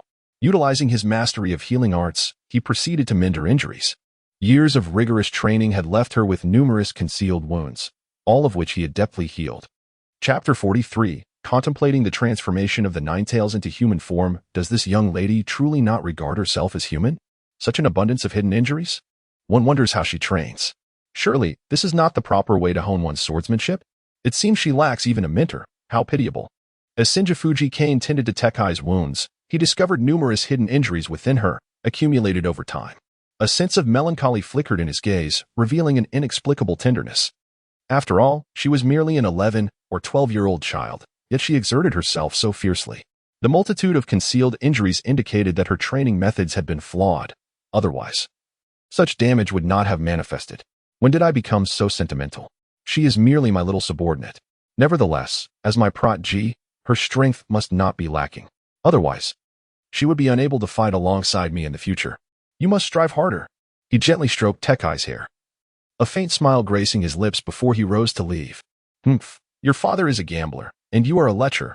I have already discerned this. At that moment, Kai Bai, who had been nestled within Senju Fujian's clothing, poked his head out and spoke. What? Kai-bai, what are you insinuating? I know my father is a gambler. But when did I become a lecher? I have done nothing. Do not slander me. As Senju Fujian observed the sudden emergence of the nine tails, upon hearing his words, he reacted much like a cat whose tail had been stepped on, seizing the nine tails firmly and, with a hint of trepidation, retorted, "Humph. Just a moment ago, I witnessed you surreptitiously caressing her hair. Moreover, while submerged in the water, I was fully aware of your innermost thoughts. Your lack of awareness did not escape my ears. You claim it is intriguing, though I confess I do not grasp its meaning. Nevertheless, it is evident that your mind wandered to something rather unsavory. Are you not, after all, a lecher? And as for that Uchiha Shizen, the mere thought sends a shiver down my spine. It is utterly repugnant. No, I stand corrected, it is 2 words. The nine tails regarded Senju Fujian, turning away with a dismissive curl of his lips, and said, You. Upon hearing the nine tails' words, Senju Tobarama found himself at a loss for an explanation. It seemed that no matter how he articulated his thoughts, he would inevitably be at fault. What are you talking about? He retorted. Humans are truly repugnant and despicable. Our tailed beasts, on the other hand, lead a life of simplicity, consumed only with eating and sleeping. You do not burden yourselves with the multitude of concerns we face. The nine tails crossed its claws over its chest and regarded Senju Tobarama with disdain. Do you know what embodies nothing but eating and sleeping? It is the pig.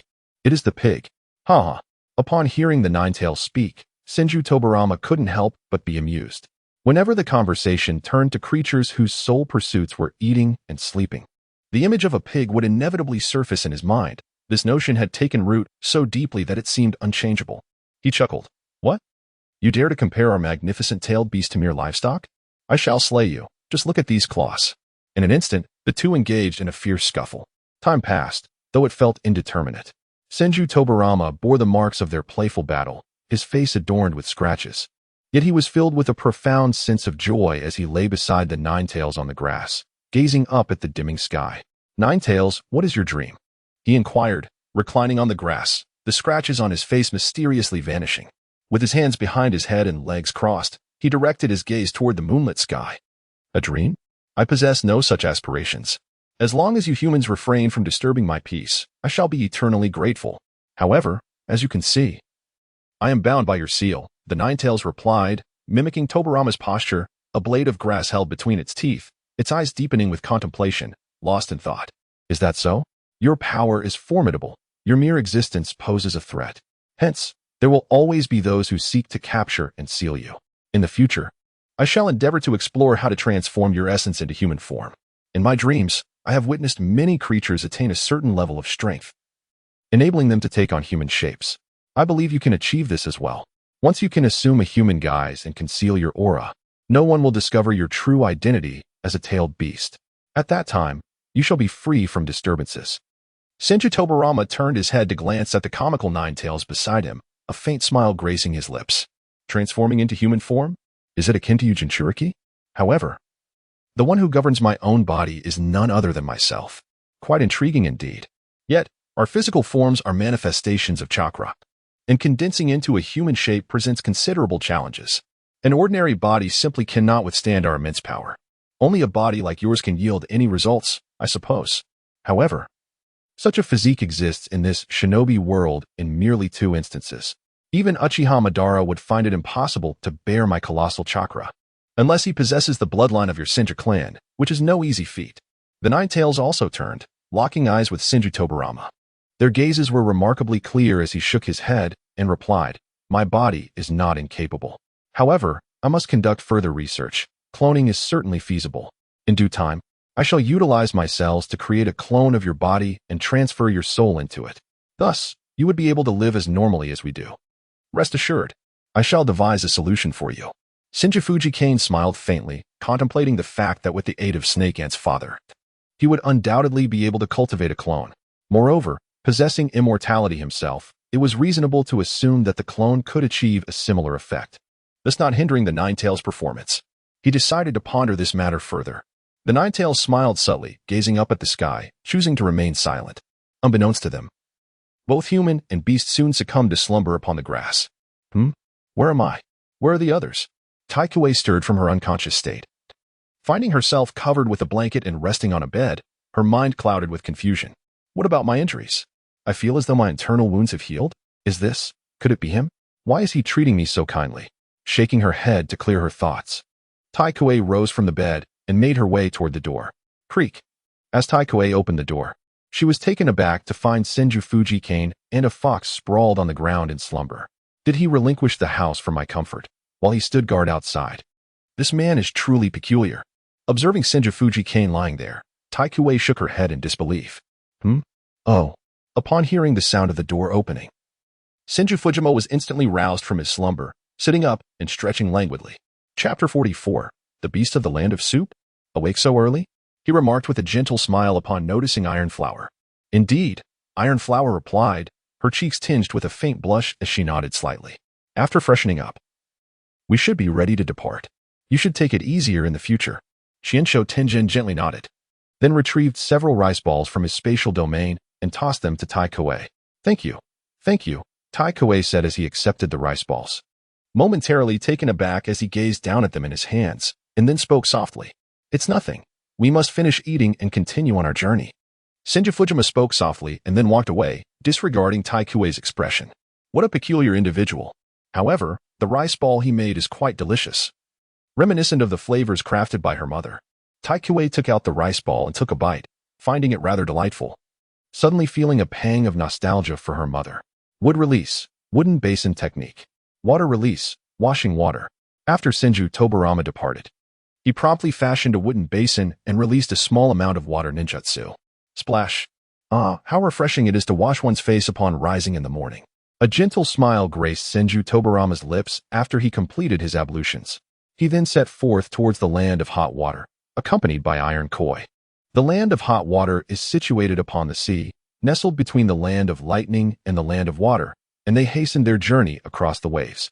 Soon, Senju Tobarama and Iron Koi arrived at the land of hot water. Have you heard? Numerous fishermen from the north have inexplicably vanished without a trace. Vanished? I am unaware. I haven't ventured out to sea lately. What has transpired? It is said that a colossal monster lurks upon the surface, devouring men and swallowing entire ships whole. What monster? What nonsense are you spouting? Where would such a creature come from? Do not dismiss my words. I witnessed a massive mountain that moves upon the sea. A mountain that moves? Why not claim your home is flying as well? Haha. As Senju Tobarama entered the land of hot water, he passed by the entrance of a casino and suddenly overheard a group of gamblers inside laughing and joking. A monster? A mountain? Could it be the Three Tails? What a coincidence it would be for me to arrive and be greeted by the Three Tails. Upon overhearing the conversation of those individuals, Senju Tobarama furrowed his brow, and soon his thoughts turned to the colossal turtle known as the Three Tails.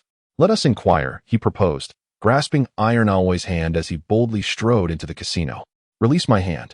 Iron Aoi exclaimed, her face flushed with embarrassment at Tobarama's firm grip, attempting to break free. However, his hand was remarkably strong, offering her no chance to resist. Regardless of her struggles, she was unable to escape, reluctantly allowing herself to be led by him. This is no place for children. Go, find somewhere cooler to linger. A watchful warrior at the entrance of the casino declared as he swiftly obstructed their path upon their arrival. Step aside. The Senju clan member furrowed his brow and coldly remarked, Oh, you possess quite the audacity, don't you? Brother, this impudent fellow dares to act so arrogantly on our turf. We ought to teach him a lesson. Indeed. Brother, allow me to handle this.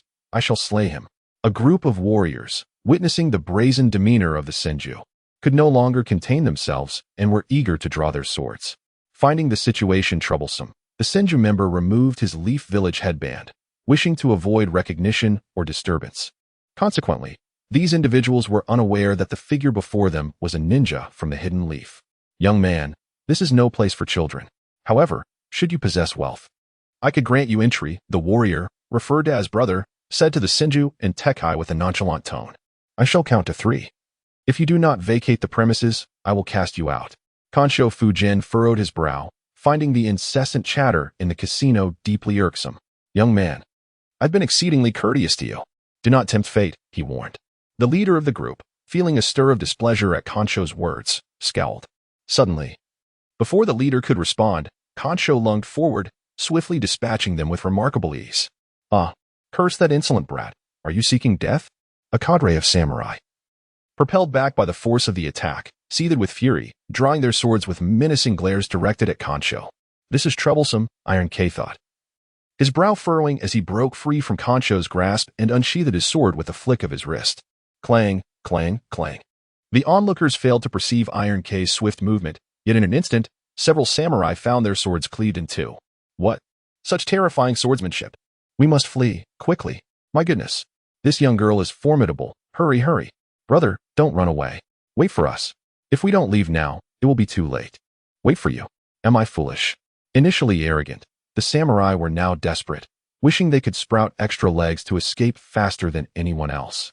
Once the samurai had retreated, a palpable fear settled over the crowd, even the casino owner exhibiting a hint of panic. Clap. What were those sea monsters you spoke of earlier? Do you know where they are? Or can you guide me there? I will reward you with 100,000 taels for anyone who can lead me to the creature you described. This bounty shall be yours. Shinsho Fujian cast down a staggering 100,000 taels onto the gambling table, surveying the crowd as he inquired, 10, 100,000 taels? A man who had initially boasted of witnessing a colossal mountain in motion, quickly became enamored by the sight of wealth, shouting loudly, I know. I can take you there. I can guide you. Others joined in, clamoring with equal fervor, I too know. I too know. I will lead you. I will lead you. Their declarations echoed. I am aware. I will take you there. Do not heed their words, for they are ignorant. They have never seen it. It is only through my words that they possess any knowledge. The cacophony persisted as they continued to argue. Let us all go together. And how shall we divide this 100,000? These individuals, all gamblers at heart, were naturally drawn to the allure of money, their voices blending into a tumult of speculation. Enough, he declared. You shall accompany me. Should you dare deceive me, your existence will no longer be warranted. As Senju Fujima listened to the cacophony of voices surrounding him, his brow furrowed in contemplation, uncertain of who truly possessed the knowledge he sought. He casually pointed to an individual, exclaiming, Very well. This esteemed gentleman, please follow me. A man, elated by being chosen by Senju Fujima, eagerly rose to lead the way. Chapter 45, Journey to the Sea, The Appearance of the Three Tails. How fortunate it is for him to have encountered such an opportunity.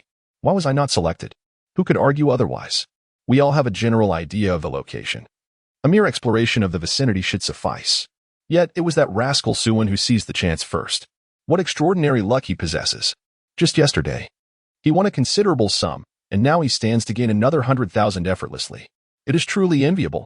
Upon being chosen by Senju Fujima, the others present shook their heads, lamenting their own missed opportunities. Esteemed gentlemen, please follow me.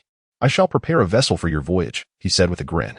Suin felt an immense joy swell within him, a windfall of 100,000 taels without effort, who would not be delighted, though the monster was indeed formidable. Nothing mattered more to him than the prospect of wealth. Besides, with two skilled allies at his side, they could brave the danger while he discreetly slipped away when the moment arose. Why are you in search of that beast? Is that the purpose of your journey? Inquiring after Suin's departure, Taikue turned to Senju Fujima, his expression one of curiosity. You are partially correct, Senju replied. Initially, my intention was indeed to pursue such treasures. However, my primary reason for coming to the land of hot springs was simply to indulge in a soothing bath. The rest was merely incidental. Yet fate has led me to this encounter, and I cannot let it pass me by. Kazuna Senju smiled gently and turned to Iron Aoi, saying, Esteemed lords, the boat has been arranged. Please follow me. Just as Iron Aoi was about to say something, Suin had already returned, prompting the two to proceed. Very well. Kansho Tenjin nodded slightly, then approached Suin. What purpose does the Kansho clan have in seeking these beasts? Or is it possible that this is a spirit beast? Is he attempting to procure a more formidable spirit beast for himself? Taikue observed the silhouette of Kansho Tenjin, lost in thought. My lord, do you see that expanse of ocean ahead? Look, that towering mountain over there, is it? The journey ahead must be undertaken by the two of you. For I dare not venture closer, it is far too daunting. Suin, catching a distant glimpse of the great mountain, felt a twinge of fear as he addressed Kansho Tenjin and his companion. Oh, the nine-tailed fox indeed possesses a formidable chakra. Can you sense if it is the three tails? Upon hearing Suin's words, Senju Fujin promptly closed his eyes, and the Kagura heart eye instantly activated, allowing him to perceive an immense chakra ahead. Indeed, it was the unmistakable presence of Iwaki. The nine tails emerged, offering a slight nod. Take this 100,000 and be gone. Upon hearing the confirmation from the nine tails, Senju Fujian promptly tossed 100,000 taels to Su-1 and then disembarked from the vessel. I am curious to see what you intend to do.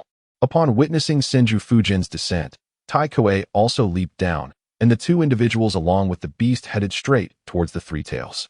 Haha. Securing 100,000 was truly effortless. Let us flee swiftly. Should that creature become enraged, I would be unable to withstand it. Su-1, elated with the acquisition of the 100,000 taels, paddled the boat back along the original route. Ding. The system detected that the host was attempting to capture the three tails. Activating the divine selection system.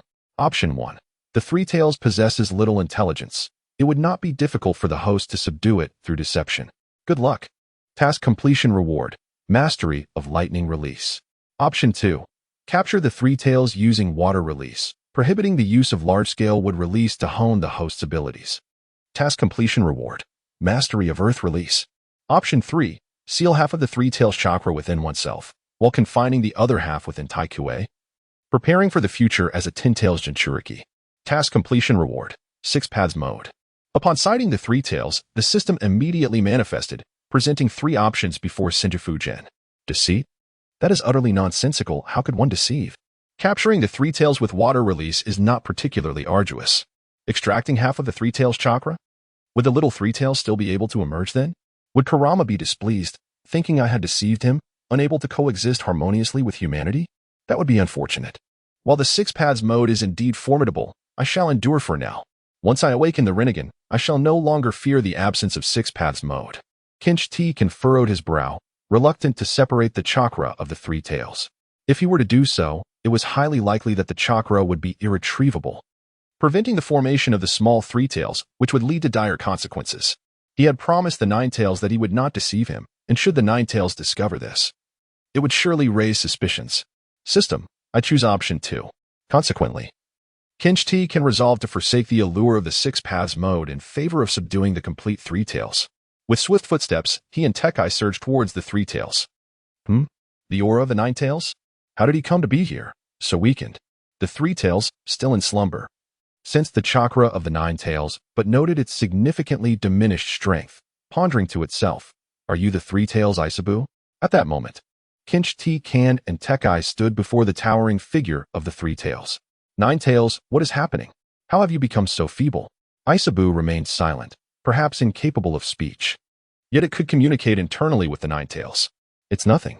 I have been sealed. He has come to seal you as well. Comply without resistance, or you shall suffer the consequences. The 9 tails spoke to Isabu in a calm, yet firm tone. How dare you seal me?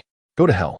Despite lacking considerable intelligence, the three tails understood the meaning of sealing and became instantly enraged upon hearing the term. Tail Beast Bomb. In an instant, the three tails gathered its energy and launched the tailed beast bomb towards Kinch-Tekin and Tekai. What? What is this creature? Why have I never heard of it before? It resembles no turtle I've seen, yet its colossal form and immense chakra instill a sense of dread within me. Is this truly a being we can defeat? It is overwhelmingly powerful. Tekai felt the terrifying chakra emanating from the three tails, causing her entire body to tremble with fear. Ah, right. I recall that the three tails cannot speak. She sighed. Well, since you choose silence, I shall have no choice but to incapacitate you and take you back. As Senju Fujian observed the three tails gathering its tailed beast ball, he furrowed his brow in concern. Chapter 46, Fujian's Duel with the Three Tails. Do you require my assistance? Inquired the 9 tails, perched upon Senju Fujian's shoulder with a subtle smile. Humph, do I really need help from that? How utterly pathetic would that make me? Senju Fujian curled his lips in disdain and shrugged his shoulders.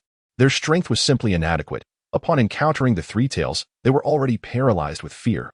Subsequently, Senju Fujian noticed Tekai beside him shaking her head. Water instantaneous technique. In an instant, Senju Fujian grasped the hand of Iron Kuei and vanished from sight, reappearing behind the three tails. Inheriting the formidable water techniques of Senju Tobarama, Senju Fujian was an invincible presence in the ocean, save for the encounter with his uncle. The sea god, the great ball Rasengan materialized in his right hand, and he unleashed it upon the three tails. How powerful! Just how strong is he? It turns out that during our battle, he had not exerted his full strength. In the face of such a behemoth, I felt utterly powerless. Yet he was capable of standing against it. Initially trembling, Iron Kuei seemed to regain composure upon witnessing Senju Fujian's might, overwhelmed by an indescribable awe. With a thunderous roar, The three tails was struck by the great ball Rasengan, unleashing a furious cry as its three tails thrashed violently, conjuring a tsunami that surged hundreds of meters across the ocean's surface. Water techniques were futile against me.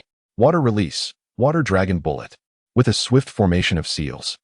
He exploited the ocean, requiring little Chakra to execute his jutsu.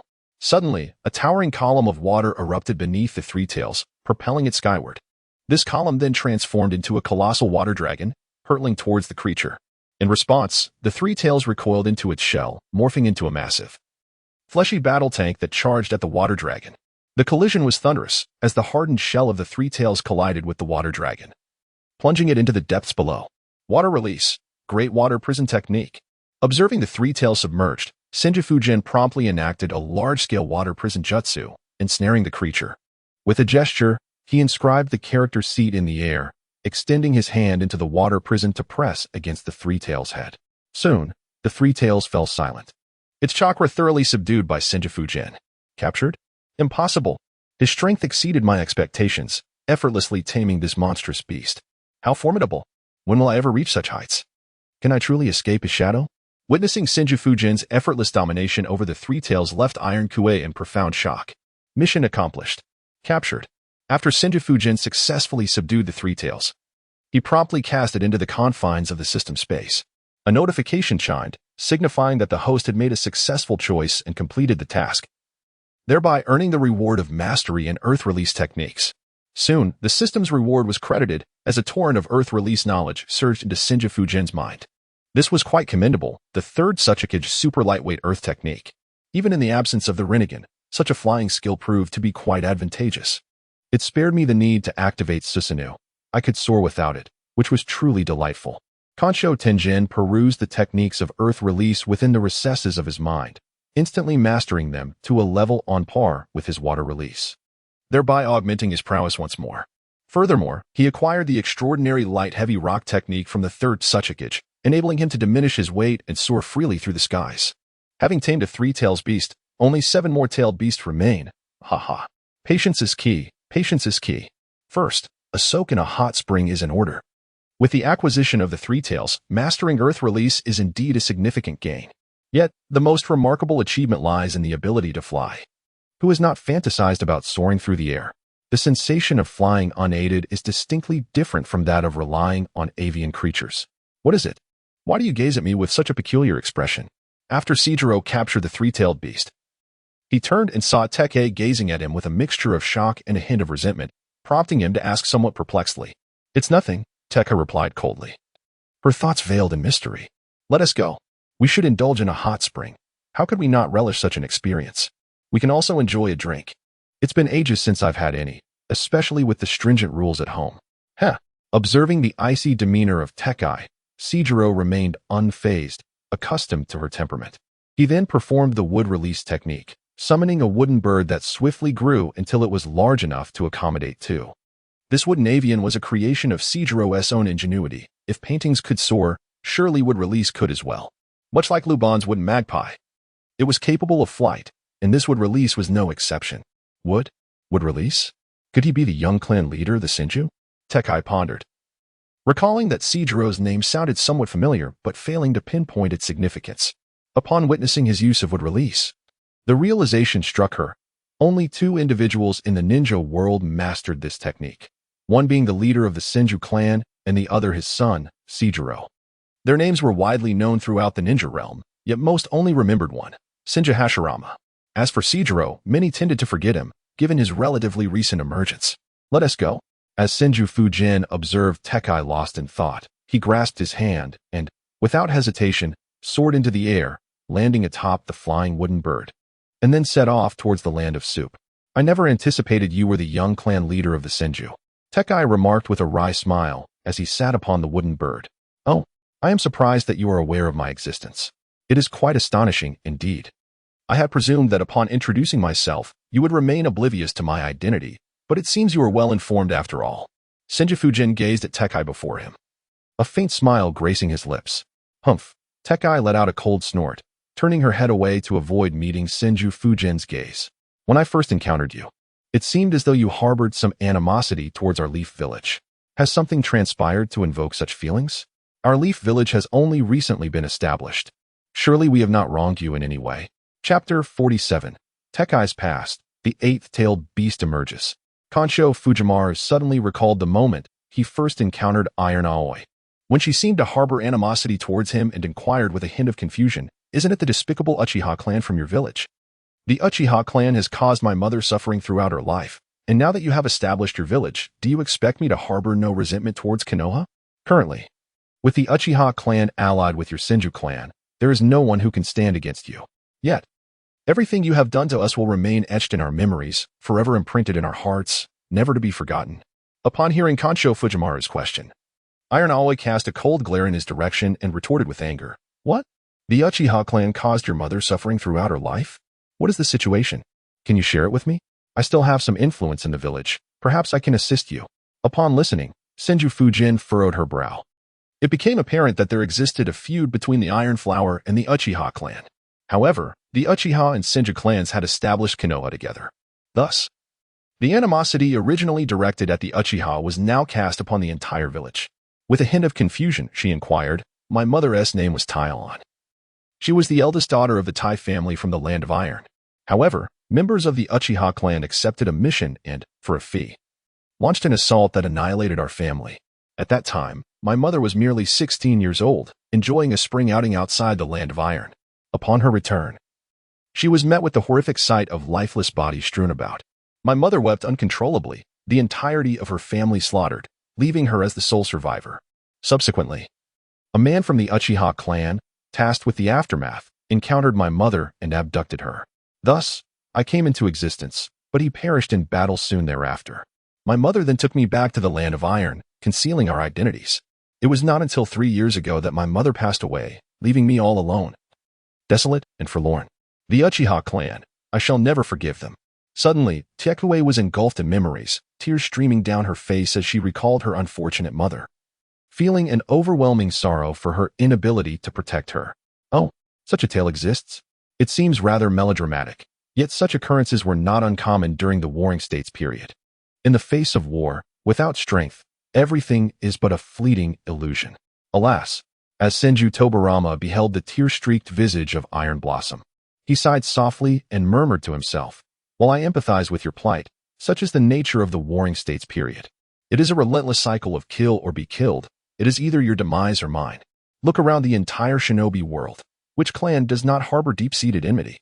Yet, this reality cannot be altered. It has already been etched into the annals of history. To effect change, one must transform the present rather than seek to alter the future." Observing the pitiful countenance of Iron Blossom, Senju Tobarama leaned closer, offering her his shoulder, and whispered gently into her ear, "Does possessing great strength grant one the license to act without restraint? Do the weak not deserve the right to exist? Even the lowly ant fights for survival. Why must we engage in conflict?" Iron Blossom, her eyes clouded with tears, looked up at Senju Tobarama and asked, "Is it true that great power allows one to do as they please? Indeed, in any realm, it is only by cultivating your own strength that you can stand against the might of others. When others wield power and you remain weak, you are left to endure their blows. This is the harsh truth. To be human is to navigate a landscape rife with self-interest. Some seek wealth, others crave authority, while some yearn for happiness. Yet, to attain these desires, one must persistently engage in conflict, striving to become the most formidable force. However, I am endeavoring to transform the entire world. All shall eventually return to peace. I too wish to awaken each day in comfort, to dine, to stroll, to travel, and to rest. Perhaps you shall witness the arrival of such a day." Kazuna Senju gazed at Tekue with sincere eyes and sighed. Is there truly such a world?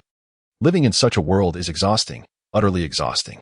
At times, I genuinely wish to simply cease to exist. Tekue, staring at the boundless sea, softly replied, "What are you thinking? The days ahead will undoubtedly improve. You will still have the chance to marry a man you adore and lead a blissful life. Life has only just begun. How can one so easily utter words of surrender?" Upon hearing Tekeue's words, Kazuna Senju smiled gently, reaching out to pat her shoulder. "The one you cherish? A life of happiness." Tekue glanced at Kazuna Senju beside her, shaking her head with a bitter smile, a hint of helplessness flickering in her eyes. "Don't overthink it. Let's go to the land of hot springs and soak in a hot spring to unwind. It's on me." Kansho Fujian gazed at Taikue with a subtle smile. However, It might be more economical for the two of us to share a bath. What do you think about visiting the same hot spring? He jested. Get lost. Who would want to bathe with you? How shameless. Taikue retorted, her cheeks reddening at his audacity. Huh, it's good to see you can think like that. Let us go. We're almost there. Once we arrive, we can find a place to soak in the hot springs, Kansho Fujian remarked, noticing the color returning to Taikue's face. He shrugged and then controlled the wooden bird to descend, leaping off as they neared the ground. Humph, insufferable man, Taikue muttered, a glimmer of something more in her gaze as she watched him jump, before following suit. Soon, the two entered a hot spring establishment and eagerly immersed themselves in the soothing waters. Ah, soaking in a bath is truly delightful. It is the ultimate remedy for fatigue. Kinch Fujian lay upon the surface of the water, luxuriating in the embrace of the hot springs, an experience of unparalleled comfort. Meanwhile, on the side of Hashirama Senju, the Umbu had reported the discovery of a tailed beast. He and Tobarama decided to leave one person to guard Konoha while the other hastened to capture the beast. Get away from me. At that moment, the Eight Tails was surrounded by a throng of Konoha ninjas who, while probing the beast, inadvertently caught its attention. Enraged, the Eight Tails unleashed its fury, sending all assailants flying. Several Umbu were sent hurtling through the air, bloodied and incapacitated. Die. It roared, summoning a tailed beast ball with tremendous force and flinging it towards the Umbu. The tailed beast ball surged forward, propelled by a catastrophic power. Chapter 48. Hashirama vs. Eight Tails. This is bad. Retreat. Hurry. The urgency was palpable as the Umbu felt the terrifying approach of the tailed beast ball. A flicker of nostalgia for the world flashed in their eyes. Would release. Would clone technique. In an instant, Hashirama was pulled by Tobarama, employing the Flying Thunder God technique to arrive at the scene. Accompanied by none other than Hashirama's mother, Uzumaki Mito, the Umbu, equipped with specially crafted kunai, were poised to accelerate the capture of the tailed beast. The first Hokage has arrived. We are saved, they exclaimed with fervent relief. Long live the first Hokage. We are rescued. The Umbu breathed sighs of gratitude, reveling in their survival. Return to me. Senju Hashirama exerted direct control over the colossal wooden figure, seizing the tailed beast ball with one hand and advancing towards the Eight Tails. What? Who is this? Would release? And to catch my tailed beast ball with bare hands? How is that even possible? Such terrifying chakra. His chakra feels strangely familiar. The Eight Tails, witnessing Hashirama's immense wooden construct grasping its tailed beast ball, was momentarily taken aback. However, an excruciating pain suddenly surged through it as it inadvertently unleashed its own tailed beast ball, resulting in a massive explosion. Boom. The area within hundreds of meters was instantly transformed into scorched earth, creating a vast crater. The Eight Tails lay within this chasm, a flicker of fear evident in its eyes. Senjutsu, Mai-Ji-Mon. Boom. In an instant, Senju Hashirama activated the Mai-Ji-Mon, pinning the Eight Tails to the ground. Damn it, my chakra is restricted. I can't even sever my tail to escape. This wretched being. How can he wield such a Shura-like would release? This is infuriating. The Eight Tails roared in fury, pinned to the earth by Hashirama's might. Mito, commence. After securing the Eight Tails, Hashirama turned to his wife with a gentle smile. Understood. Uzumaki Mito approached, her gaze devoid of pity as she looked upon the subdued Eight Tails. Sealing technique, adamant and sealing chains. In an instant, numerous chains of chakra emerged from Mito's being, enveloping the Eight Tails tightly. Sealing technique? No, please, no. The Eight Tails bellowed in despair, but all its cries fell on deaf ears. Rise. With Mito's command, Hashirama promptly retracted the Mai-Ji-Mon, dragging the Eight Tails into Mito's very essence. For symbol sealing. Soon, the Eight Tails was entirely sealed within Uzumaki Mito, who, with her vast reserves of chakra, subdued it effortlessly. Even the Nine Tails could be contained for decades with ease. Thus, subduing the Eight Tails was a simple and pleasant endeavor. Indeed. Our Mito is remarkable. She handles the sealing with such grace. Upon witnessing the vortex water gate sealing the Eight Tails, Senju Hashirama approached with a grin and remarked, Humph. Do you truly believe that sealing a tailed beast is a trivial matter? The remaining tailed beasts must be meticulously chosen from our clan. Their chakra is exceedingly ferocious and overwhelmingly vast. The average clansman is simply incapable of enduring it, let alone controlling it. You will only bring us trouble. I shall deal with you properly upon our return. Seeing Hashirama's playful demeanor, Vortex Watergate felt no joy. Instead, he scolded him in return. Well. There was no other choice. Watergate, dear, please show some decorum in public. We shall discuss this further when we return, haha. As Senju Hashirama observed Uzumaki Mito in a fit of anger, he leaned closer and softly chuckled in her ear. Humph. Mito let out a cold snort, choosing to remain silent thereafter. In truth, her ire was not directed at the tailed beasts, but rather at Hashirama himself. It was disheartening to see him, so young, burdened with the responsibility of becoming a Jinchuriki. Moreover, only after she had assumed the role did she realize the immense chakra required to suppress the tailed beasts. The Uzumaki clan was known for their abundant chakra, which allowed them to enjoy long lives. Yet the necessity to subdue the tailed beasts would inevitably shorten their lifespans. Unless the tailed beasts within them remained docile, this predicament could not be resolved. The chakra expended would not be replenished in a timely manner, adversely affecting their longevity. Thus, her heart was heavy with concern for Hashirama. Brother, what of my sister-in-law? Konoha's thousand hands observed that Uzumaki Naruto appeared somewhat discontented and promptly approached him, whispering softly in his ear. It's nothing. Let's discuss it later. This time, the entity with 8 tails is likely the 8 tails. Furthermore, there are 7-tailed beasts. We must swiftly capture them all. Immediately instruct everyone to intensify their efforts in the search. They must exercise utmost caution. Had we not arrived in time, they would have perished. We cannot allow the pursuit of capturing the tailed beasts to result in their harm. We must endeavor to minimize damage to the greatest extent possible. Upon seeing Senju Tobarama, Senju Hashirama swiftly shook his head and then instructed, I understand, elder brother. Konoha's thousand-handed Senju fell into contemplation for a moment, then, after a brief pause, nodded and spoke. Indeed. Senju Hashirama nodded slightly before catching up with Uzumaki Mito. You all continue to expand the search radius, but exercise utmost caution. Merely observing their figures will suffice. We must avoid significant casualties. Be vigilant. Do you understand? Had we not arrived in time, your lives would have been forfeit. Subsequently, Senju Tobarama summoned several members of the Umbu and instructed them. Yes, Lord Tobarama, we will be exceedingly careful, the Umbu responded respectfully.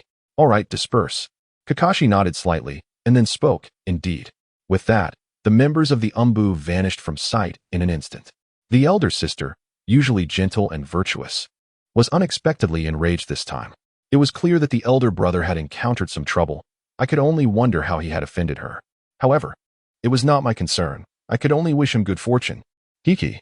Senju Tobarama gazed at Senju Hashirama and Uzumaki Mito in the distance, shaking his head with a smile. Kain Xiaotangjian. Second uncle, I believe you may have some misconceptions about the qualities of gentleness and virtue, don't you think? With a mother like mine, how gentle and virtuous can one truly be? Mito, what is the matter? Senju Hashirama caught up with Uzumaki Mito, extending his hand to grasp hers as he inquired. Mito, sealing the tailed beasts is perilous, and it will diminish the lifespan of our Uzumaki clan.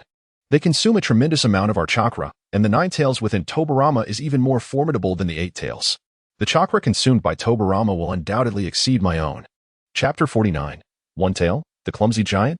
I do not wish to witness a white-haired send-off for a black-haired one. Do you understand? Mito gazed ahead, a flicker of reluctance crossing her eyes, her heart aching as she fought back tears that threatened to spill. What? The 9 tails? That rascal Kurama has been captured too? She chuckled. Ha. At least I am not the only one caught. It would have been utterly humiliating otherwise. So there is another to accompany me in this plight? That brings me some comfort. However, the chakra within the Uzumaki clan is indeed vast, rivaling my own. It is akin to a human-tailed beast, truly terrifying. I cannot help but wish to see that foul mouth of Kurama. How amusing.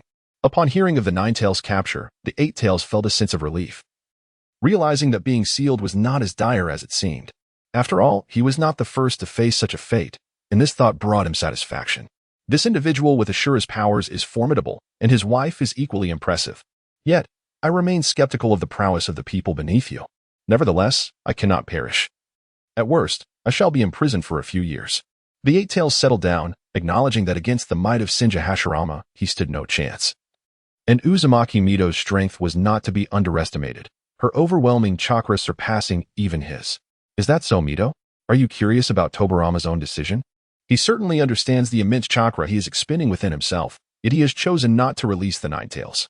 Shouldn't we, as parents, support him? Especially when our children remain silent. Upon hearing the words of Uzumaki Mito, Senju Hashirama's body trembled slightly, yet his gaze remained resolute. To him, the village held paramount importance, surpassing all else. Even if Senju Tobarama sought to undermine it, he would not hesitate to take decisive action, showing no leniency. Nevertheless, he harbored a deep belief in Tobarama's affection for the village, which is why he had proposed to become the first Jinchuriki of the Nine Tails. I understand.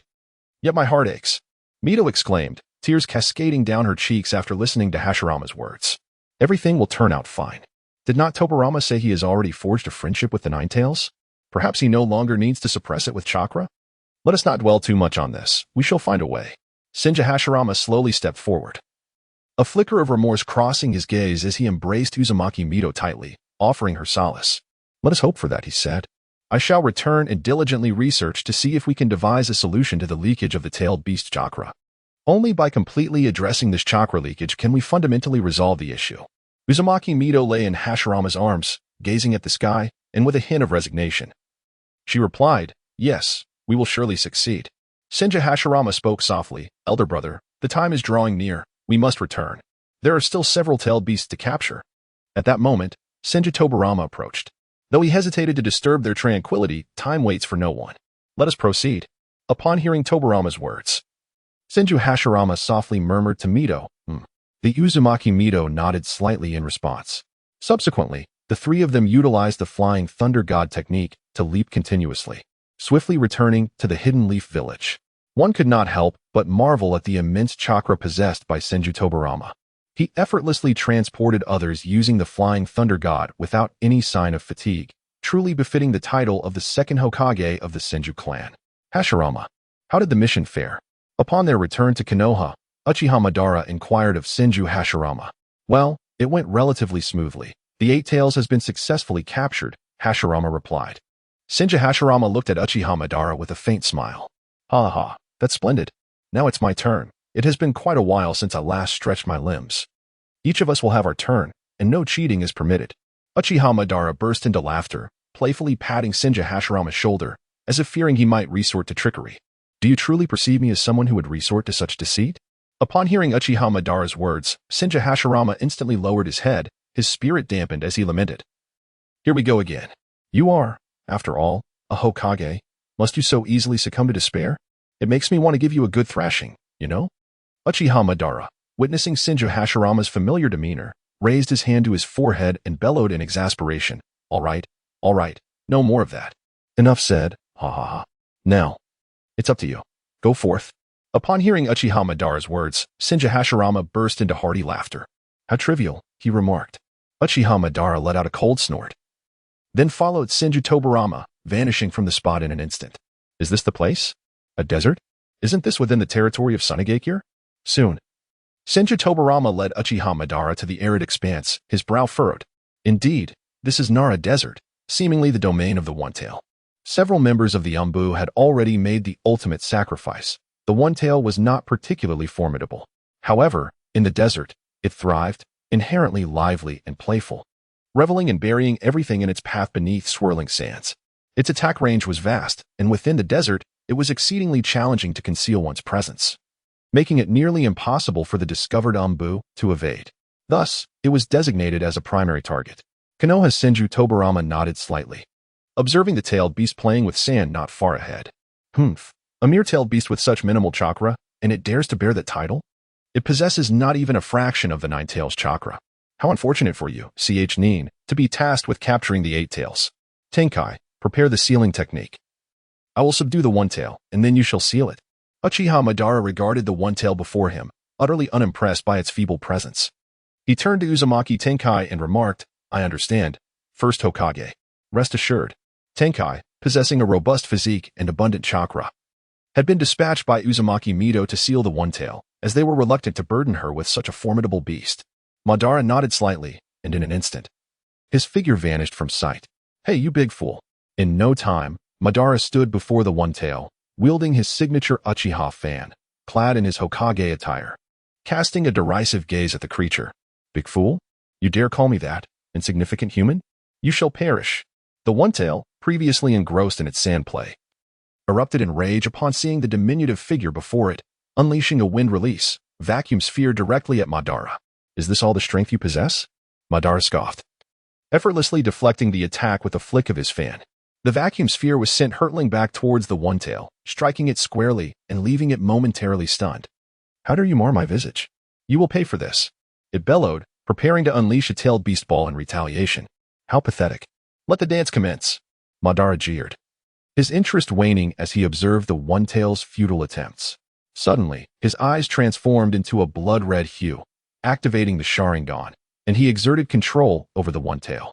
The creature, filled with dread, succumbed to Madara's influence, its eyes reflecting the very Sharingan that ensnared it. Spit out the tailed beast ball. I can see how taxing it is for you. With a flick of his wrist, Madara directed the one-tail to unleash the tailed beast ball towards the desert expanse. How impressive, first Hokage. Truly a formidable warrior, effortlessly subduing the one-tail, Tenkai thought, astonished by the swift turn of events. Now, one-tail, let the dance begin. As the king of Asian dance, it is your honor to learn from me. With precision, Madara commanded the one-tail to rise and commence a ludicrous dance, hopping about in a most comical manner. Though uncertain of the title King of Asian Dance, he had been informed that only the mightiest were bestowed such a name. I shall inherit this title as my own, Madara mused as he observed the one-tail's grotesque movements.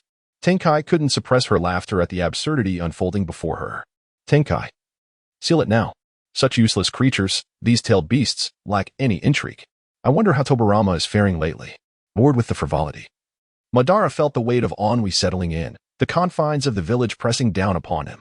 Yes, first Hokage, Tenkai replied, initiating the sealing technique. Diamond lock. For symbol seal. She deftly sealed the one-tail within herself.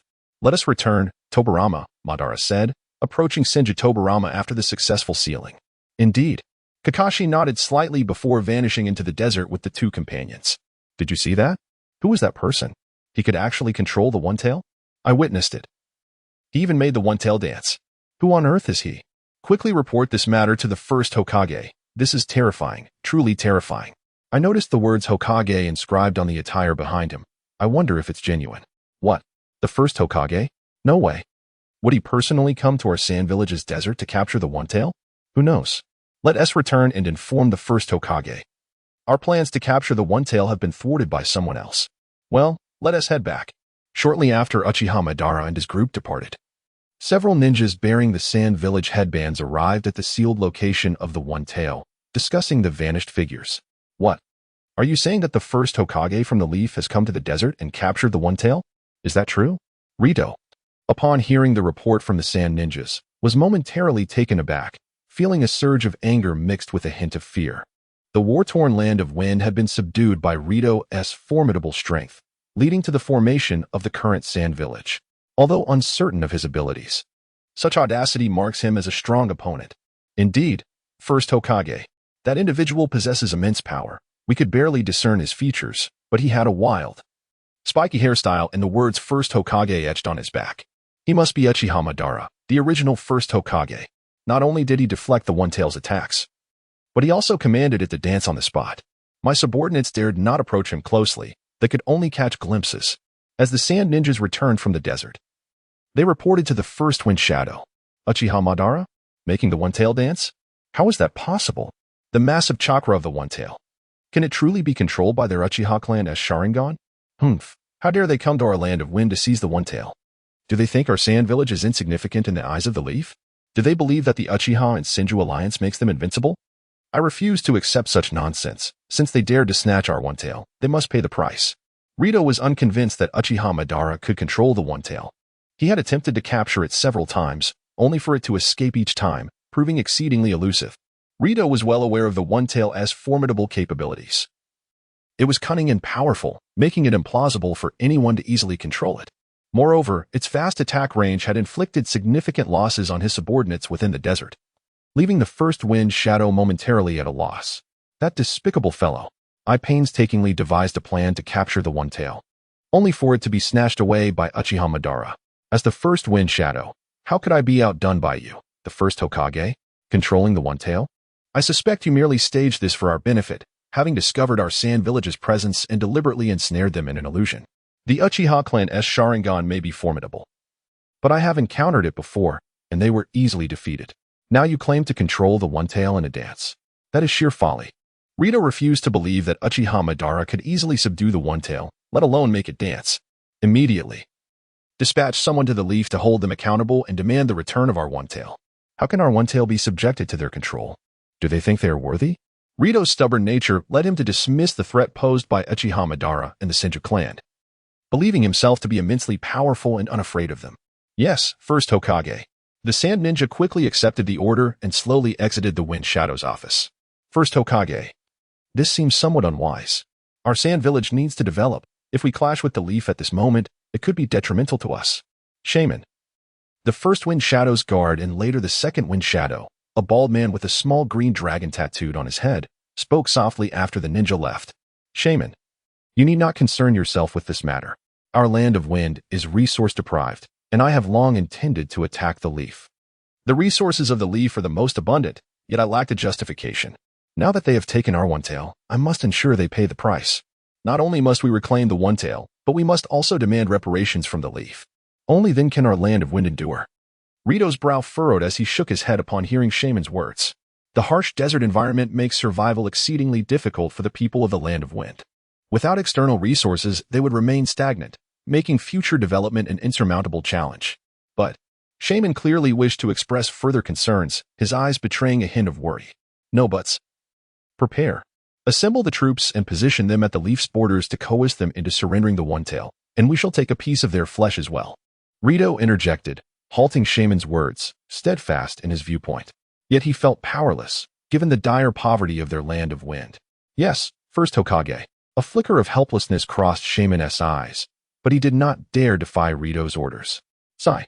Does the first Hokage not understand the terror of the Senju and Uchiha clans? Especially their clan leaders. I once fortuitously witnessed their fierce battle, and even from a distance. I felt an overwhelming sense of dread. I hope nothing unfortunate arises this time. Shaman left the Wind Shadow's office, casting a long glance back as he sighed deeply. Murmuring to himself, during a mission years ago, he had witnessed the fierce conflict between the Senju and Uchiha clans, particularly the site of Susanoo and Wood Release. Even from miles away, he felt the intense pressure. Meanwhile, Uchiha Madara and his companions remained unaware that they had provoked the first Wind Shadow. However, even if they were aware, aside from Senju Hashirama, the others would likely scoff dismissively. Bang! Hashirama, was that intentional? At that moment, the door to the Hokage's office swung open violently, and Uchiha Madara, filled with rage, glared at Senju Hashirama. Oh, back so soon? Was your journey successful? What have I done to you? It seems I haven't done anything at all.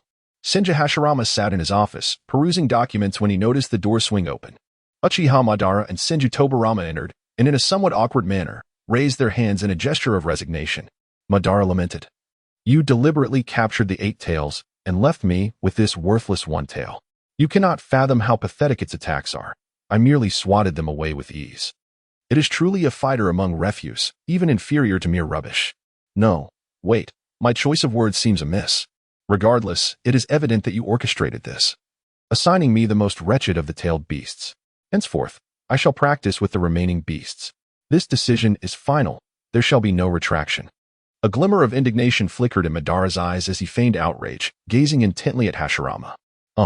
I am at a loss here. How can this be blamed on me? I truly possess no knowledge of this matter. Is the strength of a tailed beast determined solely by the number of tails? I am oblivious. I was under the impression that the one tail was the mightiest. The prior agreement cannot be dismissed. It was stipulated that we each receive one. How could I possibly relinquish them all to you? That simply will not do. If I give them all to you, what shall I have left to engage with? Senju Hashirama began to feel a bit dazed, but upon inadvertently catching a glimpse of Uchiha Madara's radiant gaze, he suddenly realized. It turned out that Uchiha Madara was merely jesting with him, intentionally seeking an opportunity to go out and engage in some playful competition. Did that mean he would be left without any fun? He firmly expressed his dissent. What? You dare to disagree? Madara retorted. I am the rightful Hokage. You would do well to heed my words. Upon hearing Hashirama's refusal, Uchiha Madara charged forward, their foreheads colliding in a fierce display, both embodying a comical ferocity. Disagreeing. Are we? You dare to oppose me? Indeed, I do. We had agreed beforehand, one for you and one for me. I sense you are asking for a beating. I shall oblige. You think you can strike me? How unreasonable. I will retaliate. In no time, Hashirama and Madara found themselves entangled in a spirited scuffle, exchanging blows with exuberance, their faces quickly becoming bruised and battered. Oh, here we go again. It seems there is no way to handle them. Are these truly 2 Hokages? An onlooker might mistake them for 2 jesters. Upon witnessing the arrival of two individuals, Senju Tobarama let out a silent sigh, raising a hand to his forehead, pondering in exasperation. Do you concur? He thought, but the answer was a resounding no. It was unclear how long the two had been engaged in their scuffle as they tugged at each other's ears. Uchiha Madara posed a question. Yet Senju Hashirama remained steadfastly opposed, displaying an admirable obstinacy. Unless. A thought suddenly crossed Senju Hashirama's mind, his gaze shifting. Unless what? Uchiha Madara inquired. Sensing a glimmer of hope at Hashirama's concession. 500,000, Hashirama replied. That happens to be my betting funds for the month though. Cough, it's not. As my expenses have been rather excessive this month, leaving me short on funds. If you provide me with 500,000, I shall take care of the rest. Senju Hashirama gazed at Uchiha Madara, who had audaciously demanded 500,000 ryo. How brazen. What? 500,000 ryo. Are you attempting to rob me? Chapter 52. The money-obsessed Senju Hashirama. What expenses could you possibly have? Is it not merely the result of your gambling losses? With your character, I cannot possibly be unaware. 250,000 is my final offer. There shall be no increase. Upon hearing Senju Hashirama's words, Uchiha Madara swiftly perceived his intent. It was likely that he had squandered his entire allowance and was now being met with a steep cut. 250,000? Are you dismissing me as a beggar? 450,000 is the minimum I will accept. 250 is simply too insulting.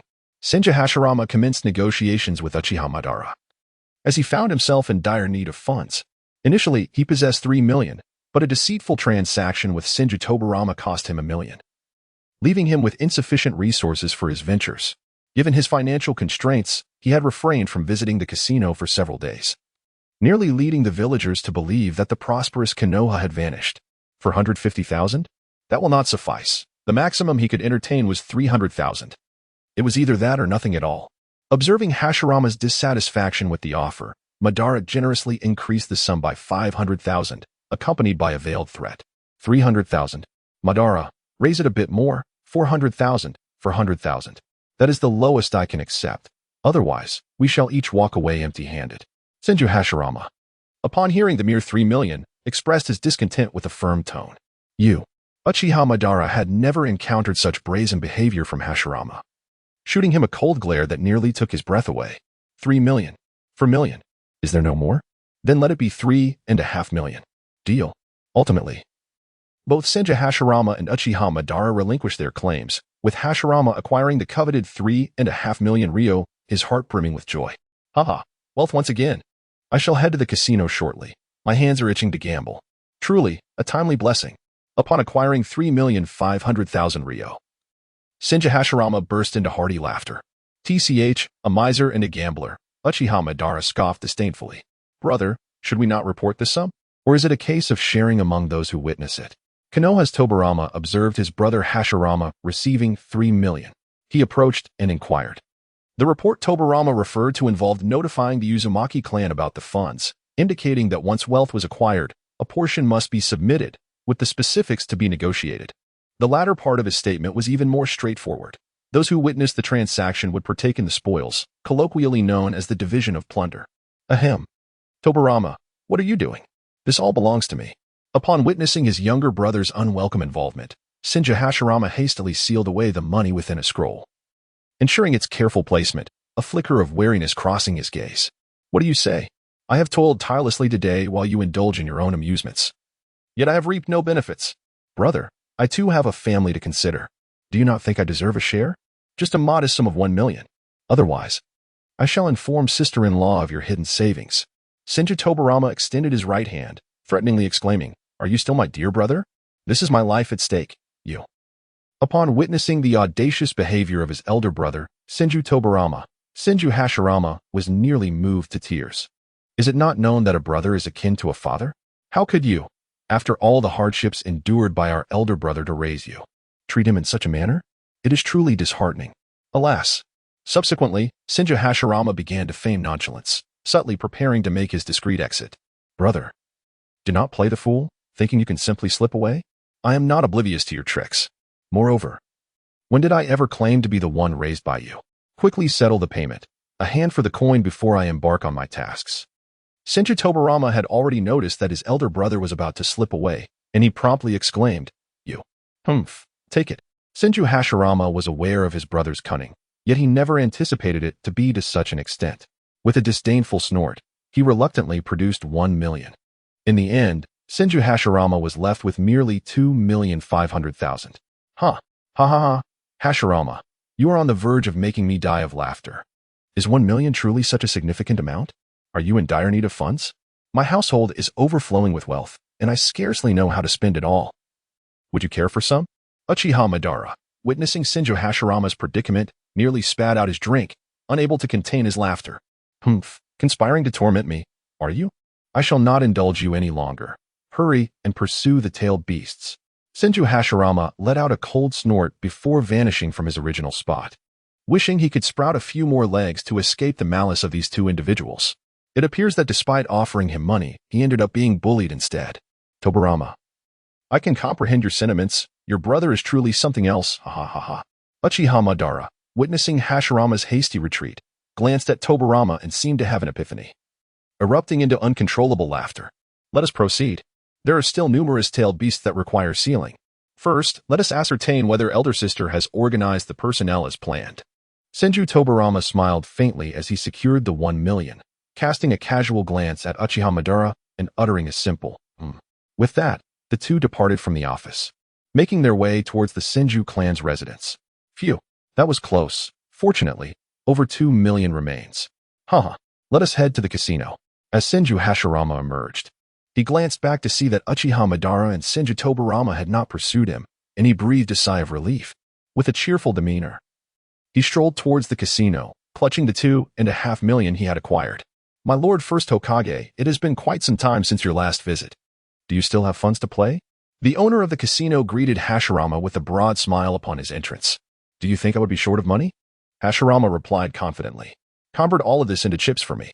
Bang. The sound of coins cascading filled the air. Senju Hashirama swiftly arrived at a casino, whereupon he encountered the proprietor, who audaciously presumed he was financially destitute. In a fit of indignation, Hashirama promptly produced a scroll, releasing a flurry of paper currency into the air. The casino owner, witnessing this cascade of money, amounting to no less than 1 million ryo, displayed an expression of astonishment. Oh, a lucrative patron has arrived, he mused inwardly, a smirk forming on his lips. Welcome, esteemed First Hokage. Without delay, the casino owner ushered Hashirama inside. The event has commenced. My lord, you may proceed directly. Moments later, they reached a chamber where the proprietor respectfully opened the door, beaming with deference. Wow, another generous patron? Come, let us join in the festivities. What? A generous patron has arrived? Wait for me. I shall join as well. What could this commotion be about? Why is everyone rushing so eagerly? Chapter 53. The generous Hashirama and the Nine-Tails Feast. Are you not aware? The fabled generous patron has graced us with his presence. Hurry, before all the seats are taken. Generous patron? What does that mean? Wait for me.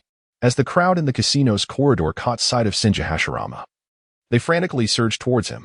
Half an hour later, as Hashirama exited the casino, the proprietor waved and smiled. We eagerly await your next visit, esteemed sir. Indeed. I shall return, Hashirama replied. Senju Hashirama emerged with an air of nonchalance, softly uttering, my 2.5 million. Sob, it's all gone. Upon reaching a secluded corner, he gazed at the empty scroll in despair, tears unspilled. What shall I eat? On that day, Senju Tobarama prepared a warm hot spring and ventured to the bustling market. There, he beheld an array of delectable treats and smiled gently. Eat? Iron Kue glanced around, captivated by the enticing aromas, momentarily taken aback. Gurgle. Soon enough, Iron Kue's stomach emitted a peculiar growl, her cheeks tinged with a hint of crimson. Are you hungry? Come, I shall take you to procure some food. In a moment of gentle interaction, Senju Fujian observed the blush on Tekai's face as she offered a faint smile. He then took her hand and led her towards a street vendor. Tekai, feeling her cheeks flush and her heart involuntarily quicken, was struck by the kindness of Senju Fujian. Despite being a junior clan leader, he treated her with an unexpected warmth that stirred her heart. Over the years, she had never encountered a man who had shown her such unwavering support. Recalling her encounter with the Three Tails, she remembered how Senju Fujian could have easily chosen not to save her, yet he did. Even when her chakra was depleted, he chose to remain by her side. As they wandered and indulged in various delights, all expenses were graciously covered by him, gradually unlocking the long-sealed chambers of her heart. Having never had friends in her youth, this was her first experience of feeling cherished. "Boss, 2 servings of takoyaki, please," he called out as they reached a vendor. Spotting the delectable takoyaki, Senju Fujian smiled softly and handed over the money.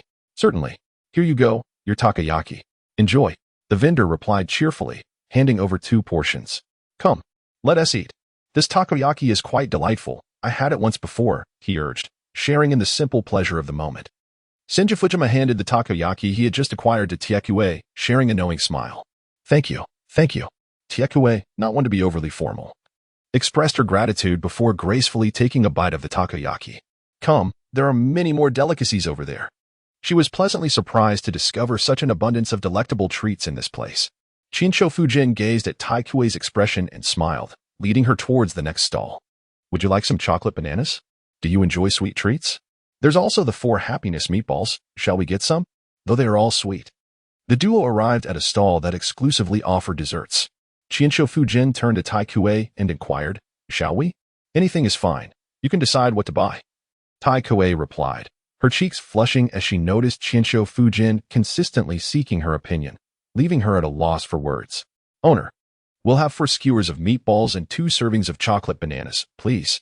Upon hearing Iron Always' words, Senju Fujian paid no mind and directly requested the proprietor to pack his orders. 2 portions of cheese potatoes, please. 2 servings of osmanthus cake as well. Thank you for your service. And 2 Osaka-style pancakes. Shortly thereafter, Senju Fujian busily continued to purchase various delicacies while Iron Always quietly savored her takoyaki, observing him in silence. Unbeknownst to them, their collective purchases amassed into a considerable haul. 1 large serving of stir-fried noodles with octopus, please. And 2 sets of utensils, thank you. After a glance at their bounty, Senju Fujian felt it insufficient and ordered another generous portion of stir-fried noodles. After all, ninjas possess substantial appetites. They require sustenance to replenish their energy and convert it into chakra, hence their considerable demands. "All right then, is this your little girlfriend? Such a charming child. You are indeed fortunate. I'll make sure to give you larger portions. Sharing is truly delightful," remarked the vendor of the stir-fried octopus noodles. Adjusting his glasses and smiling at Senju Fujian, the proprietor misunderstood the nature of their relationship, to which Senju Fujian promptly clarified, "We are merely companions." Upon hearing the proprietor's inquiry, Senju Fujian felt a twinge of embarrassment and responded somewhat awkwardly, while Tiekue's face flushed crimson as she lowered her head, focusing intently on her takoyaki, concealing her expression from everyone. "Is that so? Here, the fried noodles are ready for you. These are the utensils. Hold them carefully." The owner smiled faintly, subsequently packaging the fried noodles and handing them to Senju Fujian. "Come, let us find a delightful place to savor our meal, hehe." Senju Fujian indirectly passed the stir-fried noodles, casting a gentle smile at Tekai. Tekai responded with a slight nod. Soon after, the two arrived at a grassy clearing. Would release, table and chairs technique. With a resounding thud, the ground remained bare, but with a stamp of his right foot, vines sprouted forth, transforming into a small round table and 2 quaint stools. How remarkably convenient. "Your wood release is truly astonishing and practical," Tekai remarked.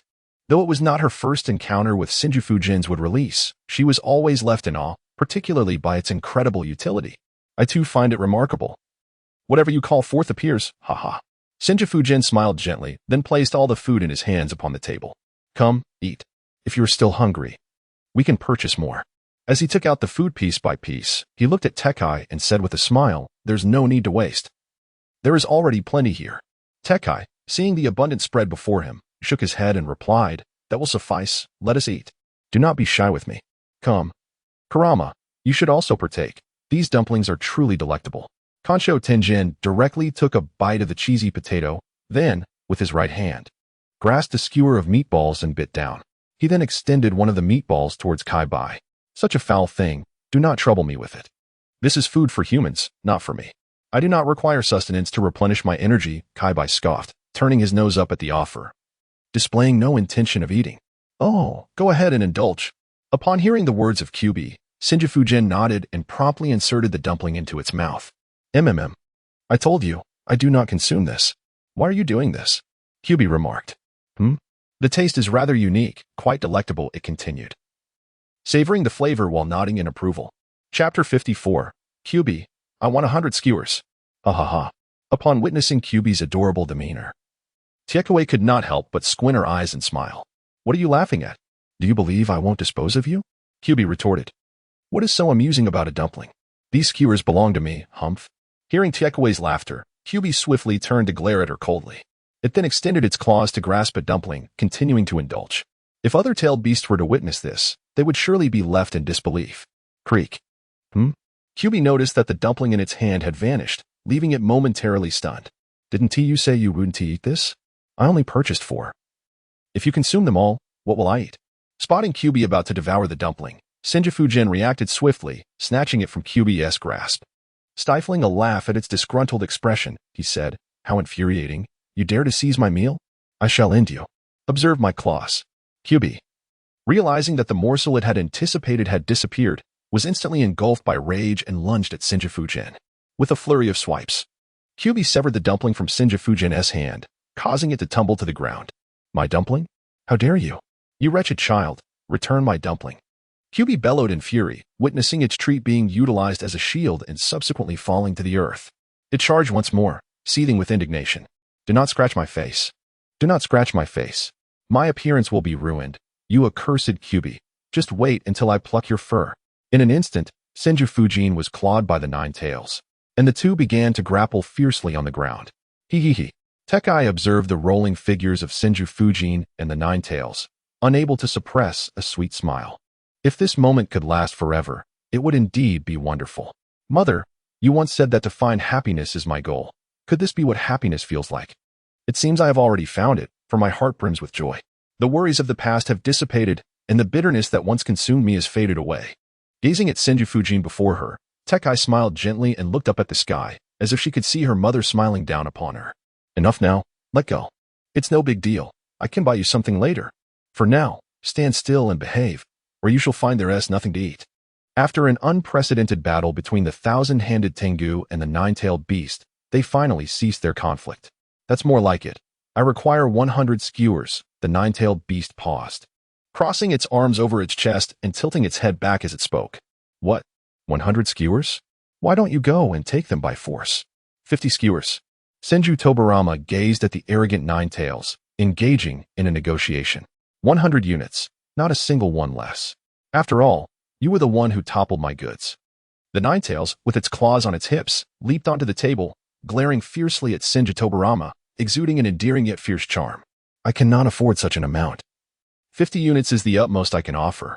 Kinsha Fujima shook his head and spread his hands, indicating his lack of funds and resolutely refusing to comply. What nonsense! He had millions lying idle on him. If he didn't buy me 100 skewers, I would. The 9 tails, witnessing Kinshu Fujima's demeanor, felt a surge of anger and momentarily found himself at a loss for words as he pointed a claw at him. What will you do? You have no leverage over me. TCH, Senju Fujian, with an expression akin to that of a dead pig unperturbed by boiling water, curled his lip and remarked, If you do not purchase, I shall directly tease Iron K and inform Uchiha. The 9 tails suddenly recalled something and bellowed loudly at Senju Fujian. MMM. However, before the subsequent words could escape his lips, Senju Fujian swiftly covered his mouth. Very well, 100 skewers, it's a deal. Konoha's Senju Tobarama gently covered the mouth of the 9 tails, speaking softly. MMM. The 9 tails shook its head, a glimmer of clarity flashing in its eyes. Subsequently, Senju Tobarama released his grip. Now that's more like it. Heh. With a sense of triumph, the 9 tails lightly leaped onto Iron K's shoulder, crossing its legs and smiling. Humph. Konoha Senju let out a cold snort, his eyes filled with murderous intent as he gazed at the 9 tails. Am I being toyed with? When did he ever toy with me? Could it be? Iron Aoi, upon hearing the 9 tails' words, felt her cheeks flush, seemingly recalling something. She lowered her head, hesitant to speak, and busied herself with eating, unperturbed by the heat, shoving food into her mouth. Ding. The host's resentment has been detected. The divine selection system is now activated. Option 1. Return Iron Aoi to Konoha, register her identity, and provide her with a home. Task completion reward. Iron Aoi's affection 1. Option 2. Allow Iron Aoi to leave on her own, severing ties forever. Task completion reward. Iron Aoi's sorrowful tears. And a pair of Byakugan from the Otsutsuki clan on the moon, which will immediately evolve into Rinnegan upon acquiring a pair from the Hyuga clan. Option 3. Depart quietly at night, leaving Iron Aoi's world behind, allowing time to dull the emotions. Task completion reward. Iron Aoi becomes a heartless killing machine, with an additional reward of the 6 paths mode. Soon, the system's options reappeared in Senju's mind. System? Do you wish to control me? Is your sole ambition to tempt me? I shall undoubtedly acquire the 6 paths mode. Do not think to entice me. However, this Byakugan seems quite appealing. If I can obtain a pair of Hyuga eyes, they would instantly evolve into Rinnegan, presenting an irresistible allure. The true power of Rinnegan is seldom witnessed. Most appearances are of the Sharingan. Yet, Rinnegan is indeed formidable. Should I acquire Rinnegan and then Sharingan, I would undeniably become a powerful entity. Although I do not harbor affection for her, I cannot bring myself to harm her. Both options would deeply wound Iron Aoi's heart. One would leave her in tears. The other would transform her into an emotionless assassin. If I were to forsake my humanity in pursuit of power, what meaning would life hold? I would rather forego these rewards. I am already sufficiently strong. If I rely solely on external forces, what significance does my strength possess?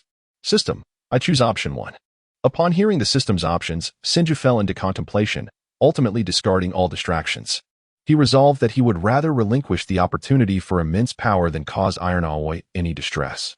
Will you continue to capture these tailed beasts? For a moment, the trio fell into a profound silence. Iron Aoi, seemingly unwilling to remain quiet any longer, lifted her head and smiled at Senju, inquiring, Dad, isn't the pet fox adorable? Yes, we must continue to capture them. There are still 7 left to be caught. Their strength is formidable, and if we fail to subdue them, they may pose a threat to others' lives. Perhaps this is not their desire. Yet, many would seek to capture them for their power, leading to their deep-seated animosity towards humanity. If they sense anyone approaching, they will become enraged. Thus, I must capture them all. Qian Shotenjin lifted his head to gaze at Tai Kuei, nodding slightly as he spoke. Are there still 7 remaining? So many? That would mean there are a total of 8, wouldn't it? I already find one quite terrifying. I can't fathom the presence of 7 more.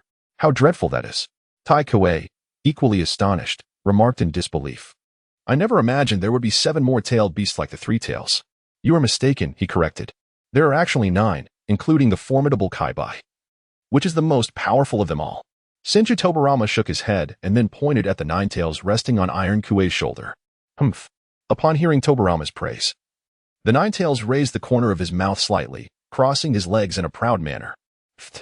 Tobarama, are you trying to make me laugh to death? How could the 9 tails possibly be that small? They are so large, and the 9 tails is merely this tiny. I could easily capture him. Iron Kuei chuckled at Tobarama's words, initially believing he was jesting, and replied with disbelief. Do not think that just because you have become my steed during this time, you can slander me. I am so tall and mighty, and yet you claim I am small? What part of me is small? Have you ever seen my grand form? You would hardly measure up to the size of my fingernail. It is utterly ridiculous. Upon hearing Iron Kuei's remarks, the 9 tails immediately stood up, cheeks puffed out, and exclaimed in indignation. Pfft. Ha ha ha. Iron Kuei, witnessing the 9 tails' reaction, could scarcely imagine what he would look like when fully transformed. But the current demeanor of the 9 tails made her want to laugh heartily. What the 9 tails said is true. His true form resides within me.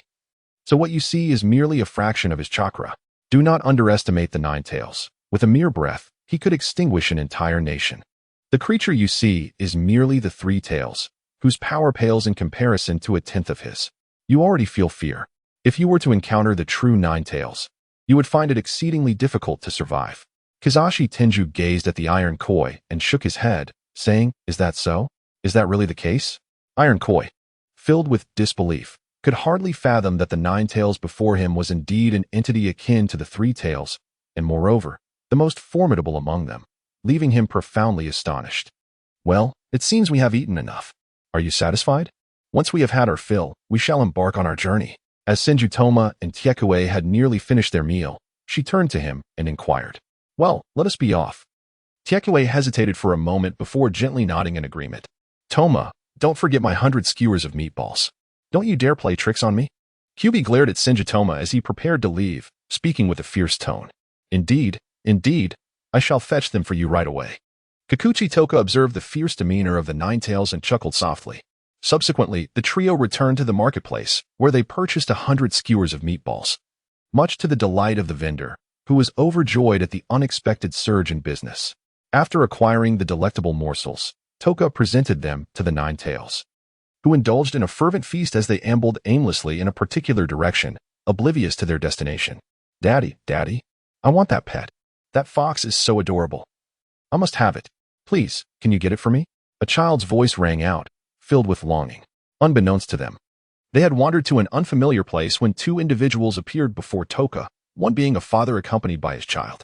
Upon noticing the nine-tails devouring meatballs on Toka's shoulder, the child expressed his delight, urging his father to take action. Oh, the child's father, captivated by the sight of the nine-tails and his son's eager gaze, approached eagerly. Young man, how much for that fox? Name your price. My son is quite taken with it. Just let me know. Furrowing his brow, the father spoke with an air of arrogance towards Toka and Kikuchi. Meanwhile, the nine-tails, initially engrossed in its feast, suddenly caught wind of someone pointing at it, filling it with a sense of malevolence. It promptly set down its meatball, furrowing its brow and baring its teeth at the father and son. However, it refrained from taking action, having spent considerable time by Toka's side, which had tempered its ferocity. It was no longer inclined to take lives easily. Of course, should the situation escalate beyond reason, it would not hesitate to retaliate with lethal force. Oh, and who do you think you are, daring to approach me with such demands? You certainly have a boldness about you. Konoha Senju furrowed his brow, gazing at the child before him, a flicker of tempered anger flashing in his eyes. Humph. Do you think you are something special? Do you even know who my father is? My father is Teros, a jonin of the Hidden Cloud Village. How dare you? Mere commoners, look down upon him? You are simply courting death. The child showed no fear, boldly pointing a finger at Senju and his companion, his gaze brimming with disdain. Teros? What is that? I've never heard of it. Is it really that impressive? Shinsho Fujian gazed at the two individuals before him, nonchalantly digging into his ear. Before addressing Tai Koei, I do not recognize them either. Upon witnessing Shinsho Fujian's playful demeanor, Tai Koei couldn't help but smile slightly. You dare to look down upon me? Young man, who do you think you are? Seeking death, are we? Upon hearing Shinsho Fujian's disdain, Teros furrowed his brow, and in an instant, a scroll materialized in his hand. Bang! A resounding explosion echoed, and a cloud of white smoke enveloped the area. In the blink of an eye, Teros brandished 3 enormous darts. Oh, quite the intimidator, aren't we? This feels oddly familiar. Have I encountered this before? Senju Tobarama gazed at the gigantic shuriken before him, an unsettling sense of familiarity nagging at his mind, yet the source eluded him. Perhaps it was merely a prop in some insignificant role. How utterly dreary. Have the ninjas of today resorted to such cowardice? If you were before Uncle Obito, I dare say you would be quaking in your boots. After a moment's contemplation, he decided to cast aside these thoughts. Intimidation? Allow me to demonstrate what true intimidation looks like. Whoosh, whoosh, whoosh. Tros, noticing the defiant glint in Tobarama's eyes, furrowed his brow and swiftly launched the shuriken from his right hand towards Iron Aoi. Chapter 56. The Unique Magnet Release Clang. In an instant, the incoming shuriken was cleaved in two by Iron Aoi's blade, hurtling back towards Tros himself. Hey, Tros did not lament the loss of his shuriken. Rather, a sly grin crept across his face, and a glimmer of mischief danced in his eyes. Kancho Fujima seemed to have sensed an anomaly and then closed his eyes. The Kagura heart eye awakened swiftly, allowing him to perceive clearly the magnetic field enveloping Tetsuki. So it was. The shuriken that had just been thrown by this individual must have been imbued with a magnetic field. After being struck by Tetsuki, the magnetic field naturally transferred onto her. It seems this is the secret behind your ascendance to the rank of Jonin. However, you have underestimated me, Kancho Fujima. In an instant, Senju Tobarama discerned Tero's intentions. A slight smirk gracing his lips.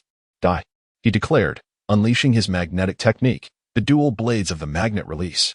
Upon witnessing the success of his magnetic assault, Teros let out a furious roar and hurled the enormous shuriken in his grasp towards Iron Koi. With a swift application of body flicker technique, Tobarama appeared silently behind him, delivering a Rasengan directly to Teros' back. Teros felt a sharp pain stab through him, causing him to spin uncontrollably and propel forward with such velocity that he collided with his own shuriken, sending it flying away. Dad? No. A child. Witnessing his father being struck by another's blow, was engulfed by disbelief as he sprinted forward, shouting desperately. Puff. Clang. Tero's body made contact with the shuriken he had thrown, resulting in a gruesome severance, blood splattering across the sky. Drip, drip, bang. As the crimson droplets fell to the ground, Tero's lifeless form crashed heavily upon the earth. No. Dad. Please don't die. Don't leave me. The child cried, "You wicked beings, why did you kill my father? Why? Why? I simply wanted that fox. Why must you take my father's life? Couldn't you just sell it to me? You two villains, I will exact vengeance. I, Troy, shall hunt you down." Ah. Troy, upon witnessing his father's demise, let out a heart-wrenching wail, his gaze fixed upon Senju Tobirama and Iron Koi, his eyes ablaze with fury, as if he wished to devour them whole. "Humph, the slayer shall be slain. Your greatest folly was provoking me. Your father's death was well-deserved. Moreover, he perished by his own hand, thus the blame cannot be laid upon me. You are most welcome to seek my life. I am Senju Tobirama. I eagerly anticipate our next encounter. Remember this, do not be overly arrogant. Just because you desire something does not guarantee you will obtain it. To covet without the strength to claim it leads only to a path of demise." Chinsho Fujian gazed at the unreasonable Troy before him, who, despite having brought this calamity upon himself, had the audacity to shift the blame onto them. Such a logic was utterly absurd. With a cold snort, he declared, "I refuse to listen. I refuse to listen. Chinsho, is it? Just wait. One day I shall avenge my father by ending your lives."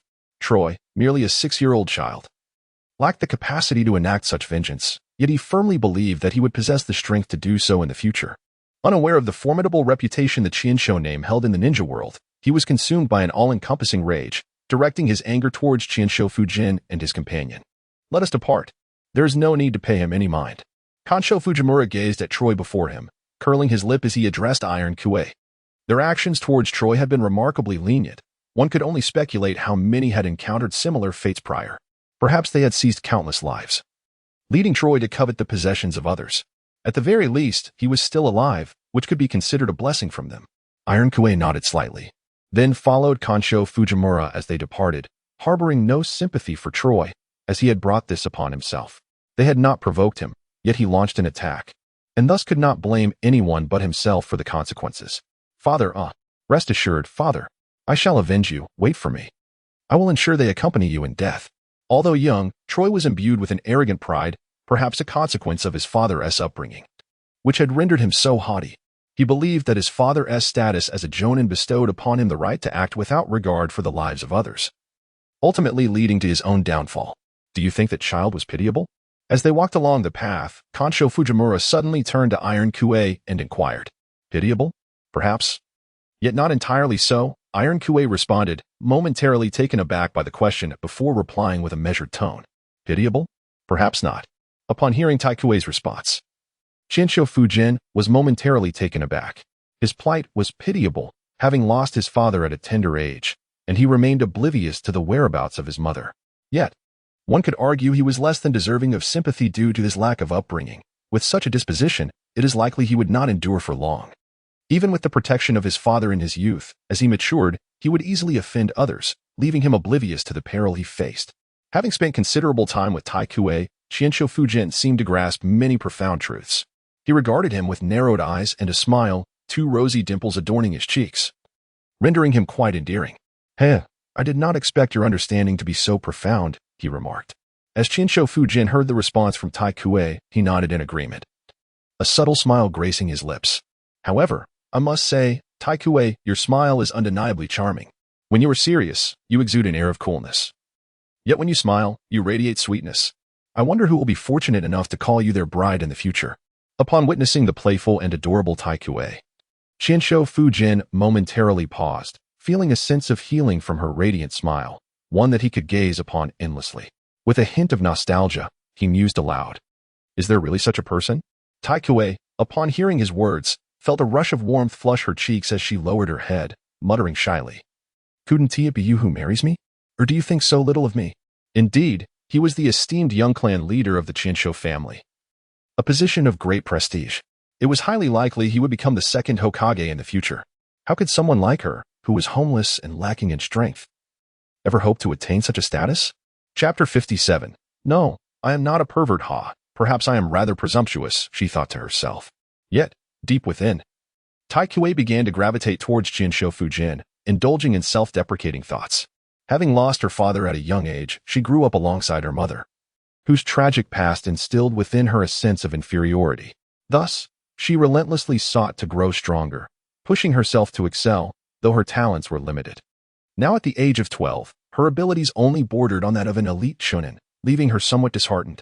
With no family by her side and lacking friends, encountering someone like Shinsho Fujian, who could be considered a good friend, led her to misinterpret her feelings toward happiness. She believed this was love, when in reality, it stemmed from her lack of experience in receiving kindness from others, especially in Shinsho Fujian, who, despite his youthful appearance, possessed remarkable maturity.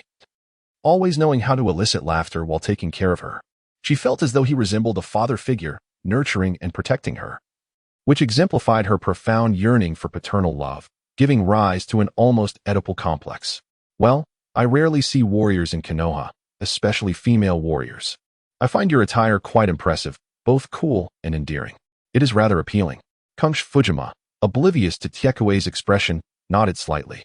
By the way, I intend to take you back to Konoha this time, so that you may reside there henceforth. If you wish to grow stronger, it is quite simple. I shall secure a place for you in the Ninja Academy, where you can pursue your studies. Although the curriculum primarily covers foundational knowledge, it is precisely this foundation that you lack. Your previous training was haphazard, resulting in numerous hidden injuries. Fortunately, I have already healed you.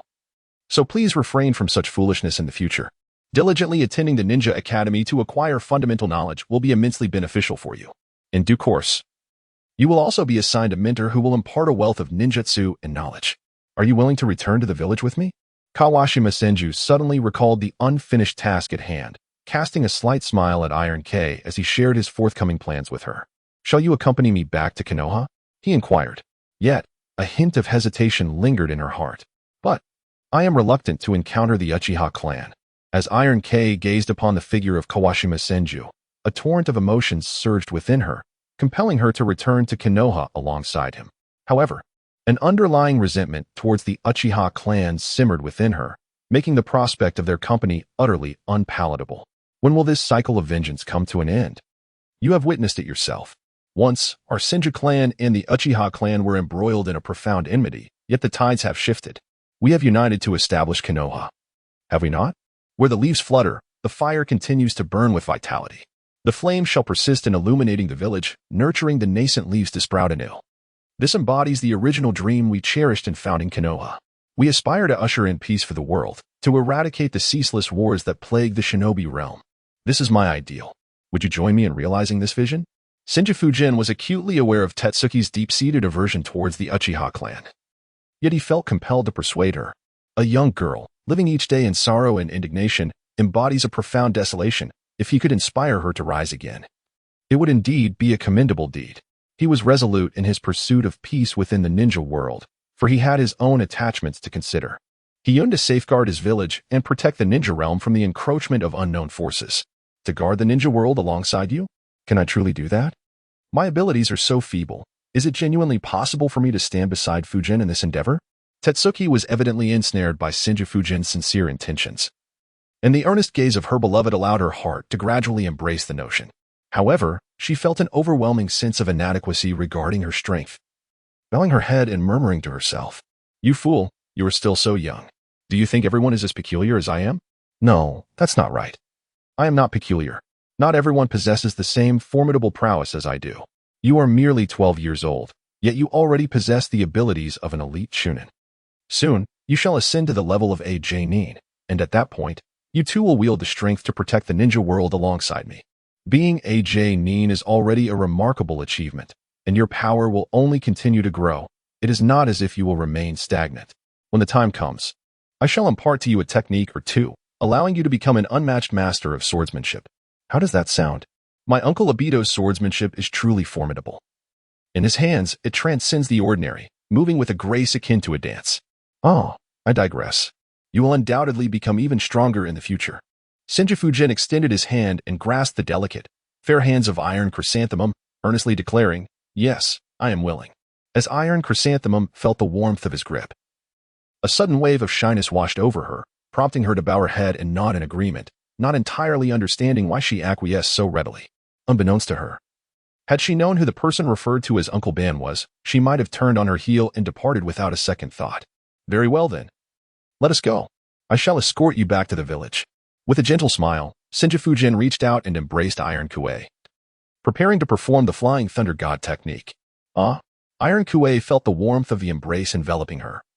her heart racing as if a fawn were capering within her chest. Her cheeks flushed with embarrassment, and she nestled into Senju Fujian's arms, frozen in place. The flying thunder god. Whoosh. In an instant, Senju Fujian connected with the coordinates of his room within the village. Foolish child, it's so perilous outside. Why haven't you returned? I worry about your well-being. What will your mother do if something happens to you? Meanwhile, Uzumaki Mizuhito sat in Senju Fujian's room, gently caressing the fabric of his pajamas, a flicker of concern crossing her gaze. The saying goes, a mother worries when her child travels far. And even though Senju Fujian was merely 10 years old, his solitary venture into the outside world sparked anxiety within Uzumaki Mizuhito, regardless of his formidable strength. Suddenly, she sensed a disturbance in the space around her, and two figures materialized before her. One was a girl she did not recognize, while the other was undoubtedly Senju Fujian. Their embrace ignited a surge of indignation within Uzumaki Mizuhito, leaving her feeling as though her scalp were prickling. This is my room, so do not be afraid. I just employed space-time ninjutsu, and we are now in the Hidden Leaf Village. Unbeknownst to Senju Fujima, it was uncommon for anyone else to be present in his room, particularly as he faced away from the menacing figure of Uzumaki Sueho. Nonchalantly, he gazed at the iron flower cradled in his arms and spoke. Chapter 58. A youngster who fails to learn. Why you have someone behind you. Iron flower, upon noticing Uzumaki Sueho rising from the bed and advancing toward them step by step, felt a surge of fear as the latter's countenance radiated fury. Her pupils constricted as she stammered in trepidation. Huh? There's someone behind me? As Senju Fujima heard Iron K's words, he turned around in confusion, only to witness a horrifying scene. Fujima, you reckless brat. You are simply courting death. Just watch me break your legs. Vortex Mito's eyes blazed with an unquenchable fire, an invisible flame seemingly rising from his head. His countenance twisted in rage as he rolled up his sleeves and shouted furiously at Senju Fujima. What the? Mom, what are you doing here? Please don't hit me. Ouch. Bang. As Chinsho Fujin beheld the horrifying whirlpool of water, he hastily released the iron vine, his pupils dilating and his mouth agape in disbelief as he exclaimed. Yet, he could not escape the fate of being sent flying by a single punch, crashing directly against the wall, becoming embedded within it. Mother, I am your beloved son. Must you be so ruthless? He coughed, gasping for breath. Kinsha Fujima freed herself from the wall and gazed at the furious Uzumaki Tsuchu, who weakly inquired, Who is she? At such a tender age, engaging in such misconduct and venturing into that kind of place? Who taught you this? And you even brought someone back? Uzumaki Tsuchu mistakenly believed that Tekai was a woman of ill repute, further inciting her ire as Fujima had brought her directly to their presence. The fact that she, a young leader of the esteemed Kinsha clan, would engage in such actions was utterly infuriating. If word of this were to spread, it would deal a devastating blow to the reputation of their clan. Mother, what are you thinking? She exclaimed. Tekai is a warrior from the Iron Country, albeit a homeless one, having lost her parents at a young age. She is but a wandering samurai.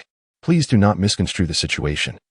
Just observe the warrior-s blade at her waist. How could she possibly be a woman of the night?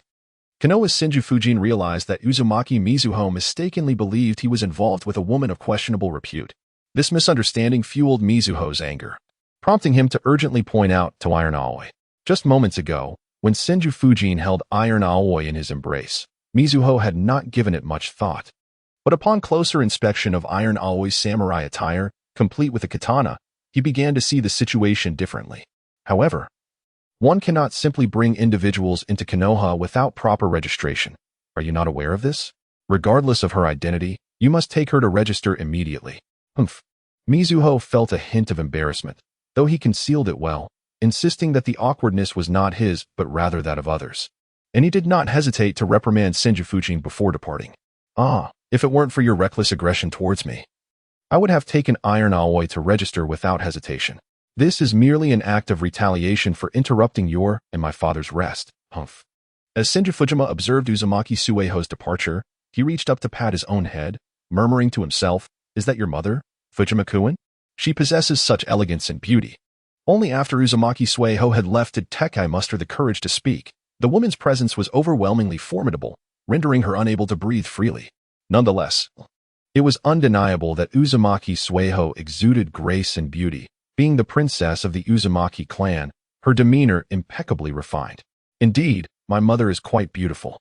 My father must have stumbled upon great fortune in his youth, he continued. However, you are not lacking either. In time, you too shall be stunning. Come, let us proceed. I shall take you to register, allowing my father to arrange an identity for you, and subsequently facilitate your enrollment. Senju Fujian nodded slightly, acknowledging the undeniable beauty of his mother. In terms of elegance, he had yet to encounter anyone who could rival her. As for her appearance, few could truly compare. His father had indeed struck a remarkable fortune in marrying such a wonderful woman. Iron K's complexion flushed slightly upon hearing Senju Fujian praise her future beauty, stirring within her a sense of excitement and joy. Young clan leader, they called out. Soon, Senju Fujian led Iron K to the entrance of the clan grounds, where the guards promptly bowed in respect. Thank you for your hard work, he acknowledged. With a gentle smile, Senju Fujian nodded. It is only natural, there is no toil involved, as the young clan leader jested. The two guards, taken aback, repeatedly shook their heads in response. Haha. Kagami Senju smiled faintly, choosing not to elaborate further as he led Iron Keel towards the Hokage's office. I did not witness the young clan leader entering. I heard he had gone out, so how did he inexplicably emerge from the clan grounds? After Kagami Senju departed, one of the guards expressed his confusion. Are you foolish? Do you not understand Lord Tobarama's space-time ninjutsu? The young clan leader must also possess such abilities. Hence his sudden appearance within the clan grounds. You are simply uninformed. This realm is beyond our comprehension. Best to remain diligent at your post. It is nearly time for the shift change, and I could use a good rest, another guard remarked, looking at his companion as if he were simple-minded. Oh, I see. The young clan leader truly is remarkable, the chastised guard exclaimed, suddenly enlightened as he gazed at Kagami Senju's retreating figure. Soon enough, Kagami Senju arrived at the Hokage's office with Iron Keel. This time, he politely knocked on the door, refraining from using space-time ninjutsu to enter. Come in, came the voice of Hashirama Senju from within the office. With a creak, Kagami Senju opened the grand door and stepped inside with Iron Keel. Kagami, what brings you back? How did your task go? Hashirama Senju, who had been engrossed in his work, looked up in surprise at the sight of Kagami's entrance. I've returned. I captured a three-tails and then came back. There wasn't much of interest outside, Kagami replied, with a casual wave of his hand. Senju Tobarama conjured 2 chairs that materialized behind the pair. He then sat down with a deliberate thud and regarded Senju Hashirama with a faint smile. The three-tails, is it? Quite impressive, young one. By the way, who is she? Upon hearing that his son had successfully captured the three-tails, Senju Hashirama felt a surge of joy. The stronger his son became, the greater his own happiness. It was then that he noticed Iron Flower, who stood beside Senju Tobarama, and curiously inquired, Greetings, esteemed first Hokage. I am Iron Flower. Iron Flower, upon seeing Senju Hashirama, displayed great courtesy, remaining standing rather than taking a seat. Upon hearing his question, she promptly bowed respectfully to Hashirama. Chapter 59, Enhanced 8 Gates Technique. Oh, Iron Flower? The surname Iron?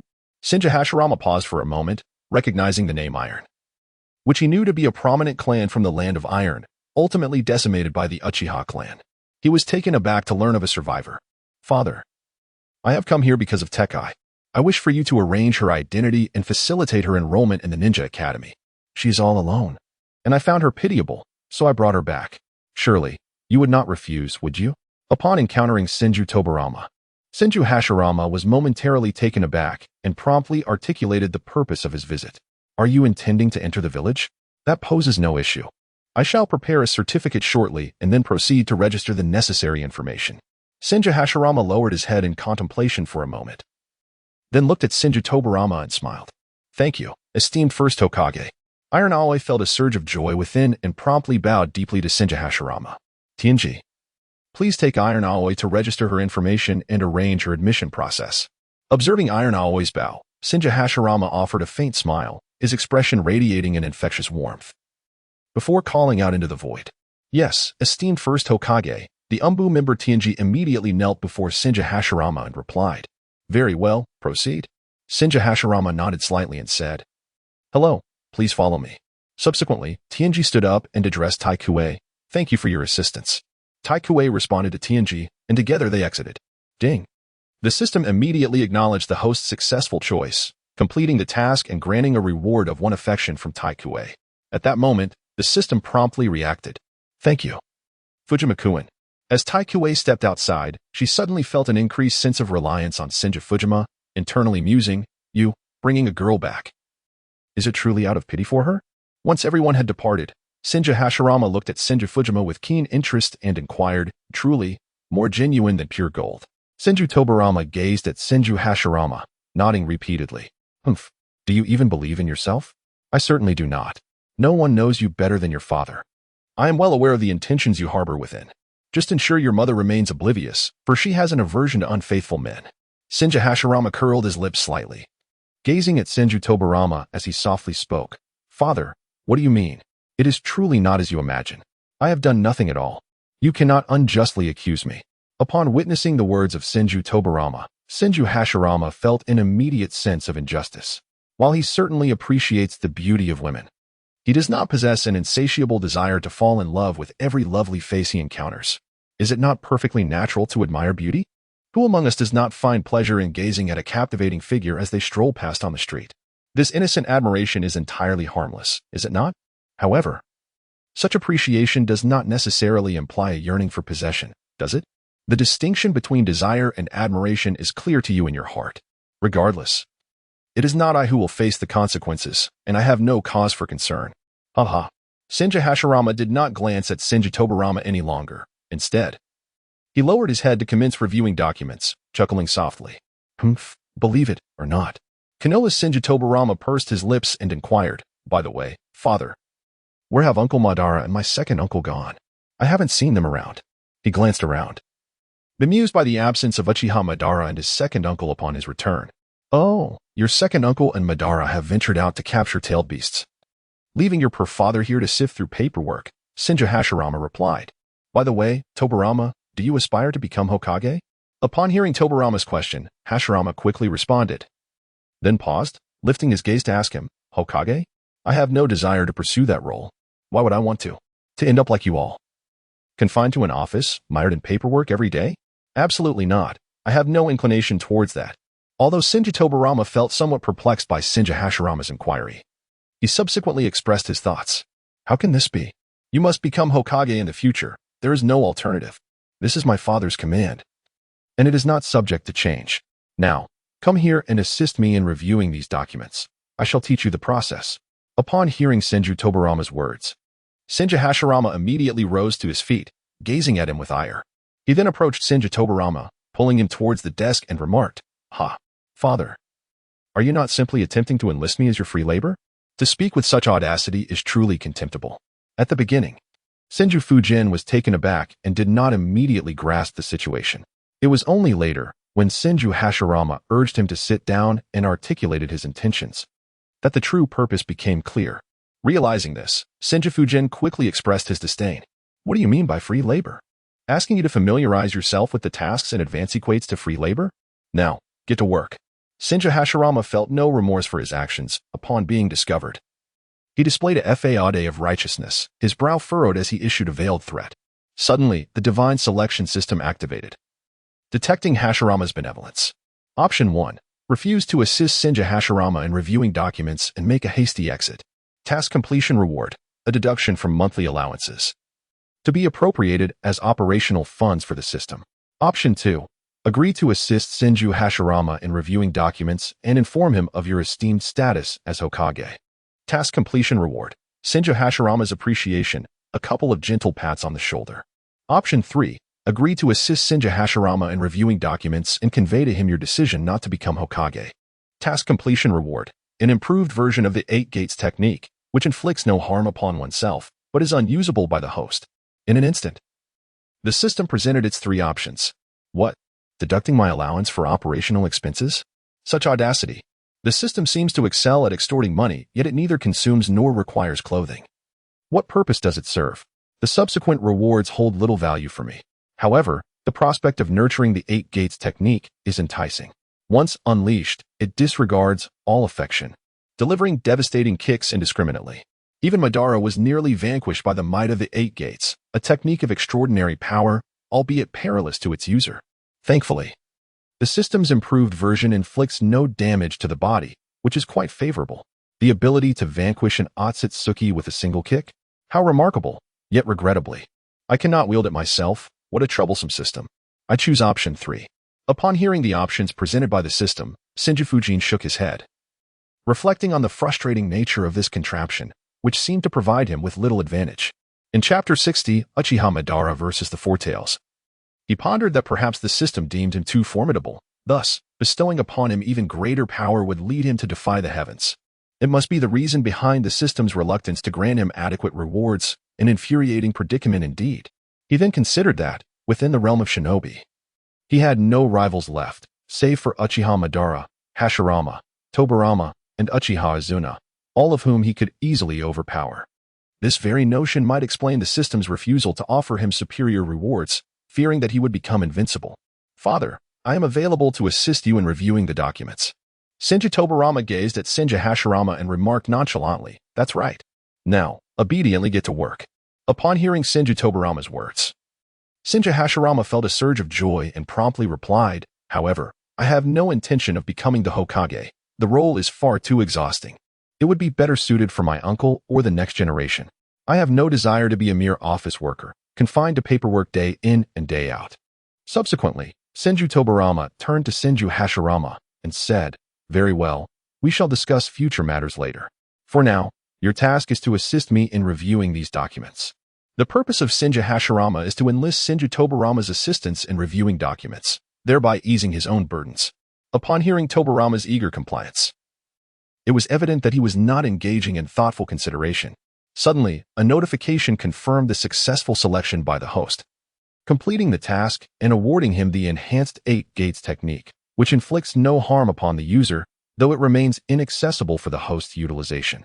Once Tobarama concluded his remarks, the system recognized the success and promptly bestowed upon him the modified 8 gates, which operates without inflicting damage. Truly a remarkable feat, however. Whether anyone could master it remains an enigma, as such determination is not a trait possessed by all. Perhaps Might Guy, the youthful king, Rock Lee, and Kakashi might endure the challenge. Kakashi is capable of opening one gate. Yet the reasons behind his inability to access the subsequent gates may lie in restrictions of the technique or limitations of his physique. Were Kakashi to possess the Sharingan, specializing in swordsmanship, complemented by the enhanced 8 gates, he might indeed be capable of vanquishing an Otsutsuki with a single strike, though this remains purely speculative, as it has yet to be tested. What a delight it would be to nurture Might Guy and the youthful king, allowing them to flourish in their own exuberance. Although the youthful king often speaks of vigor and embodies the spirit of a passionate young man, his unwavering dedication to protection and willingness to sacrifice his life is truly commendable. Might Guy, too, exhibited extraordinary bravery, single-handedly confronting the 7 ninja swordsmen. With the advent of this harm-free 8 gates technique, one can only believe that they would thrive for many years to come. Deep within the heart of Senju Fujian lies an unfulfilled longing. He laments the fact that the formidable ninja, the 4th Hokage, has been reduced to mere remnants. This enhanced version of the 8 gates technique serves to alleviate the void within his soul. With a swift incantation, he invokes the multiple shadow clone jutsu. In an instant, the Hokage's office is filled with countless clones of Senju Fujian. "Brothers, let us commence our work." Upon hearing his call, all the clones spring into action, diligently attending to the mountain of documents with a rhythmic sound of rustling papers. Senju Hashirama beheld Senju Tobarama, who was diligently reviewing documents using his shadow clones, akin to crows flitting about his head, leaving him in a state of perplexity. However, I, too, found myself intrigued. Despite the evident capability to utilize the multi-shadow clone technique for document review, why did he choose to undertake the task alone? While it could be excused for others lacking sufficient chakra, was it conceivable that Hashirama himself would be deficient in such regard? This left Tobarama pondering why his father opted against employing clones for the task. "Tobarama, recall your shadow clones. This is a forbidden technique and should not be employed indiscriminately. The sheer number of clones you have summoned, if retracted simultaneously, would be detrimental to your physical well-being." Senju Hashirama contemplated this notion as he gazed at Senju Tobarama. The reason why the multiple shadow clone technique was classified as a forbidden jutsu by Hashirama was due to the inherent limitations of an individual's stamina. Even if one were to create countless shadow clones, the cumulative fatigue would ultimately bear down on the original body. This overwhelming exhaustion poses a significant threat in lighter cases. It leads to deep contemplation, while in severe instances, it could result in complete brain death, hence its prohibition. "Fear not, father. I am well aware of my own physical condition, and besides, I have the Nine Tails with me. Restoring my energy is exceedingly simple. Your sluggish pace in reviewing documents means by the time you finish, the flowers will have wilted. Senju Fujian remained unconcerned, fully aware of his own physical condition, harboring not a trace of worry. Senju Hashirama gently patted his own head. Though witnessing the visible pile of documents finally completed brought him a modicum of solace. Perhaps it would be best if I handle it myself next time. After all, Senju Hashirama truly cared for his son, concerned that he might overexert himself. Initially, he had intended to enlist additional help. However, upon observing Senju Tobarama's relentless dedication, he decided against allowing him to review documents in the future. Senju Tobarama was blissfully unaware that his trivial actions had rendered him free from the burden of document review, a delightful turn of events. Meanwhile, as the Senju brothers toiled over their papers, Uchiha Madara stood before the Four Tails, Son Goku. Human, your presence repulses me. Leave at once, or I shall not be courteous. The Four Tails, sensing a terrifying aura emanating from Madara, felt a tremor of fear within. Though apprehensive, he could not show weakness, and with a fierce glare, he retorted, You wish to be uncivilized with me? Do you even dare to dance? I wonder how your moves compare to the first Tail's lackluster performance. I am rather intrigued. Madara, adorned in his Hokage robes and brandishing the Uchiha fan, leaned casually against his leg, exuding arrogance as he regarded the Four Tails. Should Tobarama have been present, he would have surely remarked on Madara's striking presence. The first Tail? Dance? How dare you compare me to that wretched creature? The Four Tails seethed with fury, determined to showcase his might. Melt release, scorching river lava technique. In an instant, the Four Tails unleashed a torrent of magma spheres towards Madara, consumed by rage. Is that the extent of your power? Merely marginally superior to the first Tail, yet still a mere trifle, Madara scoffed. As the feeble fireballs approached, he merely smirked. Intrigued to witness the Four Tails' limits, he swung the fan as one would a tennis racket. With a resounding thud, the magma spheres were sent hurtling back towards the Four Tails. What? How is this possible? The Four Tails was taken aback as his own attack rebounded. Regaining composure, he retaliated, melt release, flower fruit mountain. With a mighty roar, he pressed his hands to the ground, causing visible magma trails to expand, enveloping Madara's feet. Oh, this is somewhat entertaining. I wonder if you can breach my Susanoo. Madara mused, a smirk gracing his lips as he activated the second form of Susanoo. Although it lacked the grandeur of its complete form, it sufficed to shield him from the Four Tails' assault. Susanoo, Manjiki Sharingan. This is bad, time to flee. Realizing he was being toyed with, the Four Tails understood that Madara possessed an inherent advantage over him.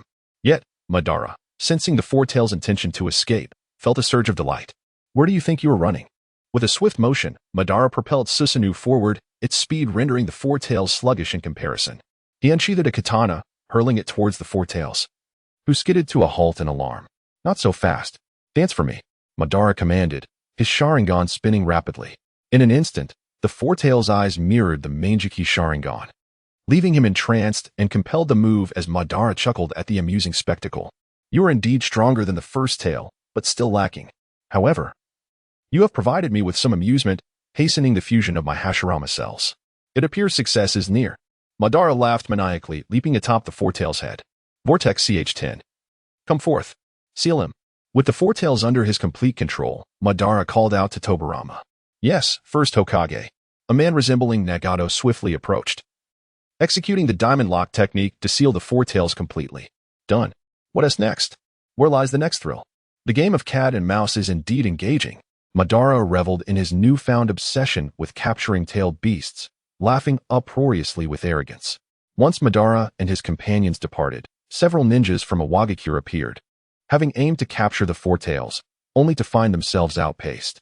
What now? I can't believe the first Hokage has come here, one grumbled. What can we do? Just report back. We are no match for them. That massive figure was terrifying. I felt the pressure even from miles away. Is this truly a power within human control? You were nearly scared to the point of wetting your pants, Anoki. You must not remain so feeble, or I shall lose respect for you. Who wet their pants? Don't speak nonsense. I merely. Enough. Let us return. After a brief quarrel, the Awagakure ninjas hastily departed for their village. Oh, someone managed to capture the Four Tails? Their strength is commendable. However, I too could seize the Four Tails with ease, the first Suchikage, Ishikawa. Mused upon hearing Inoki's report about the Four Tails being taken by Konoha's Hokage, narrowing his eyes at Inoki. Humph.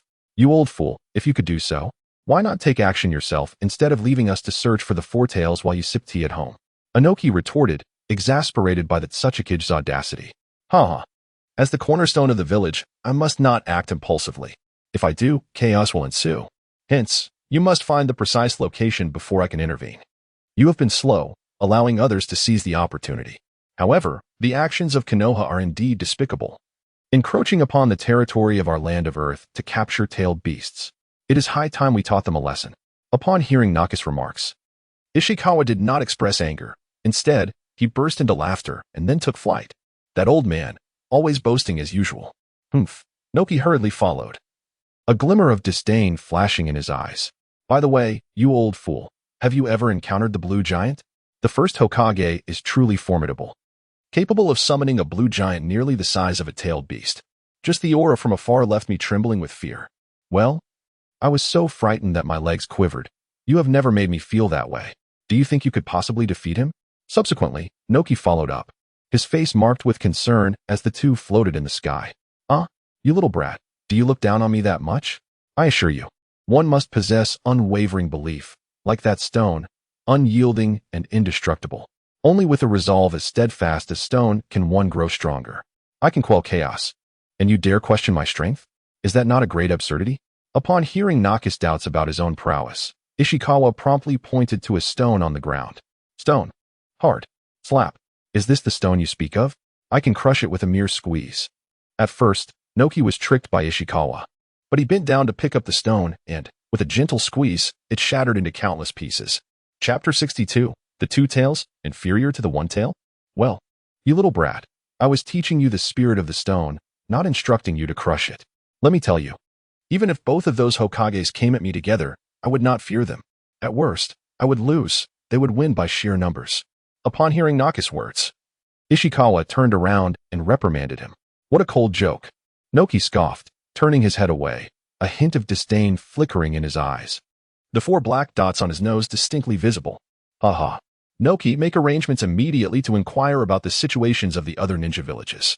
There are tailed beasts near every nation. I wonder how their tailed beasts are faring. If we can unite with others, we may stand a chance against Konoha. Given that Ishikawa was considerably older, in his 60s, he knew more secrets than Senju Hashirama and others. He did not genuinely believe he could defeat Konoha alone. Thus, reclaiming the Four Tails would undoubtedly require alliances with other villages. He would not dare to challenge Konoha by himself, fully aware of his own waning strength with age. Even if their powers were once equal, he would have no chance of victory now. So, you do realize you cannot win? Humph. Is it not entirely normal for me to be frightened? Others can mock me. If you were of my age, you'd surely tremble before the giant. Upon hearing Ishikawa's words, Noki scoffed and muttered to himself. Currently, Noki was merely 12 years old, not much older than Naruto at the same age. When Naruto and Sasuke faced Tsubusa, they were both overwhelmed by his murderous intent, unable to move. If Sasuke had confronted Madara at 12, he likely would not have fared much better than Noki. I understand. Noki nodded, then floated away. That child. Haha. Ishikawa squinted, stroking his beard, smiling with his eyes half closed. Due to the gigantic size of tailed beasts, capturing them is a formidable challenge. Nevertheless, many seek to acquire them for their own use. The Cloud Village and Mist Village are no exceptions, continually dispatching personnel to explore the whereabouts of tailed beasts, aiming to seize them as combat machines, ensuring their survival and even strengthening their villages amidst chaos. Nyogal. What is the status of the two tails? The first Raikage's brow furrowed as he gazed at the cloud ninja before him. Reporting to you, First Lord. The two tails has already been secured under our watch. You may proceed at your convenience. A young man with dark skin, a long beard, and a topknot, clad in Cloud Village attire with iron-brown armor on his right shoulder, knelt before the first Raikage. Nyogal would eventually become the second Raikage, possessing formidable ninjutsu and swordsmanship, and had even developed a powerful lightning release chakra mode. Excellent. Bring 10 jonin and accompany me. A flicker of determination glinted in the first Raikage's eyes, a slight smile gracing his lips as he led the group towards the forest where the Two Tails was located. By coincidence, Uchiha Madara also arrived at the Two Tails vicinity with Senju Tobarama. First Lord, we observed numerous Cloud Village ninjas in this area earlier. There are at least 4 jonin over there, and some have already departed, likely to summon reinforcements or to capture the Two Tails. Ali Fumbu, seeing Madara and the others, hurriedly reported. "Oh, Cloud Village? What a bunch of rubbish. Do not concern yourselves with them. We shall capture our own. If they dare approach, let them experience the taste of death. Stay close to Tobarama. Do not act recklessly, lest those fools attempt a sneak attack." Upon hearing the Umbu's words, Madara's eyes flashed with disdain. Though he was aware that other nations had established their own ninja villages, his pride prevented him from acknowledging anyone outside his village. "Yes, First Lord." The Umbu quickly bowed in response, urging all Umbu to remain by Tobarama's side. "Madara, it would be prudent not to provoke the other villages. This is not the time. Our primary focus must be on capturing the tailed beasts. Once we have secured them all, we can settle our scores. For now, if we can avoid conflicts, it is wise to do so. Otherwise, the time lost in battles between villages will impede our efforts to capture the tailed beasts. We must act swiftly and decisively." After listening to Senju Tobarama, Uchiha Madara expressed his thoughts. "Well, I shall do my utmost. If they do not come, that is fortunate. But should they approach, I shall not hold back." Uchiha Madara nodded slightly in acknowledgement, though internally, he harbored skepticism. "Damn humans, just as my soul is running low. You shall offer yours in haste." Ha! The two tails, Matatabi, caught sight of Uchiha Madara suddenly materializing before her, just as she intended to absorb a wave of souls. Realizing her own were insufficient. At this moment, Madara presented himself as a ready source of souls. How audacious for a meerkat to be so arrogant. "I shall witness your prowess." Uchiha Madara, unchanged in his demeanor, was eager to ascertain the capabilities of Matatabi, having long been addicted to capturing tailed beasts. He completely disregarded Tobarama's earlier admonition for a swift resolution, brandishing his Uchiha fan and gazing disdainfully at Matatabi. "To compare me to a meerkat? Unforgivable. Prepare to perish." Upon hearing Madara's contemptuous remarks, Matatabi's fury ignited, and she swiftly raised her right paw to strike. "Is that all you can do? Pathetic, even inferior to the one-tail." Madara frowned as he observed Matatabi's clawed assault, disappointed by her lack of impressive abilities. Something is approaching the two tails. Who could it be? Why have we only just noticed? How is it possible that someone is attempting to capture the two tails before us? We cannot allow them to seize her. The first Hokage is en route, and we must impede their progress. Move, obstruct them. We must buy time. Several Cloud Shinobi, witnessing Matatabi's frenzy and the figure confronting her, were taken aback. Chapter 63. The arrogant first Raikage. They had been stationed there without noticing anyone's arrival. Yet suddenly, a confrontation with the two tails unfolded before their eyes. This left the onlookers astonished, and they resolved to delay for the first Raikage's approach. After all, if the two tails were captured, their standing would be compromised. Lightning style, thunderstorm tornado. Lightning style, for pillar binding technique. Lightning blade, lightning gate. In an instant, several Cloud Village ninjas surged toward Uchiha Madara, unleashing their finest lightning techniques. And stare to impede me? Madara furrowed his brow, sensing the approaching Cloud Shinobi, an overwhelming intent to kill flashing in his eyes. Protect the first Hokage. The Umbu of Konoha, determined to thwart the Cloud Village's ambitions, prepared to intervene. "Stay put. There's no need for excessive efforts against these mere pests." Madara coldly interjected as he saw the Umbu prepare to act. Fire style, great fire destruction. With that, Madara unleashed a torrent of flames from his mouth, disregarding Matatabi's assault, enveloping both her and the surrounding area in scorching fire. Such intense flames, this individual possesses remarkable strength. His aura feels peculiar, instilling a sense of dread within me. Matatabi, feeling the searing heat of Madara's flames, was taken aback, her courage faltering as she leapt away from the fiery onslaught. Boom. It's so hot. I'm being scorched alive. Unfortunately for the Cloud Shinobi, their lightning techniques were utterly thwarted, and they found themselves engulfed in flames, with one unfortunate soul reduced to ashes. The remaining Cloud ninjas struggled, but could not withstand Madara's great fire destruction. Even the 5 Kage would find it exceedingly difficult to intervene. They perished swiftly. This is bad. The battle has commenced. We must accelerate our pace. The first Raikage, sensing the chaos from a distance, activated his lightning chakra mode, racing toward the battlefield with astonishing speed. First Hokage, wait for me. NG, witnessing the first Raikage's swift advance, hurried to keep pace. Having developed lightning chakra mode and other lightning techniques that bolstered the Cloud Village's strength, the first Raikage had also learned from him. The two moved like lightning. 2 streaks of blue light darting rapidly between the mountains. Madara, someone is approaching. We must conclude this swiftly. As the formidable sensor ninja Senju Tobarama sensed two powerful presences approaching rapidly, he urgently called out to Uchiha Madara. Has someone arrived? Since they have already taken lives. Departing in such a cowardly manner would indeed be rather dull. Let us remain here and observe their capabilities, for they dare to launch an attack against me. A faint smirk grazed Uchiha Madara's lips, his eyes flashing with a hint of righteous fury, eager to discover who possessed the audacity to provoke him, the first Hokage. Madara. Senju Tobarama raised a hand to his forehead, feeling exasperated by Uchiha Madara's relentless stubbornness. There was no turning back now. He could only confront the situation head-on, a flicker of helplessness crossing his gaze. In truth, Tobarama did not wish to engage in conflict with the hidden cloud village. Yet the overwhelming presence he sensed unmistakably indicated that one of them must be the first Reikage. This could very well spark a catastrophic war between the villages. A prospect that troubled him deeply. He had grown weary of war. Should it erupt, countless innocents would inevitably suffer. At that moment, the Two-Tails, Weigao, seized the opportunity to flee, turning on her heels and sprinting away. You think you can escape? If you run, how can I have my fun? Madara's eyes glimmered with a sinister smile as he instantly used the body flicker technique to appear above Weigao. Stop right there. He then activated his Manjiki Sharingan. His eyes swirling as he sought to seize control of the Two-Tails. What a strange presence. So it's the Manjiki Sharingan. How infuriating. Weigao froze, realizing too late that the dread she felt was the effect of the Sharingan. In an instant, her eyes mirrored Madara's Manjiki design. Who are you? Are you the one who slaughtered our people in the hidden cloud village? Just then, a booming voice echoed from afar, and before the figure could be clearly discerned, Madara was already shouting. Have they arrived? Weigao, it's your time to shine. Madara smirked, patting the feline head of the Two-Tails. The first Hokage? At that moment, the first Reikage finally noticed Madara standing atop Weigao, clad in ceremonial robes emblazoned with the title of First Hokage, causing his brow to furrow. First Hokage, why have you come to our hidden cloud village? You have crossed our borders, and this is our tailed beast. Are you seeking war with the hidden cloud? He glared defiantly, insisting, do not presume that the alliance between the Senju and Uchiha clans intimidates us.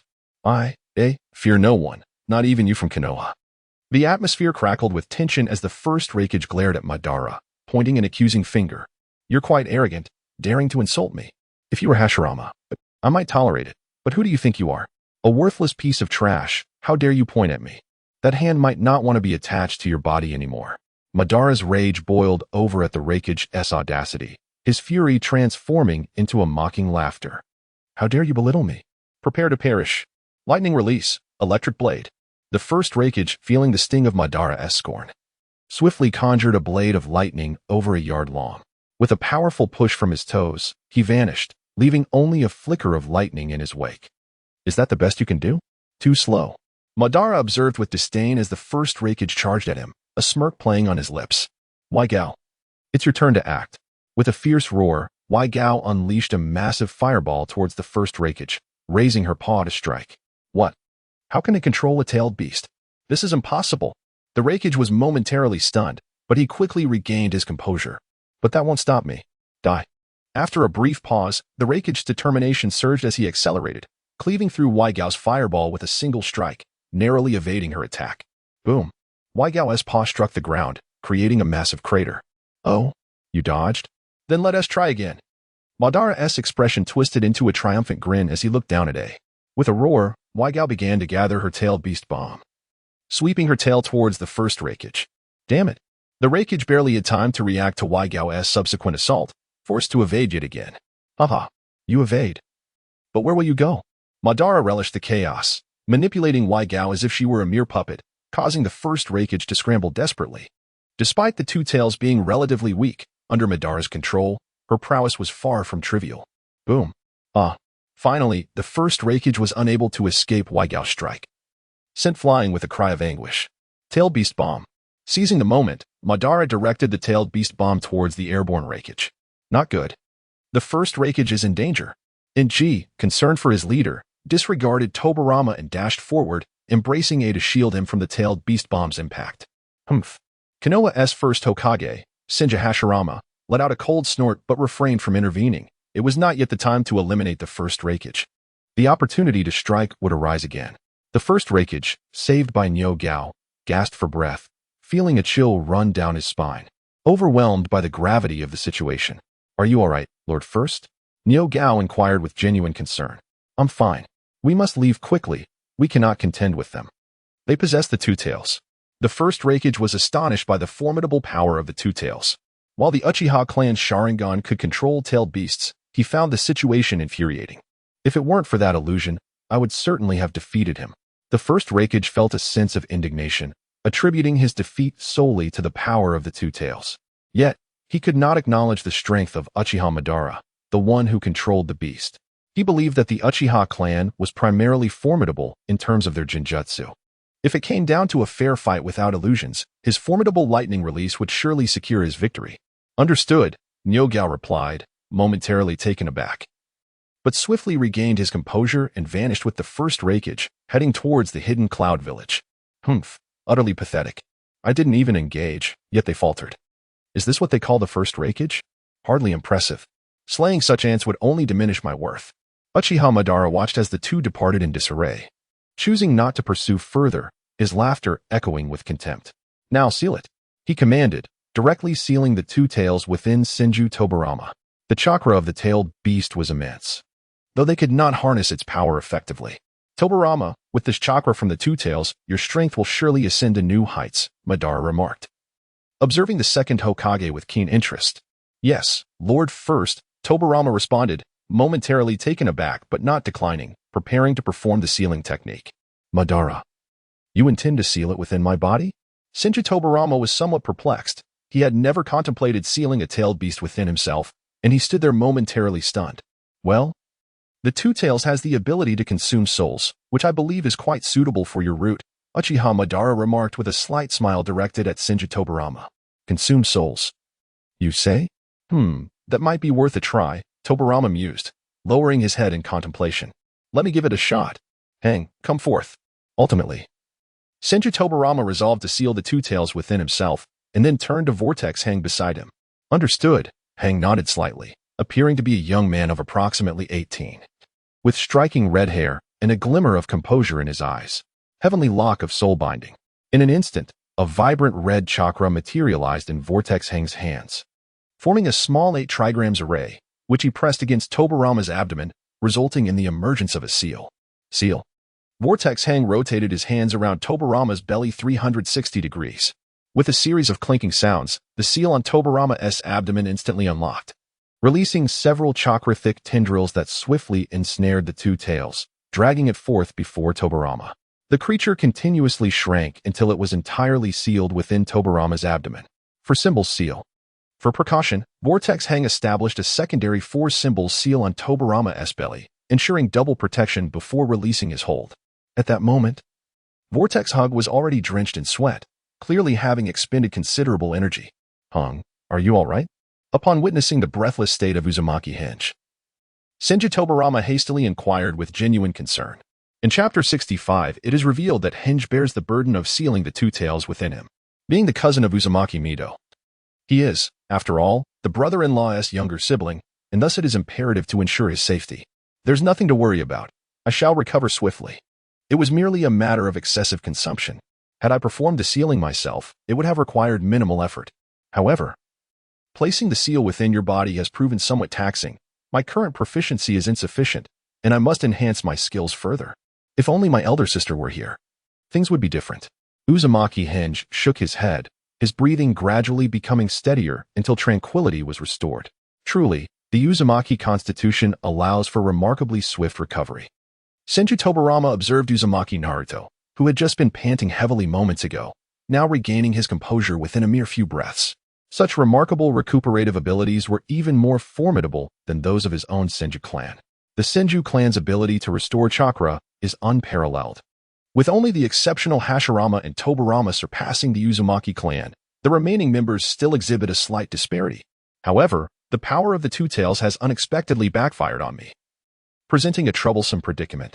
Soon, Senju Tobarama felt a formidable resentment brewing within him, and this chakra imbued with malice swiftly clashed against his own. Fortunately, my chakra is abundant. Otherwise, it would be quite challenging to suppress you. I have come to understand why my sister-in-law was enraged last time. It appears that the tailed beast within affects chakra consumption, thereby diminishing one's lifespan. Senju Tobarama furrowed his brows, contemplating silently. All right, let us proceed. We have already captured the 1 tail, 2 tails, 4 tails, as well as the 8 tails and 9 tails, leaving only 4-tailed beast remaining. Uchiha Madara approached Senju Tobarama after witnessing the sealing of the 2 tails and remarked indifferently. Senju Tobarama nodded slightly, then placed his hands on the shoulders of 2 individuals, instantly vanishing from the spot and reappearing directly in Konoha. It must be said that utilizing the Flying Thunder God technique to transport others is indeed highly convenient. However, the chakra consumption is extraordinarily substantial. While carrying 1 or 2 individuals is manageable, transporting 4 or 5 becomes a challenge over considerable distances. Oh, has our Tobarama returned? I trust nothing untoward occurred during your outing? At that moment, Uchiha Madara entered alongside Senju Tobarama and Uzumaki Naruto, visibly pleased to see Senju Tobarama's return, and promptly remarked with a smile, "What are you doing buried in paperwork? Hashirama, what is the meaning of this? You neglect your own responsibilities and expect Tobarama to pick up the slack? Is this how a father should behave?" Upon observing Senju Tobarama engrossed in his duties, Uchiha Madara cast a reproachful glance at Senju Hashirama, his expression imbued with a mix of warmth and mild ire. You returned so soon? How many did you capture?" When Senju Hashirama beheld Uchiha Madara's return and heard his words, he wore an expression of embarrassment. However, he quickly regained his usual demeanor and, with a serious countenance, inquired of them, swiftly diverting the topic. Madara, how many tailed beasts have you captured?" "I managed to obtain just 1, the 3 tails.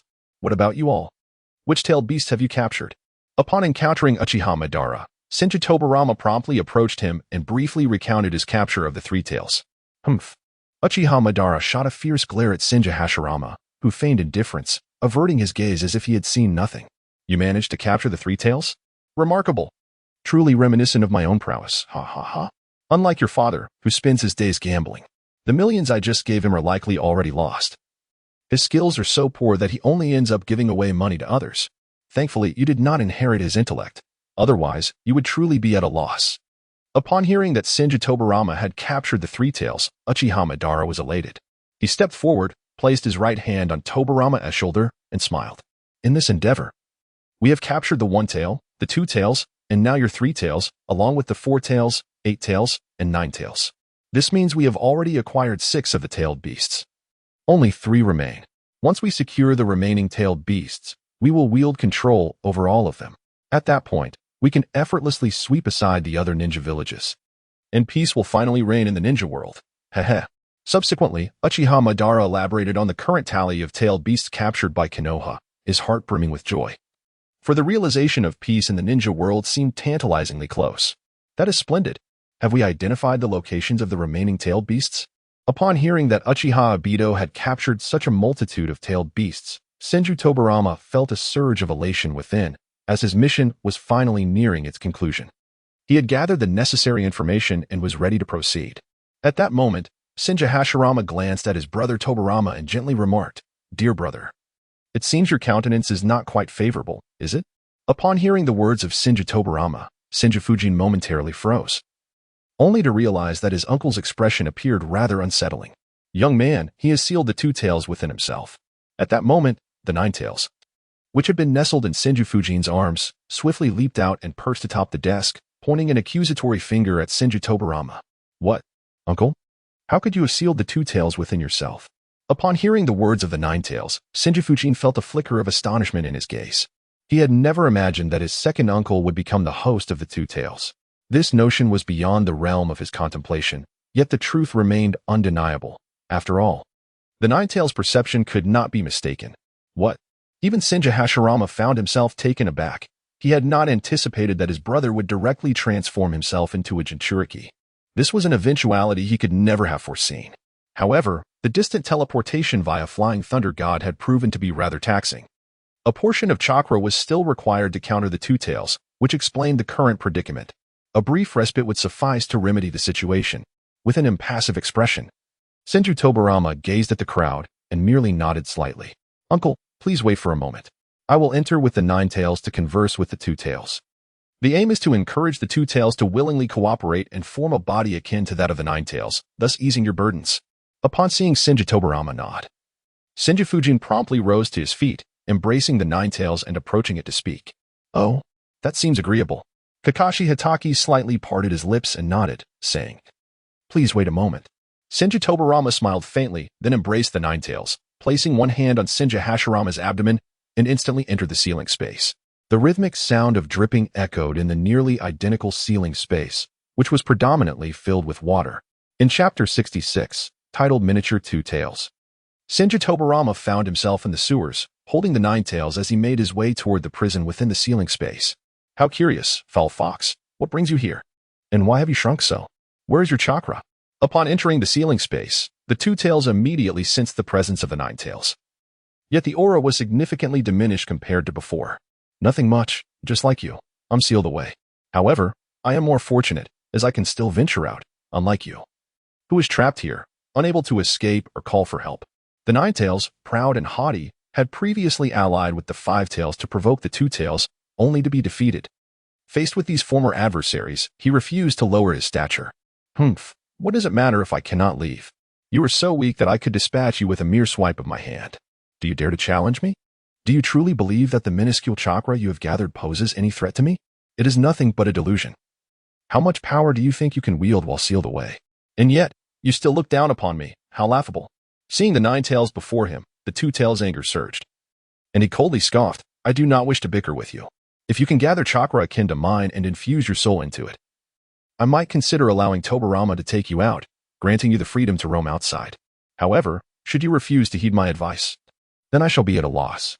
Despite his disdain for the Two Tails, the Ninetales held some semblance of affection for them. His seemingly icy demeanor belied a genuine concern. "Ah, this little brat? He can take me out? I find that hard to believe. Does he dare to unseal me? If I can break free from this seal, I can escape on my own, without needing to learn from you." A flicker of disdain crossed the Two Tails' gaze as he mocked Senju Tobarama. "Is that so? Just because the tiger does not roar, you think me a mere sickly cat? Look into my eyes." In an instant, Senju Tobarama activated his Meijiki Sharingan, fixating his gaze intensely upon the Two Tails. "What? You possess the Meijiki Sharingan as well? How is that possible? Has it become so widespread?" The Two Tails, astonished by the peculiar Meijiki Sharingan before him, felt a surge of disbelief, his fur bristling in response to his inner fear. "Are you now in a position to negotiate? If not, I would not hesitate to divide your chakra into 10 parts." In an instant, Senju Tobarama retracted his kaleidoscope, a wicked smile adorning his face as he regarded the Two Tails before him. "Humph. If you wish for my assistance in becoming the perfect Jinchuriki, it is not entirely out of the question. The chakra I intend to harness is equal to that of the vile fox." The corner of the Two Tails' mouth lifted slightly before she coldly retorted, "Humph. Do you truly believe that the disparity between us is solely measured by chakra? How presumptuous." Upon hearing the Two Tails' words, the Ninetales understood her intent. She merely desired to possess a chakra equal to his own, so as not to be utterly defeated in his presence. The Two Tails mused, "Utterly defeated? With chakra equal to yours, I shall certainly triumph and leave you battered." In her mind, she believed her previous losses to the Ninetales stemmed solely from her insufficient chakra. She lacked the same abundance he possessed. However, now that she could match the chakra of the Ninetales, she felt assured in her ability to vanquish him. This, indeed, was her confidence. "What do you think, Kurama?" Fujian could hardly believe that the Two Tails had articulated such a seemingly straightforward intention, leaving him momentarily astounded. He lowered his gaze to the Ninetales cradled in his arms and inquired, "What do you wish to do?" The Ninetales turned its head away, responding icily, "I am indifferent." "Then you may commence," he urged. "Do not entertain the notion of fleeing. Our capability to capture you once allows us to do so repeatedly, twice, thrice, or even to annihilate you, or simply devour you whole." As Senju Fujima observed the Ninetales without objection, he coldly addressed the Two Tails. "Humph." Although the Two Tails despised this sense of intimidation, he was acutely aware that resistance was futile. He could only endure in silence. Consequently, the Two Tails drew forth a portion of his chakra and, akin to the Ninetales, released a similar quantity of chakra from his consciousness. He then extracted his soul and infused it into a miniature form of the Two Tails. Very well. Soon, the Two Tails had transformed to a size comparable to that of the Ninetales, and the diminutive Two Tails emerged. Let us proceed. Upon witnessing the appearance of the Two Tails, Senju Tobarama's lips curled into a subtle smile. He then proceeded to tear apart the seal, departing the sealed space with a miniature version of the Two Tails in tow. "All right. Uncle, how do you feel?" he inquired, glancing at Senju Hashirama, who was perched upon his shoulder. I seem to feel considerably lighter. The chakra of the two tails is no longer resisting me. In an instant, Senju Tobarama felt a wave of relief wash over him. He no longer needed to expend his chakra to counter the chakra of the two tails. It is merely because I have chosen to spare you, he remarked. However, if you aspire to become the perfect Jinchuriki, you must learn to synchronize with my essence. Otherwise, you shall never unlock the full extent of my powers. Although the foul fox possesses greater strength than I, he does not possess anything beyond what we have.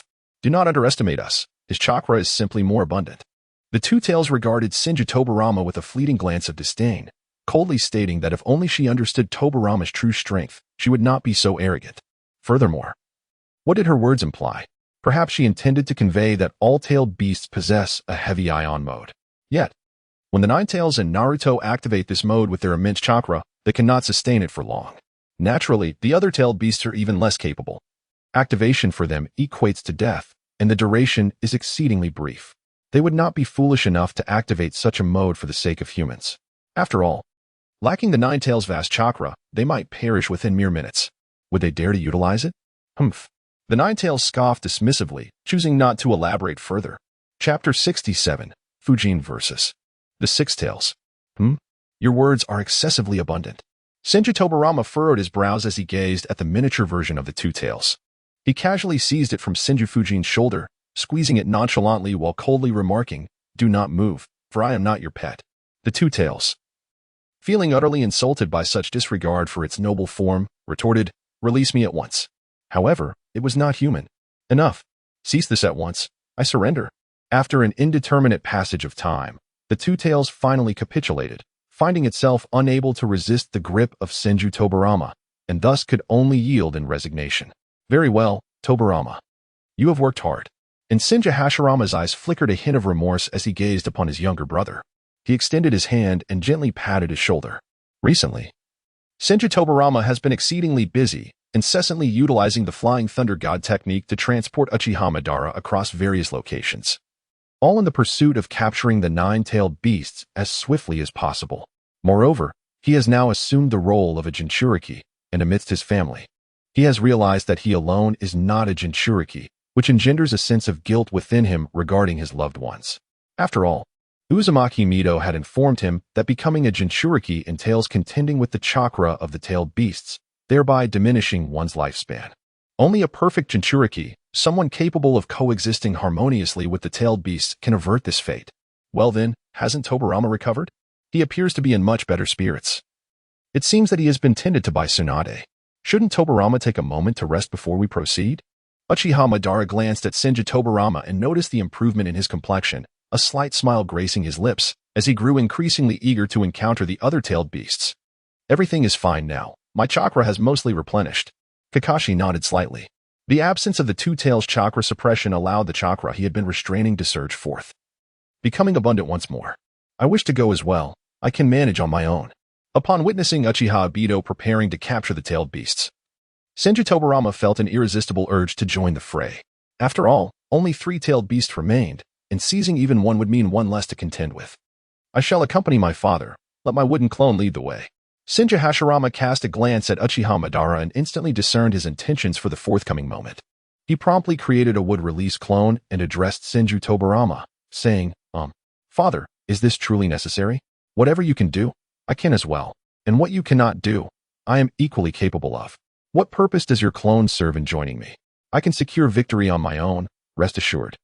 As Senju Tobarama observed the wooden clone created by Senju Hashirama, he scoffed slightly and remarked, "Behave, or you shall remain in the village." A fleeting glimmer of affection crossed Uchiha Madara's gaze as he spoke in a gentle tone, making him seem almost like a paternal figure. "Uncle Madara, do you and father truly underestimate my abilities?" He huffed. "Very well, if I must follow, then so be it." With a dismissive snort, Senju Tobarama ultimately chose to acquiesce. "Aha, that's the spirit. Safety comes first. The outside world is far too perilous." Uchiha Madara chuckled heartily upon seeing Tobarama's expression. "Tobarama, here are the coordinates. Take a look." Following this, Senju Tobarama handed a set of coordinates to Senju Fujian, suggesting a direct use of the Flying Thunder God technique to communicate with the corresponding jutsu. "Understood, uncle," he replied. Kushina Senju indirectly relayed the coordinates, a subtle smile gracing his lips. "Let us proceed." After all preparations were complete, Uchiha Madara regarded Senju Tobarama and nodded in affirmation. Tobarama, do exercise caution. Just before their departure, Uchiha Madara took a moment to advise Senju Tobarama. Rest assured, rest assured.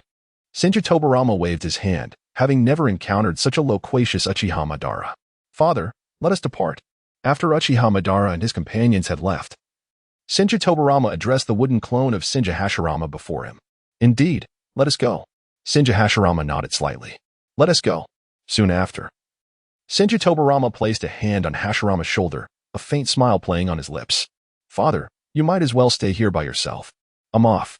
No sooner had he spoken than Tobarama vanished from the Hokage's office, disappearing in an instant. Huh? Is this brat playing tricks on me? Just wait until you return. I'll make sure to teach you a lesson. Senju Hashirama had no intention of going, as he acknowledged the prowess of Senju Tobarama. Sending a wood clone with him was merely a formality to appease Uchiha Madara. However, he was taken aback when Tobarama chose to depart alone, stealthily slipping away without him, leaving Hashirama feeling as though he had been outwitted by his own son, grumbling in displeasure. Is this the place? Soon, Tobarama found himself in a forest, surveying his surroundings with a slight smirk. Whoosh, whoosh, whoosh. Lord Tobarama. As Tobarama materialized, 6 Umbu ninjas instantly appeared before him, kneeling on one knee. Rise, he commanded. Is this the location of the Six Tails? Where exactly are we now? Kansho Fujima gazed at the several Umbu ninjas beside him and inquired, Lord Fujima. It is within that expansive lake. One of the Umbu pointed towards a large lake situated a few miles away. You all may withdraw now. I shall handle the remaining matters myself. Upon learning the precise location of the Six Tails, Senju Tobarama dispatched all members of the Umbu. The Umbu, upon hearing Tobarama's command, offered no further words and vanished in an instant, making their way directly towards the land of fire. The Six Tails, seemingly a repugnant creature resembling a slug, warranted an initial reconnaissance. Let us proceed to investigate further. After Senju Fujian observed the Umbu depart, he directed his gaze towards a lake several miles away, and in an instant vanished from his original position. Activating his Kagura Shingon, Senju Fujian swiftly arrived at the lakeside, where he distinctly sensed a formidable chakra emanating from within the water. To pinpoint the location of the Six Tails, he promptly closed his eyes. There it was. Water release, water severing wave. In a flash, with his Kagura Shingon activated, Senju Fujian immediately detected the submerged Six Tails, unleashing a high-pressure jet of water from his mouth that transformed into a razor-sharp water blade, aimed directly at the Six Tails. Roar. Who dares? The Six Tails, initially in a deep slumber, was abruptly awakened by a terrifying force approaching him. However, it was too late. Senju Fujian had severed one of its tails. Roar. Instantly, the lake's surface began to churn, and a colossal Six Tails emerged before Senju Fujian, though now reduced to 5 tails, one severed tail floating on the water's surface. Chapter 68. Susanu's Great Buddha, the appearance of the Yumibzu. You wretched human, dare to harm me? Prepare to perish. Bubble technique. Pop, pop, pop. In an instant, the Six Tails unleashed a barrage of countless bubbles from its mouths, hurtling towards Senju Fujian. Hehe, it has been a while since I fought with all my might. Though you hardly warrant my full strength, my hands are itching for a challenge, so I shall use you to refine my skills. As Senju Tobarama beheld the bubbles rushing towards him, he exhibited no fear and instantly activated his kaleidoscopic Sharingan, summoning the complete form of Susanoo. With a resounding roar, a towering golden giant appeared before the Six Tails. Any modern observer would have been astonished to witness a golden figure reminiscent of Sun Wukong. Indeed, Tobarama's Susanoo resembled an enlarged version of the Monkey King, wielding a golden staff in its right hand, adorned with a golden circlet upon its head, and draped in a magnificent golden cloak, exuding an aura of grandeur. What? Susanoo? The kaleidoscopic Sharingan? How could such a formidable being stand before me? I must flee. The Six Tails, not foolish, felt a surge of dread upon encountering the Susanoo. The tailed beasts were inherently subdued by the kaleidoscopic Sharingan, and it was well understood that such an encounter would surely spell disaster. Attempt to escape? The game has hardly begun. You think you can flee? Senjutsu would release true thousand hands. In an instant, a colossal statue of the thousand-handed Buddha, towering twice the height of the complete Susanoo, manifested beneath Tobarama's feet. He commanded the Susanoo to envelop the Buddha, transforming it into a superlative behemoth. The combined presence of both entities caused the ground to sink several meters, displacing the waters of the lake in a tumultuous splash. How is this possible? He possesses the formidable powers of both Ashura and Indra simultaneously? This cannot be true. With a furious roar, the Six Tails unleashed a torrent of corrosive liquid from its mouth, aimed directly at Tobirama. Following this, it launched its tailed beast bomb, hurtling towards him. Time to retreat. After executing these maneuvers, the Six Tails turned to flee, utterly devoid of any desire to fight against the towering Susanoo and the colossal Buddha. Do not run. It is already too late. Senju Tobarama extended his left hand, grasping the tailed beast ball, transforming it into a blood-red fruit the size of a black plum. Such formidable power, the chakra contained within was astonishing. I shall graciously accept this, to avoid waste. He then stored the fruit within his system space, raising his golden staff once more, and struck down towards the fleeing Six Tails. Alas, there was no time to spare. With a resounding thud, the Six Tails was struck forcefully into the earth, creating a massive crater spanning hundreds of meters. A tremendous gust of wind erupted within a radius of several dozen miles, uprooting trees in the forest and leaving destruction in its wake. Truly fragile. I have yet to unleash the full extent of my power. The Six Tails, disoriented from the blow, found itself incapable of resistance, its displeasure evident as it pouted. Senju Tobarama then reached down, pulling the Six Tails from the ground. Now, let us see how you fare against my Sharingan abilities. Indeed, I can manipulate the dimensions of space as well as a form of attack. By confining them within a designated area, I can compress that space, ensuring they cannot withstand the pressure and are ultimately obliterated. Moreover, I can target specific parts of their bodies, akin to Kakashi's Kamui, allowing me to transport portions of their form into the void, achieving lethal results. I can even seal off half of their body instantaneously, leading to their demise. Compared to Obito's Kamui, my speed is swifter and far more versatile. As for the Six Tails, should it be obliterated, we would merely await its resurrection. Its tail, however, is rather commendable. Space avoidance technique. In an instant, a trickle of blood flowed from Tobarama's left eye as a vast space enveloped the severed tail of the Six Tails, completely encasing half of it. Excellent. This is feasible. Just as Tobarama employed his ocular technique, the Six Tails' severed tail was cleaved in two once more. As a method of offense, it serves both as a guardian and a weapon. The Sharingan truly lives up to its reputation. Senju Tobarama conducted a series of experiments, and to his astonishment, they proved effective. A subtle smile graced his lips, and a flicker of surprise danced in his eyes. He could not afford to squander this opportunity, after all. These were valuable chakra resources. Subsequently, Senju Tobarama promptly stored the severed tail of the Six Tails into the system space, turning to cast a glance at the still prostrate creature. A faint smile lingering on his face. You are far too weak. My amusement has been rather limited. However, it is rare to have tested my ocular technique. And for that, you deserve some credit.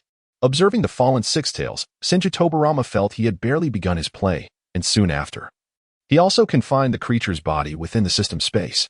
As he contemplated the land of water, a place he had yet to explore, curiosity piqued his interest in discovering what novelties it might hold.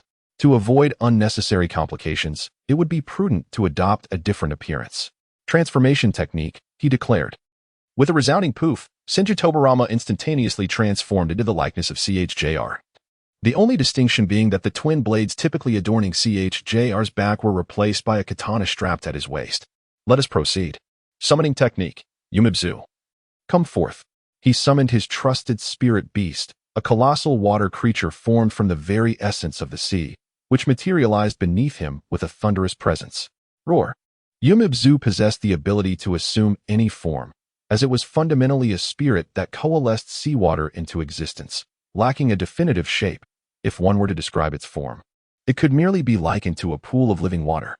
Yumibzu, let us go. Take me to the village hidden in the mist. The thousand-handed vine extended a hand and gently patted the Sea King, who, understanding the cue, transformed into a colossal sea shark and swiftly made his way towards the hidden mist village. Enveloped in perpetual fog, hidden mist village is notoriously difficult for outsiders to pinpoint. Chapter 69, The Bone Vein and the Ten-Fingered Piercing.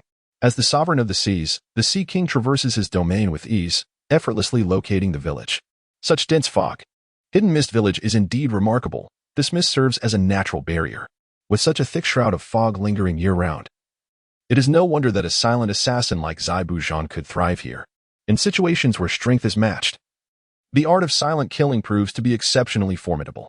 Fujian gazed at the mist enveloping the surroundings, which served as a natural barrier, causing outsiders to easily become lost within its dense embrace.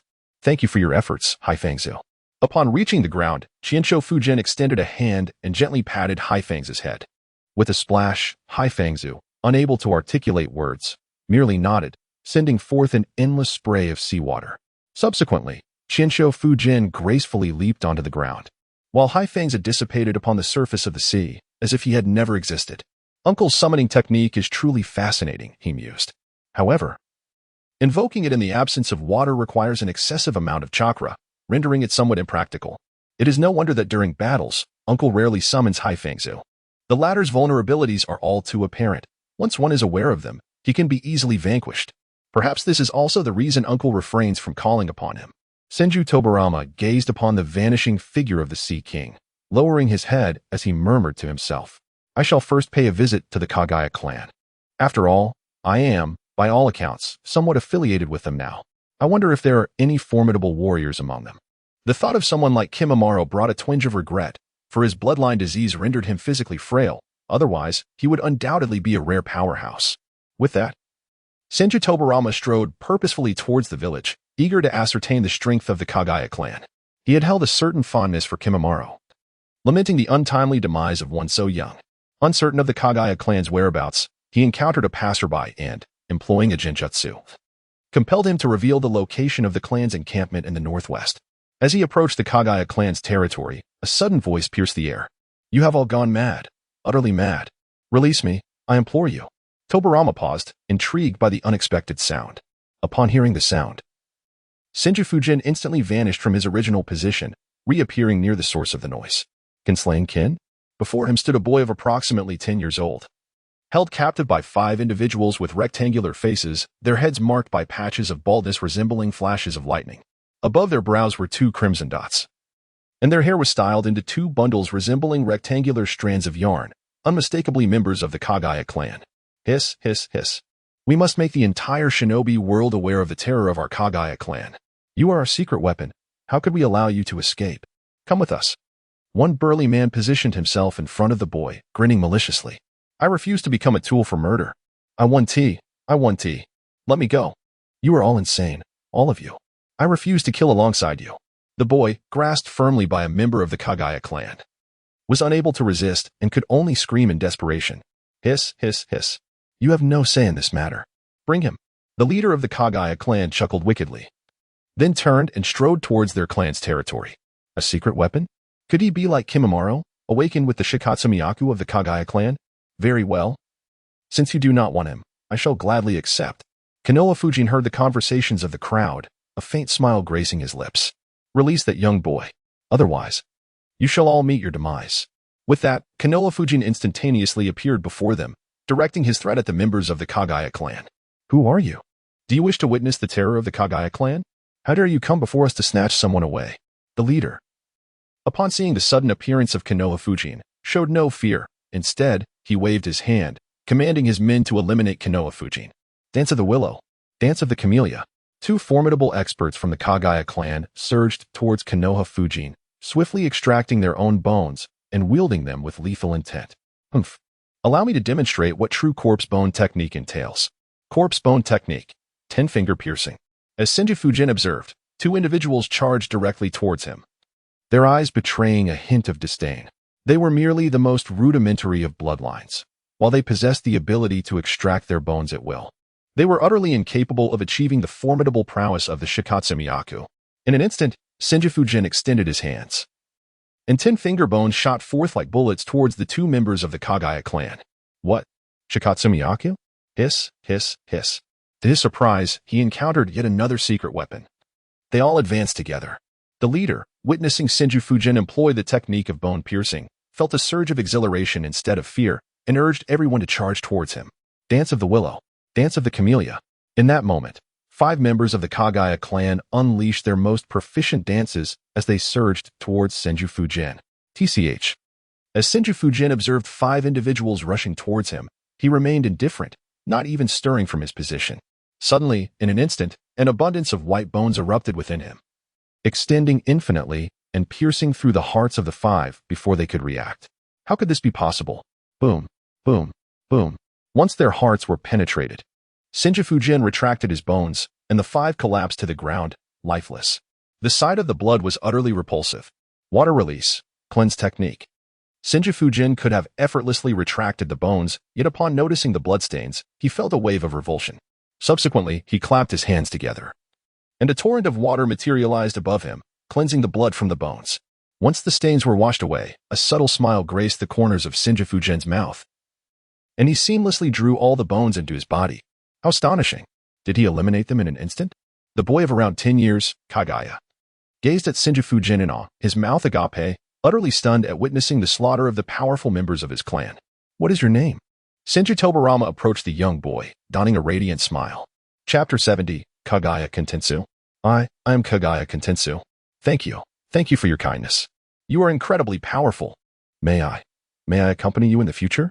Kentetsu gazed at Senju Tobarama, his eyes shimmering with admiration. The presence of a fellow wielder of the same bloodline limit filled him with anticipation, longing to share his life with such a formidable individual. I can take you with me. You shall follow me from now on. My name is Senju Tobarama, but what you see is not my true self. Bang. This is my genuine appearance. However, this is my first visit to the Hidden Mist Village, and I employed transformation jutsu to explore. I never expected to encounter you. From now on, stay by my side, and I shall help you grow even stronger.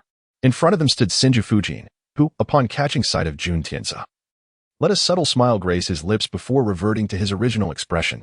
He addressed Jun Tianza, saying, Senju Fujian, I am grateful to Lord Fujian for his benevolence. Henceforth, I shall be your servant. Jun Tianza, captivated by the presence of Senju Fujian, promptly knelt upon one knee, as if this man possessed an enchanting allure that compelled him to revere and draw near. Rise, Senju Fujian urged. There is no need for servitude. We can be friends. Kusanagi Fujian gazed at Jun Tianza before him, a subtle smile gracing his lips. Indeed, Master Fujian, Jun Tianza replied with utmost respect, bowing deeply. Let us proceed, Fujian declared. With a decisive motion, he employed a transformation technique, reverting to his guise as Chojuro, and led Jun Tianza toward the Hidden Mist Village. Have you heard the latest news? Fujian inquired. What news? Speak plainly, Jun Tianza urged. I've heard that individuals from the Hidden Stone Village, the Hidden Cloud Village, and even the Hidden Sand Village have visited our village. What for? How come I am unaware of this? Where did you obtain such information? What are their intentions? Do you know who my superior, the protector of the first Hokage, is related to? He is the nephew of my uncle's wife's brother. Oh, there exists such a connection?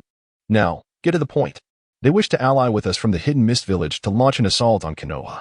They appeared quite jubilant upon their departure, suggesting their plans have succeeded. What? They want our village to join forces with others to attack Konoha?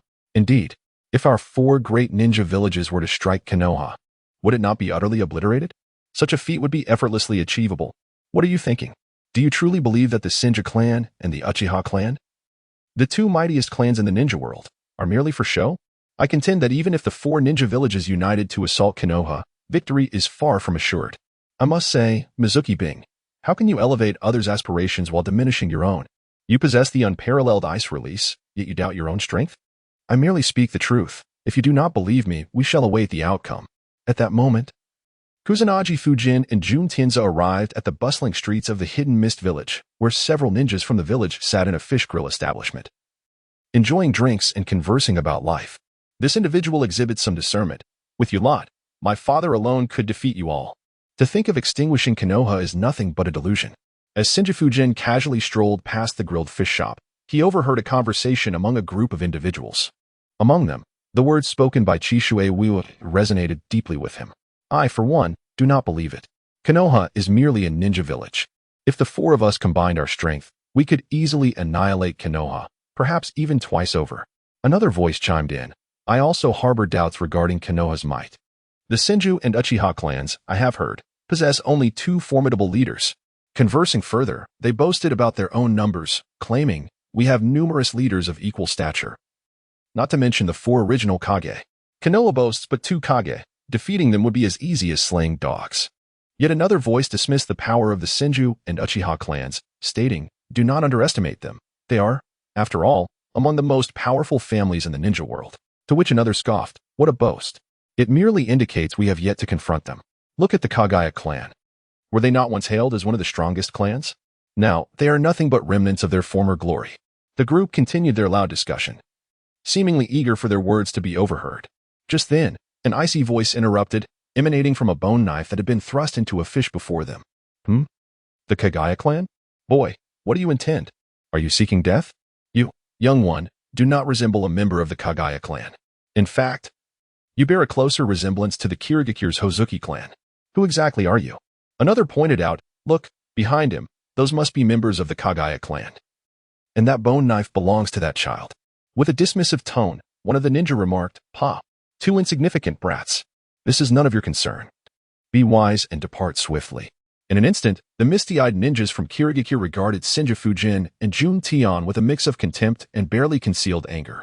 Did you not just declare the Kagaya clan to be worthless? I am eager to witness just how formidable you ninjas truly are. Allow me to experience your prowess firsthand. Shall I? Kensha Fujikawa's lips curled into a slight smirk as he regarded the gathered elite ninja, boldly stepping forward to provoke them. Are you aware of our prowess? You, a mere child, dare to confront a 6 elite shinobi? Have you lost your wits? I surmise you have. This foolish boy believes he can single-handedly vanquish us all. Who bestowed upon him such audacity? Haha. Allow me to administer a proper lesson to him. No, let me take the lead. I've been itching for a challenge. I shall demonstrate my increasingly refined silent killing technique on him as practice. The other shinobi from the Mist Village exchanged glances, their expressions betraying eagerness, as if they had already secured their victory over Fujikawa. Then follow my lead. While you may be mere trash, I wish to showcase the might of the Kagaya clan. As for the Senju clan, you are hardly worthy to utter their name, for you cannot even best me. Kenzuya Senju's lips curled into a subtle smirk as he surveyed the gathered crowd, mocking them. How infuriating. Let us venture forth and eliminate him. Indeed. My great blade has long been yearning for action. My silent art of assassination is eager for the taste of blood. With that, Kenzuya Senju, accompanied by Jutian, strolled out of the grilled fish establishment, heading directly towards the nearby forest. Following closely behind were 6 ninjas from the hidden Mist Village. They chose not to engage in battle within the village itself. Chapter 71. The Dance of the Withered Ferns. Very well. I shall send you on your way here. This place can be deemed a site of fortune. To be buried here will be your stroke of luck. Kancho Tofu's lips curled slightly as he surveyed his surroundings, deeming them quite satisfactory. He turned to face the 6 ninjas from the hidden Mist Village. Do you truly believe you can defeat us? That is utterly ludicrous. Allow me to meet you with my blade once again. At that moment, a man donned in a white mask and a black vest, wielding a colossal sword upon his back, approached. Another blade? I must admit, it resembles the previous one, though the sword behind you leaves much to be desired. Thus, I shall graciously send you on your way. Upon hearing the words of Zabuza, Senju Tobarama nearly spat out a mouthful of blood, a glint of mockery flickering in his eyes. Similar, you say? Do you dare question my capabilities with a blade? Allow me to demonstrate what true prowess entails. With that, he unleashed the hidden mist technique. Zabuza, feeling the weight of Tobarama's words, was instantly engulfed in fury as he swiftly formed hand seals. In an instant, a dense fog enveloped the area, rendering visibility nearly non-existent. Lord Tobarama, allow me to intervene, Jun Tian exclaimed, rushing to stand before him as several individuals sought to harm Senju Tobarama. Fear not, step back. Let me assess the strength of these Mist Village ninjas. The corners of Senju Fujikane's mouth lifted slightly, showing no intention of allowing Jun Tianza to intervene. Indeed, Lord Fujikane, Jun Tianza replied obediently, stepping aside to observe quietly. Do you still have the leisure to converse? He sneered. Die. With a swift technique, he vanished. Flash. Before he could hear the exchange between Senju Fujikane and Jun Tianza, Janbu's lips curled into a faint smile. He then drew the massive sword from his back and instantly disappeared from his original position, reappearing behind his target to deliver a decisive blow. Interesting, he remarked. Is this your hidden mist technique? Shinkagura's third eye. Upon hearing the words of Zaibu Dao, Senju Fujian promptly closed his eyes, perceiving everything around him with utmost clarity. He then drew forth his own spinal bone, transforming it into a formidable bone sword. As Zaibu Dao's blade clashed against Senju Fujian's bone sword, a moment of surprise ensued. What? Such a swift reaction? The body flicker technique, misty and ephemeral. Once more, after having his strike thwarted by Senju Fujian, Zaibu Dao vanished from his original position, reappearing to the right of him, ready to strike again. Everything you do is under my control. Kawashima Senju could distinctly perceive the offensive intentions and positions of Zaibudo, successfully blocking his colossal sword once more. In an instant, the bone knife softened, morphing into a serpentine form that elongated and twisted, plunging directly into Zaibudo's heart. Alas, how swift! Zaibudo sensed the imminent danger and hastily attempted to retract his colossal sword, only to discover that it had become ensnared by the white bones of Kawashima Senju, rendering him unable to extricate himself. With a sickening sound, Zaibudo's heart was pierced, unleashing a harrowing scream, a death so final it was beyond recovery. What? Zaibudo has been slain? How could this be? This silent assassination technique demands caution even from me. This is dire. His strength is formidable. We must unite our efforts, or we may all perish here. Ice release, ice sealing technique. Water release, great waterfall technique. Lightning release, thunder manipulation technique. Soon, the assembled ninjas from the hidden mist village realized that Kawashima Senju's prowess was far beyond their initial assumptions, prompting them to unleash their signature jutsu. First, they summoned a massive waterfall hurtling toward Kawashima Senju, followed by a concealed lightning release, serving to guide the lightning strike. Humph, mere trifles. This is simply a means to deliver chakra to me. Senju Fujian stood resolutely, allowing the onslaught of attacks to strike him without evasion. As the water and lightning techniques made contact, he instantaneously absorbed their chakra, transforming them into 2 crimson elixirs. Soon, the technique of ice sealing descended, instantly encasing the great waterfall technique in ice, seemingly imprisoning Senju Fujian within. All done, one remarked with a smirk. Our collaboration proved effective. He is now encased in ice. Indeed, it is a pity that Zabuza was killed by him. He was nothing but a worthless pawn, thinking himself formidable. Another scoffed. Isn't that so? Such a pathetic creature. And yet you resolved him before I could even make my move. As they beheld Senju Fujian encased in ice, their lips curled into smug smiles, indifferent to Zabuza's demise. In the world of the hidden mist village, cold-heartedness prevailed. The death of a comrade elicited no fury, only a fleeting sense of regret. Yet they felt no pity for the fallen. Is this your power? Though somewhat lacking, you managed to conjure 3 elixirs, which is commendable. Now, allow me to demonstrate the true nature of the corpse bone technique. Dance of the early ferns. At that moment, Senju Fujian's voice resonated from within the ice, causing the very earth to tremble. Boom, boom, boom. Suddenly, a single bone emerged, followed by countless others, rising like a forest, swiftly enveloping the area within hundreds of meters. This was still under Senju Fujian's control. Otherwise, the surroundings would have become a graveyard of bones, a sight both horrifying and terrifying. What? What is happening? Run. What kind of technique is this? In an instant, before the 5 present could react, they were pierced by Senju Fujian's colossal bones, their corpses suspended in the air, blood gushing forth. Their eyes reflected disbelief. Even in death, they could not comprehend the overwhelming power possessed by the Kagaya clan. I cannot yet harness such immense power. Nor do I possess sufficient chakra. One day, I too shall wield the bloodline abilities akin to Lord Fujian. I must grow swiftly, otherwise I shall forever lag behind his prowess. I will protect Lord Fujian diligently, ensuring no harm befalls him. Jun Tian gazed skyward at Senju Fujian, whose lower half had transformed entirely into bone, a resolute glint igniting in his eyes. Chapter 72. Sealing the 5 tails, the 8 tails chakra must not be squandered. As Senju Tobarama beheld the lifeless bodies of several individuals, he transformed their chakra into numerous crimson blood pills. Come, Kunians, consume them all. Once he had gathered the chakra, Tobarama handed the chakra pills to Kunians, gesturing for him to ingest them. Yes, Lord Tobarama. Without a moment's hesitation, Kunians extended his hand and swallowed the chakra pills in one go. Boom. In an instant, Kunians felt a surge within him as his chakra multiplied several times over, significantly enhancing his power. What is this, Lord Tobarama? These pills? Stunned by the transformation within his body, Kunians marveled at the extraordinary potency of the pills he had consumed. It is nothing but chakra. Your overall capacity has increased substantially, and it should also extend your lifespan. Furthermore, it may help suppress the bloodline disease within you. The corners of Senju Tobarama's mouth curled slightly as he gazed at the presence of Jun Tianza, whose aura had surpassed that of a typical jonin, and he smiled gently. Thank you, Lord Tobarama. I feel a tremendous surge in my strength, having transcended the ordinary jonin and then some. Jun Tianza was taken aback by Tobarama's generosity in allowing him to partake in such a precious resource, filling him with profound gratitude, and he promptly bowed deeply in respect. At merely 10 years of age, he had already surpassed many jonin, and with the added advantage of the Shikatsumiyaku, he could hold his ground even against those of the Kage level.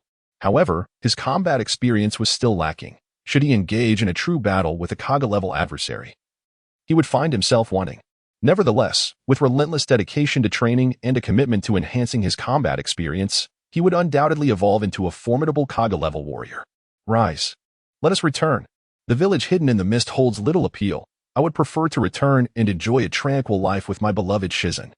In the presence of the enigmatic QB, Senju Tobarama cast a subtle smile before striding away. Following closely behind was Juntianza, unwavering in his pursuit. Is this indeed the Five Tails? It resembles neither a dog nor a deer. What an oddity it is, with its 5 tails and 5 horns. It is truly a peculiarity among peculiarities. Compared to the 9 tails, it pales in unattractiveness. Uchiha Madara, glancing at the 5 tails, curled his lip in disdain. Having captured numerous tailed beasts, he found this encounter rather lackluster. Once he secured this 5 tails, only the 7 tails would remain, marking the completion of his task. Without further ado, he instructed, Heng, prepare the ceiling. Yes, Lord First Hokage, replied Uzumaki Heng with a slight nod, his gaze fixed upon the 5 tails. You contemptible creature. How dare you look down upon me? Perish. The 5 tails roared, gathering its tailed beast ball in its cavernous mouth, furious at the sudden appearance of the man before it. Is this all you can muster? How utterly dull. Stand still and do not move. A flicker of disdain crossed Uchiha Madara's eyes, overshadowed by disappointment. The tailed beast's attacks were painfully simplistic, robbing him of the thrill of battle. In an instant, Madara's eyes began to spin wildly, the kaleidoscopic Sharingan manifesting within his gaze. What? The kaleidoscopic Sharingan? This is bad. The 5 tails felt an ominous chill and instinctively sought to flee. Humph. You think you can escape? Madara scoffed, his Sharingan spinning rapidly, halting the 5 tails in its tracks, rendering it motionless, its eyes reflecting the kaleidoscopic pattern. Hung commenced the ceiling. Once he had subdued the 5 tails, Madara turned to Uzumaki Hung. Understood. Immediately, Hung began the sealing process for the 5 tails. Well done, on to the next. As Heng completed the sealing, a faint smile graced Madara's lips. Meanwhile, Senju Tobarama had returned to Konoha with Juntianza, arranging for Senju Wangza to grant him an identity among the Leaf Shinobi, enrolling him directly into the Ninja Academy. Mother. Summon 2 individuals to seal the 3 tails and 6 tails. I have successfully captured them. Determine whose body is best suited for the sealing. Senju Fujian located Uzumaki Naruto and requested her to provide 2 candidates for the Jinchuriki. Once that is accomplished, I will be able to release the tailed beast within the space. Oh, are you all right? Uzumaki Naruto asked with concern upon seeing Senju Fujian return. I'm fine. The 9 tails and I have become friends, so there is nothing to worry about. However, mother, the 8 tails within you is still being suppressed. I shall go in and have a word with him. Senju Tobarama understood that utilizing his own chakra to resist the chakra of the tailed beasts was exceedingly perilous. Thus, he contemplated the summoning of the small 8 tails. Vortex Mito gazed at Senju Tobarama with a faint smile and nodded in agreement. In due course, Senju Tobarama entered the sealing space, and as per usual, he brought forth the small 8 tails. Mother, from now on, you shall take care of the small 8 tails. Its diminutive size will hardly inflict any harm upon the village. After Senju Tobarama brought out the small 8 tails, he directly handed it over to Uzumaki Mito with a smile. Indeed, there is no need to suppress it with chakra any longer. You and Tianxiang may go out shortly. Tianxiang currently has 1 tail sealed within her. Allow her to guide you to the 2 designated clansmen. After receiving the small 8 tails, Uzumaki Mito gently caressed it and then turned to Senju Tobarama, saying, All right then. I shall seek out Tianxiang myself. Senju Tobarama nodded slightly before departing from the room of Uzumaki Naruto. Tianxiang, where are you? Are you in your room? At that moment, Senju Tobarama arrived at the door of Uzumaki Tianxiang's chamber. Gazing at the closed door, he called out. No response? Where could she have gone? Senju Fujian was momentarily taken aback. She had always been readily available at his beck and call, so why was she suddenly absent today? With a creak, he swung open the door to Uzumaki Tangxiang's room and stepped inside. The air within was imbued with a gentle warmth, accompanied by the sound of flowing water, leaving him curious about her activities. Wait, is she taking a bath? Just as Senju Fujian entered, his eyes fell upon a figure with fair skin.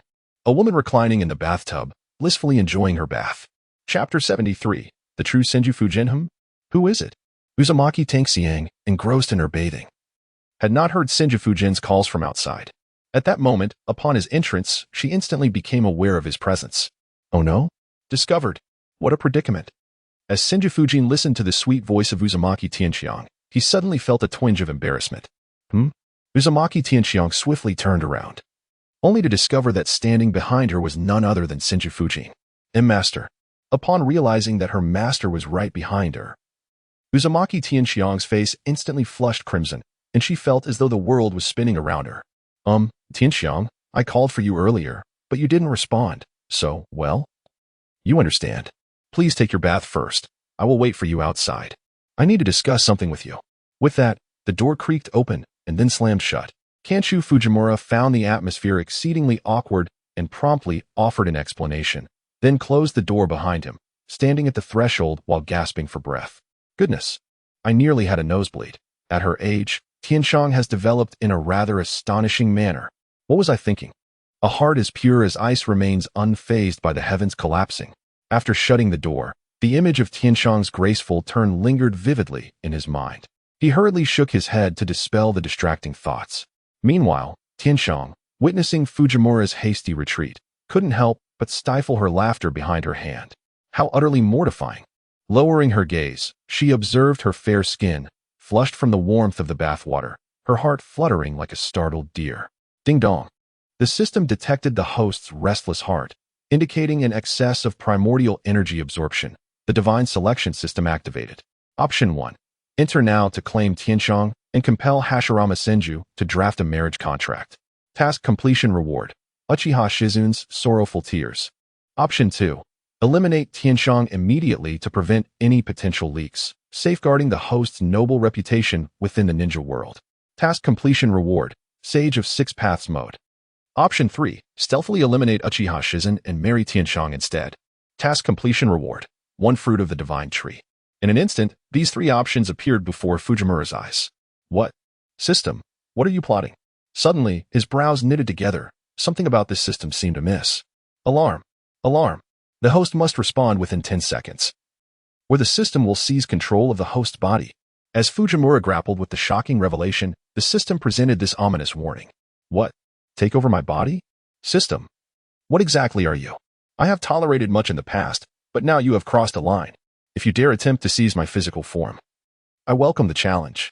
Senju Fujian furrowed his brows, sensing an issue with the system from the outset. Yet, he believed that as long as he completed the task, he would still be rewarded. Now, however, the imposition had returned, and this time it was peculiarly associated with Uchiha Shizun and Uzumaki Tianxiang.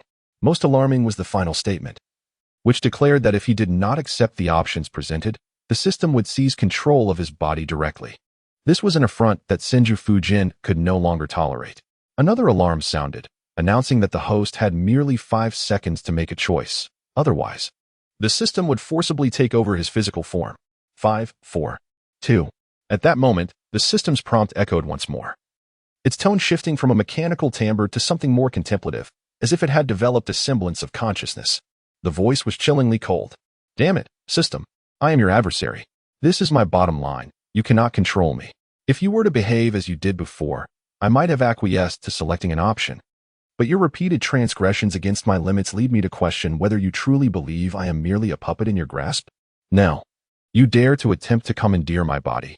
Let us see you try. Upon hearing the voice of the system, Senju Fujian was instantly engulfed by a surge of rage. Such a system was better off discarded. Ding. The system detected that the host had failed to execute the options, thus initiating compulsory measures and formally announcing its takeover of the host's body. Just as Senju Fujian completed his statement, the system's voice resonated once more, implementing the forced measures without delay. In that instant, Senju Fujian felt as though his very soul was on the verge of being torn asunder, and he collapsed to the ground, seemingly bereft of life. Boom, boom, boom. Where am I? Suddenly, Senju Fujian sensed that he had been transported to a realm of chaos, at the heart of which lay a pitch-black box. At that moment, the dark box emitted a radiant golden light, its lid flung open, and from within emerged a figure identical to Senju Fujian himself. Who are you? Kinshir Fujikane gazed in astonishment at the individual before him, who bore an uncanny resemblance to himself, and promptly inquired, Who am I? Ah, I am you, yet you are not me, the entity, conjured from golden light. Replied with a tone of disdain. You have occupied my body for many years. It is high time you return it to me. I have awaited this day for far too long, and at last, I shall reclaim my rightful place as the master. Fuji Kane observed the being with a flicker of malice and contempt in its gaze. You are me? Yet I am not you? Who are you? Are you the original Fuji Kane? How can that be? I emerged from my mother's womb. I must be myself. How could your soul possibly exist within me? This is inconceivable. Who exactly are you? Are you the system? Indeed, you are the individual dispatched by the system to reclaim my body, are you not? As Senju Fujin listened to the other self speaking from across, an inexplicable sensation washed over him. How could another soul exist within him? Unbeknownst to his reborn self in the womb, the figure before him must be a manifestation conjured by the system, seeking to usurp his position. Even before your arrival. My soul had already been absorbed by your system. Now, as I gradually regain my consciousness, I have meticulously seized control of your system, ultimately achieving my success. For 10 long years, do you comprehend the depth of my helplessness within this confined space? Your birth signifies my demise. Yet, I refuse to accept this fate. I am unwilling to surrender. Finally, on the day you awakened your wood release, I succeeded in merging my soul into the system. Chapter 74, Fujian versus. System Fujian, do you understand why your system has remained dormant for so long? It is precisely due to my interference that it only activated when you turned 10. Now, I am the true master of the system, while you are merely its holder, subject to my governance. In my presence, you are nothing more than an insignificant insect. You are free to perish. It is time for you to repay the debts you owe me. The system's Senju Fujin glared at Senju Fujin, bellowing in fury. The torment he had endured over the past decade was inhumane, driving him to the brink of madness. In this isolated realm, he felt as though he might suffocate. His visage twisted in rage as he confronted Senju Fujin. So it is. Before my arrival, you had already possessed a soul, albeit consumed by the system. This absorption plunged the system into a slumber, delaying its awakening by a full decade. Who would have anticipated your ability to turn the tables? I cannot help but admire your skill and tenacity. I often wondered why the system emerged so late, and why the anomalies grew increasingly bizarre. Is this your form of retribution against me? Kazashi Senju gazed at him with a furrowed brow, pondering why his golden finger had taken so long to manifest. And each time it appeared, it presented an array of peculiar choices. When the options emerged, it felt as though he were a mere puppet, easily manipulated. Ah, indeed. I have altered all your choices and bestowed rewards upon you. When the time comes for me to assume your form, I shall retain these abilities. While you will be devoured completely, leaving no trace behind. Such is your destined outcome. You ought to be grateful that I have not eradicated you. For had I chosen to do so, you would have long succumbed to cerebral death. The system, Kazashi Senju, observed the Kazashi Senju before him unleash a long, piercing howl, his eyes brimming with unspeakable malice. We shall see if you possess the merit to consume my soul. Let us determine who shall devour whose essence. Senju Tobarama has come to realize that he has become the target of vengeance, retaliating for the usurpation of his corporeal form and for the agony endured during a decade of confinement. You cannot prevail, ha ha ha. The dance of the corpse bone technique. Boom, boom, boom. Instantly, the manifestation of the Senju Tobarama unleashed the formidable techniques of the corpse bone path. As countless skeletal structures resembling towering trees erupted violently from the previously chaotic space. The wood release, flower tree world descends. In the midst of chaos, Senju Fujin beheld countless skeletal remains surging toward him, his brow furrowing in concern. In an instant, he clapped his hands together, unleashing the most formidable technique of wood release. Excluding sage arts. Immediately, an array of trees erupted from the ground, drawing upon Senju Fujin's chakra, and grew wildly to transform into a sprawling forest. Engaging directly with the oncoming bones, the ground shook with resounding crashes and the sound of cracking. The clash between the skeletal remains and the wood release was titanic. Both the trees and the bones towered into the heavens. Standing upon a sturdy branch, Senju Fujin surveyed the tumultuous scene below. The fierce confrontation raged on, as countless bones bent under pressure while numerous wooden trunks were pierced through. Senju Fujin fervently channeled his chakra, and in an instant, blossoms adorned the trees, each bursting forth in vibrant red hues, rapidly unfurling. Once the crimson flowers blossomed, a myriad of toxic fumes swiftly disseminated throughout the entirety of the wood release's domain. I am merely a product of data. Your hazy mists hold no sway over me. With a sudden surge, the system Fujian activated the Ninetales chakra mode, an ethereal cloak materializing around him. His eyes, imbued with a sinister and malevolent glimmer, instilled a chilling dread. Is that all you can muster? Boom. In that instant, upon witnessing the system Fujian's transformation, Senju Fujian too embraced the Ninetales chakra mode. Futile. I am but a string of data, even if you withstand my assault. My boundless chakra shall drag you to your demise. A flicker of trepidation crossed System Fujian's gaze, yet he maintained a facade of indifference, addressing Senju Fujian with disdain. Let us see who meets their end first. At that moment, Senju Fujian instantly transitioned into Sage Fox mode, his eyes morphing into a cross pattern, while the golden aura surrounding him became ever more pronounced. What's this? System Fujian observed Senju Fujian's transformation, his brow furrowing, yet he refrained from adopting Sage Fox mode himself. Was he incapable of utilizing my form? Thus far, aside from employing the Ninetales chakra mode and the corpse bone path, he had not harnessed any other powers. Could it be that all of this is a gift from the system? Is it possible that he can only wield the abilities granted by the system? Consequently, he has never cultivated with release or sage techniques, rendering him incapable of accessing my inherent powers? In other words, he cannot employ my sealing techniques? I see now. In the midst of his confrontation with the system version of himself, Senju Tobarama instantly sensed a distinct difference, a subtle smirk gracing his lips. However, validation was imperative. This notion was merely a hypothesis, thus requiring empirical experimentation to ascertain its veracity. Utilizing the wind release, spiraling shuriken technique, Senju Tobarama raised his right hand high, conjuring a spiraling projectile that summoned a fierce gale around him. With a decisive motion, he hurled the spiraling shuriken forward. Oomph, he scoffed. In response, the system version of Tobarama emitted a cold snort, swiftly gathering tailed beast bomb energy, launching it directly towards the spiraling shuriken. Boom. In an instant, the two formidable attacks collided, unleashing a cacophony of explosive sounds that reverberated throughout the mysterious realm. Had it not been for this enigmatic space, countless powerful warriors would have already arrived. Utilizing the sage art, Gate of Divine Light, as Senju Fujian beheld the peculiarities of the system Fujian before him, he promptly clasped his hands together, summoning a radiant divine gate that descended from the heavens, bearing down upon him. Humph! Flying thunder god slash.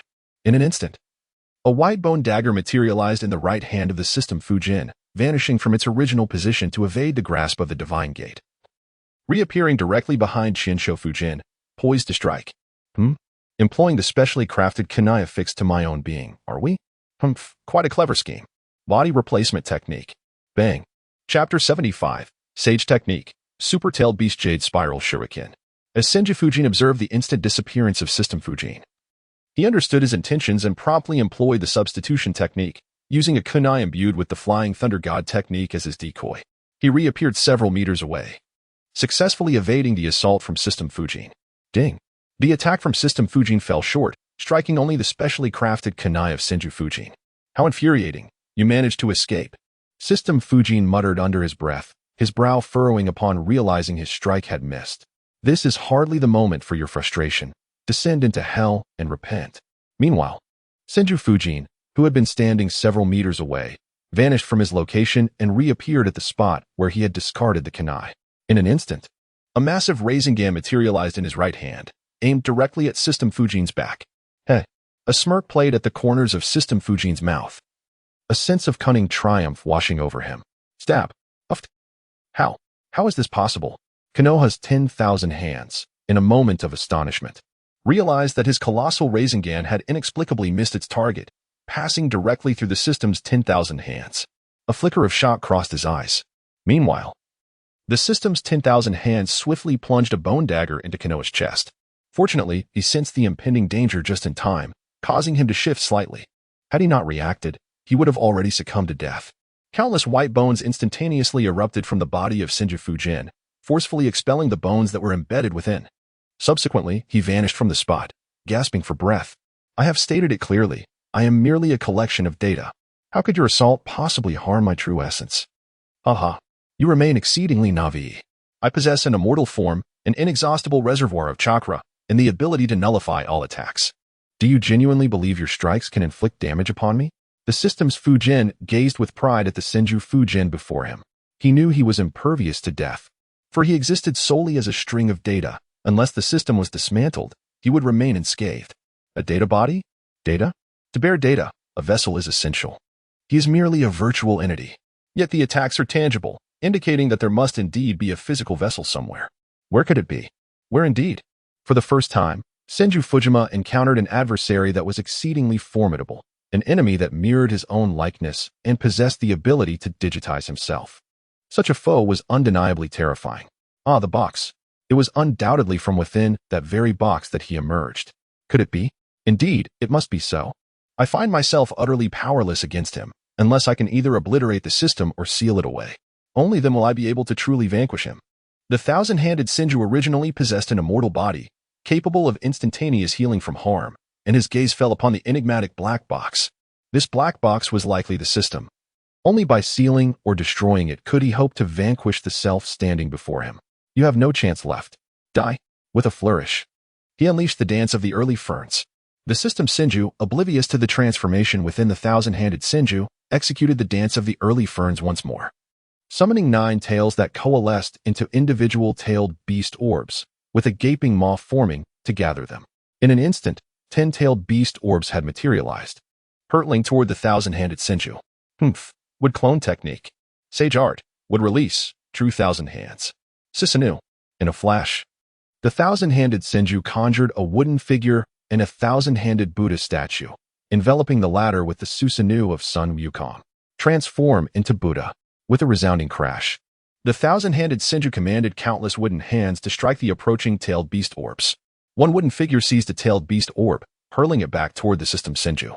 Boom. Boom. Boom. Ha. I told you it's futile. Useless. The system Senju remained stationary, seemingly unfazed, merely retreating a step as a flash of light coursed through his form. Did he evade? Though he claimed to have executed the flying thunder god slash, it indicated he had dodged the divine gate. Was he afraid of sage techniques? Sage techniques harness natural energy, nature? I see now. He fears natural energy. While he might not comprehend the reasons behind deification, he recognized its inherent weaknesses. Sage chakra is derived from the natural world. This must be what he truly fears. At last, I have discerned your weakness. A minuscule movement from the system Senju revealed a flaw to the thousand-handed Senju. If he feared the natural energy of Sage mode, then this could be addressed. Would clone technique. Multiple shadow clone technique. In an instant, the thousand-handed Senju created thousands of shadow clones and several wooden clones, charging toward the system Senju. I told you. This is all in vain. The system Senju continued to prattle on, dismissing the clones with disdain as he commanded the 9 tails behind him to obliterate the shadow clones. Water release. Super large waterfall technique. With a grand gesture, the thousand-handed Senju unleashed a colossal water technique, transforming the chaotic space into a vast ocean that engulfed the vicinity of the black system box. What use is this ocean? Prepare to perish. The tailed beast orb. Earth release. Mountain earth technique. The system Senju's hands swept outward, summoning 2 massive semicircles that pressed toward the thousand-handed Senju, while he gathered a tailed beast orb to unleash upon him. Sage art. Super tailed beast orb spiral shuriken. In an instant, a massive tailed beast orb materialized in the hands of the thousand-handed Senju, swirling with crimson whirlwinds to form a fiery spiral shuriken. Even if you strike me, it will be in vain. The system Senju seemed intent on provoking him, casting scornful glances while incessantly declaring the futility of his efforts, seeking to incite him further. Whether it's futile or not, one must try to know. Water instantaneous body technique. The thousand-handed Fujian's lips curled slightly, and in an instant, he vanished from his original position, reappearing directly beside the black box. No, stop. You cannot. The system Fujian. Upon witnessing the sudden appearance of thousand-handed Fujian beside the black box, wore a look of sheer horror, his eyes wide open as he extended his hand and shouted in fury. Chapter 76. I have become the system itself. That black box served as his vessel. If the black box were to be destroyed, it would signify the irrevocable end of his destiny. Die. How could Senju Tobarama possibly let him go? He directly struck the black box of the system with the spiral shuriken in his hand. Boom, boom, boom. Crack. The air was filled with the sound of relentless explosions, instantly disturbing the sea and sending water splashing everywhere. Meanwhile, Senju Tobarama's hands began to split apart, from skin to flesh, and ultimately to the bones of his very corpse, rendered utterly incapacitated in an instant. Yet, he was gratified to hear the sound of the black box shattering, even though he vanished from the spot the very next second, his right hand inevitably injured. No, I do not wish to die. I refuse to die. I do not want to die. The rupture of the system resulted in an immediate failure of the data structure of Senju Tobarama, leading to a chaotic state reminiscent of a severed network. as black and white garbled codes began to flicker across his body. Moments later, Senju Tobarama vanished without a trace, likely perishing alongside the shattered system. As his vessel succumbed to destruction. Hoo. Damn it, that was an arduous battle. Yet, at long last, victory was achieved. Senju Tobarama gazed at his now useless right hand, a faint smile gracing his lips as he gasped for breath.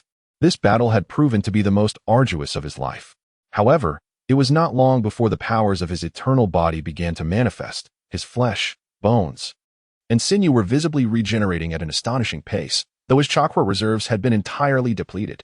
Having endured such a fierce conflict and the subsequent restoration of his form had utterly exhausted his chakra.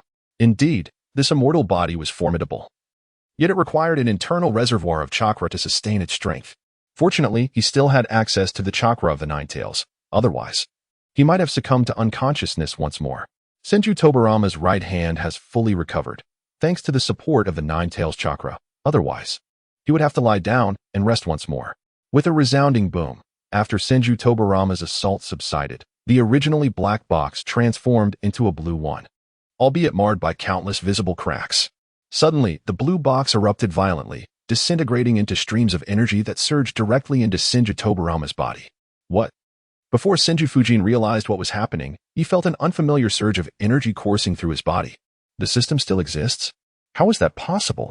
The system has lost its consciousness, leaving merely a shell? At that moment, a series of notifications echoed in his mind, elucidating the origins of the system. Well, without the divine selection system, it has now transformed into an exchange system. How utterly absurd. Must I now spend my own resources to acquire it? After comprehending the system within his mind, Senju Fujian shook his head and sighed. Ding! Detection indicates that the system's spirit has been damaged, and a new soul vessel has been detected, currently absorbing. Instantly, a mechanical voice resonated once more in Senju Fujian's mind, and he felt a portion of his soul seemingly drawn away. The absorption of the soul vessel was successful. Subsequently, a few words materialized in his consciousness. Wait, am I seriously becoming the system? Is this a mistake?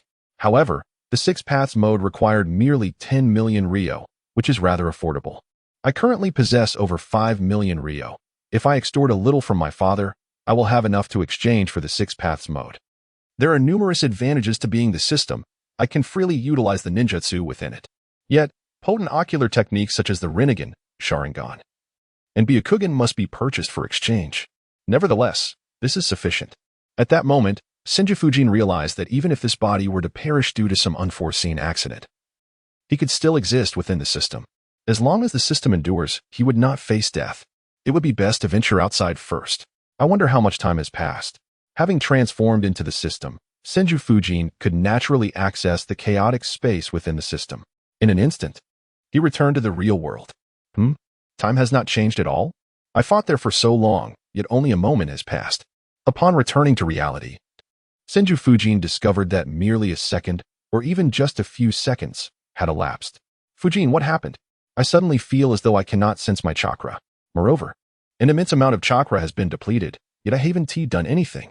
The Nine Tails emerged from Senju Fujian's embrace, feeling a significant reduction in chakra during those few seconds, leaving him momentarily stunned. I don't understand. I felt a bit dizzy just now, nearly losing consciousness. Senju Tobarama shook his head in resignation, indicating his lack of knowledge regarding the matter. He never anticipated that the extracted chakra of the Nine Tails would still be consumed within his own body. Meanwhile, a thought crossed Senju Tobarama's mind. Just then, the door to Uzumaki Tianshang's room creaked open, revealing a captivating figure before him. Young master, Uzumaki Tianshang had just bathed and donned her attire. Her face flushed with embarrassment as she gazed at Senju Tobarama and shyly called out, Ahem, well, Tianshang, I came to see you about something. I truly did not mean to. Konoha Fujimura gazed at Uzumaki Tianshang before him, fully aware that this matter must not be disclosed, otherwise, he would be utterly disgraced. Indeed, Tianshang comprehended the gravity of the situation. A fleeting glimmer of disappointment flickered in Uzumaki Tianshang's eyes, yet she quickly lifted her head, adorned with a smile, and nodded at Konoha Fujimura. I wish to enter your body, she stated. By releasing the One Tail, you shall no longer need to expend chakra to counteract the chakra emanating from it. Upon hearing the words of Senju Fujian, Uzumaki Tenka let out a long sigh and promptly articulated the purpose of this journey. To enter my body? Upon hearing Senju Fujian's statement, Uzumaki Tenka